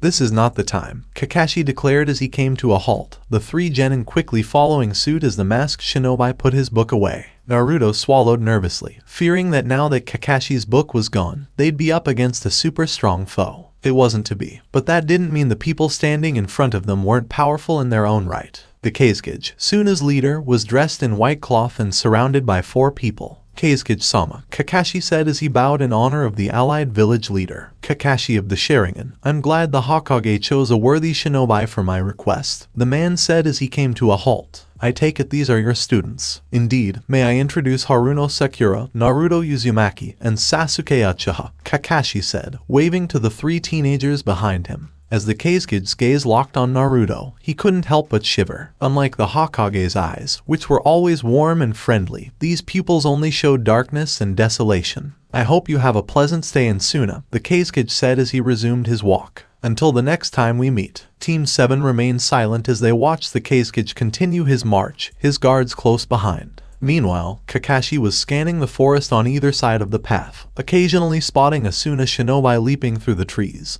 scouting for anything that could endanger their leader. While the number of scouts seemed unusually high, he wouldn't question another village's methods. "All right, let's pick up the pace for the last few minutes of sunlight," Kakashi said as he leaped away, his students quickly following. Back on the path, however, one of the Kazekige's guards cast a glance back at the vanishing group. "Wouldn't it have been the perfect time, Orochimaru-sama, to place your seal upon the Uchiha?" he asked, his voice lowered to a whisper so as not to be overheard. "Indeed, it would have been, but I would have been unable to properly test the young Uchiha to see if he would be a worthy vessel," Orochimaru chuckled. "Fortunately, I made preparations ahead of time so that when they arrive in Sunna, I'll know exactly what the young Sasuke is capable of." "Impressive, Hanabi," Hayashi said with a slight smirk on his face as he watched her demonstrate the gentle fist on a training dummy. It was a special one with fake tenketsu hidden beneath a thick layer of fake skin, so striking it correctly required some skill with the Byakugan. What was more impressive was that she'd done it all one-handed, despite her broken arm. "Thank you, father," she bowed slightly, but not too deeply, because her ribs were still weak. "Do you think that's up to Neji Nai standards?" "Sans, perhaps not quite yet, but you're on your way." Hayashi chuckled as he ruffled the girl's hair in a fatherly manner. Though he had never been one for such displays, Orochimaru's stunt had made him protective of both his children. "I hope he does well in his exams," she said, her voice slightly lowered. "I believe he deserves it." "That he does," Hayashi agreed with his younger brother. Hayashi had taken no pleasure in knowing that the caged bird seal had been placed upon the boy the same day his father had sacrificed himself for his older brother, but it was necessary. "I also hope Hinata does well. Nisan is going to really surprise everyone." Hanabi chuckled. While it would have been unusual for anyone to see the two Hyuga act so casually, Hanabi was known to relax in the presence of her father. "Look at how easily she defeated me. She's never done that before." While Hayashi was well aware that, despite Hanabi's great strength for her age, his eldest could easily have beaten her at any time, he didn't feel it was right to crush her spirit by informing her that Hinata had pulled her punches every time the two sisters sparred. "She has made significant progress, but only time will tell. The exams begin tomorrow, so we shouldn't have to wait too long to find out." "Who do you think would win if Neji Nisan and Hinata Nisan fought?" Hanabi asked as she ran through some stretches to cool down after the brief workout. "I can't answer that," Hayashi replied, despite knowing exactly what the correct answer would be. "Anyway, I think we should go to the hospital tomorrow and get that cast off of you. It's about time, and your sister might want to see you without it before her first match." Neji's Byakugan ignited as he passed through the hand seal that would activate it. Though Guy-sensei had told him and the rest of his team to rest the last few days before the exam, the Hyuga was never one to slack off. He was slightly concerned about the exams for some inexplicable reason. He wasn't sure why, and it didn't make much sense given that there was no one else there who could compete with him besides Lee, and that strange red-headed kid from Sunna. He was fighting that guy right away, but he had spent the month before practicing for the fight. Guy-sensei and himself had deduced from a few casual comments made by some of the other genin when the matches were announced that the psychopathic genin had a strong defense. Naturally, the Hyuuga had spent the previous month honing what was likely a much stronger defense, the Hakushu Kaiten. Despite how strange Gaara sounded, Neji was confident in his ability to defeat him. No matter what defense the boy used, the gentle fist would be able to get around it because it was designed specifically for fighting such enemies. Guy, on the other hand, seemed a little concerned about the match, possibly because Neji hadn't revealed the full extent of his abilities to the man. But he still believed that his student could win if he channeled the power of youth. Neji went through a few basic katas that had been passed down even to members of the branch family with a quiet grunt. Naturally, they were flawed. The main family kept the best katas to themselves, but that didn't matter much unless you were up against someone who was both quick and skilled enough to exploit those flaws. Neji resolved to use only his most practiced and refined taijutsu techniques against his teammate, remembering that Lee was fast and skilled enough to exploit any weaknesses. With that thought in mind, the Hyuuga burst forward and unleashed a devastating combo of strikes on his mental opponent, hands blurring as they struck out at dozens of precise targets at high speed in just a few seconds, only to come to a halt as the combo ended. As he continued his light workout, he allowed his mind to wander slightly to the other types of opponents he might face. There was the Aburame, and while his insects could be a nuisance, he appeared to be too inexperienced to be considered a threat. Then there were the other two sand ninja, the girl with the oversized fan and the boy dressed entirely in black. The girl's fan and village of origin indicated that she was skilled in wind jutsu, implying that she was a long-ranged expert. But he could easily negate the problems that would arise from that by using the chitin and rapidly closing the gap before she could start throwing ranged techniques around. He didn't know much about the boy in black, but his red-headed teammate appeared to be the more dangerous threat. There were also the Soundnin, but Neji knew he wasn't regarded as one of the greatest prodigies since Itachi of the Uchiha for nothing. He'd show them why he was worthy of such a title. That pretty much summed up the majority of his opponents. The only real threat from a Konoha nin came from his spandex-clad teammate, a match that Neji admittedly looked forward to. There wasn't another Konoha ninja he'd have to compete with unless it was his cousin. A month ago, Neji would have laughed at the idea of him getting close to his cousin. But things had changed. He'd grown to respect her. Whether the seal around her neck was the catalyst for this change he couldn't say, but he knew he loved her. There was no doubt in his mind that if he tried, he'd be able to crush Hinata like a bug, and while he might have fantasized about it once, he knew he couldn't bring himself to do so. More pressing was the question of whether he could bring himself to defeat her if he was pitted against the girl. She hadn't been in the best of spirits for the past month, and Neji knew he'd only seen the worst of it. Was he willing to batter her and crush her spirit, which had only recently begun to improve? Suddenly, he found himself looking at the object of his thoughts as she appeared behind him, the Byakugan's 360-degree vision proving useful yet again. "And Neji Nai-san?" she asked softly, prodding her fingers together. "I just wanted to wish you luck in your exams." "Thank you, Hinata-sama," he said politely as he spun around. "I wish you the best of luck as well. And I also wanted to say something else," she stammered, slightly nodding her head in appreciation as her face became more serious. Don't you dare to be gentle with me." Neji blinked a few times as he replayed Hinata's words in his head.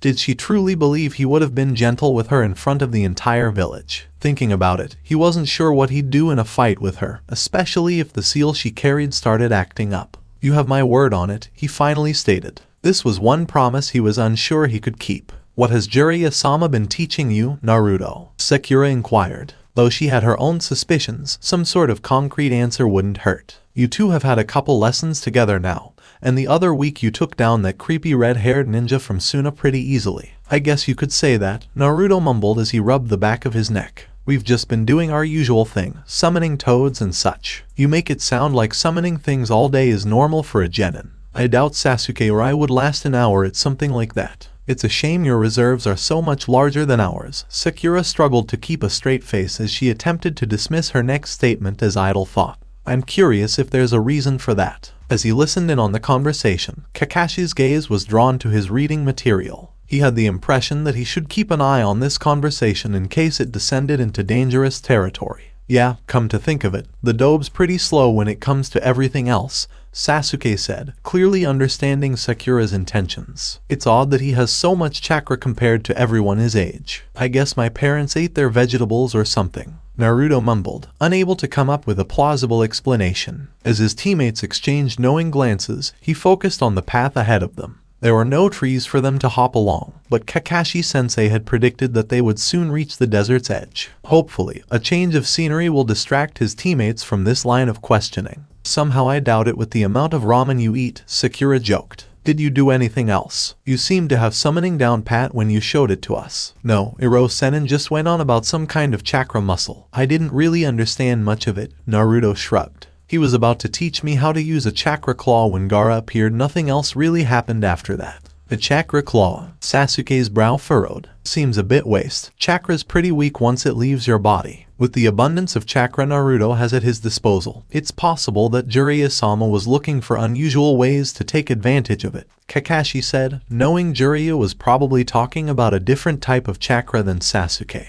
Well, he didn't even let me try it, so I wouldn't know, Naruto explained, throwing his hands behind his head. How's the Sharingan training going, team? Sasuke gave the name a slight glare, but if it affected him in any other way, he didn't show it. It's been coming along pretty nicely, almost impossible to go back to normal vision now. After spending so many hours with enhanced vision, the young Uchiha felt vulnerable now that Kakashi had ordered him to turn it off unless absolutely necessary in order to conserve chakra on the road. Just don't go copying any more of my jutsu, and we'll be fine, Naruto teased his rival, sticking his tongue out. Hinata drank a glass of water in an unsuccessful attempt to calm herself down. While she had felt quite confident the night before when she approached Neji, an almost sleepless night of mulling over the day ahead had done much to erode that confidence. She hadn't seen her father yet, and while she knew he'd be watching her from the stands during the exams, she hoped a word or two from him would help reassure her. At the same time, she knew there hadn't been any time because she had to be at the stadium for the third stage of the exams in half an hour,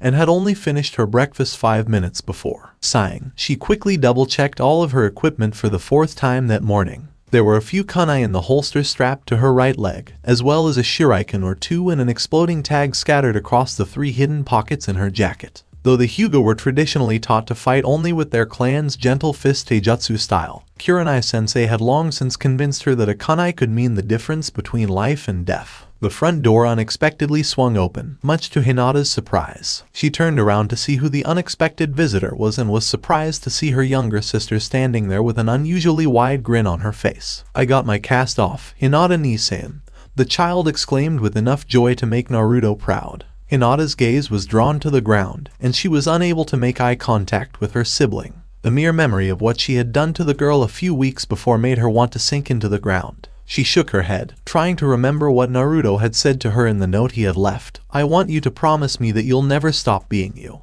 It didn't help much, but it gave her the confidence to look up at Hanabi with her own light smile. Wonderful, Hanabi. Oh, and Nisan, I hope you do well in your exams today, Hanabi said. Her mood clearly improved after the cast was removed. Best wishes. Thank you, Hinata said modestly.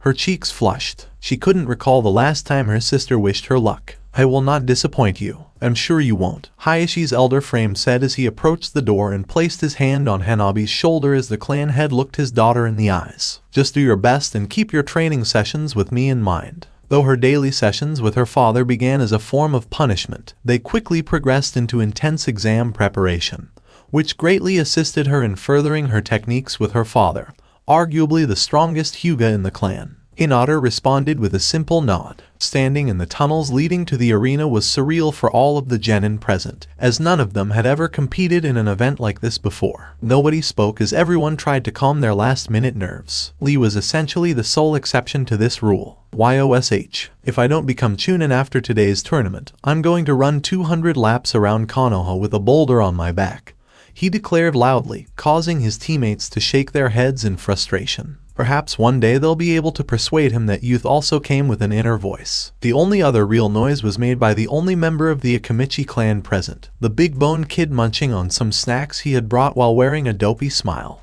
Those who paid attention couldn't tell whether the genin was overconfident in his abilities or simply had steel nerves. His closest friends, on the other hand, would simply state that he was hungry, nothing more and nothing less. Temari, on the other hand, was preoccupied with her red-haired brother. While the three of them had been informed of the invasion plan, Gaara's reaction had been unexpected. Instead of doing nothing, he had appeared aloof. She didn't know how to put it, but Gaara appeared to be disappointed by the news. What had happened to him during those few weeks when the youngest of the three Sunna siblings had gone missing? Would those taking the Chunin exams please make their way to the arena? Yelled a voice above the din of the crowd. Slowly, the 12 genin emerged from the tunnel and into the sunlight, several of them shielding their eyes as their eyes adjusted to the brightness. As each of the combatants is aware, they were all assigned an opponent exactly 1 month ago. Tenten smiled slightly as she reflected on all the preparations she had made to care for Lee. While he was a wild beast in close combat, picking him off from a distance was as simple as taking candy from a child. What they don't realize, the announcer continued, is that those opponents aren't the ones they'll be fighting at first.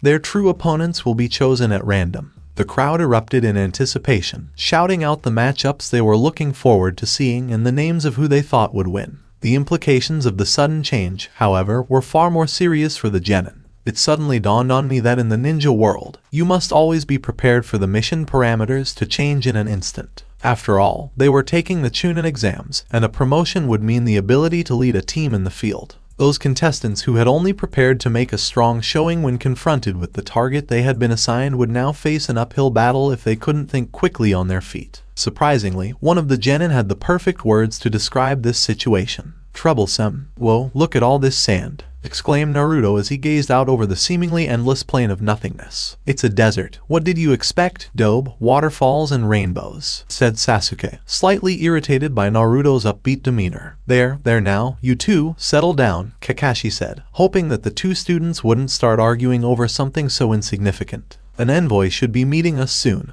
and I wouldn't want to make a bad impression by acting like schoolchildren. So reading your perverted book is any better? Sakura asked, knowing that no matter how they acted, Kakashi would always get strange looks. I know when to put it away, Kakashi said, his gaze fixed on the book he was holding. Those are simply few and far between. Of all the senseis we could have gotten, why did we get the perverted one? Sakura sighed. There couldn't possibly be anything wrong with the team leaders that their fellow rookies had been assigned. Had she been unlucky enough to be assigned Guy as a sensei?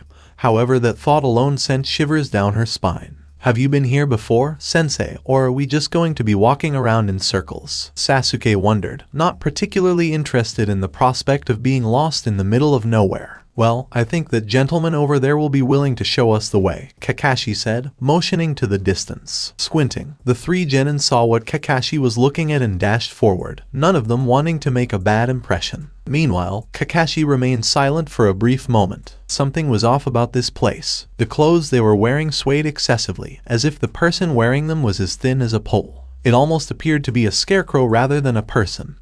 But why would they have a scarecrow in the middle of the desert? It wasn't like it was safeguarding crops or anything. Kakashi's visible eye squinted slightly as he began to scan the area for any abnormalities. 10, 15, 22, 28, 34, he counted quietly. He could have continued, but he knew it would be pointless because it would waste time. His hand dropped and he pocketed his favorite book before reaching for his headband. He had the impression that things were going to get very messy very quickly. The three genin, on the other hand, came to a halt when they realized what had caused Kakashi to have second thoughts. They had quickly closed the gap between themselves and their target, only to discover that it was just a scarecrow. Those who hadn't been following these three students for the past month might have expected Sakura and Naruto to yell obnoxious words as they vented their frustrations. Anyone who knew Naruto as he was during his schooling would have been shocked to see him go through several hand seals seemingly subconsciously. Sakura stood beside him, looking over her shoulder as if surveying the landscape, while Sasuke's eyes changed from black to red Sharingan.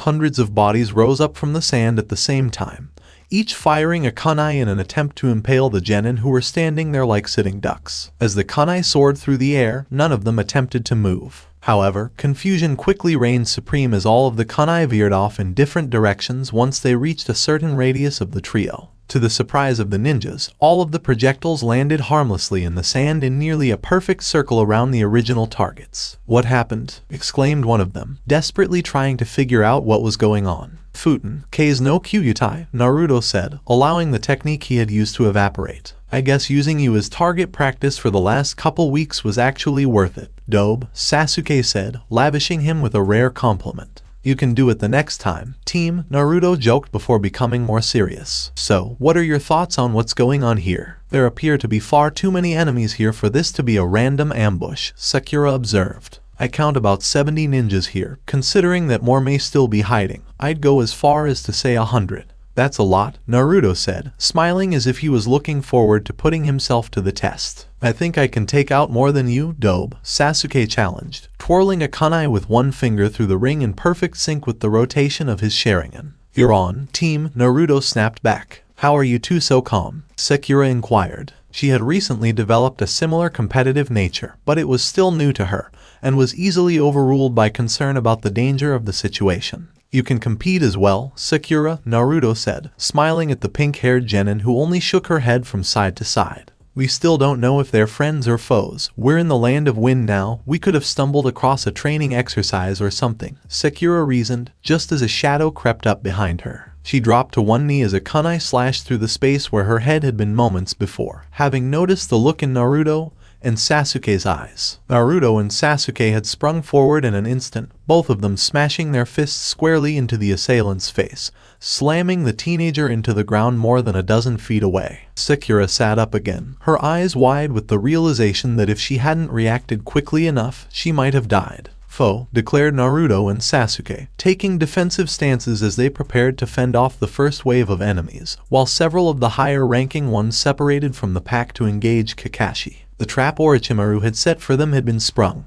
Team 7, on the other hand, were not going down without a fight. Sakura dodged the punch aimed at her face before countering and punching Sunna in the stomach. Her blow, however, lacked the force required to be a finishing blow, and she was met with a knee to the sternum. Bile and spit were expelled from her mouth as she attempted to distance herself from the attacker, her hands passing through several hand seals in the process. Katen Kasai Nagir, she yelled as a thin river of flames kept the assailant from getting any closer to the pink-haired girl. Her reprieve, however, was brief as she twisted on the spot to find a kunai charging straight for her head. The clang of metal on metal rang through the air as Naruto flew by, metal blade in hand, deflecting the attack that would have hit Sakura. Are you okay? Asked the blonde, standing protectively by Sakura's side. Never better, Sakura remarked sarcastically. How are you doing? 6 so far, Naruto said, keeping track. You have to consider that these guys aren't the strongest. I think the Jonin are going after Kakashi-sensei, Sakura said, looking over her shoulder to see their sensei doing his best against several of Sunna's elite shinobi. He's Kakashi-sensei, though. He'll be fine, Naruto said, waving it away. So, no flamethrower jutsu. We really need a better name for this attack, Sakura said as she began performing the necessary hand seals. Not happening, Naruto said as his fingers flipped through the various hand seals. Are you going to tell us who our real opponents are now, at least? Yelled Ino, still stunned by the proctor's revelation. And here she had thought she had struck gold by having Hinata as her opponent. Fighting the girl would have been a piece of cake. Despite the background noise, the instructor was able to hear her. Instead of using the voice-projecting jutsu, he simply yelled over the crowd. I just said we'd do that right now. And while I'm about to reveal your true opponents, keep in mind that I'm not going to reveal the order in which the matches take place. So you mean we don't know if we'll be first or last? Kiba asked, his usual confidence gone and a frown on his face. Exactly, Genma nodded, his hands in a firm seal. In no particular order, the real fights are as follows: Nara Shikamaru vs Kin Tsuchai, Kiba and Yuzuka vs Tenten of the Leaf vs Shino Abure, Temari of the Sand vs Choji Akimichi, Dasu Kinuta vs Neji Hyuga vs Ino Yamanaka, Hinata Hyuga vs Rock Lee, and finally Gaara of the Sand vs Kankuro. With a frown on her face, Tenten raised her hand to cut off the proctor. I believe there was an error. You listed Kiba, Shino, and myself as being in the same match. Yeah, you did the same with Dasu, Neji, and myself, Ino said, her face puzzled. Is there a problem? Asked the proctor, smiling slightly. If you want to be Chunin, you have to understand that fights aren't always black and white, that there isn't always a good side and a bad side, and that fights aren't always comprised of just two parties. That is a problematic development, Neji murmured, sneaking a glance at his cousin, who was standing with her team. While his own matchup appeared straightforward, he was concerned for Hinata. Not only would she be fighting Lee of all people, but there was also the possibility that she would be involved in a three-way fight. Even if she managed to get past his juggernaut teammate, He was concerned about how she would fare in a three-way fight. I suppose that is correct, Shino said as he looked at his fellow genin, his voice muffled by his collar. What? Exclaimed Kiba, shocked. It's not fair, no one else has to fight two people at the same time. Except for your two opponents and the other three-way fight, Genma remarked as he surveyed the children in front of him, and he couldn't help but be amused by Tenten and Kiba's expressions. Ino seemed to be looking at him with a mix of disbelief and anger, while Neji and the Sound Ninja both appeared determined. The others appeared to be accepting of that particular revelation, likely because the previous one had opened their minds, but they were relieved that they weren't going to be a part of the first three-way battle. Shino, he imagined, would have had a shocked expression, but as an Aburame, he might not have known how to show emotions. Hinata, on the other hand, just looked at her two teammates with dread, not wanting to see the two people she had been paired with fight each other on the arena floor. She was always aware that something like this could happen, but it didn't make it any easier to swallow. She silently prayed that they didn't hurt each other too badly. Kakashi successfully broke the nose of the Jonin who had charged at him without hesitation. He had no idea why he'd suddenly found himself under attack, but he was relieved that the larger threats had chosen to target him rather than his genin. He was not going to say anything because he didn't want to give them any ideas. Futon, Shifudo Soyakaze, yelled one of the opposing ninja as they swung a massive war fan at the ground, causing sand to shoot up and hide them. Recognizing what was about to happen, Kakashi leaped backwards to create some distance as a flurry of kunai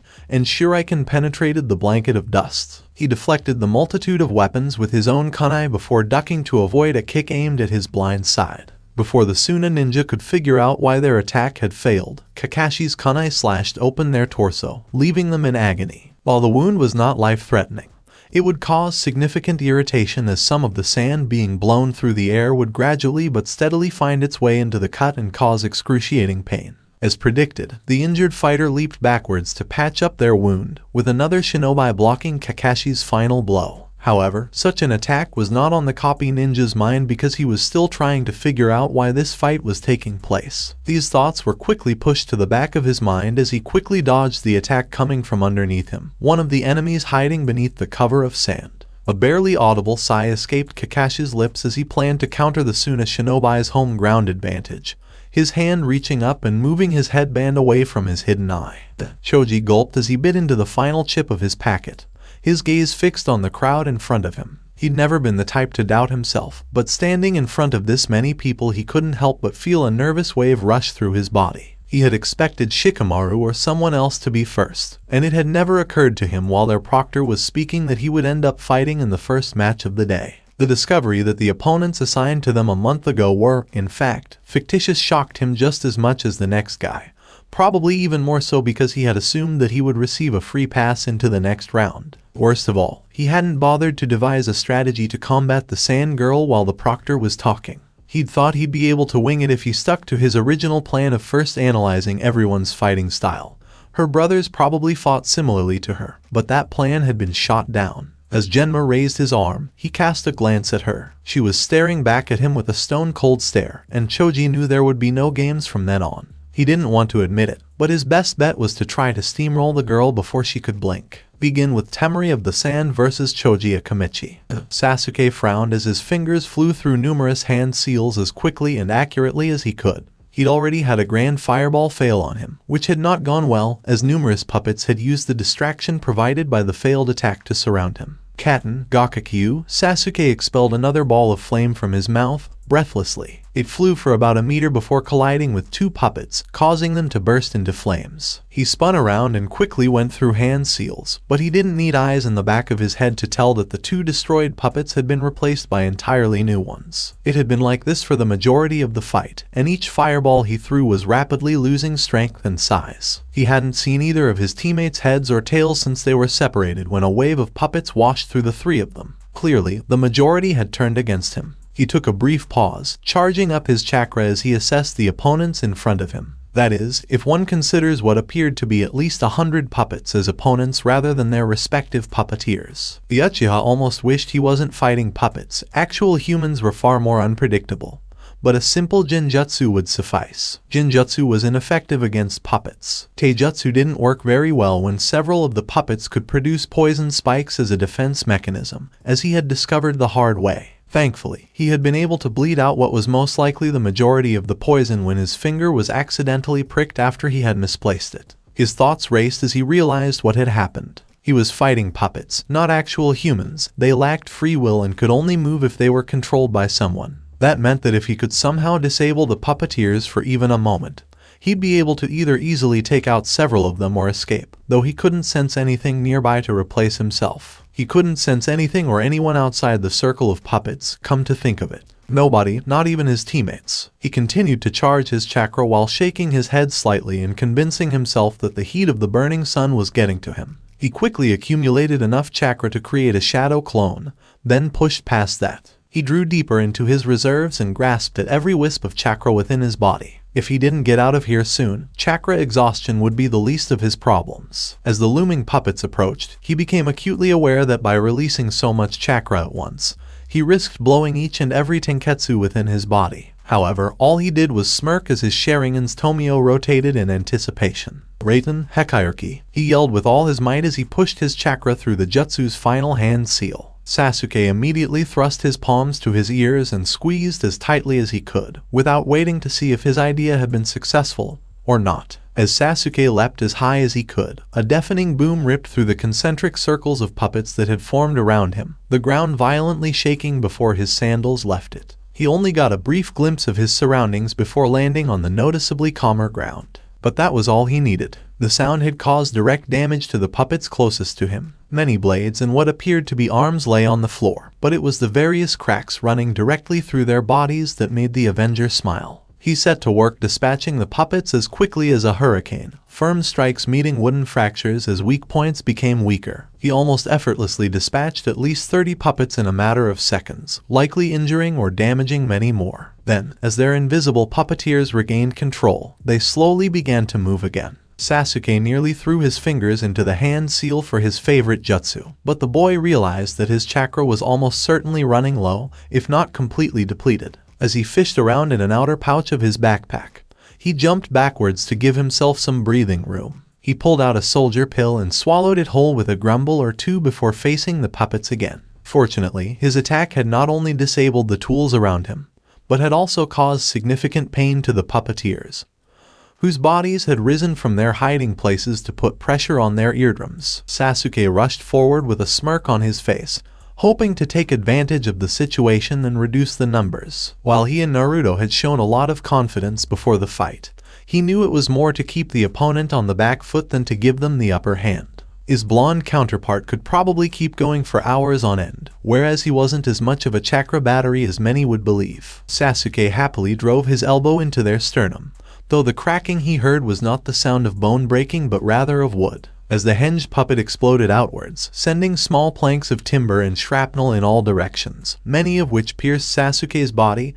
and caused him to bleed from all over. A burst of cloud confirmed his mistake. Shit, he cursed as he ran damage control, knowing that the tides had once again shifted in favor of the Sunna ninja. Another puppet bursting from the sand behind him, its extended arms wrapping around his body and holding him in a tight grip, as if to emphasize his point. "Got you," the puppeteer declared as they emerged from beneath the sand, their fingers dancing as they ordered the puppet to squeeze tighter. "Thank goodness we were ordered to keep you alive, Uchiha, or you'd be dead by now." Sasuke's eyes widened at the news, but he quickly pushed it to the side until he wasn't heavily outnumbered. A groan escaped his lips as he struggled to break free from the grip he was in, but it was futile as he collapsed to his knees. Lifting his head, he noticed that one of the shinobi approaching him was holding a senbon, a small liquid dripping from the tip of which he could only assume was a poison of some kind. With so few options, he drew his arms as close together as possible until his hands were touching, despite the pain it had caused. He had no idea what would happen as his hands went through the seals he had copied seemingly ages ago, but considering what Naruto had been able to do with this technique, he only hoped he could do something similar. Hinata pressed her fingers together nervously as she looked down at the fight below her. While she naturally hoped that her former classmate would win, it was clear that he wasn't doing so well. She believed it was possible for him to turn things around, but she also knew that if he didn't act quickly, things wouldn't end in his favor. She winced slightly as she watched him face a particularly vicious gust of wind that blew him away like a leaf before deciding she'd seen enough. Hinata turned around and looked away from the fight, allowing her thoughts to wander to the morning's numerous revelations. She had prepared to fight everyone, knowing that while Ino was a great ninja in terms of her ability to think outside the box, she wasn't much of a fighter. Naruto had taught her not to underestimate anyone, but Hinata was confident that she was better prepared for the girl after all those lessons with her father and the disastrous outcome of her fight with Hanabi. Her father had discussed it with her, and they had concluded that she would be able to defeat any of the rookie Konoha genin. However, Neji's team and those from other villages were a different story. The Hyuga heiress had spent a lot of time honing her taijutsu in order to defeat people like Kiba or Choji, but the spandex-clad Rock Lee would be a much bigger challenge. Even now, she could tell he was ecstatic about the upcoming matches, and that no matter what, he would not be satisfied with anything less than 100%.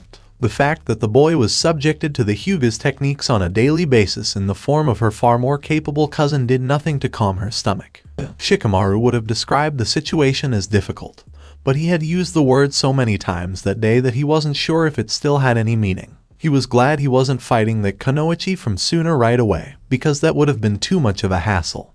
But it was still annoying to have to rethink his strategies. Furthermore, because they were fighting in a different order than the one that had been announced previously, he had no idea which fights he should be looking out for. While he could see the meaning behind all of the randomness, something he had predicted a month before, it didn't make it any easier to swallow. He looked at the Sunna ninja's teammates, lifting his gaze from his teammate being carted away after his bout, as if looking for a reaction of some kind. It was difficult to overhear that the older one was going to forfeit their match, but telling any of the other competitors would have caused a commotion that he didn't want to cause. Having said that, a few of the matches appeared to have the potential to be something special. He'd had a hunch about a month ago that the exams were still related to their teams, but he'd long since forgotten. That, however, had proven to be true, as the disturbing revelation of three-way battles had pitted two teammates against each other and another opponent. It was unclear whether this was a coincidence, a planned intimidation tactic, or both. Would Shikamaru, Nara, and Kintsuchi make their way to the arena floor for the next match? Yelled the announcer, causing the audience to roar with excitement. Perhaps I should forfeit right now, Shikamaru said to no one in particular as he gazed up at the clouds. Like hell, exclaimed Ino, who had been standing behind him and pushing Shikamaru off the railing.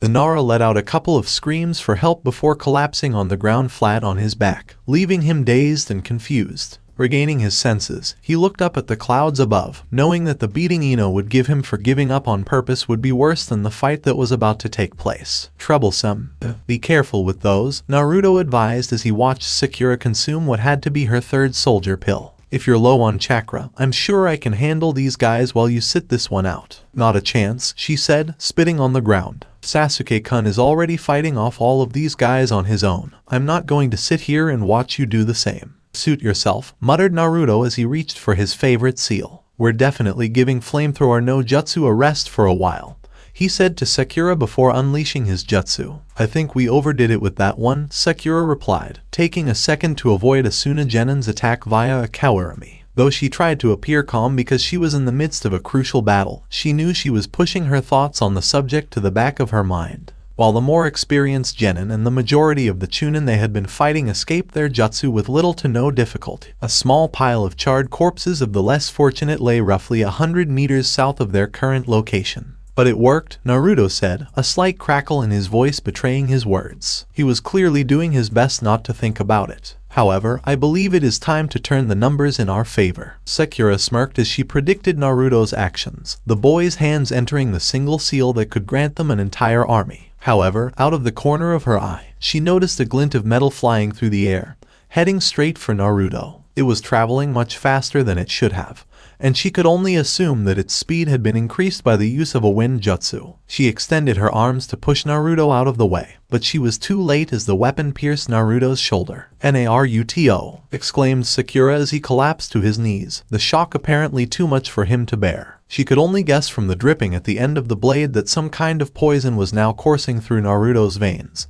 but she couldn't administer any anti-poison because she didn't have time to do any analysis. Hold on, I'll pull it out, she said, reaching for the handle. She was knocked to the side before she could get a grip, a strong gust of wind blowing her off her feet and into the air. Sakura couldn't help but scream in pain, her vulnerable position making her the target of multiple kunai, and Shuriken that quickly became embedded in her skin and flesh. She landed on the ground with a thud and attempted to get back to her feet, only for her balance to sway, causing her to fall back down. Damn it, she cursed as she surveyed the situation from her vantage point. Kakashi was holding his own against the area's elite ninja, but she couldn't expect help from him anytime soon. Sasuke was nowhere to be found, and Naruto was possibly dead. The situation was unfavorable no matter how she looked at it. "You're mine," yelled a ninja in front of her, their katana raised above their head. Sensing the impending danger, Sakura yanked one of the kunai from her arm, ignoring the pain, before holding it defensively to give herself some cover. It had little effect because it was swatted away with a single swing as if it didn't exist. The brief respite, however, gave her enough time to get back to her feet and try to put some distance between herself and the sharp metal. Unfortunately, her footing on the uneven terrain wasn't enough against someone who had spent their entire life training to fight on sand.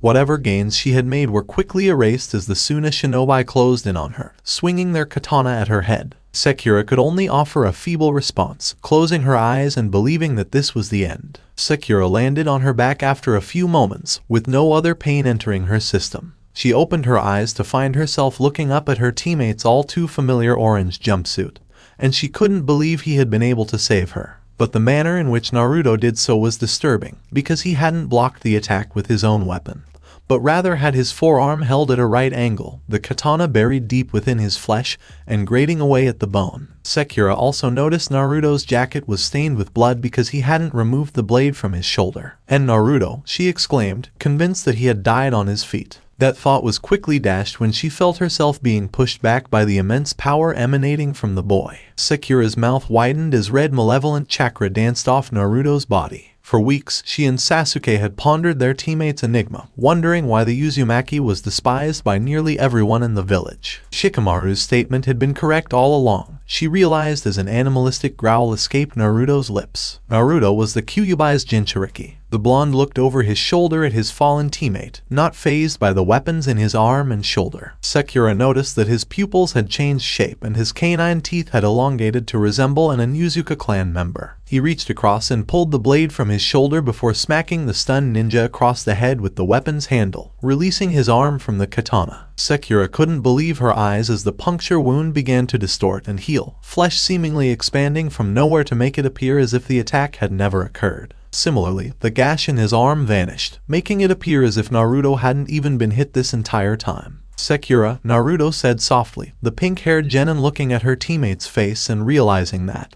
despite what she had just witnessed, the real Naruto was still standing in front of her. "Stay here, I'll finish this now, and I promise I won't do you any more harm." Sakura blinked a few times as Naruto's words penetrated her being. They were not the arrogant words of a brash adolescent attempting the seemingly impossible. As he turned away from her, she caught sight of his back and knew one thing for certain. He would keep his word on this. Sunna shinobi who had never felt the power emanating from Gaara couldn't understand why their superiors were shaking, sweat forming on their brows. To them, the only thing that had changed was that one of their targets had most likely used a forbidden technique to temporarily increase his own power, and in doing so, something drastic would happen to him in the long run. After all, forbidden techniques were prohibited for a reason, even if they did heal fatal wounds without the use of any medical techniques. Even in the midst of Kakashi's fight with several of the shinobi, the copy ninja's eyes widened as he recognized this chakra from the battle on the bridge with Zabuza and Haku. Unlike back then, it wasn't fluctuating as much, remaining at a constant level and making Kakashi wonder how much Jiraiya had taught Naruto about controlling such power. Kakashi made good work of the confusion as his kunai swung through the air, causing blood to be quickly absorbed by the sand, solidifying his resolve to see what his students were now capable of when they returned to Konoha. A few ninja watching the spectacle calmed their nerves as they gazed at Naruto's crimson aura. The blonde in front of them bled, unlike Gaara, who they were used to. If it bleeds, it can be killed, as the saying goes. "I'm not going to be intimidated any longer, not by your Shukaku," exclaimed one of the shinobi as he began going through a mixture of seals that both Sakura and Naruto were familiar with, just before they slammed their palm into the ground, causing a massive cloud of smoke to appear from nowhere. A monster of enormous proportions emerged from the smoke, its claws snapping loudly as its poisonous tail hung menacingly in the air. "Scorpion, huh?" mused Naruto, unfazed by the ominous figure in front of him, who was currently arguing with the summoner. Many of the other shinobi had moved away from the scorpion, fully aware of the poison excreted from its tail, and how dangerous it was. Do toads eat scorpions, Sakura? Sakura blinked out of her trance before smiling, not bothering to respond as Naruto's hands flicked through identical seals to his opponent's before slamming his hand into the ground. The Sunna shinobi could only watch in terror as a cloud of smoke much larger than the one that had engulfed the scorpion revealed Gameken, the clumsy toad standing there in all his glory. "You have summoned me somewhere unfamiliar," the giant toad said, trying to make sense of his surroundings before his gaze settled on the scorpion opposite him. "Gameken," Naruto said from atop the toad's head, "I'm going down to deal with the remaining ninja. Do you think you and Sakura can handle the thing and its summoner?" "I will do my best, Naruto, but please keep in mind that I am quite clumsy," the toad replied, doubting his own abilities. "And that's what I like about you," Naruto said with a smile that revealed his elongated fangs. "Wait, you want me to take on someone who can summon that?" Sakura asked, realizing what Naruto was asking. "Sakura," Naruto said, turning to face his pink-haired teammate, the red chakra flame still dancing off his body. "I know you can do it, even if you don't believe it, and as much as it pains me to say it, there will be times when Sasuke, Kakashi, and I won't be there to help you. So prove to me now that you are a capable kunoichi and that the rest of your team doesn't have to be watching over you every step of the way." "Naruto," Sakura said slowly, taking in not only what Naruto had said but also how he had said it. Hearing something like this from the usually upbeat blonde was disheartening. His cheerful demeanor had been replaced with something so solemn that she couldn't help but wonder if it was a result of his Jiraiya training or a side effect of accessing the Kyuubi's chakra. She didn't doubt Naruto's strength, nor did she deny seeing gaping wounds heal in seconds, but she couldn't help but wonder what side effects this would have and if Naruto's attitude was an example. Was it the influx of the Kyuubi's chakra, the gravity of the situation finally bearing down on him, or the revelation of the secret he had kept hidden for so long? The blonde teen vanished from view before she could finish her sentence, leaping off Gameken and falling to the sand beneath him. "Are you ready, young miss?" Gameken asked as he prepared his weapon and shield, the scorpion's claws clicking against each other. "As ready as I'll ever be," Sakura said, steeling herself, determined to prove Naruto's words true. Hinata's eyes widened as she saw the sound ninja in the arena deliver a powerful blow to Shikamaru's stomach. The fight hadn't been going on for long, but it felt like it had been going on for hours. Throughout the fight, the opponents had only used the most basic forms of attacks, a kawarami here, a clone there, and it had quickly become a very stale match to all onlookers. Hinata noticed that the quiet audience reflected that quite well. After roaring loudly during Chouji and the Sand Girls match, they were far quieter now. When she saw Shikamaru dash out of the kunoichi's range, she breathed a sigh of relief and watched what could only be described as a cat and mouse game ensue. She cast a nervous glance at Lee as she turned away from the battle. The Hyuga wasn't sure when she'd be fighting her brother's teammate, and a wave of anxiety swept through her body. She didn't think she'd win the fight. Maybe she'd have a better chance if she used the cursed seal, which apparently increased her combat prowess significantly. But Hinata was hesitant to even consider using something so dark in front of so many people. The crowd appeared to house nearly all of Konoha's ninja population, as well as a large portion of the civilian population. Worse, her family was included in it. What would her father think if she lost to Lee after all the training she had put in? Will she become weak and ineffective in his eyes? Then there was Hanabi, and there was no telling how she would react if she lost to Lee, especially given how Hinata had ruthlessly pounded her younger sister only weeks before. Hinata shook her head slightly as she remembered her conversation with her sensei only half an hour before. "Relax, Hinata, everything will be fine." A steady hand rested on her shoulder, and the girl looked up to see her sensei's smiling face. I have to win, though," the girl said, shaking her head as if dismissing what had gone unsaid between the two. "No, you don't," Kurenai stated emphatically. "Lee has far more experience as a ninja than you do, so there's nothing wrong with losing to him. Besides, you've improved significantly recently, so who says you won't be able to beat him?" "But he and Neji Naisan trained together," Hinata replied, both student and teacher looking over at the pair of rivals on the other side of the box. "He knows all of my techniques, and Neji Naisan is even better at them." "Neji is very strong," Kurenai admitted, "but that doesn't mean he's better at all of your techniques, which you apply very differently than he does." "Still, I don't stand a chance," Hinata grumbled. "I'm too frail." "You know that's not true," the Jinjutsu master said as she gently patted her student on the shoulder. "You're very strong. The fact that you've made it this far demonstrates that." "But, Kurenai-sensei, everyone else did, too," the girl said softly, motioning to everyone else in the room. You're one of the first rookie genin in years to be nominated for the Chunin exams, Kurenai said proudly. Then, out of the 3 rookie teams that took this exam, you're one of only 2 that made it to the 3rd stage, which I think is quite an accomplishment. Hinata's face was bright with a smile. Maybe she wasn't such a bad ninja after all. I appreciate it, Kurenai-sensei. Don't worry, Hinata, the woman said, nodding. Just keep in mind that you're far from weak. I only made it past the 2nd stage on my 3rd attempt. Really? The younger girl inquired. Yeah, Kurenai agreed. My team was quite unusual. I'll have to tell you about it after we finish these exams. Hinata smiled as she remembered her sensei's kind words. She seemed to know exactly what to say. She returned to the arena, a little less worried about her looming fight with Lee, just in time to see Shikamaru bind Kin with his cage main jutsu, his plan having come full circle. Watching Kin forfeit now, knowing the situation she was in, gave Hinata hope that she, too, could pull off an upset victory.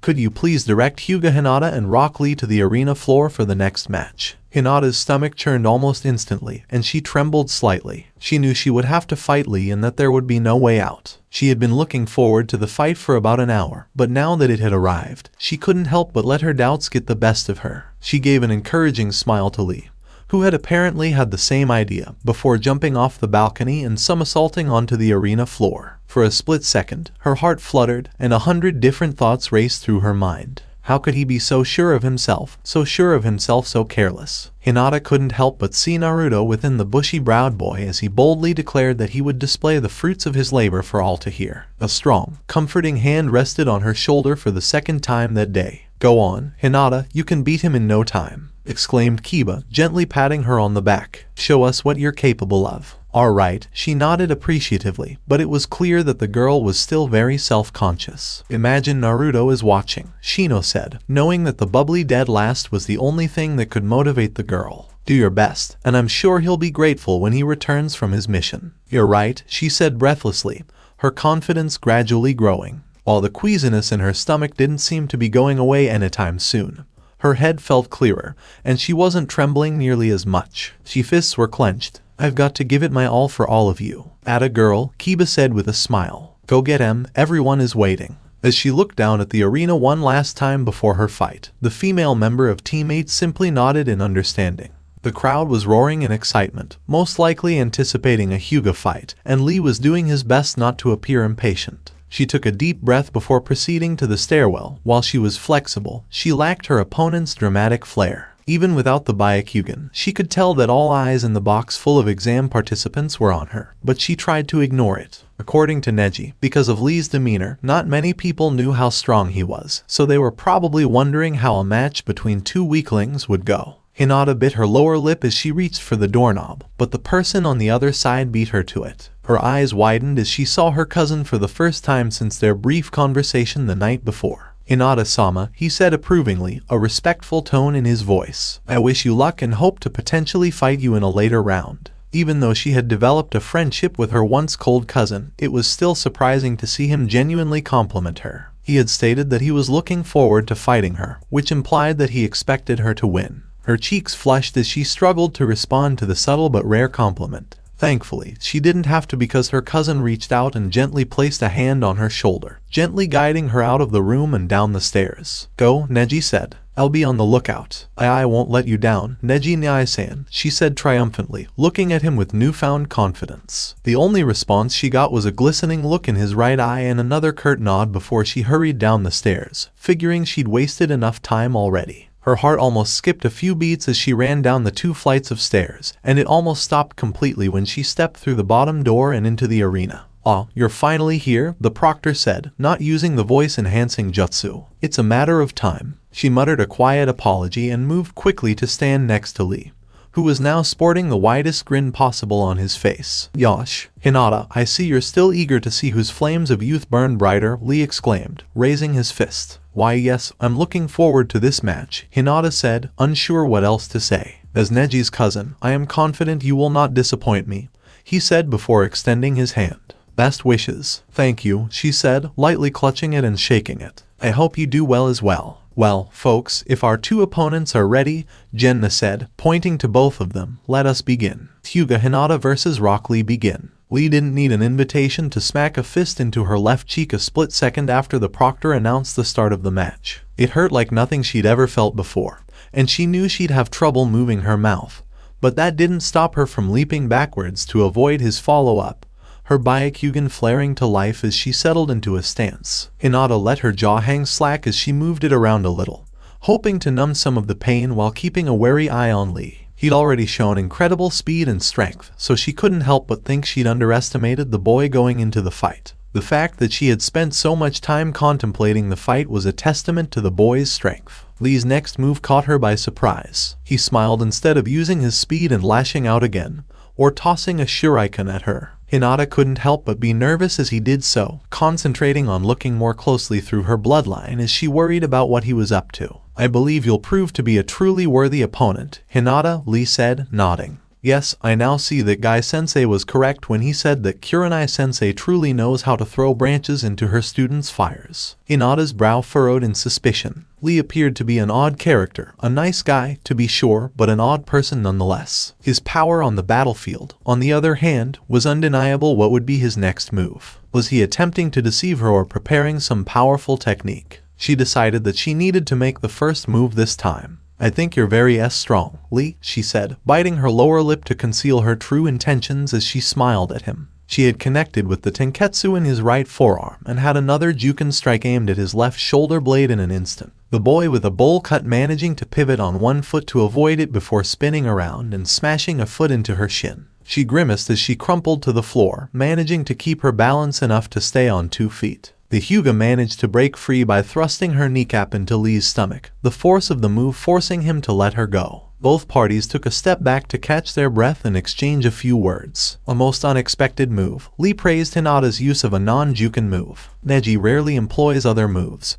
But I digress, I should not have assumed you were him." Hinata's solemn expression was replaced by a smile as she remembered her sensei saying very similar words earlier in the day. Neji is a formidable opponent, however. This does not imply that he is superior to all of your techniques, and you apply them in a very different way than he does. You can use momentum very well, Hinata said, deciding she needed to compliment him as well. "And I've never seen anyone move their arm after being hit with a juken strike there." Lee simply grinned, a cocky grin on his face promising that all was not as it appeared. "Although you and Neji are not the same, you both use similar techniques." She decided to follow in the footsteps of the green-clad genin and lash out with a strike, but Guy's prodigy was prepared. He took her extended hand in his and twisted around elegantly before releasing her, sending her crashing to the floor with a powerful thud. She jumped back up a split second later and threw a kunai at the boy, which she had carefully concealed up until this point. Though it wasn't a typical Hyuga move, Lee couldn't use ninjutsu and would have to evade or deflect it.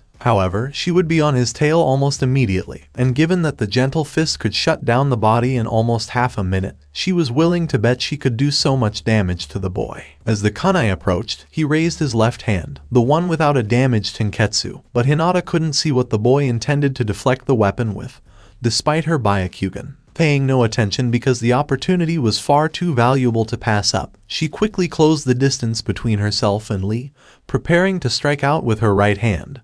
But what the boy did next caught her off guard. He plucked the kunai out of the air as if it hadn't been flying towards him with enough force to dent steel. Her eyes widened even more when she realized what the boy was about to do next, and she quickly threw her arms in front of her face to defend herself. However, it was in vain because the kunai she had fired at Lee came flying at her and pierced through her shoulder. Lee's expression darkened, but the boy made no further attack as Hinata winced in pain, forcing herself to yank the embedded kunai out of her body. A glance to her left shoulder confirmed her suspicions. It had gotten through her jacket and made contact with her skin. "I apologize," Lee said, as if they weren't in the middle of a fight. "However, if you do not give up, I will have to inflict more harm on you." "I can't give up," she said, looking absent-mindedly towards her father in the third row of the audience. "I need to give it my all." "Then so be it," Lee agreed with a nod. "It's not surprising that your flame of youth was not easily extinguished. Shall we continue?" Hinata cast one last glance at the wound, which was now dripping a small amount of blood down the sleeve of her white jacket. Surprisingly, the pain had already become easy to ignore. Hinata leaped backwards almost immediately as Lee's foot crashed into the ground where she had been standing a split second before, signaling that she was ready for whatever Lee had in store for her. She had sprung forward as soon as her foot touched the ground, hoping to catch the spandex-wearing genin off guard. and as her pointed fingers jabbed forward, she discovered that even with her Byakugan activated, she couldn't follow his movements as he vanished from sight. Lee had gotten behind Hinata's guard and knocked her head backwards with enough force to rattle her skull, causing pain to erupt. Lee continued his assault, driving his elbow into Hinata's stomach, causing bile and blood to escape from her lips. Nothing moved for several seconds before Hinata's form slumped off Lee's extended limb and she fell to the ground. Lee pumped his fist in excitement as he turned around and looked into the stands, hoping that Guy would be pleased with his youthful performance. Several painful jabs pierced Lee's back, causing the boy to gasp in pain before jumping a safe distance away and turning around to see Hinata standing, albeit on shaky legs. She struggled to keep her Byakugan activated, letting out heavy breaths. That had been her last chance, and while she had dealt several blows, she lacked the strength to use one of her more powerful techniques. Lee couldn't help but feel pride swelling up at Hinata's youthful display, but he knew her flames were fading and that he would be the one to extinguish them. Hinata burst forward with explosive speed, watching Lee's fist burst through the air towards her face, but she lacked the strength to lift her arms to block the attack. Lee's fist was driven into Hinata's nose with a sickening crack, blood spraying through the air as the Hyuuga heiress was knocked off her feet and into the arena dirt. The proctor stood there for 10 seconds, watching Hinata do nothing before lifting Lee's arm. The winner is Rock Lee. The audience, which had been silent as they watched the Hyuuga battle the young genin, erupted in applause, cheering not only for the victor, but also for the defeated, who had given everything she had on the battlefield. This defeat was not embarrassing. Sakura stood atop Gamekin's head and watched the battle between the giant toad and the scorpion, the amphibian blocking several venomous tail stings with the brunt of his shield. Even though the two colossal-sized beasts had only been fighting for a few minutes, she had had enough time to recover and assess her situation. If her opponent had summoned such a large creature, it would have indicated that they were Chunin in rank. She had the thought that they might be Jounin, but since they had lost their cool just before summoning the scorpion, she doubted that such a title would have been bestowed upon someone who couldn't control their emotions. If her theory was correct, she could imagine that a significant portion of their chakra would have been used during the technique, and they wouldn't be restoring their chakra reserves as quickly as they could be because they would have to use their energy to remain standing atop the summon, much like she was at the moment. Even though she was vaguely aware of everything, it didn't make the upcoming fight any easier. There were only two things keeping her from fleeing the battle. One was that she couldn't wait to tell Ino that she had jumped off the head of a giant toad to engage in close combat with an enemy before emerging victorious. The second thing was that Naruto believed in her. She couldn't blame the change in attitude on the abilities she had just witnessed from her blonde teammate. His words, on the other hand, had so much meaning behind them that it was as if he were a completely different person. She had temporarily frozen defending Tezuna during the battle in Wave while her teammates fought Haku. If the Ice Wielder had been able to defeat her fellow genin, there would have been nothing she could have done with her current limited abilities. Even now, she wasn't sure if she would have been a match for Zabuza's apprentice, but she was certain of one thing: she wouldn't have gone down without a fight. Sakura jumped from the toad's head and dove headfirst towards the beast beneath her as Gamekin knocked a claw to the side. Sakura's hands flicked through multiple hand seals as she prepared to unleash the one jutsu she hadn't learned from a scroll but rather from her teammate. Noticing that her opponent hadn't even reacted to her speeding towards him, "Katen, Jaigaku no Jutsu," she exclaimed before exhaling a massive fireball from her lips, feeling the drain on her chakra reserves immediately. Her opponent was able to react and leap out of the way of the incoming projectile, but the scorpion had no time to react as flames burned across its carapace. While the animal was accustomed to heat, it was not accustomed to fire burning into its flesh. As she approached the tender spot, Sakura released her jutsu, causing the scorpion to thrash around in pain before landing on its back. She then reached into her back pocket and pulled out a vial she was carrying. Sakura used a kunai to cut a small hole in the burnt flesh that she was standing on before uncorking the container in her hand while the Sunna Chunin stood there stunned, trying to regain their balance. She had only been able to produce a single vial's worth of poison due to the high cost of the ingredients and their scarcity, and while it should have lasted several battles, she knew it would all be used in a single go. This was her most proud creation to date, one that would cause paralysis in a human after half a minute if her target didn't know how to cipher the poison out of their system or slow the rate at which it traveled to their nervous system.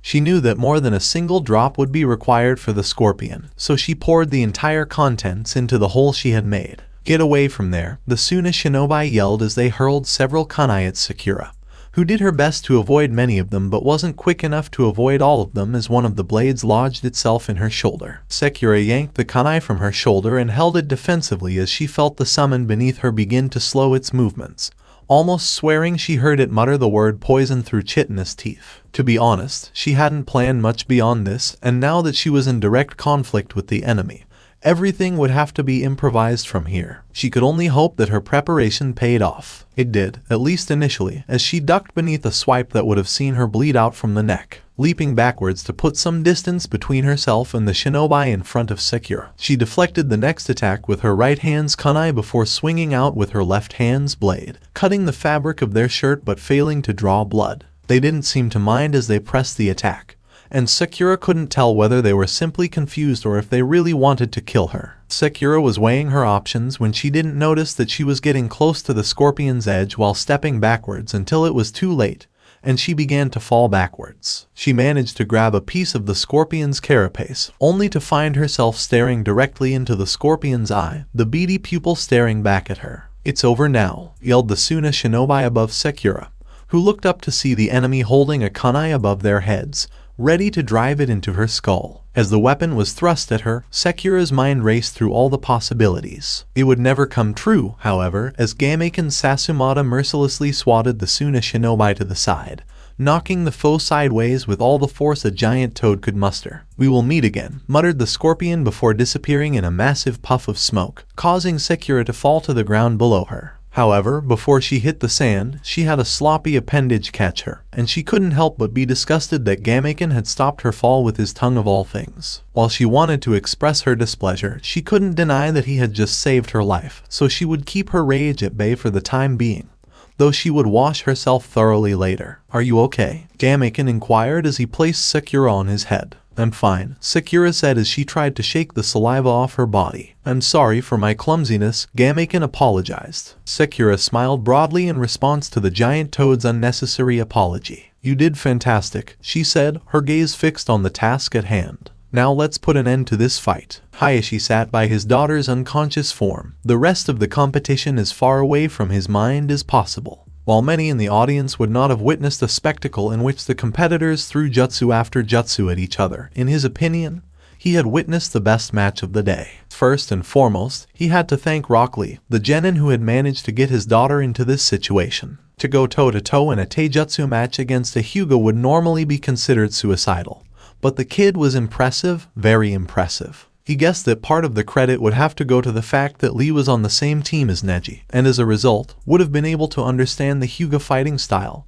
and devise a counter-attack if the need arose. Even though he had pushed Hinata's speed, strength, and endurance to their limits, it was always going to be an uphill battle against an opponent like the one she had faced. That didn't mean he didn't admire her. Hinata had always gotten back up quickly after being knocked down, determination burning in her eyes. Someone must have said something to her before the fight that allowed her to throw everything into the fight from the start. He was skeptical that any of the family members who had witnessed the fight would have anything negative to say about the outcome. Hayashi was well aware that in the Chunin exams, it didn't really matter whether one won or lost as long as they demonstrated enough skill for the judges to determine whether or not they were worthy of promotion. While Hinata had fought bravely and with everything she had, he doubted that it was enough to earn her a promotion. After some much-needed rest, he would personally resume her training so that by the time the next round of exams rolled around, his daughter would proudly wear the title of Chunin of Konoha. He wore this as the father of Hyuga Hinata, not as the head of the clan.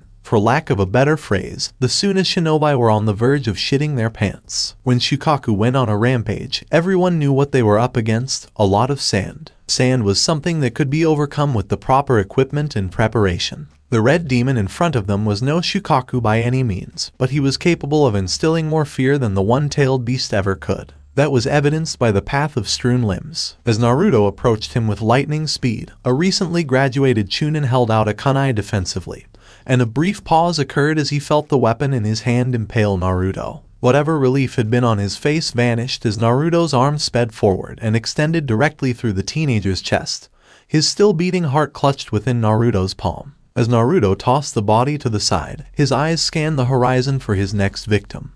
But before he could act, a shinobi appeared in front of him, a Sharingan eye staring directly at the Jinchuriki. "Naruto, calm down," The battle is over, Kakashi said as he placed a reassuring hand on Naruto's shoulder, ignoring the pain caused by the venomous chakra. We discovered the Kazuki's body. Someone had killed him beforehand and set up this whole thing. We were duped. None of this had to happen. Naruto's feral appearance began to resemble that of a human once more, with elongated fangs retracting to resemble normal teeth. Behind Kakashi, the shinobi who had been fighting the Sharingan wielder explained to the remaining fighters that while fighting the Konoha Jonin, they had discovered the body of their leader, and an immediate ceasefire was called. The fight was over. As the last traces of the Kyuubi's chakra exited Naruto's system, he noticed Sakura approaching him, a massive plume of smoke indicating that Gameiken had returned home for the time being. Sakura's face was filled with stunned disbelief as she gazed at the bodies lying in the sand, some twitching and others motionless. The pink-haired genin looked at her teammate, trying to figure out how the usually cheerful boy in front of her had been able to kill these people by ripping them to shreds with his bare hands,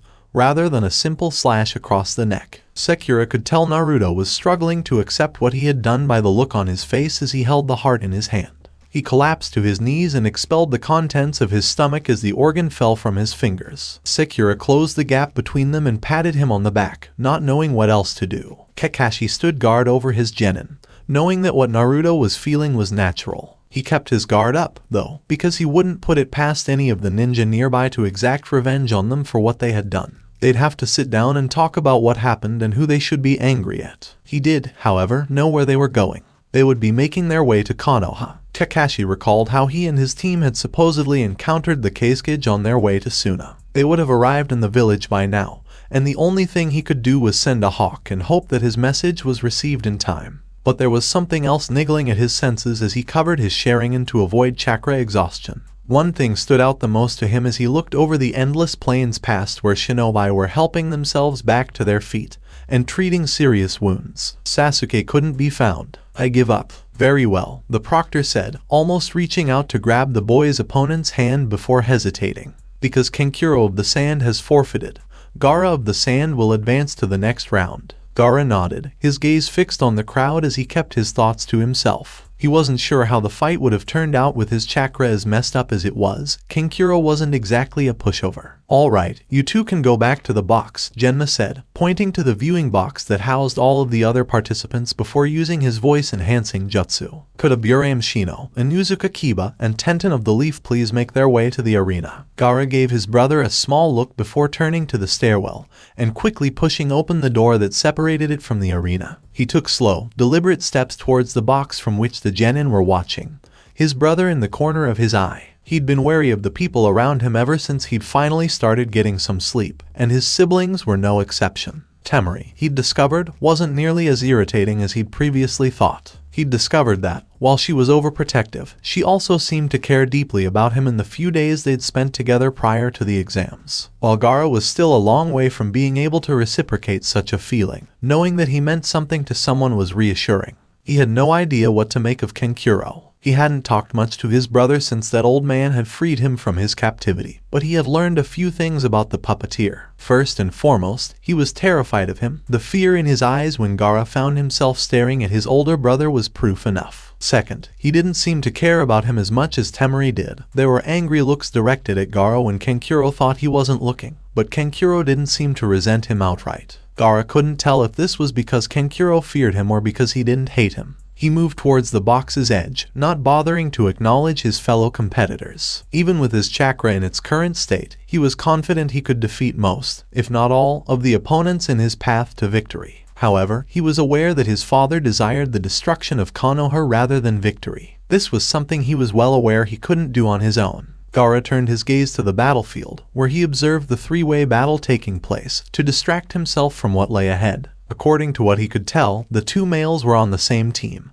and their teamwork appeared to be relatively flawless given the level of strength these mere genin possessed. They were, however, nothing more than flies in comparison to their opponent. With what seemed like an endless supply of throwing stars and kunai, the weapons mistress kept both opponents at bay. While the two boys didn't seem to notice, Gaara could see a small flicker of sunlight reflecting off the wires that had been attached to the weapons, still connecting them to Tenten's fingers. Despite the 2-on-1 disadvantage, it appeared that Tenten had won this battle. When the two fighters got into the female's comfort zone, she pulled back in a sweeping motion, the weapons on the ground wrenching forward and becoming lodged within the backs of the two boys. The crowd cheered for the underdog in the situation, chanting Tenten's name in an attempt to help her overcome the numerical disadvantage. Both boys yelled in pain, which was uncharacteristic of the Aburame. The Inuzuka's dog tried to attack the bun-haired girl while barking loudly, but was quickly silenced by a shuriken to its front right leg. Gaara couldn't help but nod in approval of the weapon mistress's technique against the two teammates. It seemed rather ruthless, and he was confident that it would inflict just as much pain if he replicated it by crafting the weapons out of sand. It wasn't a bad thing to think about when he figured out how to fix his chakra problem, assuming he ever did. While it took a while for Gaara to fully register it, when he saw the next move, he became even more enthralled in the fight. The boy in the sunglasses vanished into thousands of bugs, while the dog boy performed some strange jutsu before swallowing a pill, and pulling out a few of the weapons lodged in his back. The red color of the pill indicated that it was a blood pill, but Konoha could have a different color code than Sunna. The Aburame reappeared next to the Inuzuka, who appeared to be wincing in pain but still dealing with the damage fairly well. The two boys talked for a while before the girl appeared to fall to the stadium floor. Gaara's brow furrowed, as if he, like the rest of the audience, had been taken aback by what had just happened, as he tried to listen in on the conversation taking place on the arena floor. "Ha, those damn bugs of yours," chuckled the Inuzuka, smirking slightly. He made an enclosed fist for his teammate while ignoring his animal companion, who was licking the wound on its leg in pain. Though the Aburame's face was barely visible, and what was visible twitched, Gaara could tell the boy was curious. For some reason, he found himself just as curious. Normally, a fight between two weaklings would have seemed insignificant, but for some reason, he found it interesting. The fight wasn't particularly noteworthy except for the fact that it was a three-way fight, or, at least, it used to be, given that one opponent was lying face down on the stadium floor. The Inuzuka slowly opened his fist, revealing nearly 24 different bugs in his palm, as if to answer everyone's unasked questions. "Your little chakra-draining trick worked on Tenten, but did you really expect me to fall for it?" asked the boy as he rotated his palm, allowing several bug carcasses to fall to the floor. The boy's response was a shuriken to his face, but the Inuzuka was prepared for it and deflected it harmlessly with a kunai. "I must admit," Shino admitted, "I am quite surprised that you are able to fight so well without the assistance of Akamaru." Kiba cast a pitying glance at his best friend, almost as if to assure the dog that he would finish the match soon. "I adore the child, but because we both come from clans that fight with animals, you and I have become extremely predictable. Hiranai-sensei assisted me in honing a few of my other ninja skills. I believe it paid off." As he spoke, the boy flashed through the jutsu hand seals and landed on 4 legs in an instant.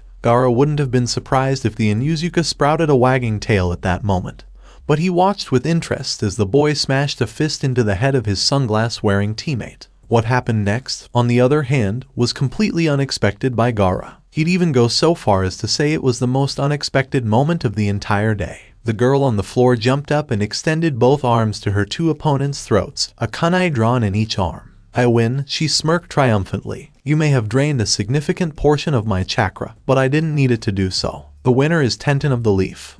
As they waited for the others to recover, Naruto could feel himself growing impatient. He'd always had a lot of stamina, and it was working in his favor right now. Unfortunately, because of the forced halt, he now had time to think, which he had been attempting to avoid for as long as possible. He concentrated all of his energy on that while they were on the move, but he now had to accept responsibility for his actions. When he decided to become a ninja, he knew exactly what he was getting himself into. He knew it wasn't all glitz and glam, no matter how much he wanted to believe it. He was well aware that he would have to kill. What he hadn't expected was the rage that flowed through him as he used the Kyuubi's powers. He hadn't anticipated feeling so good. Of course, once the battle was over and the adrenaline rush had worn off, he was in pain all over, but physical pain was something he could deal with. What he couldn't deal with was the fact that he had succumbed to his burden and brutally murdered those shinobi. When he looked at his hands, he thought he saw red stains. When he closed his eyes, he could hear terrified screams, and he still couldn't get the smell to go away.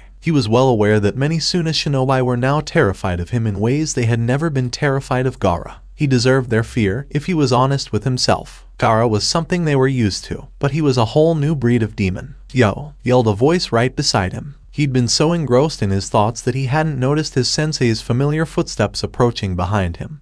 though this could also be attributed to the fact that Kakashi was a jounin. Naruto almost fell over when he heard his sensei's voice. He clenched his fists and stared at the man. "Don't do that," he exclaimed angrily. He was soon forced to avert his gaze. He didn't want to look at his sensei, especially when he felt like a monster. He was still surprised when the man chose to sit next to him. There was silence for a moment as the two simply watched the sun set over the desert, painting the sky an interesting shade of red. A red that was far too reminiscent of what Naruto had done. "You know," Kakashi began, "I was about 6 years old when I had my first kill, but it wasn't my first encounter with death." Naruto cast a sidelong glance at his sensei, who was gazing out at the sunset with his hands casually in his pockets. "My father took his own life before I could even comprehend the concept of death, and it's just been one battle after another for me since then," he continued. "I understand a lot of what you're going through right now, Naruto." Naruto couldn't help but snort, and Kakashi simply smiled with his strange eye. "I won't pretend to understand how you feel because everyone is different and I don't have the Kyuubi inside me. What I do have is significantly more shinobi experience than you." Even if he tried to keep his gaze fixed on the desert sands, Naruto was clearly paying attention to his sensei at this point. Jinchuriki are sacrifices for the village from which they come. This is something you've only recently discovered. It's not just that you have a biju sealed inside you, it's also that you've become a weapon for the village. However, no matter how much we want to be tools, remember what Haku and Zabuza taught you. We are, after all, only human. We are permitted to experience these emotions. As you get older, you'll face new challenges. I'm not going to say what happened today will never happen again. That made Naruto flinch. He didn't want to lose himself like that again, but Kakashi either didn't notice or completely ignored his reaction. Knowing him, it was probably the latter. You have the Kyuubi, and you will use it again if a situation arises in which you will need to use it in order to survive. You're feeling guilty right now, but remember that you had no choice but to do what you did.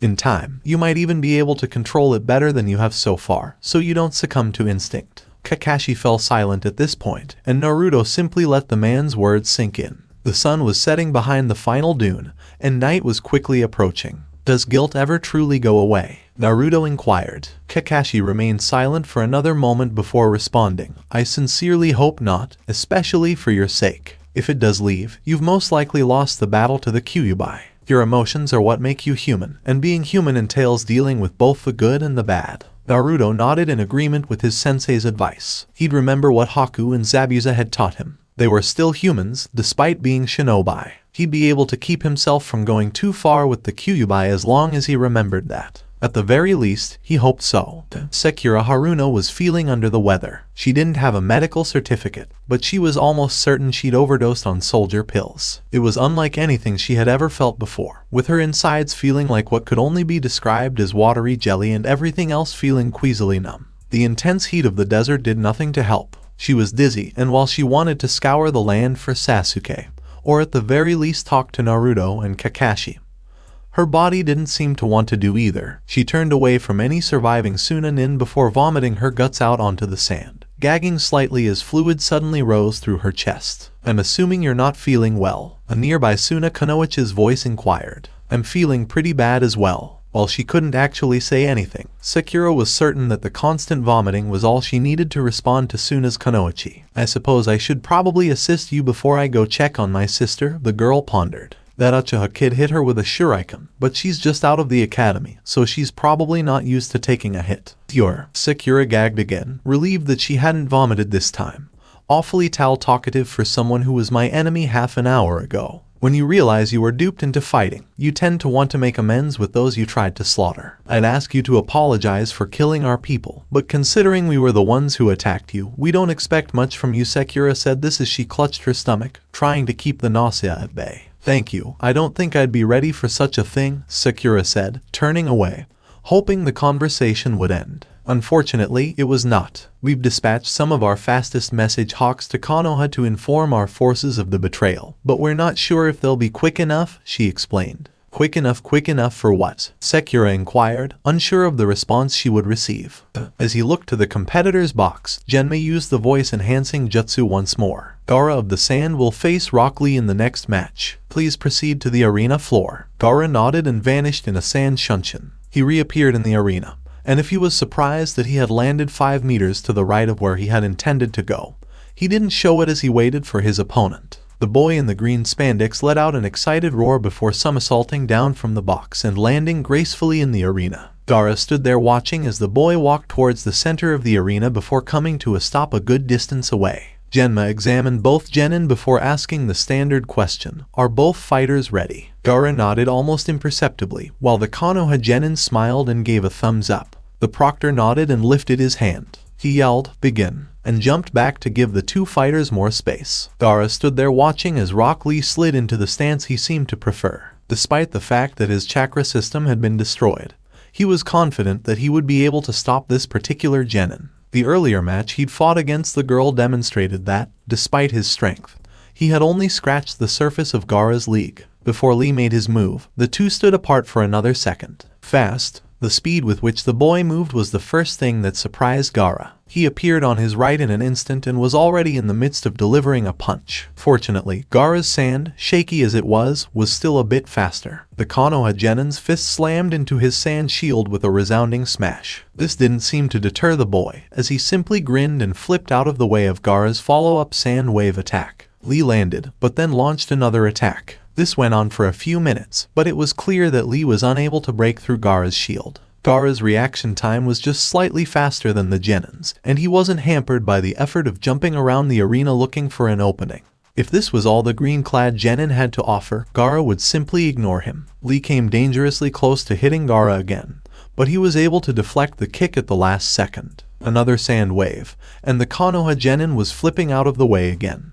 But this time he didn't stop. Instead, he kept flipping backwards until there was enough space between him and Gaara. Gaara was perplexed as to why the boy, who had only used taijutsu so far, would back down at this point. Then he heard a loud voice from the audience. "Lee." Gaara looked up, puzzled, to the spectators area where he saw the boy's sensei, giving a thumbs up and a blinding smile. "Remove them." This declaration perplexed Gaara, but focusing on the boy in the arena revealed that he appeared shocked by his sensei's declaration. Gaara, on the other hand, felt a sense of foreboding as the shock gradually transformed into joy. He had to put a stop to whatever was about to happen. Unfortunately, the boy was out of his range because of his erratic chakra control, so he had to move quickly. Gaara was moving from his starting position for the first time in the match. He watched in horror as the green genin removed his orange leg warmers, revealing massive weights with the word guts written on them. The boy untied them and laughed happily as he stood up again, the weights in his hands. "I feel so much lighter now that these are gone," Lee declared as he let the weights fall to the ground, where Gaara was horrified to see they caused too many explosions of rubble and dust. "What was the weight of those things? Go, Lee. Show him the strength of youth." The boy saluted and responded in kind to his sensei. "YOSH." Then Gaara lost sight of the spandex-clad genin. That is, until something smacked into his face and sent him flying across the arena. He was able to recover, but it appeared that his reaction time was insufficient to keep up with Lee's insane speed. What kind of genin could move so quickly? He was fairly certain that even if his ultimate defense had been flawless, he would still be in trouble. He desperately tried to re-establish his defense, but the boy smashed straight through the sand this time, disappearing in a blur. Gaara was completely helpless against an enemy for the first time in his entire shinobi career. He was fairly certain he would have been unconscious by now if it hadn't been for his caution at the start of the match. Fortunately, he had encased himself in his sand armor at the start of the match. However, it appeared that even that would not be enough to deter the boy. "I'm truly sorry I couldn't hold back against you, Gaara. I believe it is time to call a halt to this match." Gaara wondered what the boy was talking about for a split second before he vanished from his sight again, though he didn't have to wait long as he felt a massive hit under his chin. He was taken aback when, despite his heavy armor, he actually became airborne with that attack. Fortunately, the blow did not crack his armor because the boy did not appear to apply enough force. "I'm not finished yet." With another kick, he was launched higher and higher until they were quite high off the ground. Gaara was then wrapped in the bandages that had been applied to the boy's arms. "Consider this the primary lotus," Lee yelled before twirling headfirst toward the ground. Gaara didn't waste any time slamming into the ground with excessive force, causing an explosion of dust and debris. He could only stay dazed for a split second. Even though he was wearing his sand armor at the time, he couldn't do anything but take the hit. He was fairly certain he was slightly concussed at the time, and he was also in pain in almost every part of his body. He was still conscious, which was amazing. There was no movement from either competitor for a brief moment, but the moment passed as Gaara struggled to his feet. "It appears that attack is a double-edged sword," he said, turning to face the fallen form of the other genin. Lee simply chuckled as he struggled to sit up. I'll tell you what, Gaara, the lotus of Konoha always blooms twice, said the boy. Suddenly, he was back on his feet, charging towards Gaara, who was completely unprepared for the flying kick that was thrown his way. Dynamic entrance, Lee exclaimed as he smacked his foot into the nose of the Ikibai Jinchuriki. Gaara felt the hit jolt his already concussed brain, and his armor had taken too much damage from the previous attack to protect him properly. He felt his nose crunch beneath the force of the kick, and he was sent flying once more. When he came to a halt, his body refused to listen to him and he was unable to get up. Genma was the last thing he heard before falling unconscious. The Leafs Rock Lee has won. May I inquire as to where you are going? The Hokage asked as he watched Sunna's leader rise from his seat. If I'm not mistaken, your daughter is about to take the field against the Hyuga clan's prodigy. The match, I believe, will be quite the spectacle. I don't care, the Kazekage said as he walked towards the exit. I need to contact my son right away. I assure you that our best medics are currently looking after him, Sarutobi said. But his words fell on deaf ears as the Kazekage left the box without turning around and gesticulating to Konoha's leader. While somewhat understandable, Sarutobi motioned for one of his guards to come within hearing distance. Fine, Jiraiya, I need to talk to him right away. At once, they replied before disappearing, allowing the Hokage to focus his attention on the fight beneath him. He could only hope that the fighting stayed on the arena floor and that the uneasy feeling in the back of his mind was unfounded. Orochimaru scowled slightly as he dashed down from the private box housing the important guests of the exams. Gaara would be in the medical bay, and the stadium's structure had hardly changed since he was a Chunin. The fact that the Sandaime was already on him was quite concerning. While he frequently claimed that his sensei had almost gone insane, the fact that he had seen Sarutobi summon his ANBU just as he stepped out of the box demonstrated that the old man was still as sharp as ever. Orochimaru had to stop himself from almost shuddering with excitement. He couldn't wait to see the look on his sensei's face when two of his idols turned their blades against him while the village he adored erupted in flames. Naturally, he'd be the one to land the knockout blow. He wasn't particularly fond of theatrics, but it was undeniably the best way for him to exact his vengeance on the Hokage for all the wrongdoing he had committed. As he approached the medical bay, Orochimaru's thoughts shifted to the short term. The genin who specialized in taijutsu was stronger than the rest of his peers. Orochimaru had fought him after all. But Gaara should not have lost to the boy. The match had been a pitiful display of the Ikibai's bloodlust, and if something had gone wrong, it was critical that it was fixed before the invasion began. He didn't know what his chances were without the Ikibai unleashed in the middle of the city. Kazekage-sama, a nearby nurse, said respectfully, jolting him back to reality. I've come to see my son, Orochimaru explained, doing his best to maintain the Kazekage charade. Did he awaken? Yes, he awoke about 5 minutes ago, the nurse said with a smile. You have a strong boy. The only response from Orochimaru was a slight nod. In that case, may I speak with him in private? Of course, the nurse said, motioning outside the door. If you don't mind, Kazekage-sama, I'll keep an eye on things outside. Thank you for understanding, the missing nin said, unsure how the real Kazekage would have reacted to such an offer. Oh, exclaimed the nurse as she walked out the door, turning around to face him. I should let you know, that blow to the head he took didn't look too good. He seems a little woozy, and we're not sure if he has a concussion or not. He nodded again, and she walked away, the Sannin member checking to make sure the woman wasn't listening and before turning towards the Jinchuriki in question. That was a disappointing result. I expected more from you, Orochimaru grumbled. Even if one looked past the charade, Gaara should have been capable of far more. Gaara sat up slightly from the bed, his only response a tiny nod that Orochimaru would have missed if he hadn't been a seasoned ninja. Was there a problem? Inquired the Kazekage. How come you lost to such a mumbling idiot? One who can't even use a single ninjutsu or genjutsu. Gaara, for his part, thought about those words for a few moments. Was it a good idea to tell him about the old man? Or would it have been better to keep quiet? If his father knew how to fix Gaara's problems, that would probably be a good thing once he got past Ikibai's voice. On the other hand, if his father didn't know how to fix such a thing, he'd know Gaara was weak and vulnerable knowing the man. He wouldn't hesitate to take advantage of that. If he didn't tell his father, Gaara would be caught in the middle of the invasion with a messed up chakra network. That meant death, but maybe if he could hide somewhere until the whole thing blew over. Gaara rejected that option. Later on, he would be held accountable to his father, and regardless of whether or not the invasion was successful, the end result would not be pretty. It essentially came down to trusting his father or facing certain death, one of the most difficult decisions he had ever had to make. There's something off with my chakra, Gaara admitted, bowed his head in shame. It's not forming properly. Perhaps one of the boy's earlier blows disrupted your chakra network, Orochimaru grumbled. Gaara had always been brittle behind his so-called ultimate defense, but even that was pushing it. Do I need to call a medic, Nin? I don't think so, Gaara said, noting that his voice sounded different from what it would have sounded like a month ago. This has been going on for a long time and I can't hear my mother's voice. Orochimaru's pupils dilated. That was unprecedented. Had the Ikibai been silenced in some way? He assumed not voluntarily,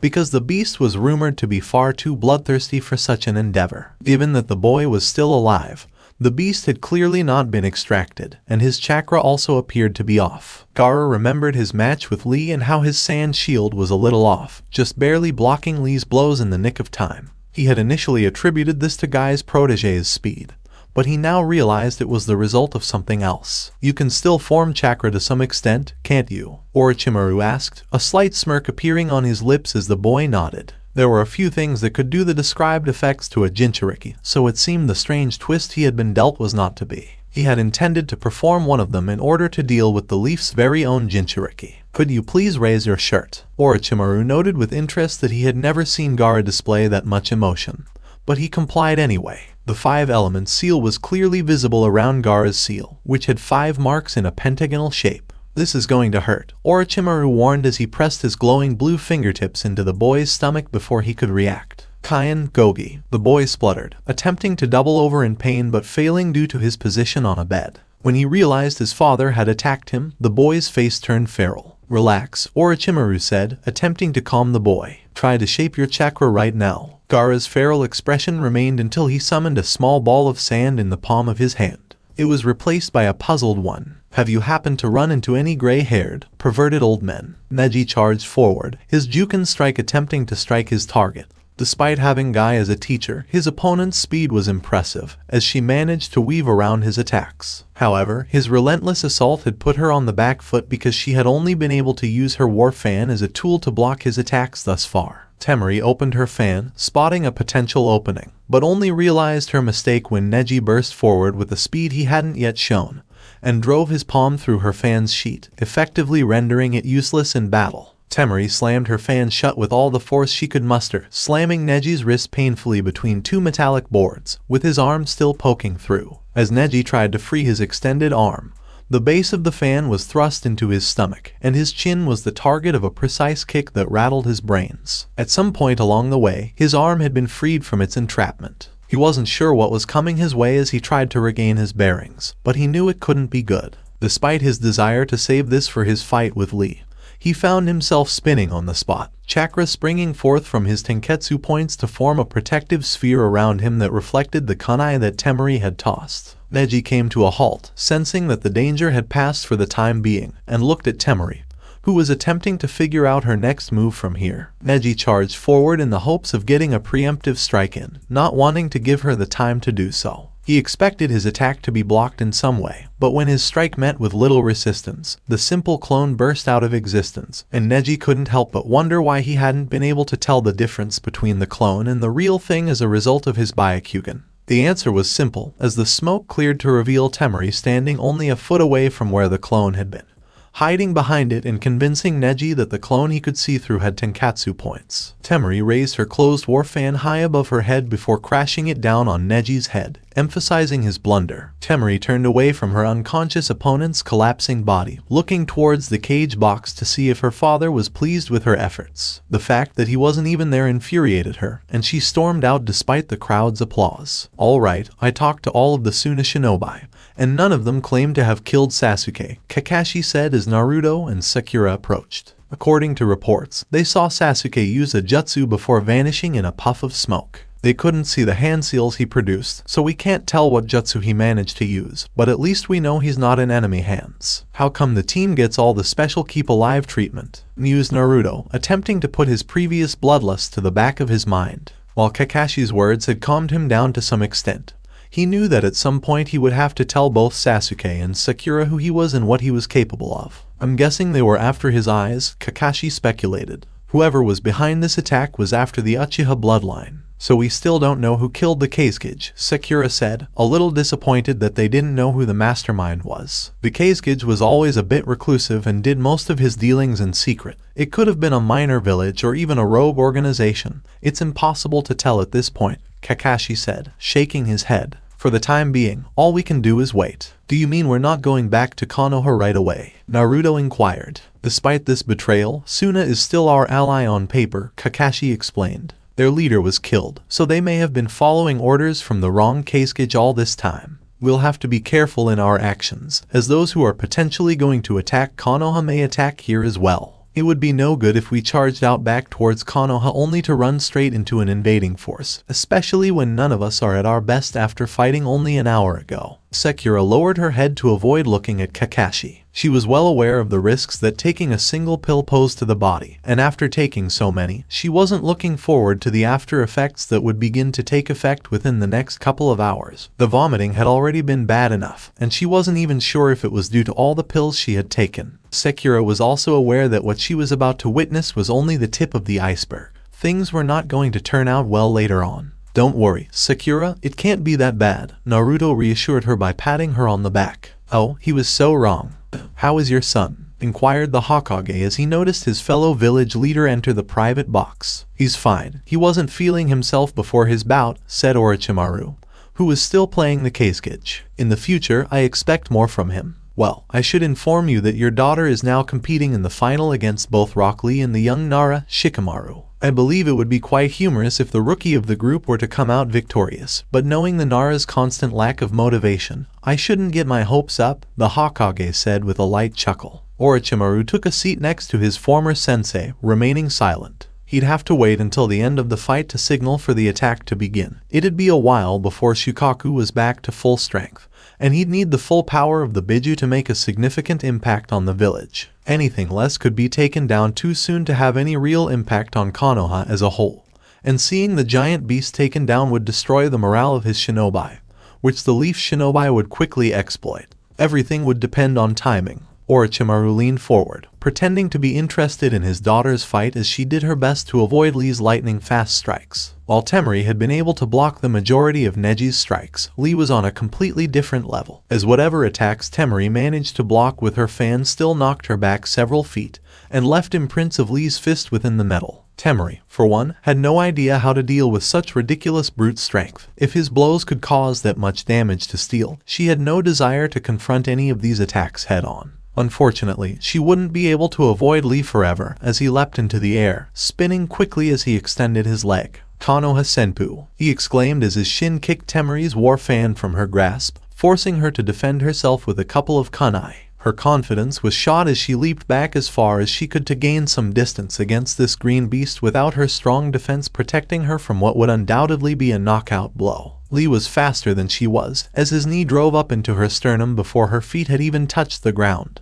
While it hadn't broken the bone, it felt like Shukaku had just launched a full-fledged attack on her. Temari vowed that if she made it through the day, she would do everything she could to increase her durability so that she could take some of these hits without feeling excruciating pain. Temari whipped out two smaller fans she'd kept hidden in her back pocket, though she wasn't quite as skilled with them as she was with her larger fans. A strong gust burst forward and flung the attacking Lee back several meters, swinging them in front of her. While nothing Temari could call damage had been done, she would be able to nullify him for the time being while she devised some sort of strategy. I see the flames of youth still burning within you, Lee said. I can honestly say that I have no idea what you're talking about, Temari admitted bluntly. Yosh, let our fight continue, Lee said as he prepared to charge forward. But his body refused to obey his commands. What amused Temari, looking at Lee's enraged expression. Temari, never one to pass up an opportunity, went to raise her arms to launch a wind jutsu at her foe, only to discover that her muscles wouldn't move an inch. What the hell is going on? Kage main no jutsu. Success, Shikamaru declared as he entered the fight. Temari and Lee were both stunned, having forgotten about the third competitor who had spent the majority of the fight staring at the clouds. You've got to be kidding me, Ino exclaimed from the competitor's booth, having emerged from the infirmary to watch her teammate compete. Temari stared in awe as she dropped her fan and reached into her kunai pouch. Her hand, however, held nothing, the Sunna genin having lost them earlier when attempting to block Lee. Lee and Shikamaru, on the other hand, had their palms wrapped around the projectile's handles. "Shikamaru, what are your plans?" Lee asked, his arm involuntarily lifting above his shoulder, kunai still in hand. "While it may go unnoticed by some, if I throw my kunai at you, Lee, by mimicking my actions, you will throw your kunai at Temari while nothing will be thrown at me," Shikamaru explained. "If I aim at head height, it will be a lethal attack that cannot be dodged or avoided as long as you are caught in my jutsu. So you have only two options: forfeit or die." Temari swallowed nervously, her gaze drawn to the glint of metal in the corner of her eye. She couldn't move a muscle no matter how hard she tried, and as she felt her arm lift slightly higher and poised to strike, she realized she only had one option. "I renounce," she admitted. "Despite dampening my youth's flames, I, too, must withdraw in order to burn brightly another day," Lee said in more words than were necessary. "Good, because in all honesty, I could only hold the two of you in place for a few seconds longer," Shikamaru admitted as he let go of his jutsu, giving his fellow finalists full control of their actions once more. "Winner, Nara Shikamaru," yelled the announcer as the crowd erupted in applause, a standing ovation given to the tournament's finalists. "And champion, troublesome," muttered Shikamaru as he tried unsuccessfully to hide from the attention. Sakura was in a terrible mood. Her pain when her monthly visitor arrived paled in comparison to what she was currently experiencing. She was extremely thirsty, almost dehydrated, but she couldn't bring herself to gulp down the rest of the half-empty glass of water on the side table whenever she tried. Though her memory was hazy, she could recall roughly how she had gotten onto the bed she was currently laying on. The kunoichi she'd met while vomiting her guts out had been gracious enough to take Sakura in and allow her to rest in her parents, who were part of the invasion's main force, room. Naruto and Kakashi had grumbled about finding some sort of lodging somewhere in Sunna, and had left her to her own devices, namely, feeling so woozy she was convinced she'd never be able to think straight again. Her brow furrowed slightly as she remembered Naruto. All that red chakra, all that intense hatred she felt, did it mean Shikamaru was right about the Kyuubi? In that case, did it follow that Naruto and the Kyuubi were one and the same if he had access to its immense power? She had no idea, and even thinking about complicated sealing processes and ancient demons brought a new dimension of pain to her headache. She knew she'd have to find out eventually, but she couldn't shake the feeling that her bubbly blonde friend was hiding something sinister beneath the surface. When Sakura realized Naruto was too difficult to solve, her thoughts turned to Sasuke. Her stomach grumbled slightly, and she couldn't tell whether it was because she was hungry or because she had diarrhea, so she lay down and stared up at the ceiling. What happened to Sasuke, and more importantly, was he safe? It wasn't until he was gone that she realized how much she adored him. She wasn't upset that she wouldn't be able to marry him because he had died. Rather, she was genuinely concerned for him. Had the sound affected him? Perhaps he used a kawarami and an onlooker sound ninja caught him as soon as he switched to a log or something. He should be fine. Sakura shifted her gaze to the left, unsure whether she should be relieved that the kunoichi who was hosting her was pulling up a chair. She was lonely, and some company couldn't hurt, but thinking was difficult enough, and she doubted she had the energy for a conversation. "You know, I should probably hate his guts and hope he burns in the lowest circle of hell for what he did," the blonde continued after Sakura's puzzled look. "That shuriken he hit my sister with." She tried to dodge, but it didn't work out. It bruised her spinal cord, leaving her paralyzed from the waist down, according to the medics. "Shit," Sakura exclaimed, her eyes widening, only to regret it as pain swelled through her exhausted body. Despite her grogginess, she slumped back down and focused her entire attention on the kunoichi. Thankfully, it didn't completely sever it, and with enough healing, she should be able to just barely regain muscle control in her legs. Nerve damage, however, is permanent, the blonde kunoichi explained. She's looking at either the end of her ninja career or a very difficult and challenging one if she continues on with weak legs. "I'm sorry to hear that," Sakura winced. "Thank you. I just hope Mum and Dad are doing well in your village," the girl said, frowning slightly and shaking her head. "Anyhow, my name is Yoki." The first thing Hinata noticed when she awoke was the pale cream ceiling of the medical bay. She sat up, frowning, taking in her surroundings, a little nervous because her father was standing by her side. "Ah, you've awoken," Hayashi said neutrally. "The doctors expected you to wake up almost an hour ago." She smiled sheepishly, pausing for a moment to consider why she was sitting in the medical bay. "How was Neji Nai fight?" "Sans, that's unimportant," Hayashi replied. "The medic nin said you were hit with several powerful blows, so how are you feeling?" "I think that's good," she said softly before continuing. Could you please tell me how Neji Naisan is doing? Will I still be able to cheer him on and see him fight? Hayashi's left brow raised a half-inch, but the man made no comment. He easily won his first fight against some measly sound ninja but lost his second against a kunoichi from the sand.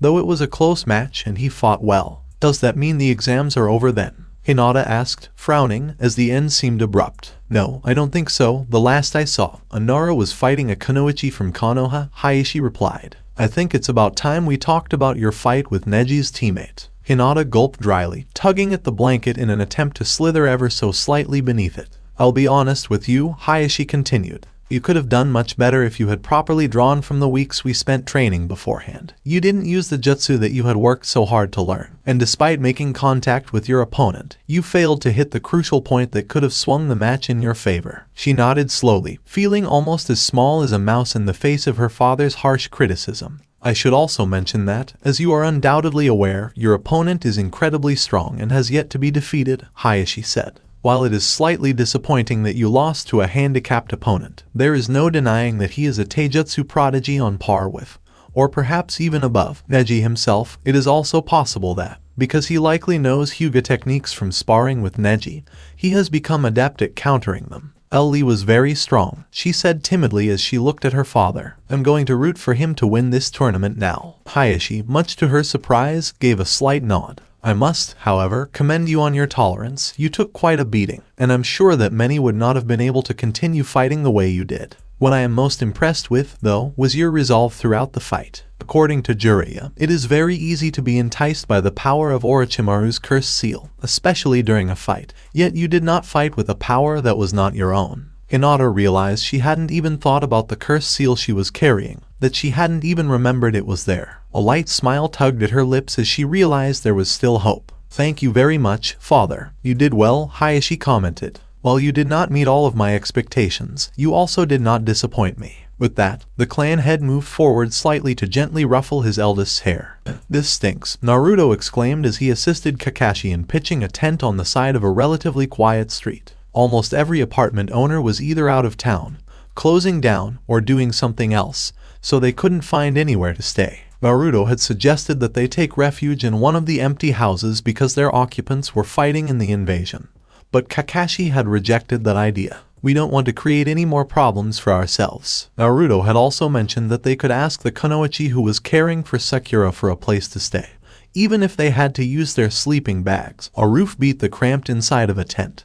But Kakashi had said that the girl was already doing enough by caring for Sakura. That, and the girl's sister had apparently been seriously injured during the brief battle, so it would be impolite to impose themselves any further. While the blonde felt a twinge of guilt after hearing that, he still believed that his sensei preferred to pitch a tent rather than sleep somewhere more comfortable. If there was one positive outcome, it was that the tent was simple to anchor in the sand. Naruto tossed his backpack inside the tent before eagerly crawling inside and lying down. The sensation of liberation that washed down his backside was incredible. Kakashi, on the other hand, took a few moments to slap a few seals on the outside of the tent before entering with his own backpack. All right, we can finally talk without being overheard, sighed Kakashi, sitting cross-legged. What do you mean? A perplexed Naruto asked. I assumed we were now friends with Sunna. As said on paper, Kakashi explained before continuing. I'm still unsure whether we can trust these people, which is why we only looked at 3 or 4 hotels. Before frowning, Naruto nodded, realizing it was probably one of those beneath things Kakashi kept talking about.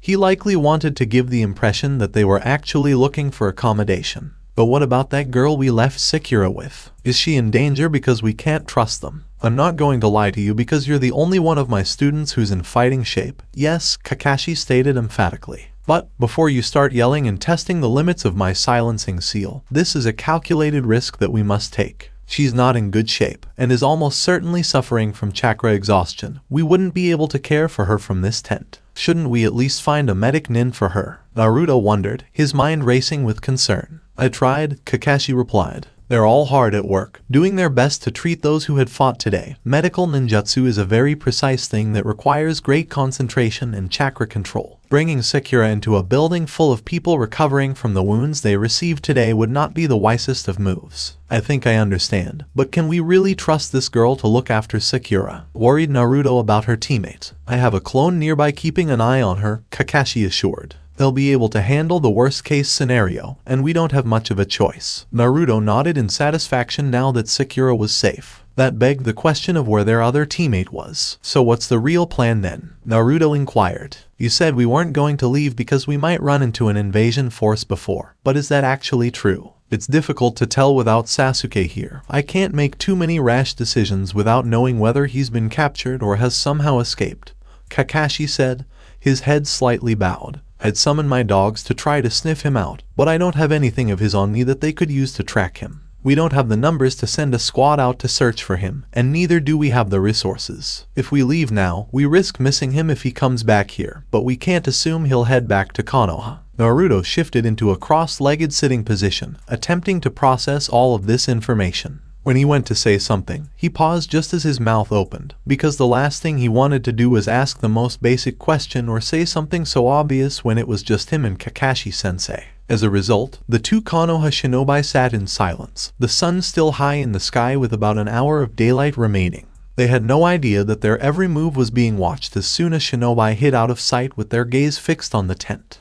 Yoki's hand gently rubbed Sakura's back as she clutched her stomach in pain. How about we go up to the roof? Some fresh air might do you good, suggested the Sunna shinobi. Sakura attempted to speak but had to cover her mouth immediately lest the contents of her stomach stain the room. She could only manage a simple nod before Yoki helped her to her feet and led her to the stairwell. What should have taken half a minute took nearly 5, with each step sending bursts of unimaginable pain through Sakura's body. The scorching heat and dry desert air did little to alleviate the pink-haired girl's ailments, as a large shadow swooped overhead, providing her with a brief respite from the sun. The only reason she hadn't turned around and gone straight down the stairs was because she was afraid of the consequences. It's strange, you know, Yoki observed from behind. It's strange that a team of 4 could withstand the strength of 100. It's strange that, unbeknownst to anyone, the Kazekage would wind up dead. Finally, it's strange that my sister wasn't even able to feel the embrace of an honorable death, but will now suffer for years on end for not being able to do the one thing she's dreamed of doing since childbirth. Yoki, Sakura said weakly, looking up at the Sunna girl, who had pulled out a kunai at some point. I'm not sure if this is planned, staged, or even a freaking coup, but I know one thing. I'm going to feel so good as I kill you, Yoki said as she approached the weakened girl, the shadow circling overhead once more. However, it won't be a quick death. It'll be slow and painful as I slice you into tiny pieces before leaving your corpse up here to rot as the vultures feast on your flesh. Sakura's first thought was to beg for her life, but as the shadow circled overhead again, she tried to see what it was as something descended from above.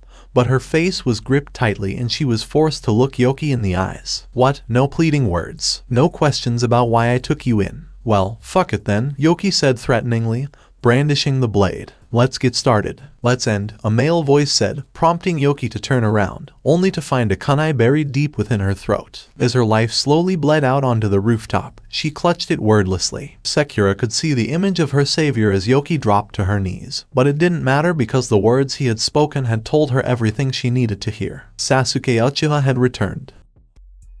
Sakura turned her head at the sounds of footsteps, pulling out a kunai in case the need to protect herself were to rise. Even with the giant falcon standing by her side, it was better to be prepared, especially with everything that had happened recently. The pink-haired genin was greatly relieved, however, when instead of having been ambushed by an enemy squad, she found herself looking at the rest of Team 7, the group having been led to her by Pakun, the small dog that first approached the clearing. A dog, she said as she blinked in surprise. Look, girlie, don't call me a cute doggy, said Pakun as he closed the distance between her and Sakura. While Sakura wanted to comment that she had never mentioned the word cute, she opted to remain silent as the rest of her team set about catching their breaths after the exhausting run. Both Naruto and Sasuke seemed relatively out of breath, but due to their competitive nature against one another, neither of them opted to take a seat, so they remained standing.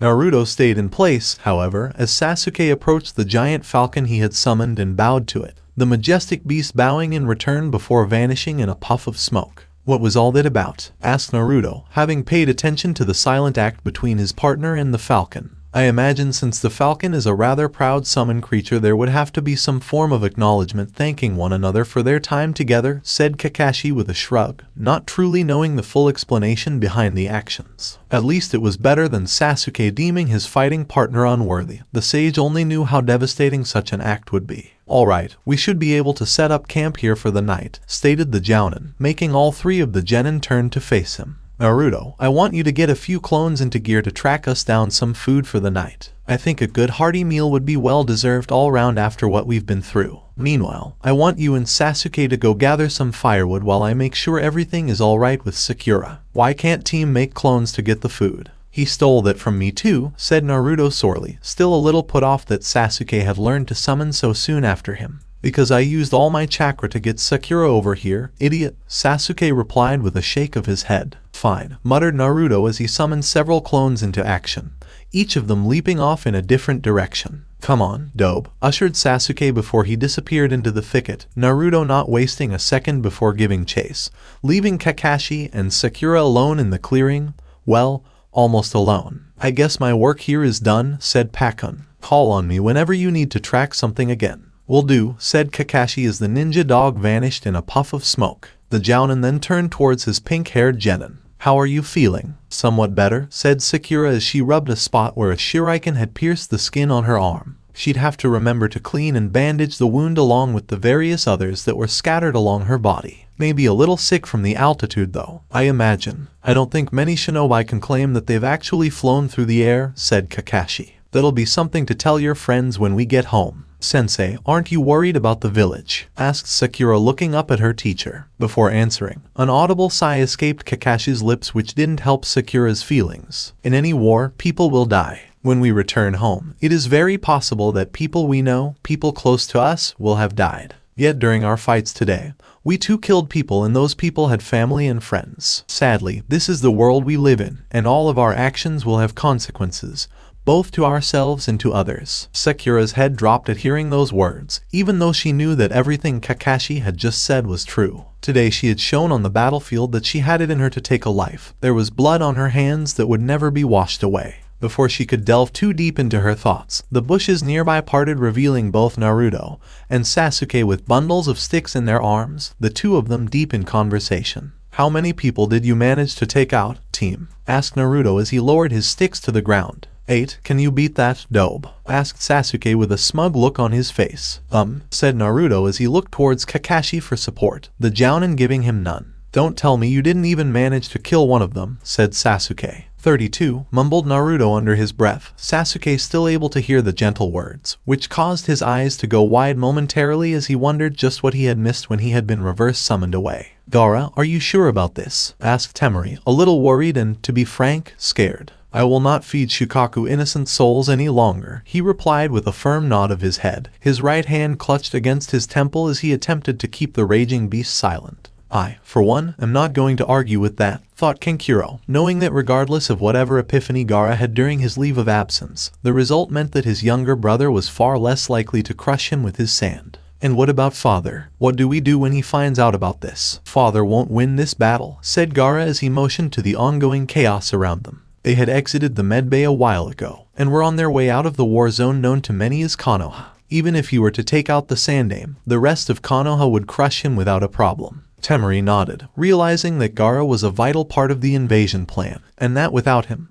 many Konoha nin would be free to fight off other parts of the invasion. But what then? Do we head back to Sunna? Perhaps, replied the Jinchuriki. For now I would like to leave Konoha while I still have Shukaku's bloodlust under my grasp. We will return to Sunna with all the speed we can muster. Shinobi from both Konoha and Sunna will try and block our path, but we'll fight our way through, hopefully without having to spill any blood. Kankuro and Temari both nodded before the three of them began their journey, the two elder siblings thinking about just how much their younger brother had changed. What is the meaning of this, Orochimaru? Sarutobi asked with a stern gaze that resembled not of a cage questioning a traitor, but a teacher questioning a prize student. I think you can take a look for yourself, Kyukuku, the Snake Sannin chuckled mysteriously, jumping off the roof and landing effortlessly on the earth ground. The leaf shall fall by the end of the day. Sensei, where's the Kazekage? Asked Jiraiya, following his sensei as the man chased the snake, although just knowing that his former teammate was present gave him a good idea of the cage's likely whereabouts. He never came to Konoha, answered Hiruzen as he flashed through a few hand seals. It was Orochimaru in disguise all along. Do you really believe that you can defeat both of us? Asked Jiraiya, choosing to not respond to his sensei in order to avoid stroking the snake's ego. A shuriken flew towards Orochimaru from Sarutobi's extended hand. Then it multiplied several times, and soon a large wave of almost 70 different shuriken were sailing straight towards the pale-skinned man. "Doten Moguragakure," exclaimed Orochimaru, sinking into the ground seconds later and avoiding the shuriken with ease. "All I see is a senile old man who has grown far past his prime, and a lecherous failure of a perv." "Doten Yomi Numa," said Jiraiya without hesitation, running through the two seals with his hands before slamming them onto the ground. Almost instantaneously, the ground which Orochimaru had sunk into turned into a muddy swamp that ensnared him. To no one's great surprise, Orochimaru's body vanished in a puff of smoke and a small log was left in his stead. Sarutobi wasn't sure whether or not to be worried or proud that Orochimaru had become more proficient with silently casting jutsu, but he figured that in such a big battle it would have little impact on the final outcome.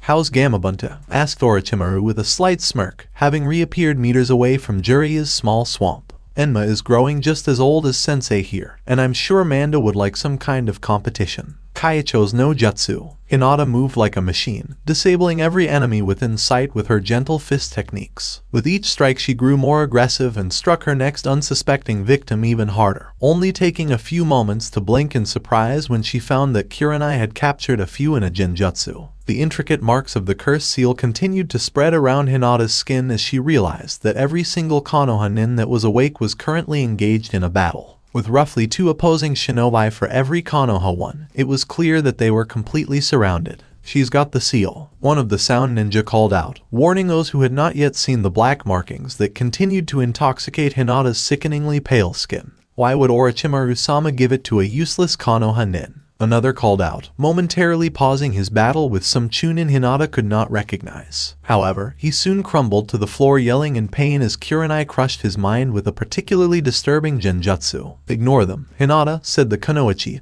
deflecting a few senbon aimed for her forearms with a kunai. "Just focus on staying alive and in control of yourself." What she didn't mention was that there was a great possibility that Hinata could instead turn around and attack her. Orochimaru's wretched seal would put you into a state of mind where it was you against the rest of the world, and more often than not, that meant you had no room for teammates, as evidenced by the not-so-rare sound ninja with his seal activated that turned on his allies. She remembered a mission from back where she was just a Chunin where Anko had struggled hard to avoid doing the same to them. Hinata found that she was able to stay oddly calm as she fought in a battle which could end her life with a single mistake. Hands glowing blue with the chakra she was excreting from her tenketsu points, Hinata launched herself forward, hopping both left and right in order to avoid the kunai thrown in her direction. With the added speed that the seal gave her, against this level of opponent, there was no hope for them as she ducked below their fist before driving 2 palm jabs directly into their stomach with enough force to cause spit and bile to fly from their mouths.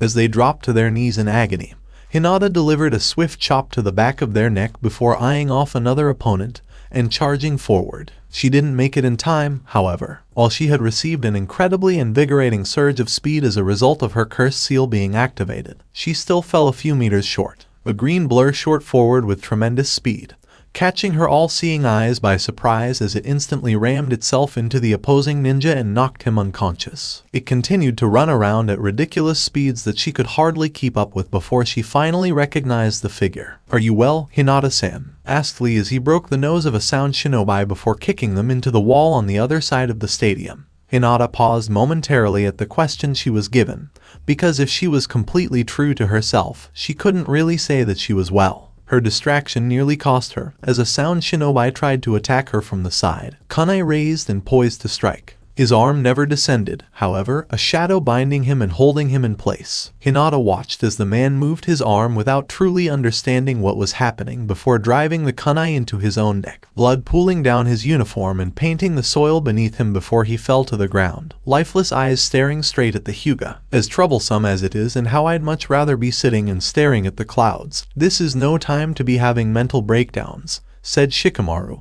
pushing the fact he had just claimed his first life to the back of his mind for the moment. Undoubtedly, he would need to have a discussion about the meaning of life with his father many days from today, but now was not the time to be thinking about these kinds of things. "We need to rendezvous with our teammates. We're 2 out in the open down here. We can find some cover down in the Nara clan air was cut off, however, as a giant purple snake crashed into the stadium in an equally giant puff of smoke. The number of lives which had potentially just been squashed out of existence could have been in the thousands as the roof of the stadium caved in, crushing a huge amount of civilians who had still been under the genjutsu's effect. Guy took a deep breath. There weren't many moments that caused the veteran Jounin to realize he needed to calm down. Not even the revelation that Oto and Sunna were both staging an invasion had fazed him. He hadn't been too worried when he'd discovered that Orochimaru was responsible for all of it. And though he was tempted to intervene in the brawl between the Snake and the Hokage, he knew he would get tossed around like a rag doll in such a situation.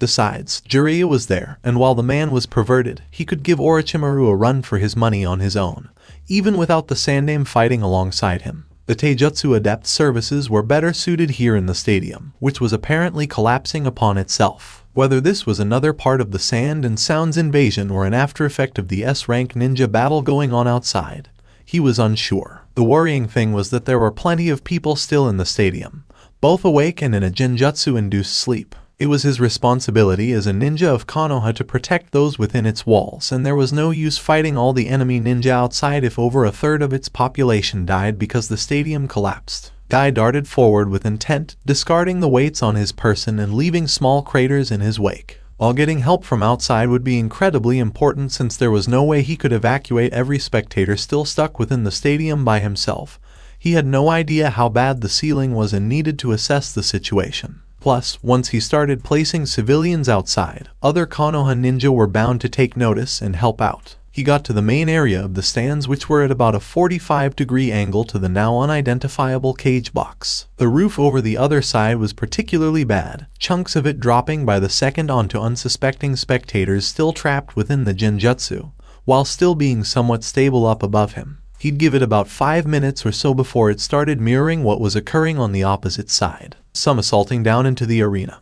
He crossed it in record time before jumping up and grabbing as many people as he could. The Jounin managed to get a person over each of his shoulders and attempted to get another one on his right, but found that it was a little too hard to keep hold of him. Dumping the third person in a corner, where it looked relatively safe, he rushed outside the stadium, carrying the 2 civilians. He placed them as gently as he could on the ground, not even able to worry about the fact that they could suffer from the collateral damage of any of the surrounding battles, the one between the Hokage and his students included. After making his way back into the stadium, he picked up the man he had previously placed in the corner, and a woman close to him before getting them to safety. He repeated the process several times, pushing beyond the numb aching of his feet with each trip, before he attracted a small group of Konoha nin. Guy eagerly took charge of the group and commanded some of the physically weaker volunteers to guard the defenseless civilian bodies while he told some of the bulkier people to assist him with the evacuation. On what felt like his 31st trip back and forth, they had moved closer to the cage box and a few volunteers were now rescuing people on the other side of the stadium.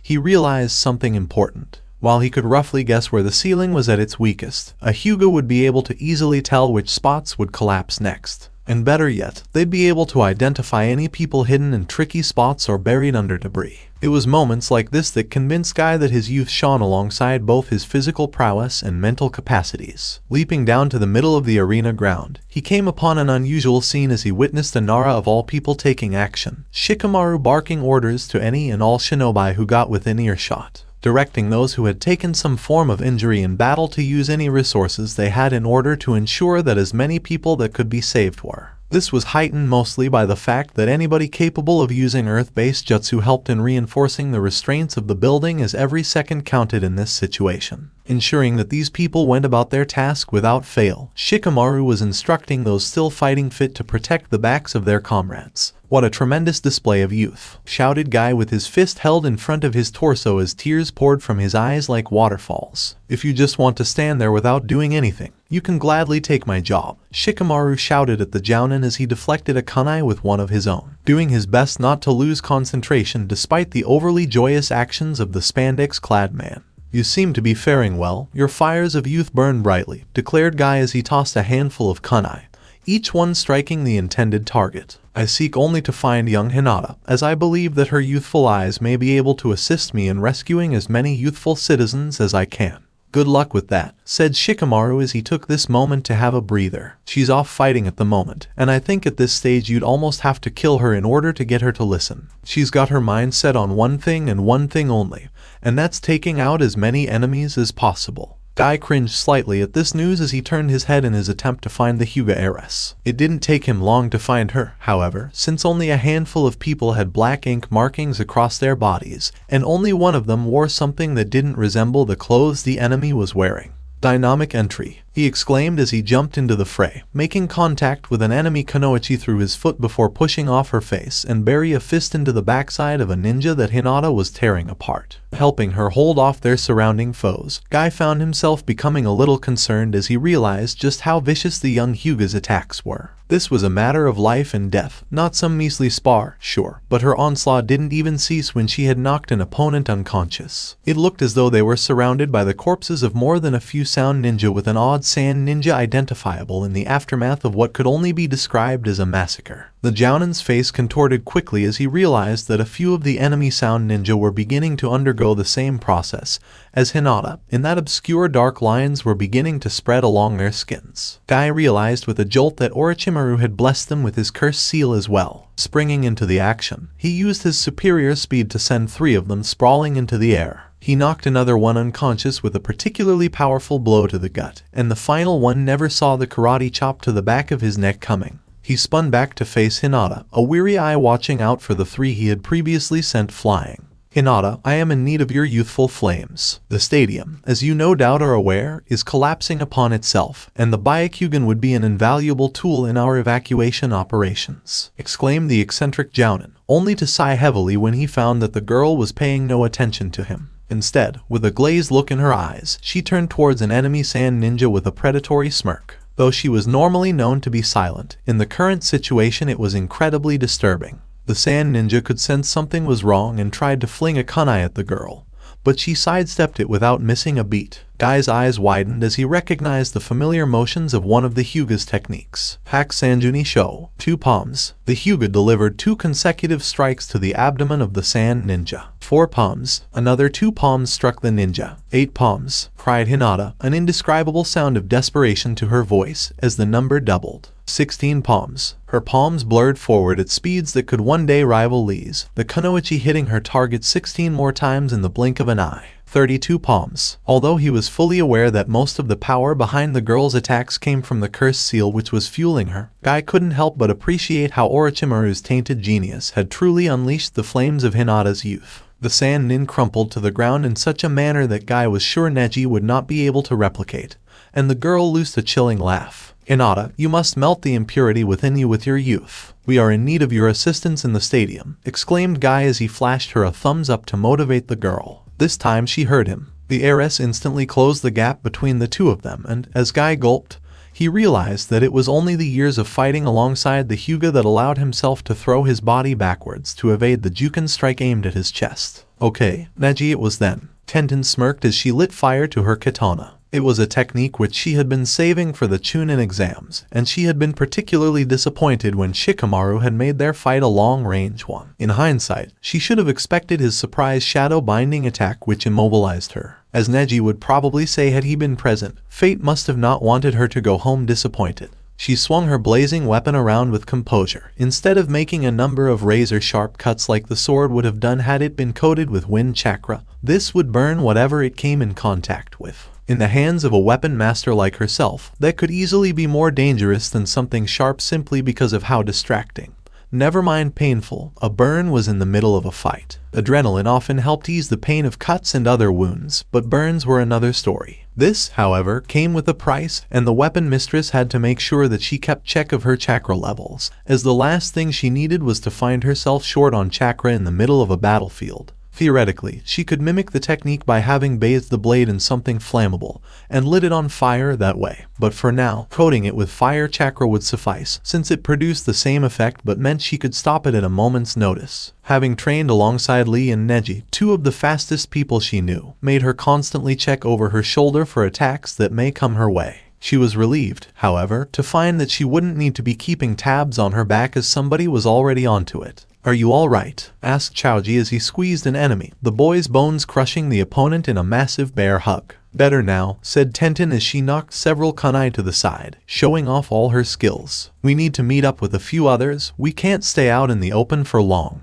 I need to stay near here though, said Chaoji as he pushed his captive away slightly before punching them in the face with an oversized fist. Wondering what he was talking about, Chaoji slyly indicated towards a nearby alleyway where Tenten was just able to make out the Yamanaka heir unconscious and thankfully well hidden. Can't leave her alone, you see. True that. Guess we're defending this spot then, declared Tenten as she launched a couple of shuriken with her spare hand. Let's just hope that reinforcements come soon. Well, if you want reinforcements, then I suggest you duck, stated Chaoji as he dropped to his knees, Tenten mirroring his actions as a spiraling tornado passed overhead, barreling through a handful of shinobi that had been cautious not to get too close to Tenten's flaming katana. Am I late for the party? Asked Kiba, Akamaru barking alongside his partner. Right on time, said Tenten as she immediately got back to work, the three genin showing that despite their rank, they were still a force to be reckoned with. It is feudal Orochimaru, said Sarutobi, the Sandaime calm and composed as the giant summon that had been called upon was dispersed, the damage it had taken from both the third Hokage and the Toad Sage too great for it to handle. No matter what way you look at it, your invasion has failed. The snake summoner seethed at those implications, but he couldn't deny the words that his former sensei spoke. Not only had Manda fallen, but Gaara had never even showed his face in the fight, and without the Biju wreaking havoc, the Konoha forces had been able to work as a coherent force as opposed to being scattered by the beast's blows. Lord Orochimaru, said Tayuya, breathing heavily. Despite having fought in her Stage 2 form of the Cursed Seal, neither her nor the remaining members of the Sound Four had been able to make much of an impact against the battle of the 3-cage level shinobi, and had taken a severe beating as a result. Various members of Konoha's ANBU had also intervened at several potentially decisive points of the battle, making it impossible for them to have the upper hand. Your orders. Gritting his teeth, Orochimaru knew there was only one course of action at this stage, and he knew this day would go down in history as a huge failure. Retreat, he said under his breath so that only those nearby could hear him. Should we alert our forces, or should we just let them fucking die? Spat Tayuya. Let them die, said Orochimaru, holding no regards for the foot soldiers he had brought into battle, willing to sacrifice them like the pawns they were. Split up and use any means necessary to escape.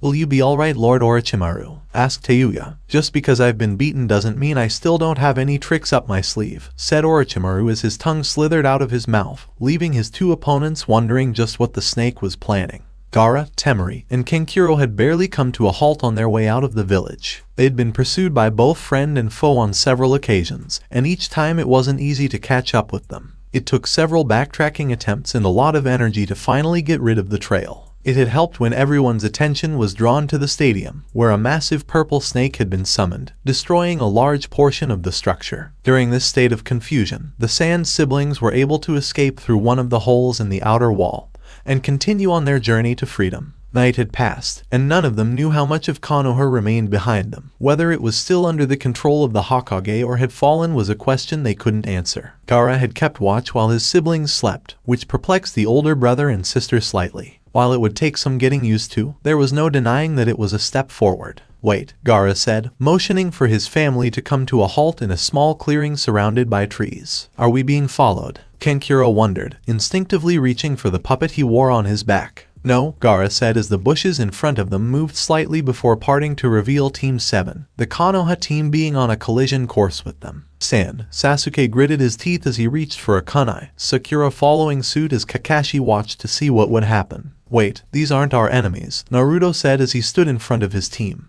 his arms waving back and forth to draw their attention away from the three on the other side of the clearing. Do you forget that people from their country tried to kill us only 24 hours ago, Dobe? Sasuke asked. Look, these guys are good guys, at least the short one with the sand thingy on his back is, so I guess the other two are as well, Naruto said with his trademark smile. Gaara, do you know this kid? Temari asked, recalling how she had met this team when they first arrived in Konoha all those weeks ago. Gaara remained silent as he looked at the back of the orange-clad genin, his mind racing over several events from his confinement in Jiraiya's temporary prison. The red-haired shinobi found the silence unsettling.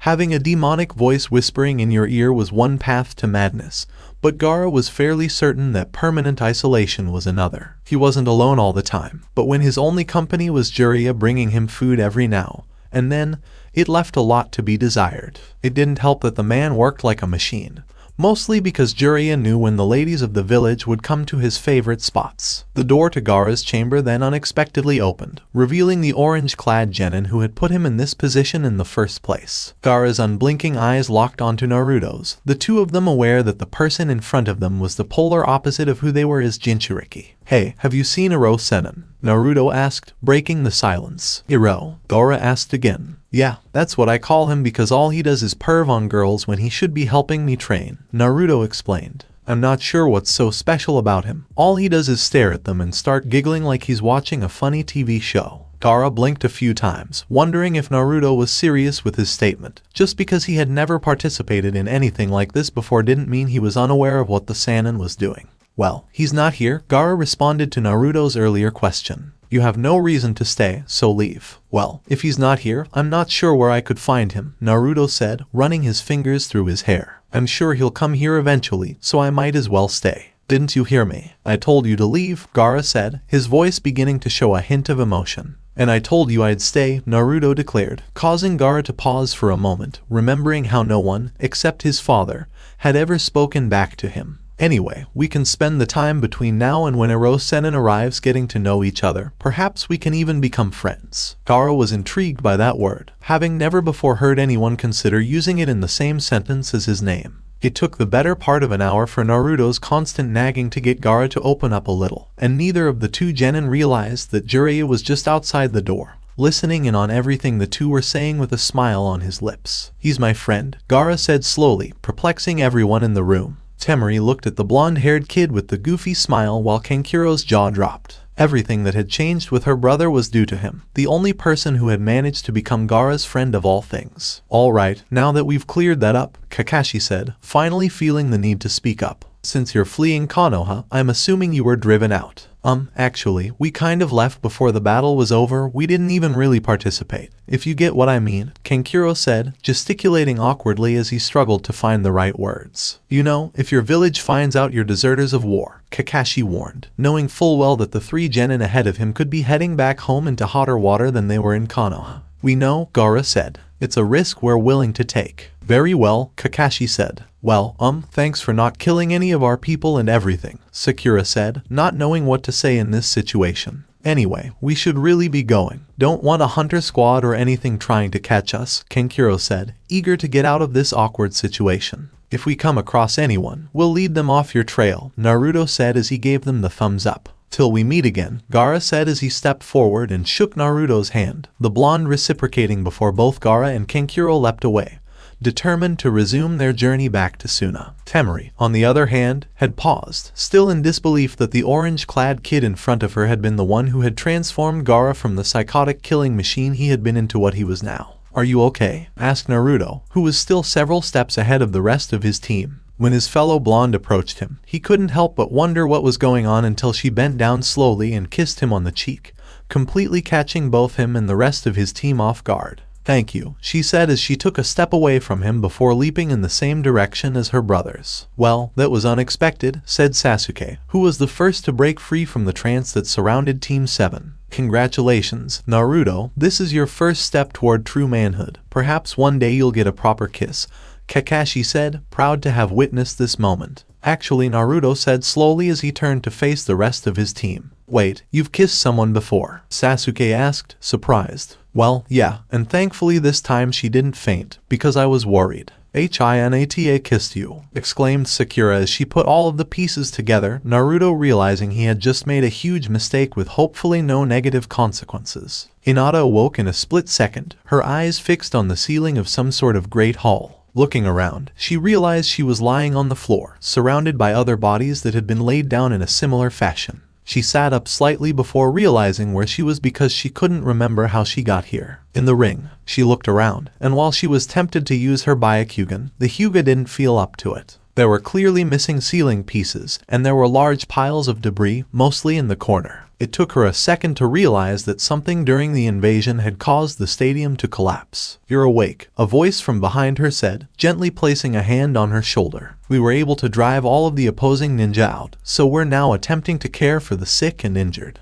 "Aino," Hinata exclaimed, surprised. She would not have expected the blonde girl to be willing to care for people in the way she had just described. Where is everyone else? None of them. The girl couldn't finish her sentence. No, Yamanaka replied with a grin. We may be inexperienced, but we're more than that. So where are they? Hinata wondered, wondering if any of them were hurt. They're out there helping where they can, Ino said, tucking a strand of hair behind her ear. While the majority of the damage was structural, not everyone survived. Hinata's mood changed at that point, knowing that when she returned home, members of the clan would be dressed in black in mourning for a family member. If this was the case, perhaps if she had been a little stronger, her entire family would have been present. She needed to be strong. Hinata, Ino said, drawing the Hyuga's attention. Those black mark things are covering your skin. Hinata's eyes widened in recognition as she wished Orochimaru's markings would leave her skin and return to the seal from which they had come. Sorry, she said quietly as she shifted her gaze away from Ino and onto the bed sheet that covered her. It's okay, Ino said as soothingly as she could. After your performance in the arena, most of Konoha knows your secret now. Well, at least the shinobi community does. From what I've heard, you even lashed out at that overly joyous spandex-wearing Jonin. I swear that man has no fashion sense whatsoever. Before you apologize again, we all know you weren't in the same frame of mind as you usually are, so all is forgiven.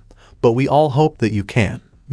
No buts, Ino said, stopping Hinata in her tracks. We're all behind you, and we'll see you through this, Naruto says. While those words were intended to lighten Hinata's mood, they had the opposite effect, as Hinata fainted as a result of recalling the promise she had made with Naruto before kissing him. This, of course, brought her attention back to the kiss, and a blush crept across her face before her consciousness faded. And no matter how much Ino screamed in fear, Hinata wasn't going to wake up anytime soon. Have you heard how many casualties there were, sensei? Jiraiya asked, his eyes low as he watched several younger shinobi attempt to clean up the mess left by the invasion. A few of the younger jounin, a few Anbu and Chunin, and maybe 1 or 2 genin, Sarutobi said solemnly. In total, about 73 Konoha shinobi's lives were lost, and I'm sorry to say that I couldn't add Orochimaru's name to that list. It goes without saying that the list of civilian casualties was far longer. Don't worry too much about it, Jiraiya said, shaking his head. He yearned for the days when Sensei, Tsunade, Orochimaru, and himself were still a team. We took down a couple of his bizarre experiments, and I'm sure we killed more people than we killed. Many of those were Sunna ninja, though, the Hokage pointed out. They no longer appear to be our adversaries, and losing their ninja is no sweat on Orochimaru's back. That's correct, Jiraiya agreed. Are you considering promoting any of the brats? After all, they did pretty well to stay alive, and they helped with the stadium after the bastard snake crashed into it. You'll find out at the promotion ceremony, chuckled Sarutobi, knowing how it irritated a spy master like Jiraiya to be kept in the dark. You're right, I'm relieved that innocent children did not have to die. Jiraiya snorted in response. They both knew Jiraiya's take on the matter, the last loyal member of the Sannin believing that no shinobi was more innocent than another. Are you doing all right? Just because I look like an old man doesn't mean I'm weak, Jiraiya, the Sannin said, though his words were hollow. Orochimaru had caught the older man off guard and stabbed him with his Kyusengi, piercing the Hokage's side and breaking a rib. Jiraiya had been able to fend off the snake-like man before the blade was pushed all the way through Sarutobi's body, but Orochimaru had made it clear Sarutobi was slipping. Hey, I hope not, the super pervert said. So we managed to drive out the majority of the sound after Sunna retreated. Doesn't leave much room for another surprise attack, does it? As the spy master here, I would have expected you to know, chuckled the Hokage without laughing. He couldn't do it because the losses were too great, too many people had died needlessly. I highly doubt it. Sunna must have realized by now that Orochimaru was playing them, so they'll likely return home quickly, and try to appoint a new leader in order to avoid being perceived as weak by the other villages. That still leaves all the sound ninja we were able to kick out of here. If there's one thing I know about Orochimaru, it's that he doesn't like grunts. Either they've deserted Otagakure or they're going to come back when we're not expecting it, Jiraiya stated emphatically. Only in front of his teacher did his serious side emerge in this way. However, something felt missing from Orochimaru's invasion, Sarutobi observed. Despite the fact that the invasion had taken the entire village by surprise, they had managed to fight back despite suffering heavy losses. Orochimaru was not one to do things half-heartedly. I suspected something similar as well, Jiraiya said. Perhaps something went wrong. I know I broke up the sound 4 when they appeared to be doing something suspicious. Perhaps. What I'm curious about is how this relates to his goal of obtaining the Sharingan. Team 7, with the Uchiha on it, was sent to Sunna due to a request by the Kazekage, Sarutobi said sourly. To think that one of his own rank had been killed and replaced so quietly by his former student. Earlier in the day, we received a messenger hawk, and it appears they survived the ambush that was set up for them. I bet they did, with that little blonde brat, Jiraiya speculated, picturing Orochimaru's plan backfiring. Orochimaru planned for every eventuality, but even if he had guessed that Naruto was now slightly more adept in the use of the Kyuubi's chakra, he couldn't afford to leave enough troops in Sunna to deal with Naruto. I'm sure they did just fine between him, Kakashi, Sasuke, and Sakura, Sarutobi said, sounding like a proud grandfather who believed in his grandchildren. Team 7 had taken their expulsion from the exams in stride,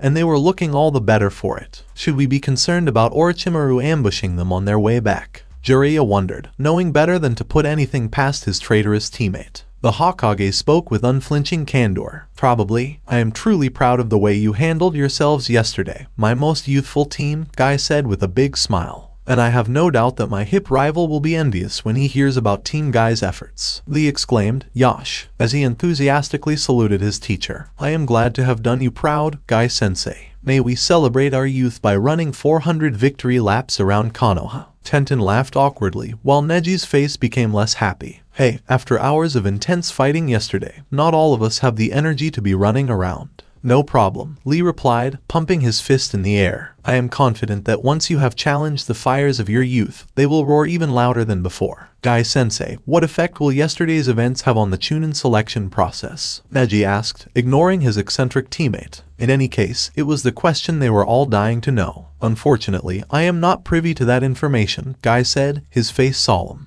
So, the short answer is that I don't know. However, I suspect that your youthful performances during yesterday's invasion will count for field experience, and thus may account for a promotion from either your efforts in the exams or perhaps your skill on the battlefield.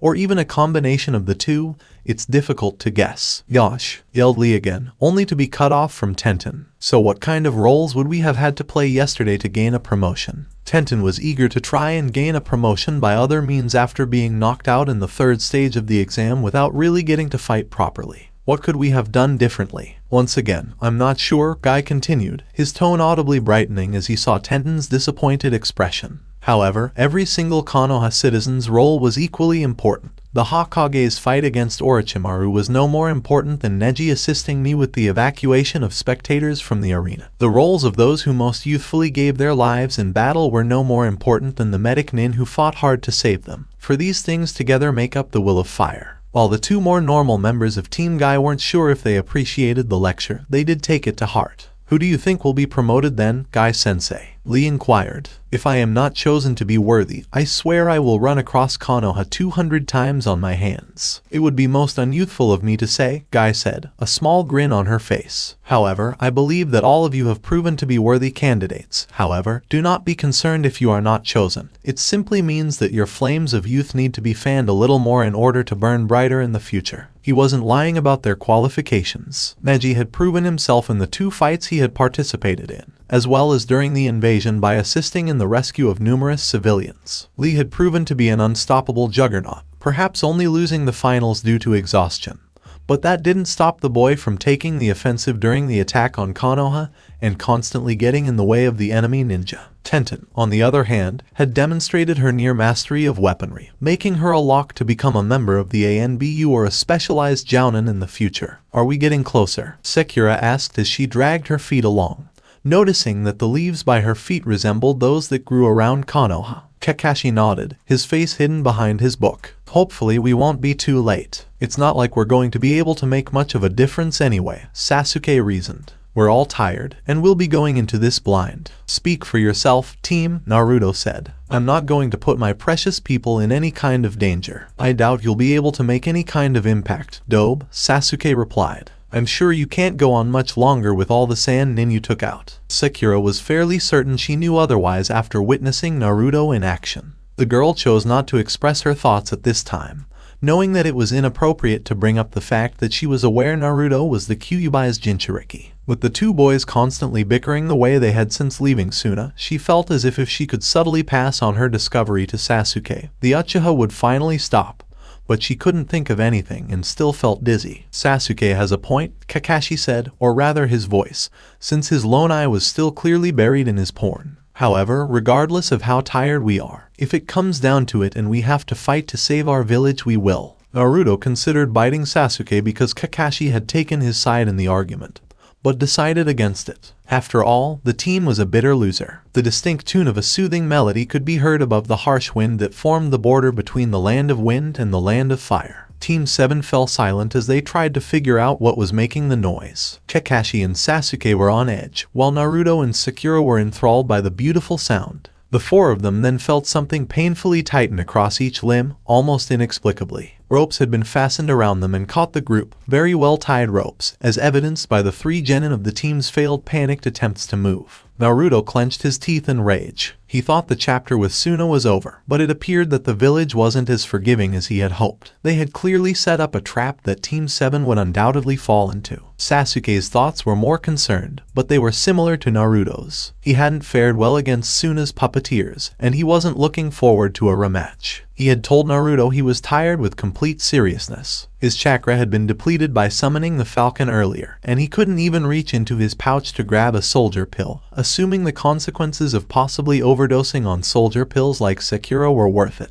A figure with many arms approached the team, its body language strong and arrogant. Some strange fluid was spat out of its mouth and shaped into something resembling a throwing knife, which he juggled with his multiple hands. "Eeny meeny miny mo," said the person in a sing-song voice, sending shivers up Genin's spine. "Sorry, Pinky, you're the first to go." Sakura's eyes widened as she found herself staring directly at the weapon, which was hurled at her with far greater speed and force than anything she had seen in Sunna. A strong gust of wind suddenly picked up and caused the weapon to veer off course, just as it appeared to be the end of the road for the young genin. Sakura twisted her head to see Naruto had managed to force his fingers together and perform one of his jutsu, and based on the effect, she assumed it was the K's no Kyudai he knew. She promised to thank him later. "Seems like someone doesn't want to play our little game," said someone from behind them, before they saw them put a kunai to Naruto's throat out of the corner of their eye. "We'd better get that fixed." Naruto's throat opened up as blood began to pool down his neck, much to the horror of his teammates, as the sharpened blade was pulled across sharply. "Naruto, I'm proud of you 3, Kurenai said as she stood in front of her team.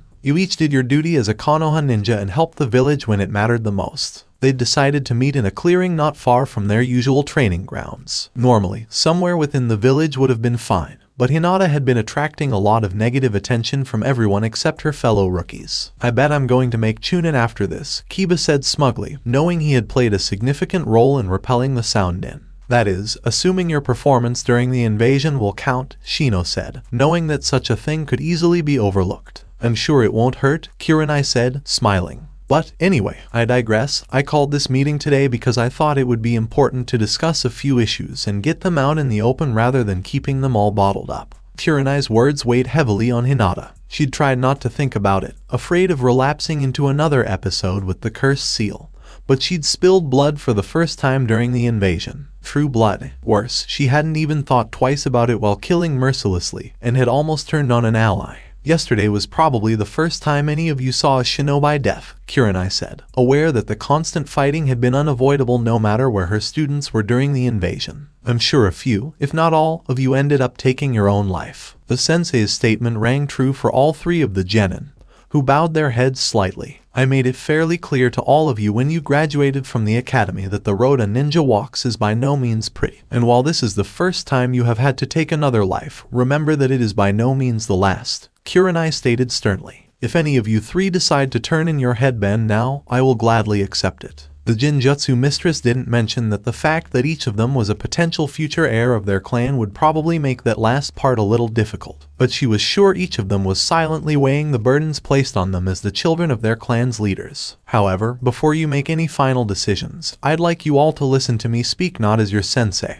but as a fellow ninja of the Leaf, a former genin who went through exactly what you're going through, a once scared little girl who had to make her first kill," said the jounin. "Taking another human's life is never something that should be taken lightly. It doesn't get any easier. You may get better at tuning out what you've done, yes, but you'll always feel terrible for killing someone when you sit down and think about it." Kiba bit his lower lip. He'd always imagined himself as one of those legendary ninja with death tolls greater than villages, but now he wasn't sure if he was still looking forward to it. It hurt, and the more he thought about it, the worse it got. The mere thought of killing someone who was the child of 2 parents, and knowing that people would weep when word of his death reached them, made his knees weak. But the thing is, you killed today for what we would call a noble cause. It doesn't diminish the impact of what happened in the least. But you fought for the best interests of your village. And as long as you love Konoha, your sacrifice will have meant something. You saved the lives of others yesterday, and you should be proud of that. Just remember to remain humble about it. You protected your loved ones, and there were people who did not. No, please no, Sakura sobbed, tears streaming down her cheeks as Naruto's body crumpled to the ground.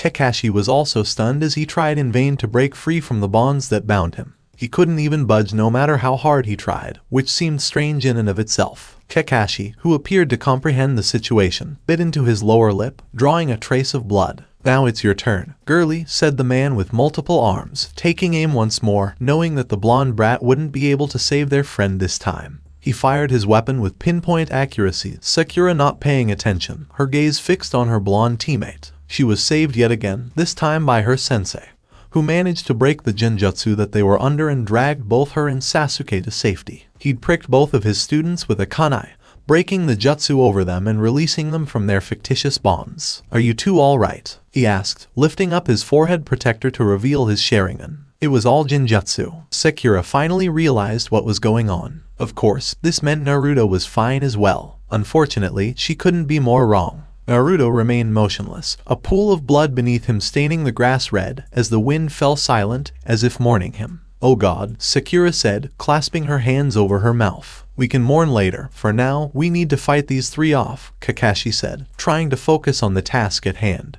which was difficult given that he had let another of his team members fall. He appeared to be a death magnet to those around him. This entire time, Sasuke had remained silent, his mouth slightly agape. He couldn't believe his teammate, the one who had repeatedly stated that he would not die before becoming the greatest Hokage ever, the dead last who had challenged himself and succeeded in surpassing Sasuke's stature, was dead on the ground. He had never considered the possibility of something like this happening in his wildest dreams. PFFT, you're mourning this sack of crap, Hyuuga said as she came down to stand by her teammate's side, soon joined by another. Orochimaru had instructed them to wait just outside the village they had attempted to overthrow before ambushing Team 7 on their return to Oto as a result of their failure in Konoha. They were also told that if they didn't return with Sasuke, they would be better off not returning at all. He isn't, Sakura exclaimed, her emotions bursting forth. Naruto couldn't possibly be gone. They'd only recently begun to gel, to become a better team. Only an hour before, when the blonde refused to stop talking while they were driving, seemed like an eternity ago, nothing more than a distant memory that would never be repeated.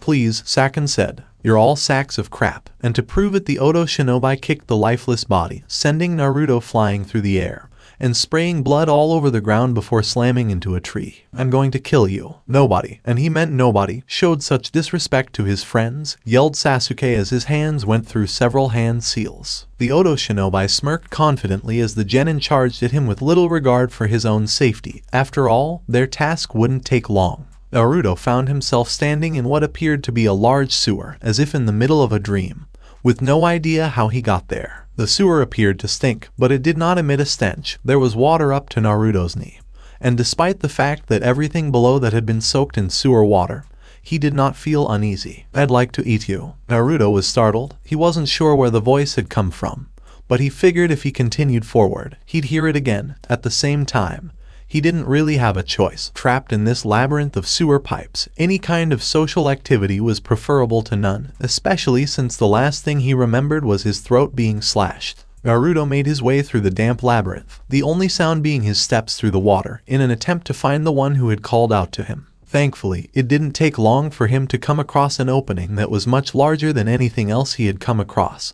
Giant iron bars sealing off a section of the waterway. He couldn't help but assume they were there for a reason. Naruto entered the isolated area with purposeful steps and stood before the bars, taking slow and deep breaths to keep his nerves in check. Standing there, Naruto stared at the iron bars and deep within the darkness behind as if trying to see an entity that didn't truly exist. Come out, Kyuubi, Naruto yelled, determined to get the attention of what he thought was trapped. Nothing happened for a few seconds, but then Naruto noticed small ripples in the water stretching outwards towards him, and slowly emerging from the darkness, Naruto's eyes managed to make out the form of a giant beast, something that made every building in Konoha look like it housed ants rather than humans. It appears as if my host has finally decided to reveal itself, stated the demonic being as it glared down at where Naruto stood, its eyes fixated on them. While Naruto wanted to argue with the massive monster, he knew he had to keep his cool. Jiraiya had told him that sooner or later he would come face to face with the Kyuubi and that he would have to be careful not to insult the beast in order to find the Kyuubi's chakra circulating through him whenever he was in danger. So it appears that without my assistance, human, you would have bled to death on the ground like the useless little worm you are, the Kyuubi mocked with a dark chuckle. Does that mean I can rejoin my team? Are you trying to ignore the monster's ego-damaging words? Asked Naruto. Those pitiful creatures who stood by while you were slaughtered, inquired the Kyuubi. They're not pitiful. No matter what kind of demonic creature you were, nobody insulted Naruto's friends, yelled Naruto in retaliation. Perhaps not by your standards, the Kyuubi said, laughing darkly, but I am able to recognize them for the insignificant little insects they are. You'd better shut up or I'll come in and make you. I promised Naruto, becoming more agitated by the second, because the Kyuubi wasn't just evil, he was an asshole. Please do, the fox said, as if he were a dinosaur in front of an ant. Naruto paused for a moment, suddenly becoming aware of the demonic fox's insidious amount of killing intent, and backed away from the creature, realizing that following through on his previous promise wasn't the best idea. What did you learn today, Naruto? Jiraiya inquired, looking down at the young Jinchuriki. That we were created as weapons, or at least we were originally, Naruto replied, trying to recall everything Jiraiya had told him throughout the day. The amount of information Naruto had received, however, had been relatively small in quantity, and the difficult part had been simply getting Jiraiya to pay attention to him and not go peek on any nearby woman. So not all of us have the same abilities? Inquired Naruto. No, even I don't know the full extent of a Jinchuriki's power, Jiraiya said as he stroked his chin. However, there is word that in Kumo lives a Jinchuriki stronger than any other, and this is for one reason and one reason only. What is it? Inquired Naruto. That he and his Biju are connected, that they actually commute with one another much like two friends would, Jiraiya replied. And as a result, instead of being someone who can only use a portion of the Biju's power, he can use all of it. How did he do that? Inquired Naruto, wondering what he had to do to obtain such power. I have no idea, Jiraiya said, making Naruto's face vault into the ground. Some secrets are impossible to discover, and this is one of them. I'm not sure if they were able to reach an agreement with their Biju or if they were willing to help one another, and those are the only two theories I can come up with. I see, Naruto said, sitting on the ground with his legs crossed. So what now? How can I gain access to more of the Kyuubi's chakra? That, Naruto, is for you to discover. Fleeing so quickly, where has all that confidence gone that you once possessed? Proves that even with all of my power at your disposal, you're still weak, chided the Kyuubi. Naruto had no idea what to say in response. This creature in front of him was the entire reason he had grown up in such isolation.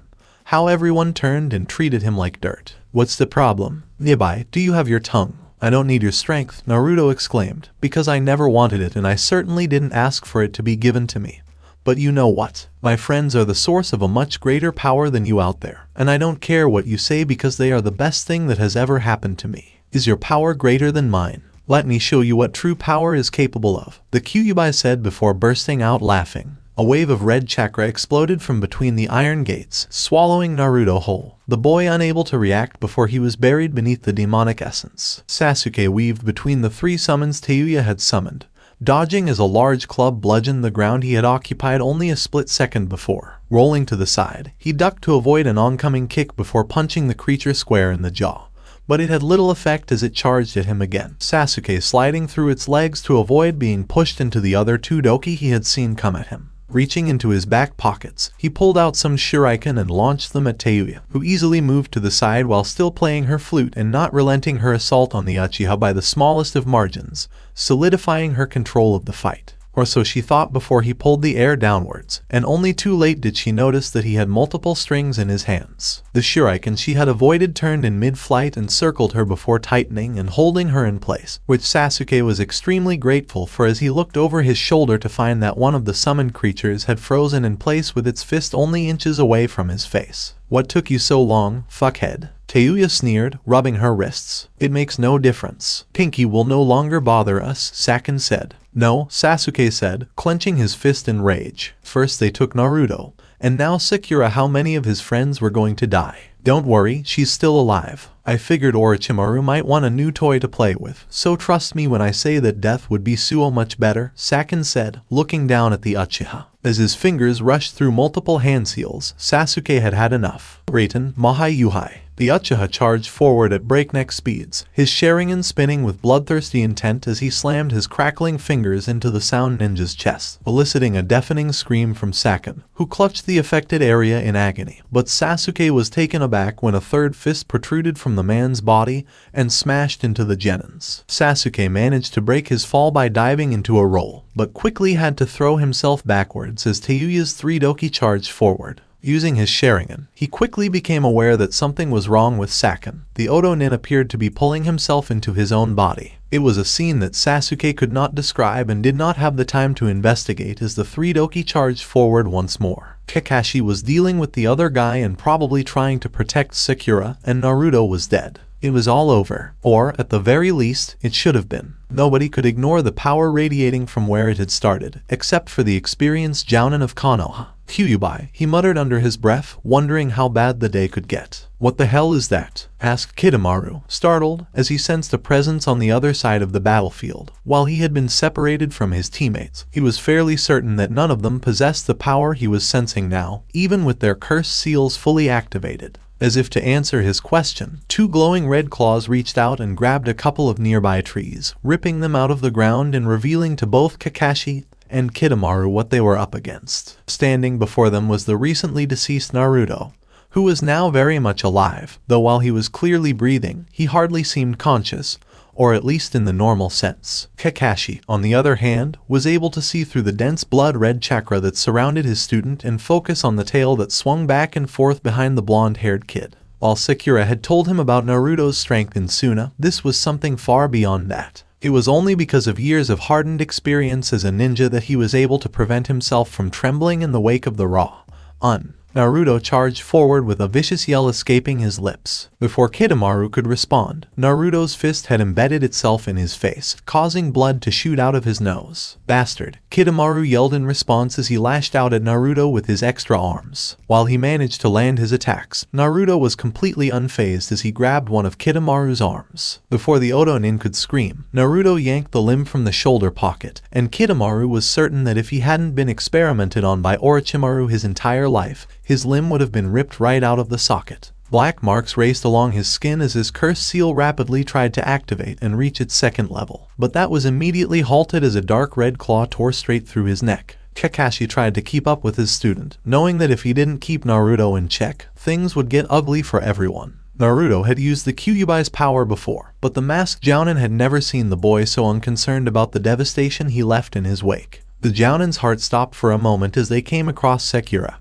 who was barely conscious but looked like she wouldn't be for long, and Kakashi wasn't sure if his sensei's son could tell friend from foe. However, Naruto didn't seem to notice the girl and instead charged towards his other teammate, and said teammate's assailants. Because of the level of detail that Kakashi's Sharingan allowed him to see, he quickly realized that the person, despite all the black marks, wasn't the same as before. There was something slightly off about him, almost as if he were an almost identical twin or something. He didn't have much time to think about it, however, as the leader of the Sound Four quickly moved to intercept Naruto. "You fucking garbage don't know when to give up, do you?" shouted Tayuya as she supported Sakon by moving her 3-doki, the battle with Sasuke a distant memory. Sadly, the numbers didn't faze Naruto in the slightest as he charged forward, chakra-coated arms tearing into anything that got within range. The doki stood little chance as they ripped in two as if they were no more than tissue paper, a result which had Sakon try and get some distance away from the beast in front of him. However, it was too little, too late, as Naruto burst forward with unexpected speed, plunging a clawed hand straight through Sakon's stomach and out the other side drenched in blood and holding some kind of internal organ. The Odo Shinobi couldn't even scream in pain as his insides were burned by the chakra that Naruto excreted from his skin before pulling his arm out, allowing Sakon to drop to the ground. Whatever confidence Tayuya had in surviving this battle had vanished in an instant, with the red-haired girl turning around to flee. She didn't get far, however, as Naruto caught her by the throat and held her off the ground with minimal effort as she gasped for breath. "Naruto!" shouted Sasuke, trying to get the attention of his friend. In hindsight, a very poor move. Twisting his head, Naruto stared Sasuke straight in the eyes before tossing Tayuya to the side like a rag doll and charging straight towards his teammate. Sasuke swore that at that moment he could have seen his life flash before his eyes until Kakashi leaped in front of him, taking the blow which could have ended the young Uchiha's life. "Naruto!" yelled Sakura as she burst onto the scene, clutching her side painfully. Naruto turned his head to the side to look at his pink-haired teammate before looking down at his extended fist which had connected with his sensei.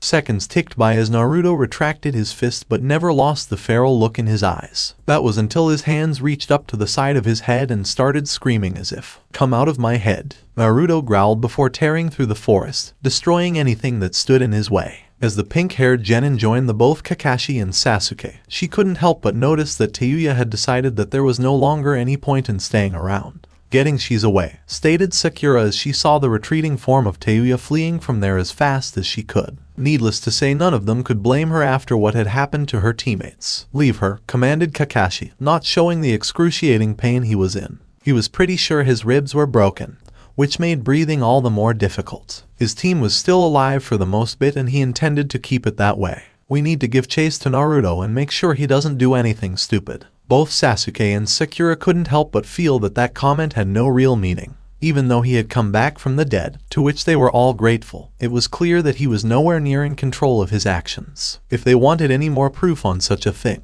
their peer having broken Kakashi's bones before screaming at something to get out of his head was enough. While Sasuke was new to this whole ridiculously overpowered Naruto thing, Sakura was not. But the man who had slaughtered the two Oto-nin only minutes ago was not the same one that had rescued her in Sunna. The glowing red tail he had brandished today was the last piece of proof she needed to confirm every suspicion and destroy any lingering doubt that Naruto did not have the Kyuubi sealed inside him. Unlike Sunna, it seemed to have more of a stranglehold on him. The chakra around moved and flowed as if it was alive and out of his control. He had moved without fear or ration, only seeking destruction. Only when his eyes had set upon her had he calmed down enough to try and wrestle some control back. The question of whether or not he had succeeded was yet to be discovered. "Let's hurry," Sakura said, being the first to solidify their resolve. She had been saved from certain death twice by the former dead last of the class, and she was determined to help him every step of the way. As she leaped off down the path of destruction Naruto had caused, she discovered that her footsteps were not the only ones she could hear as both Sasuke and Kakashi ran beside her, all with one thought in mind. They weren't going back to Konoha just yet. They only had one more task to complete.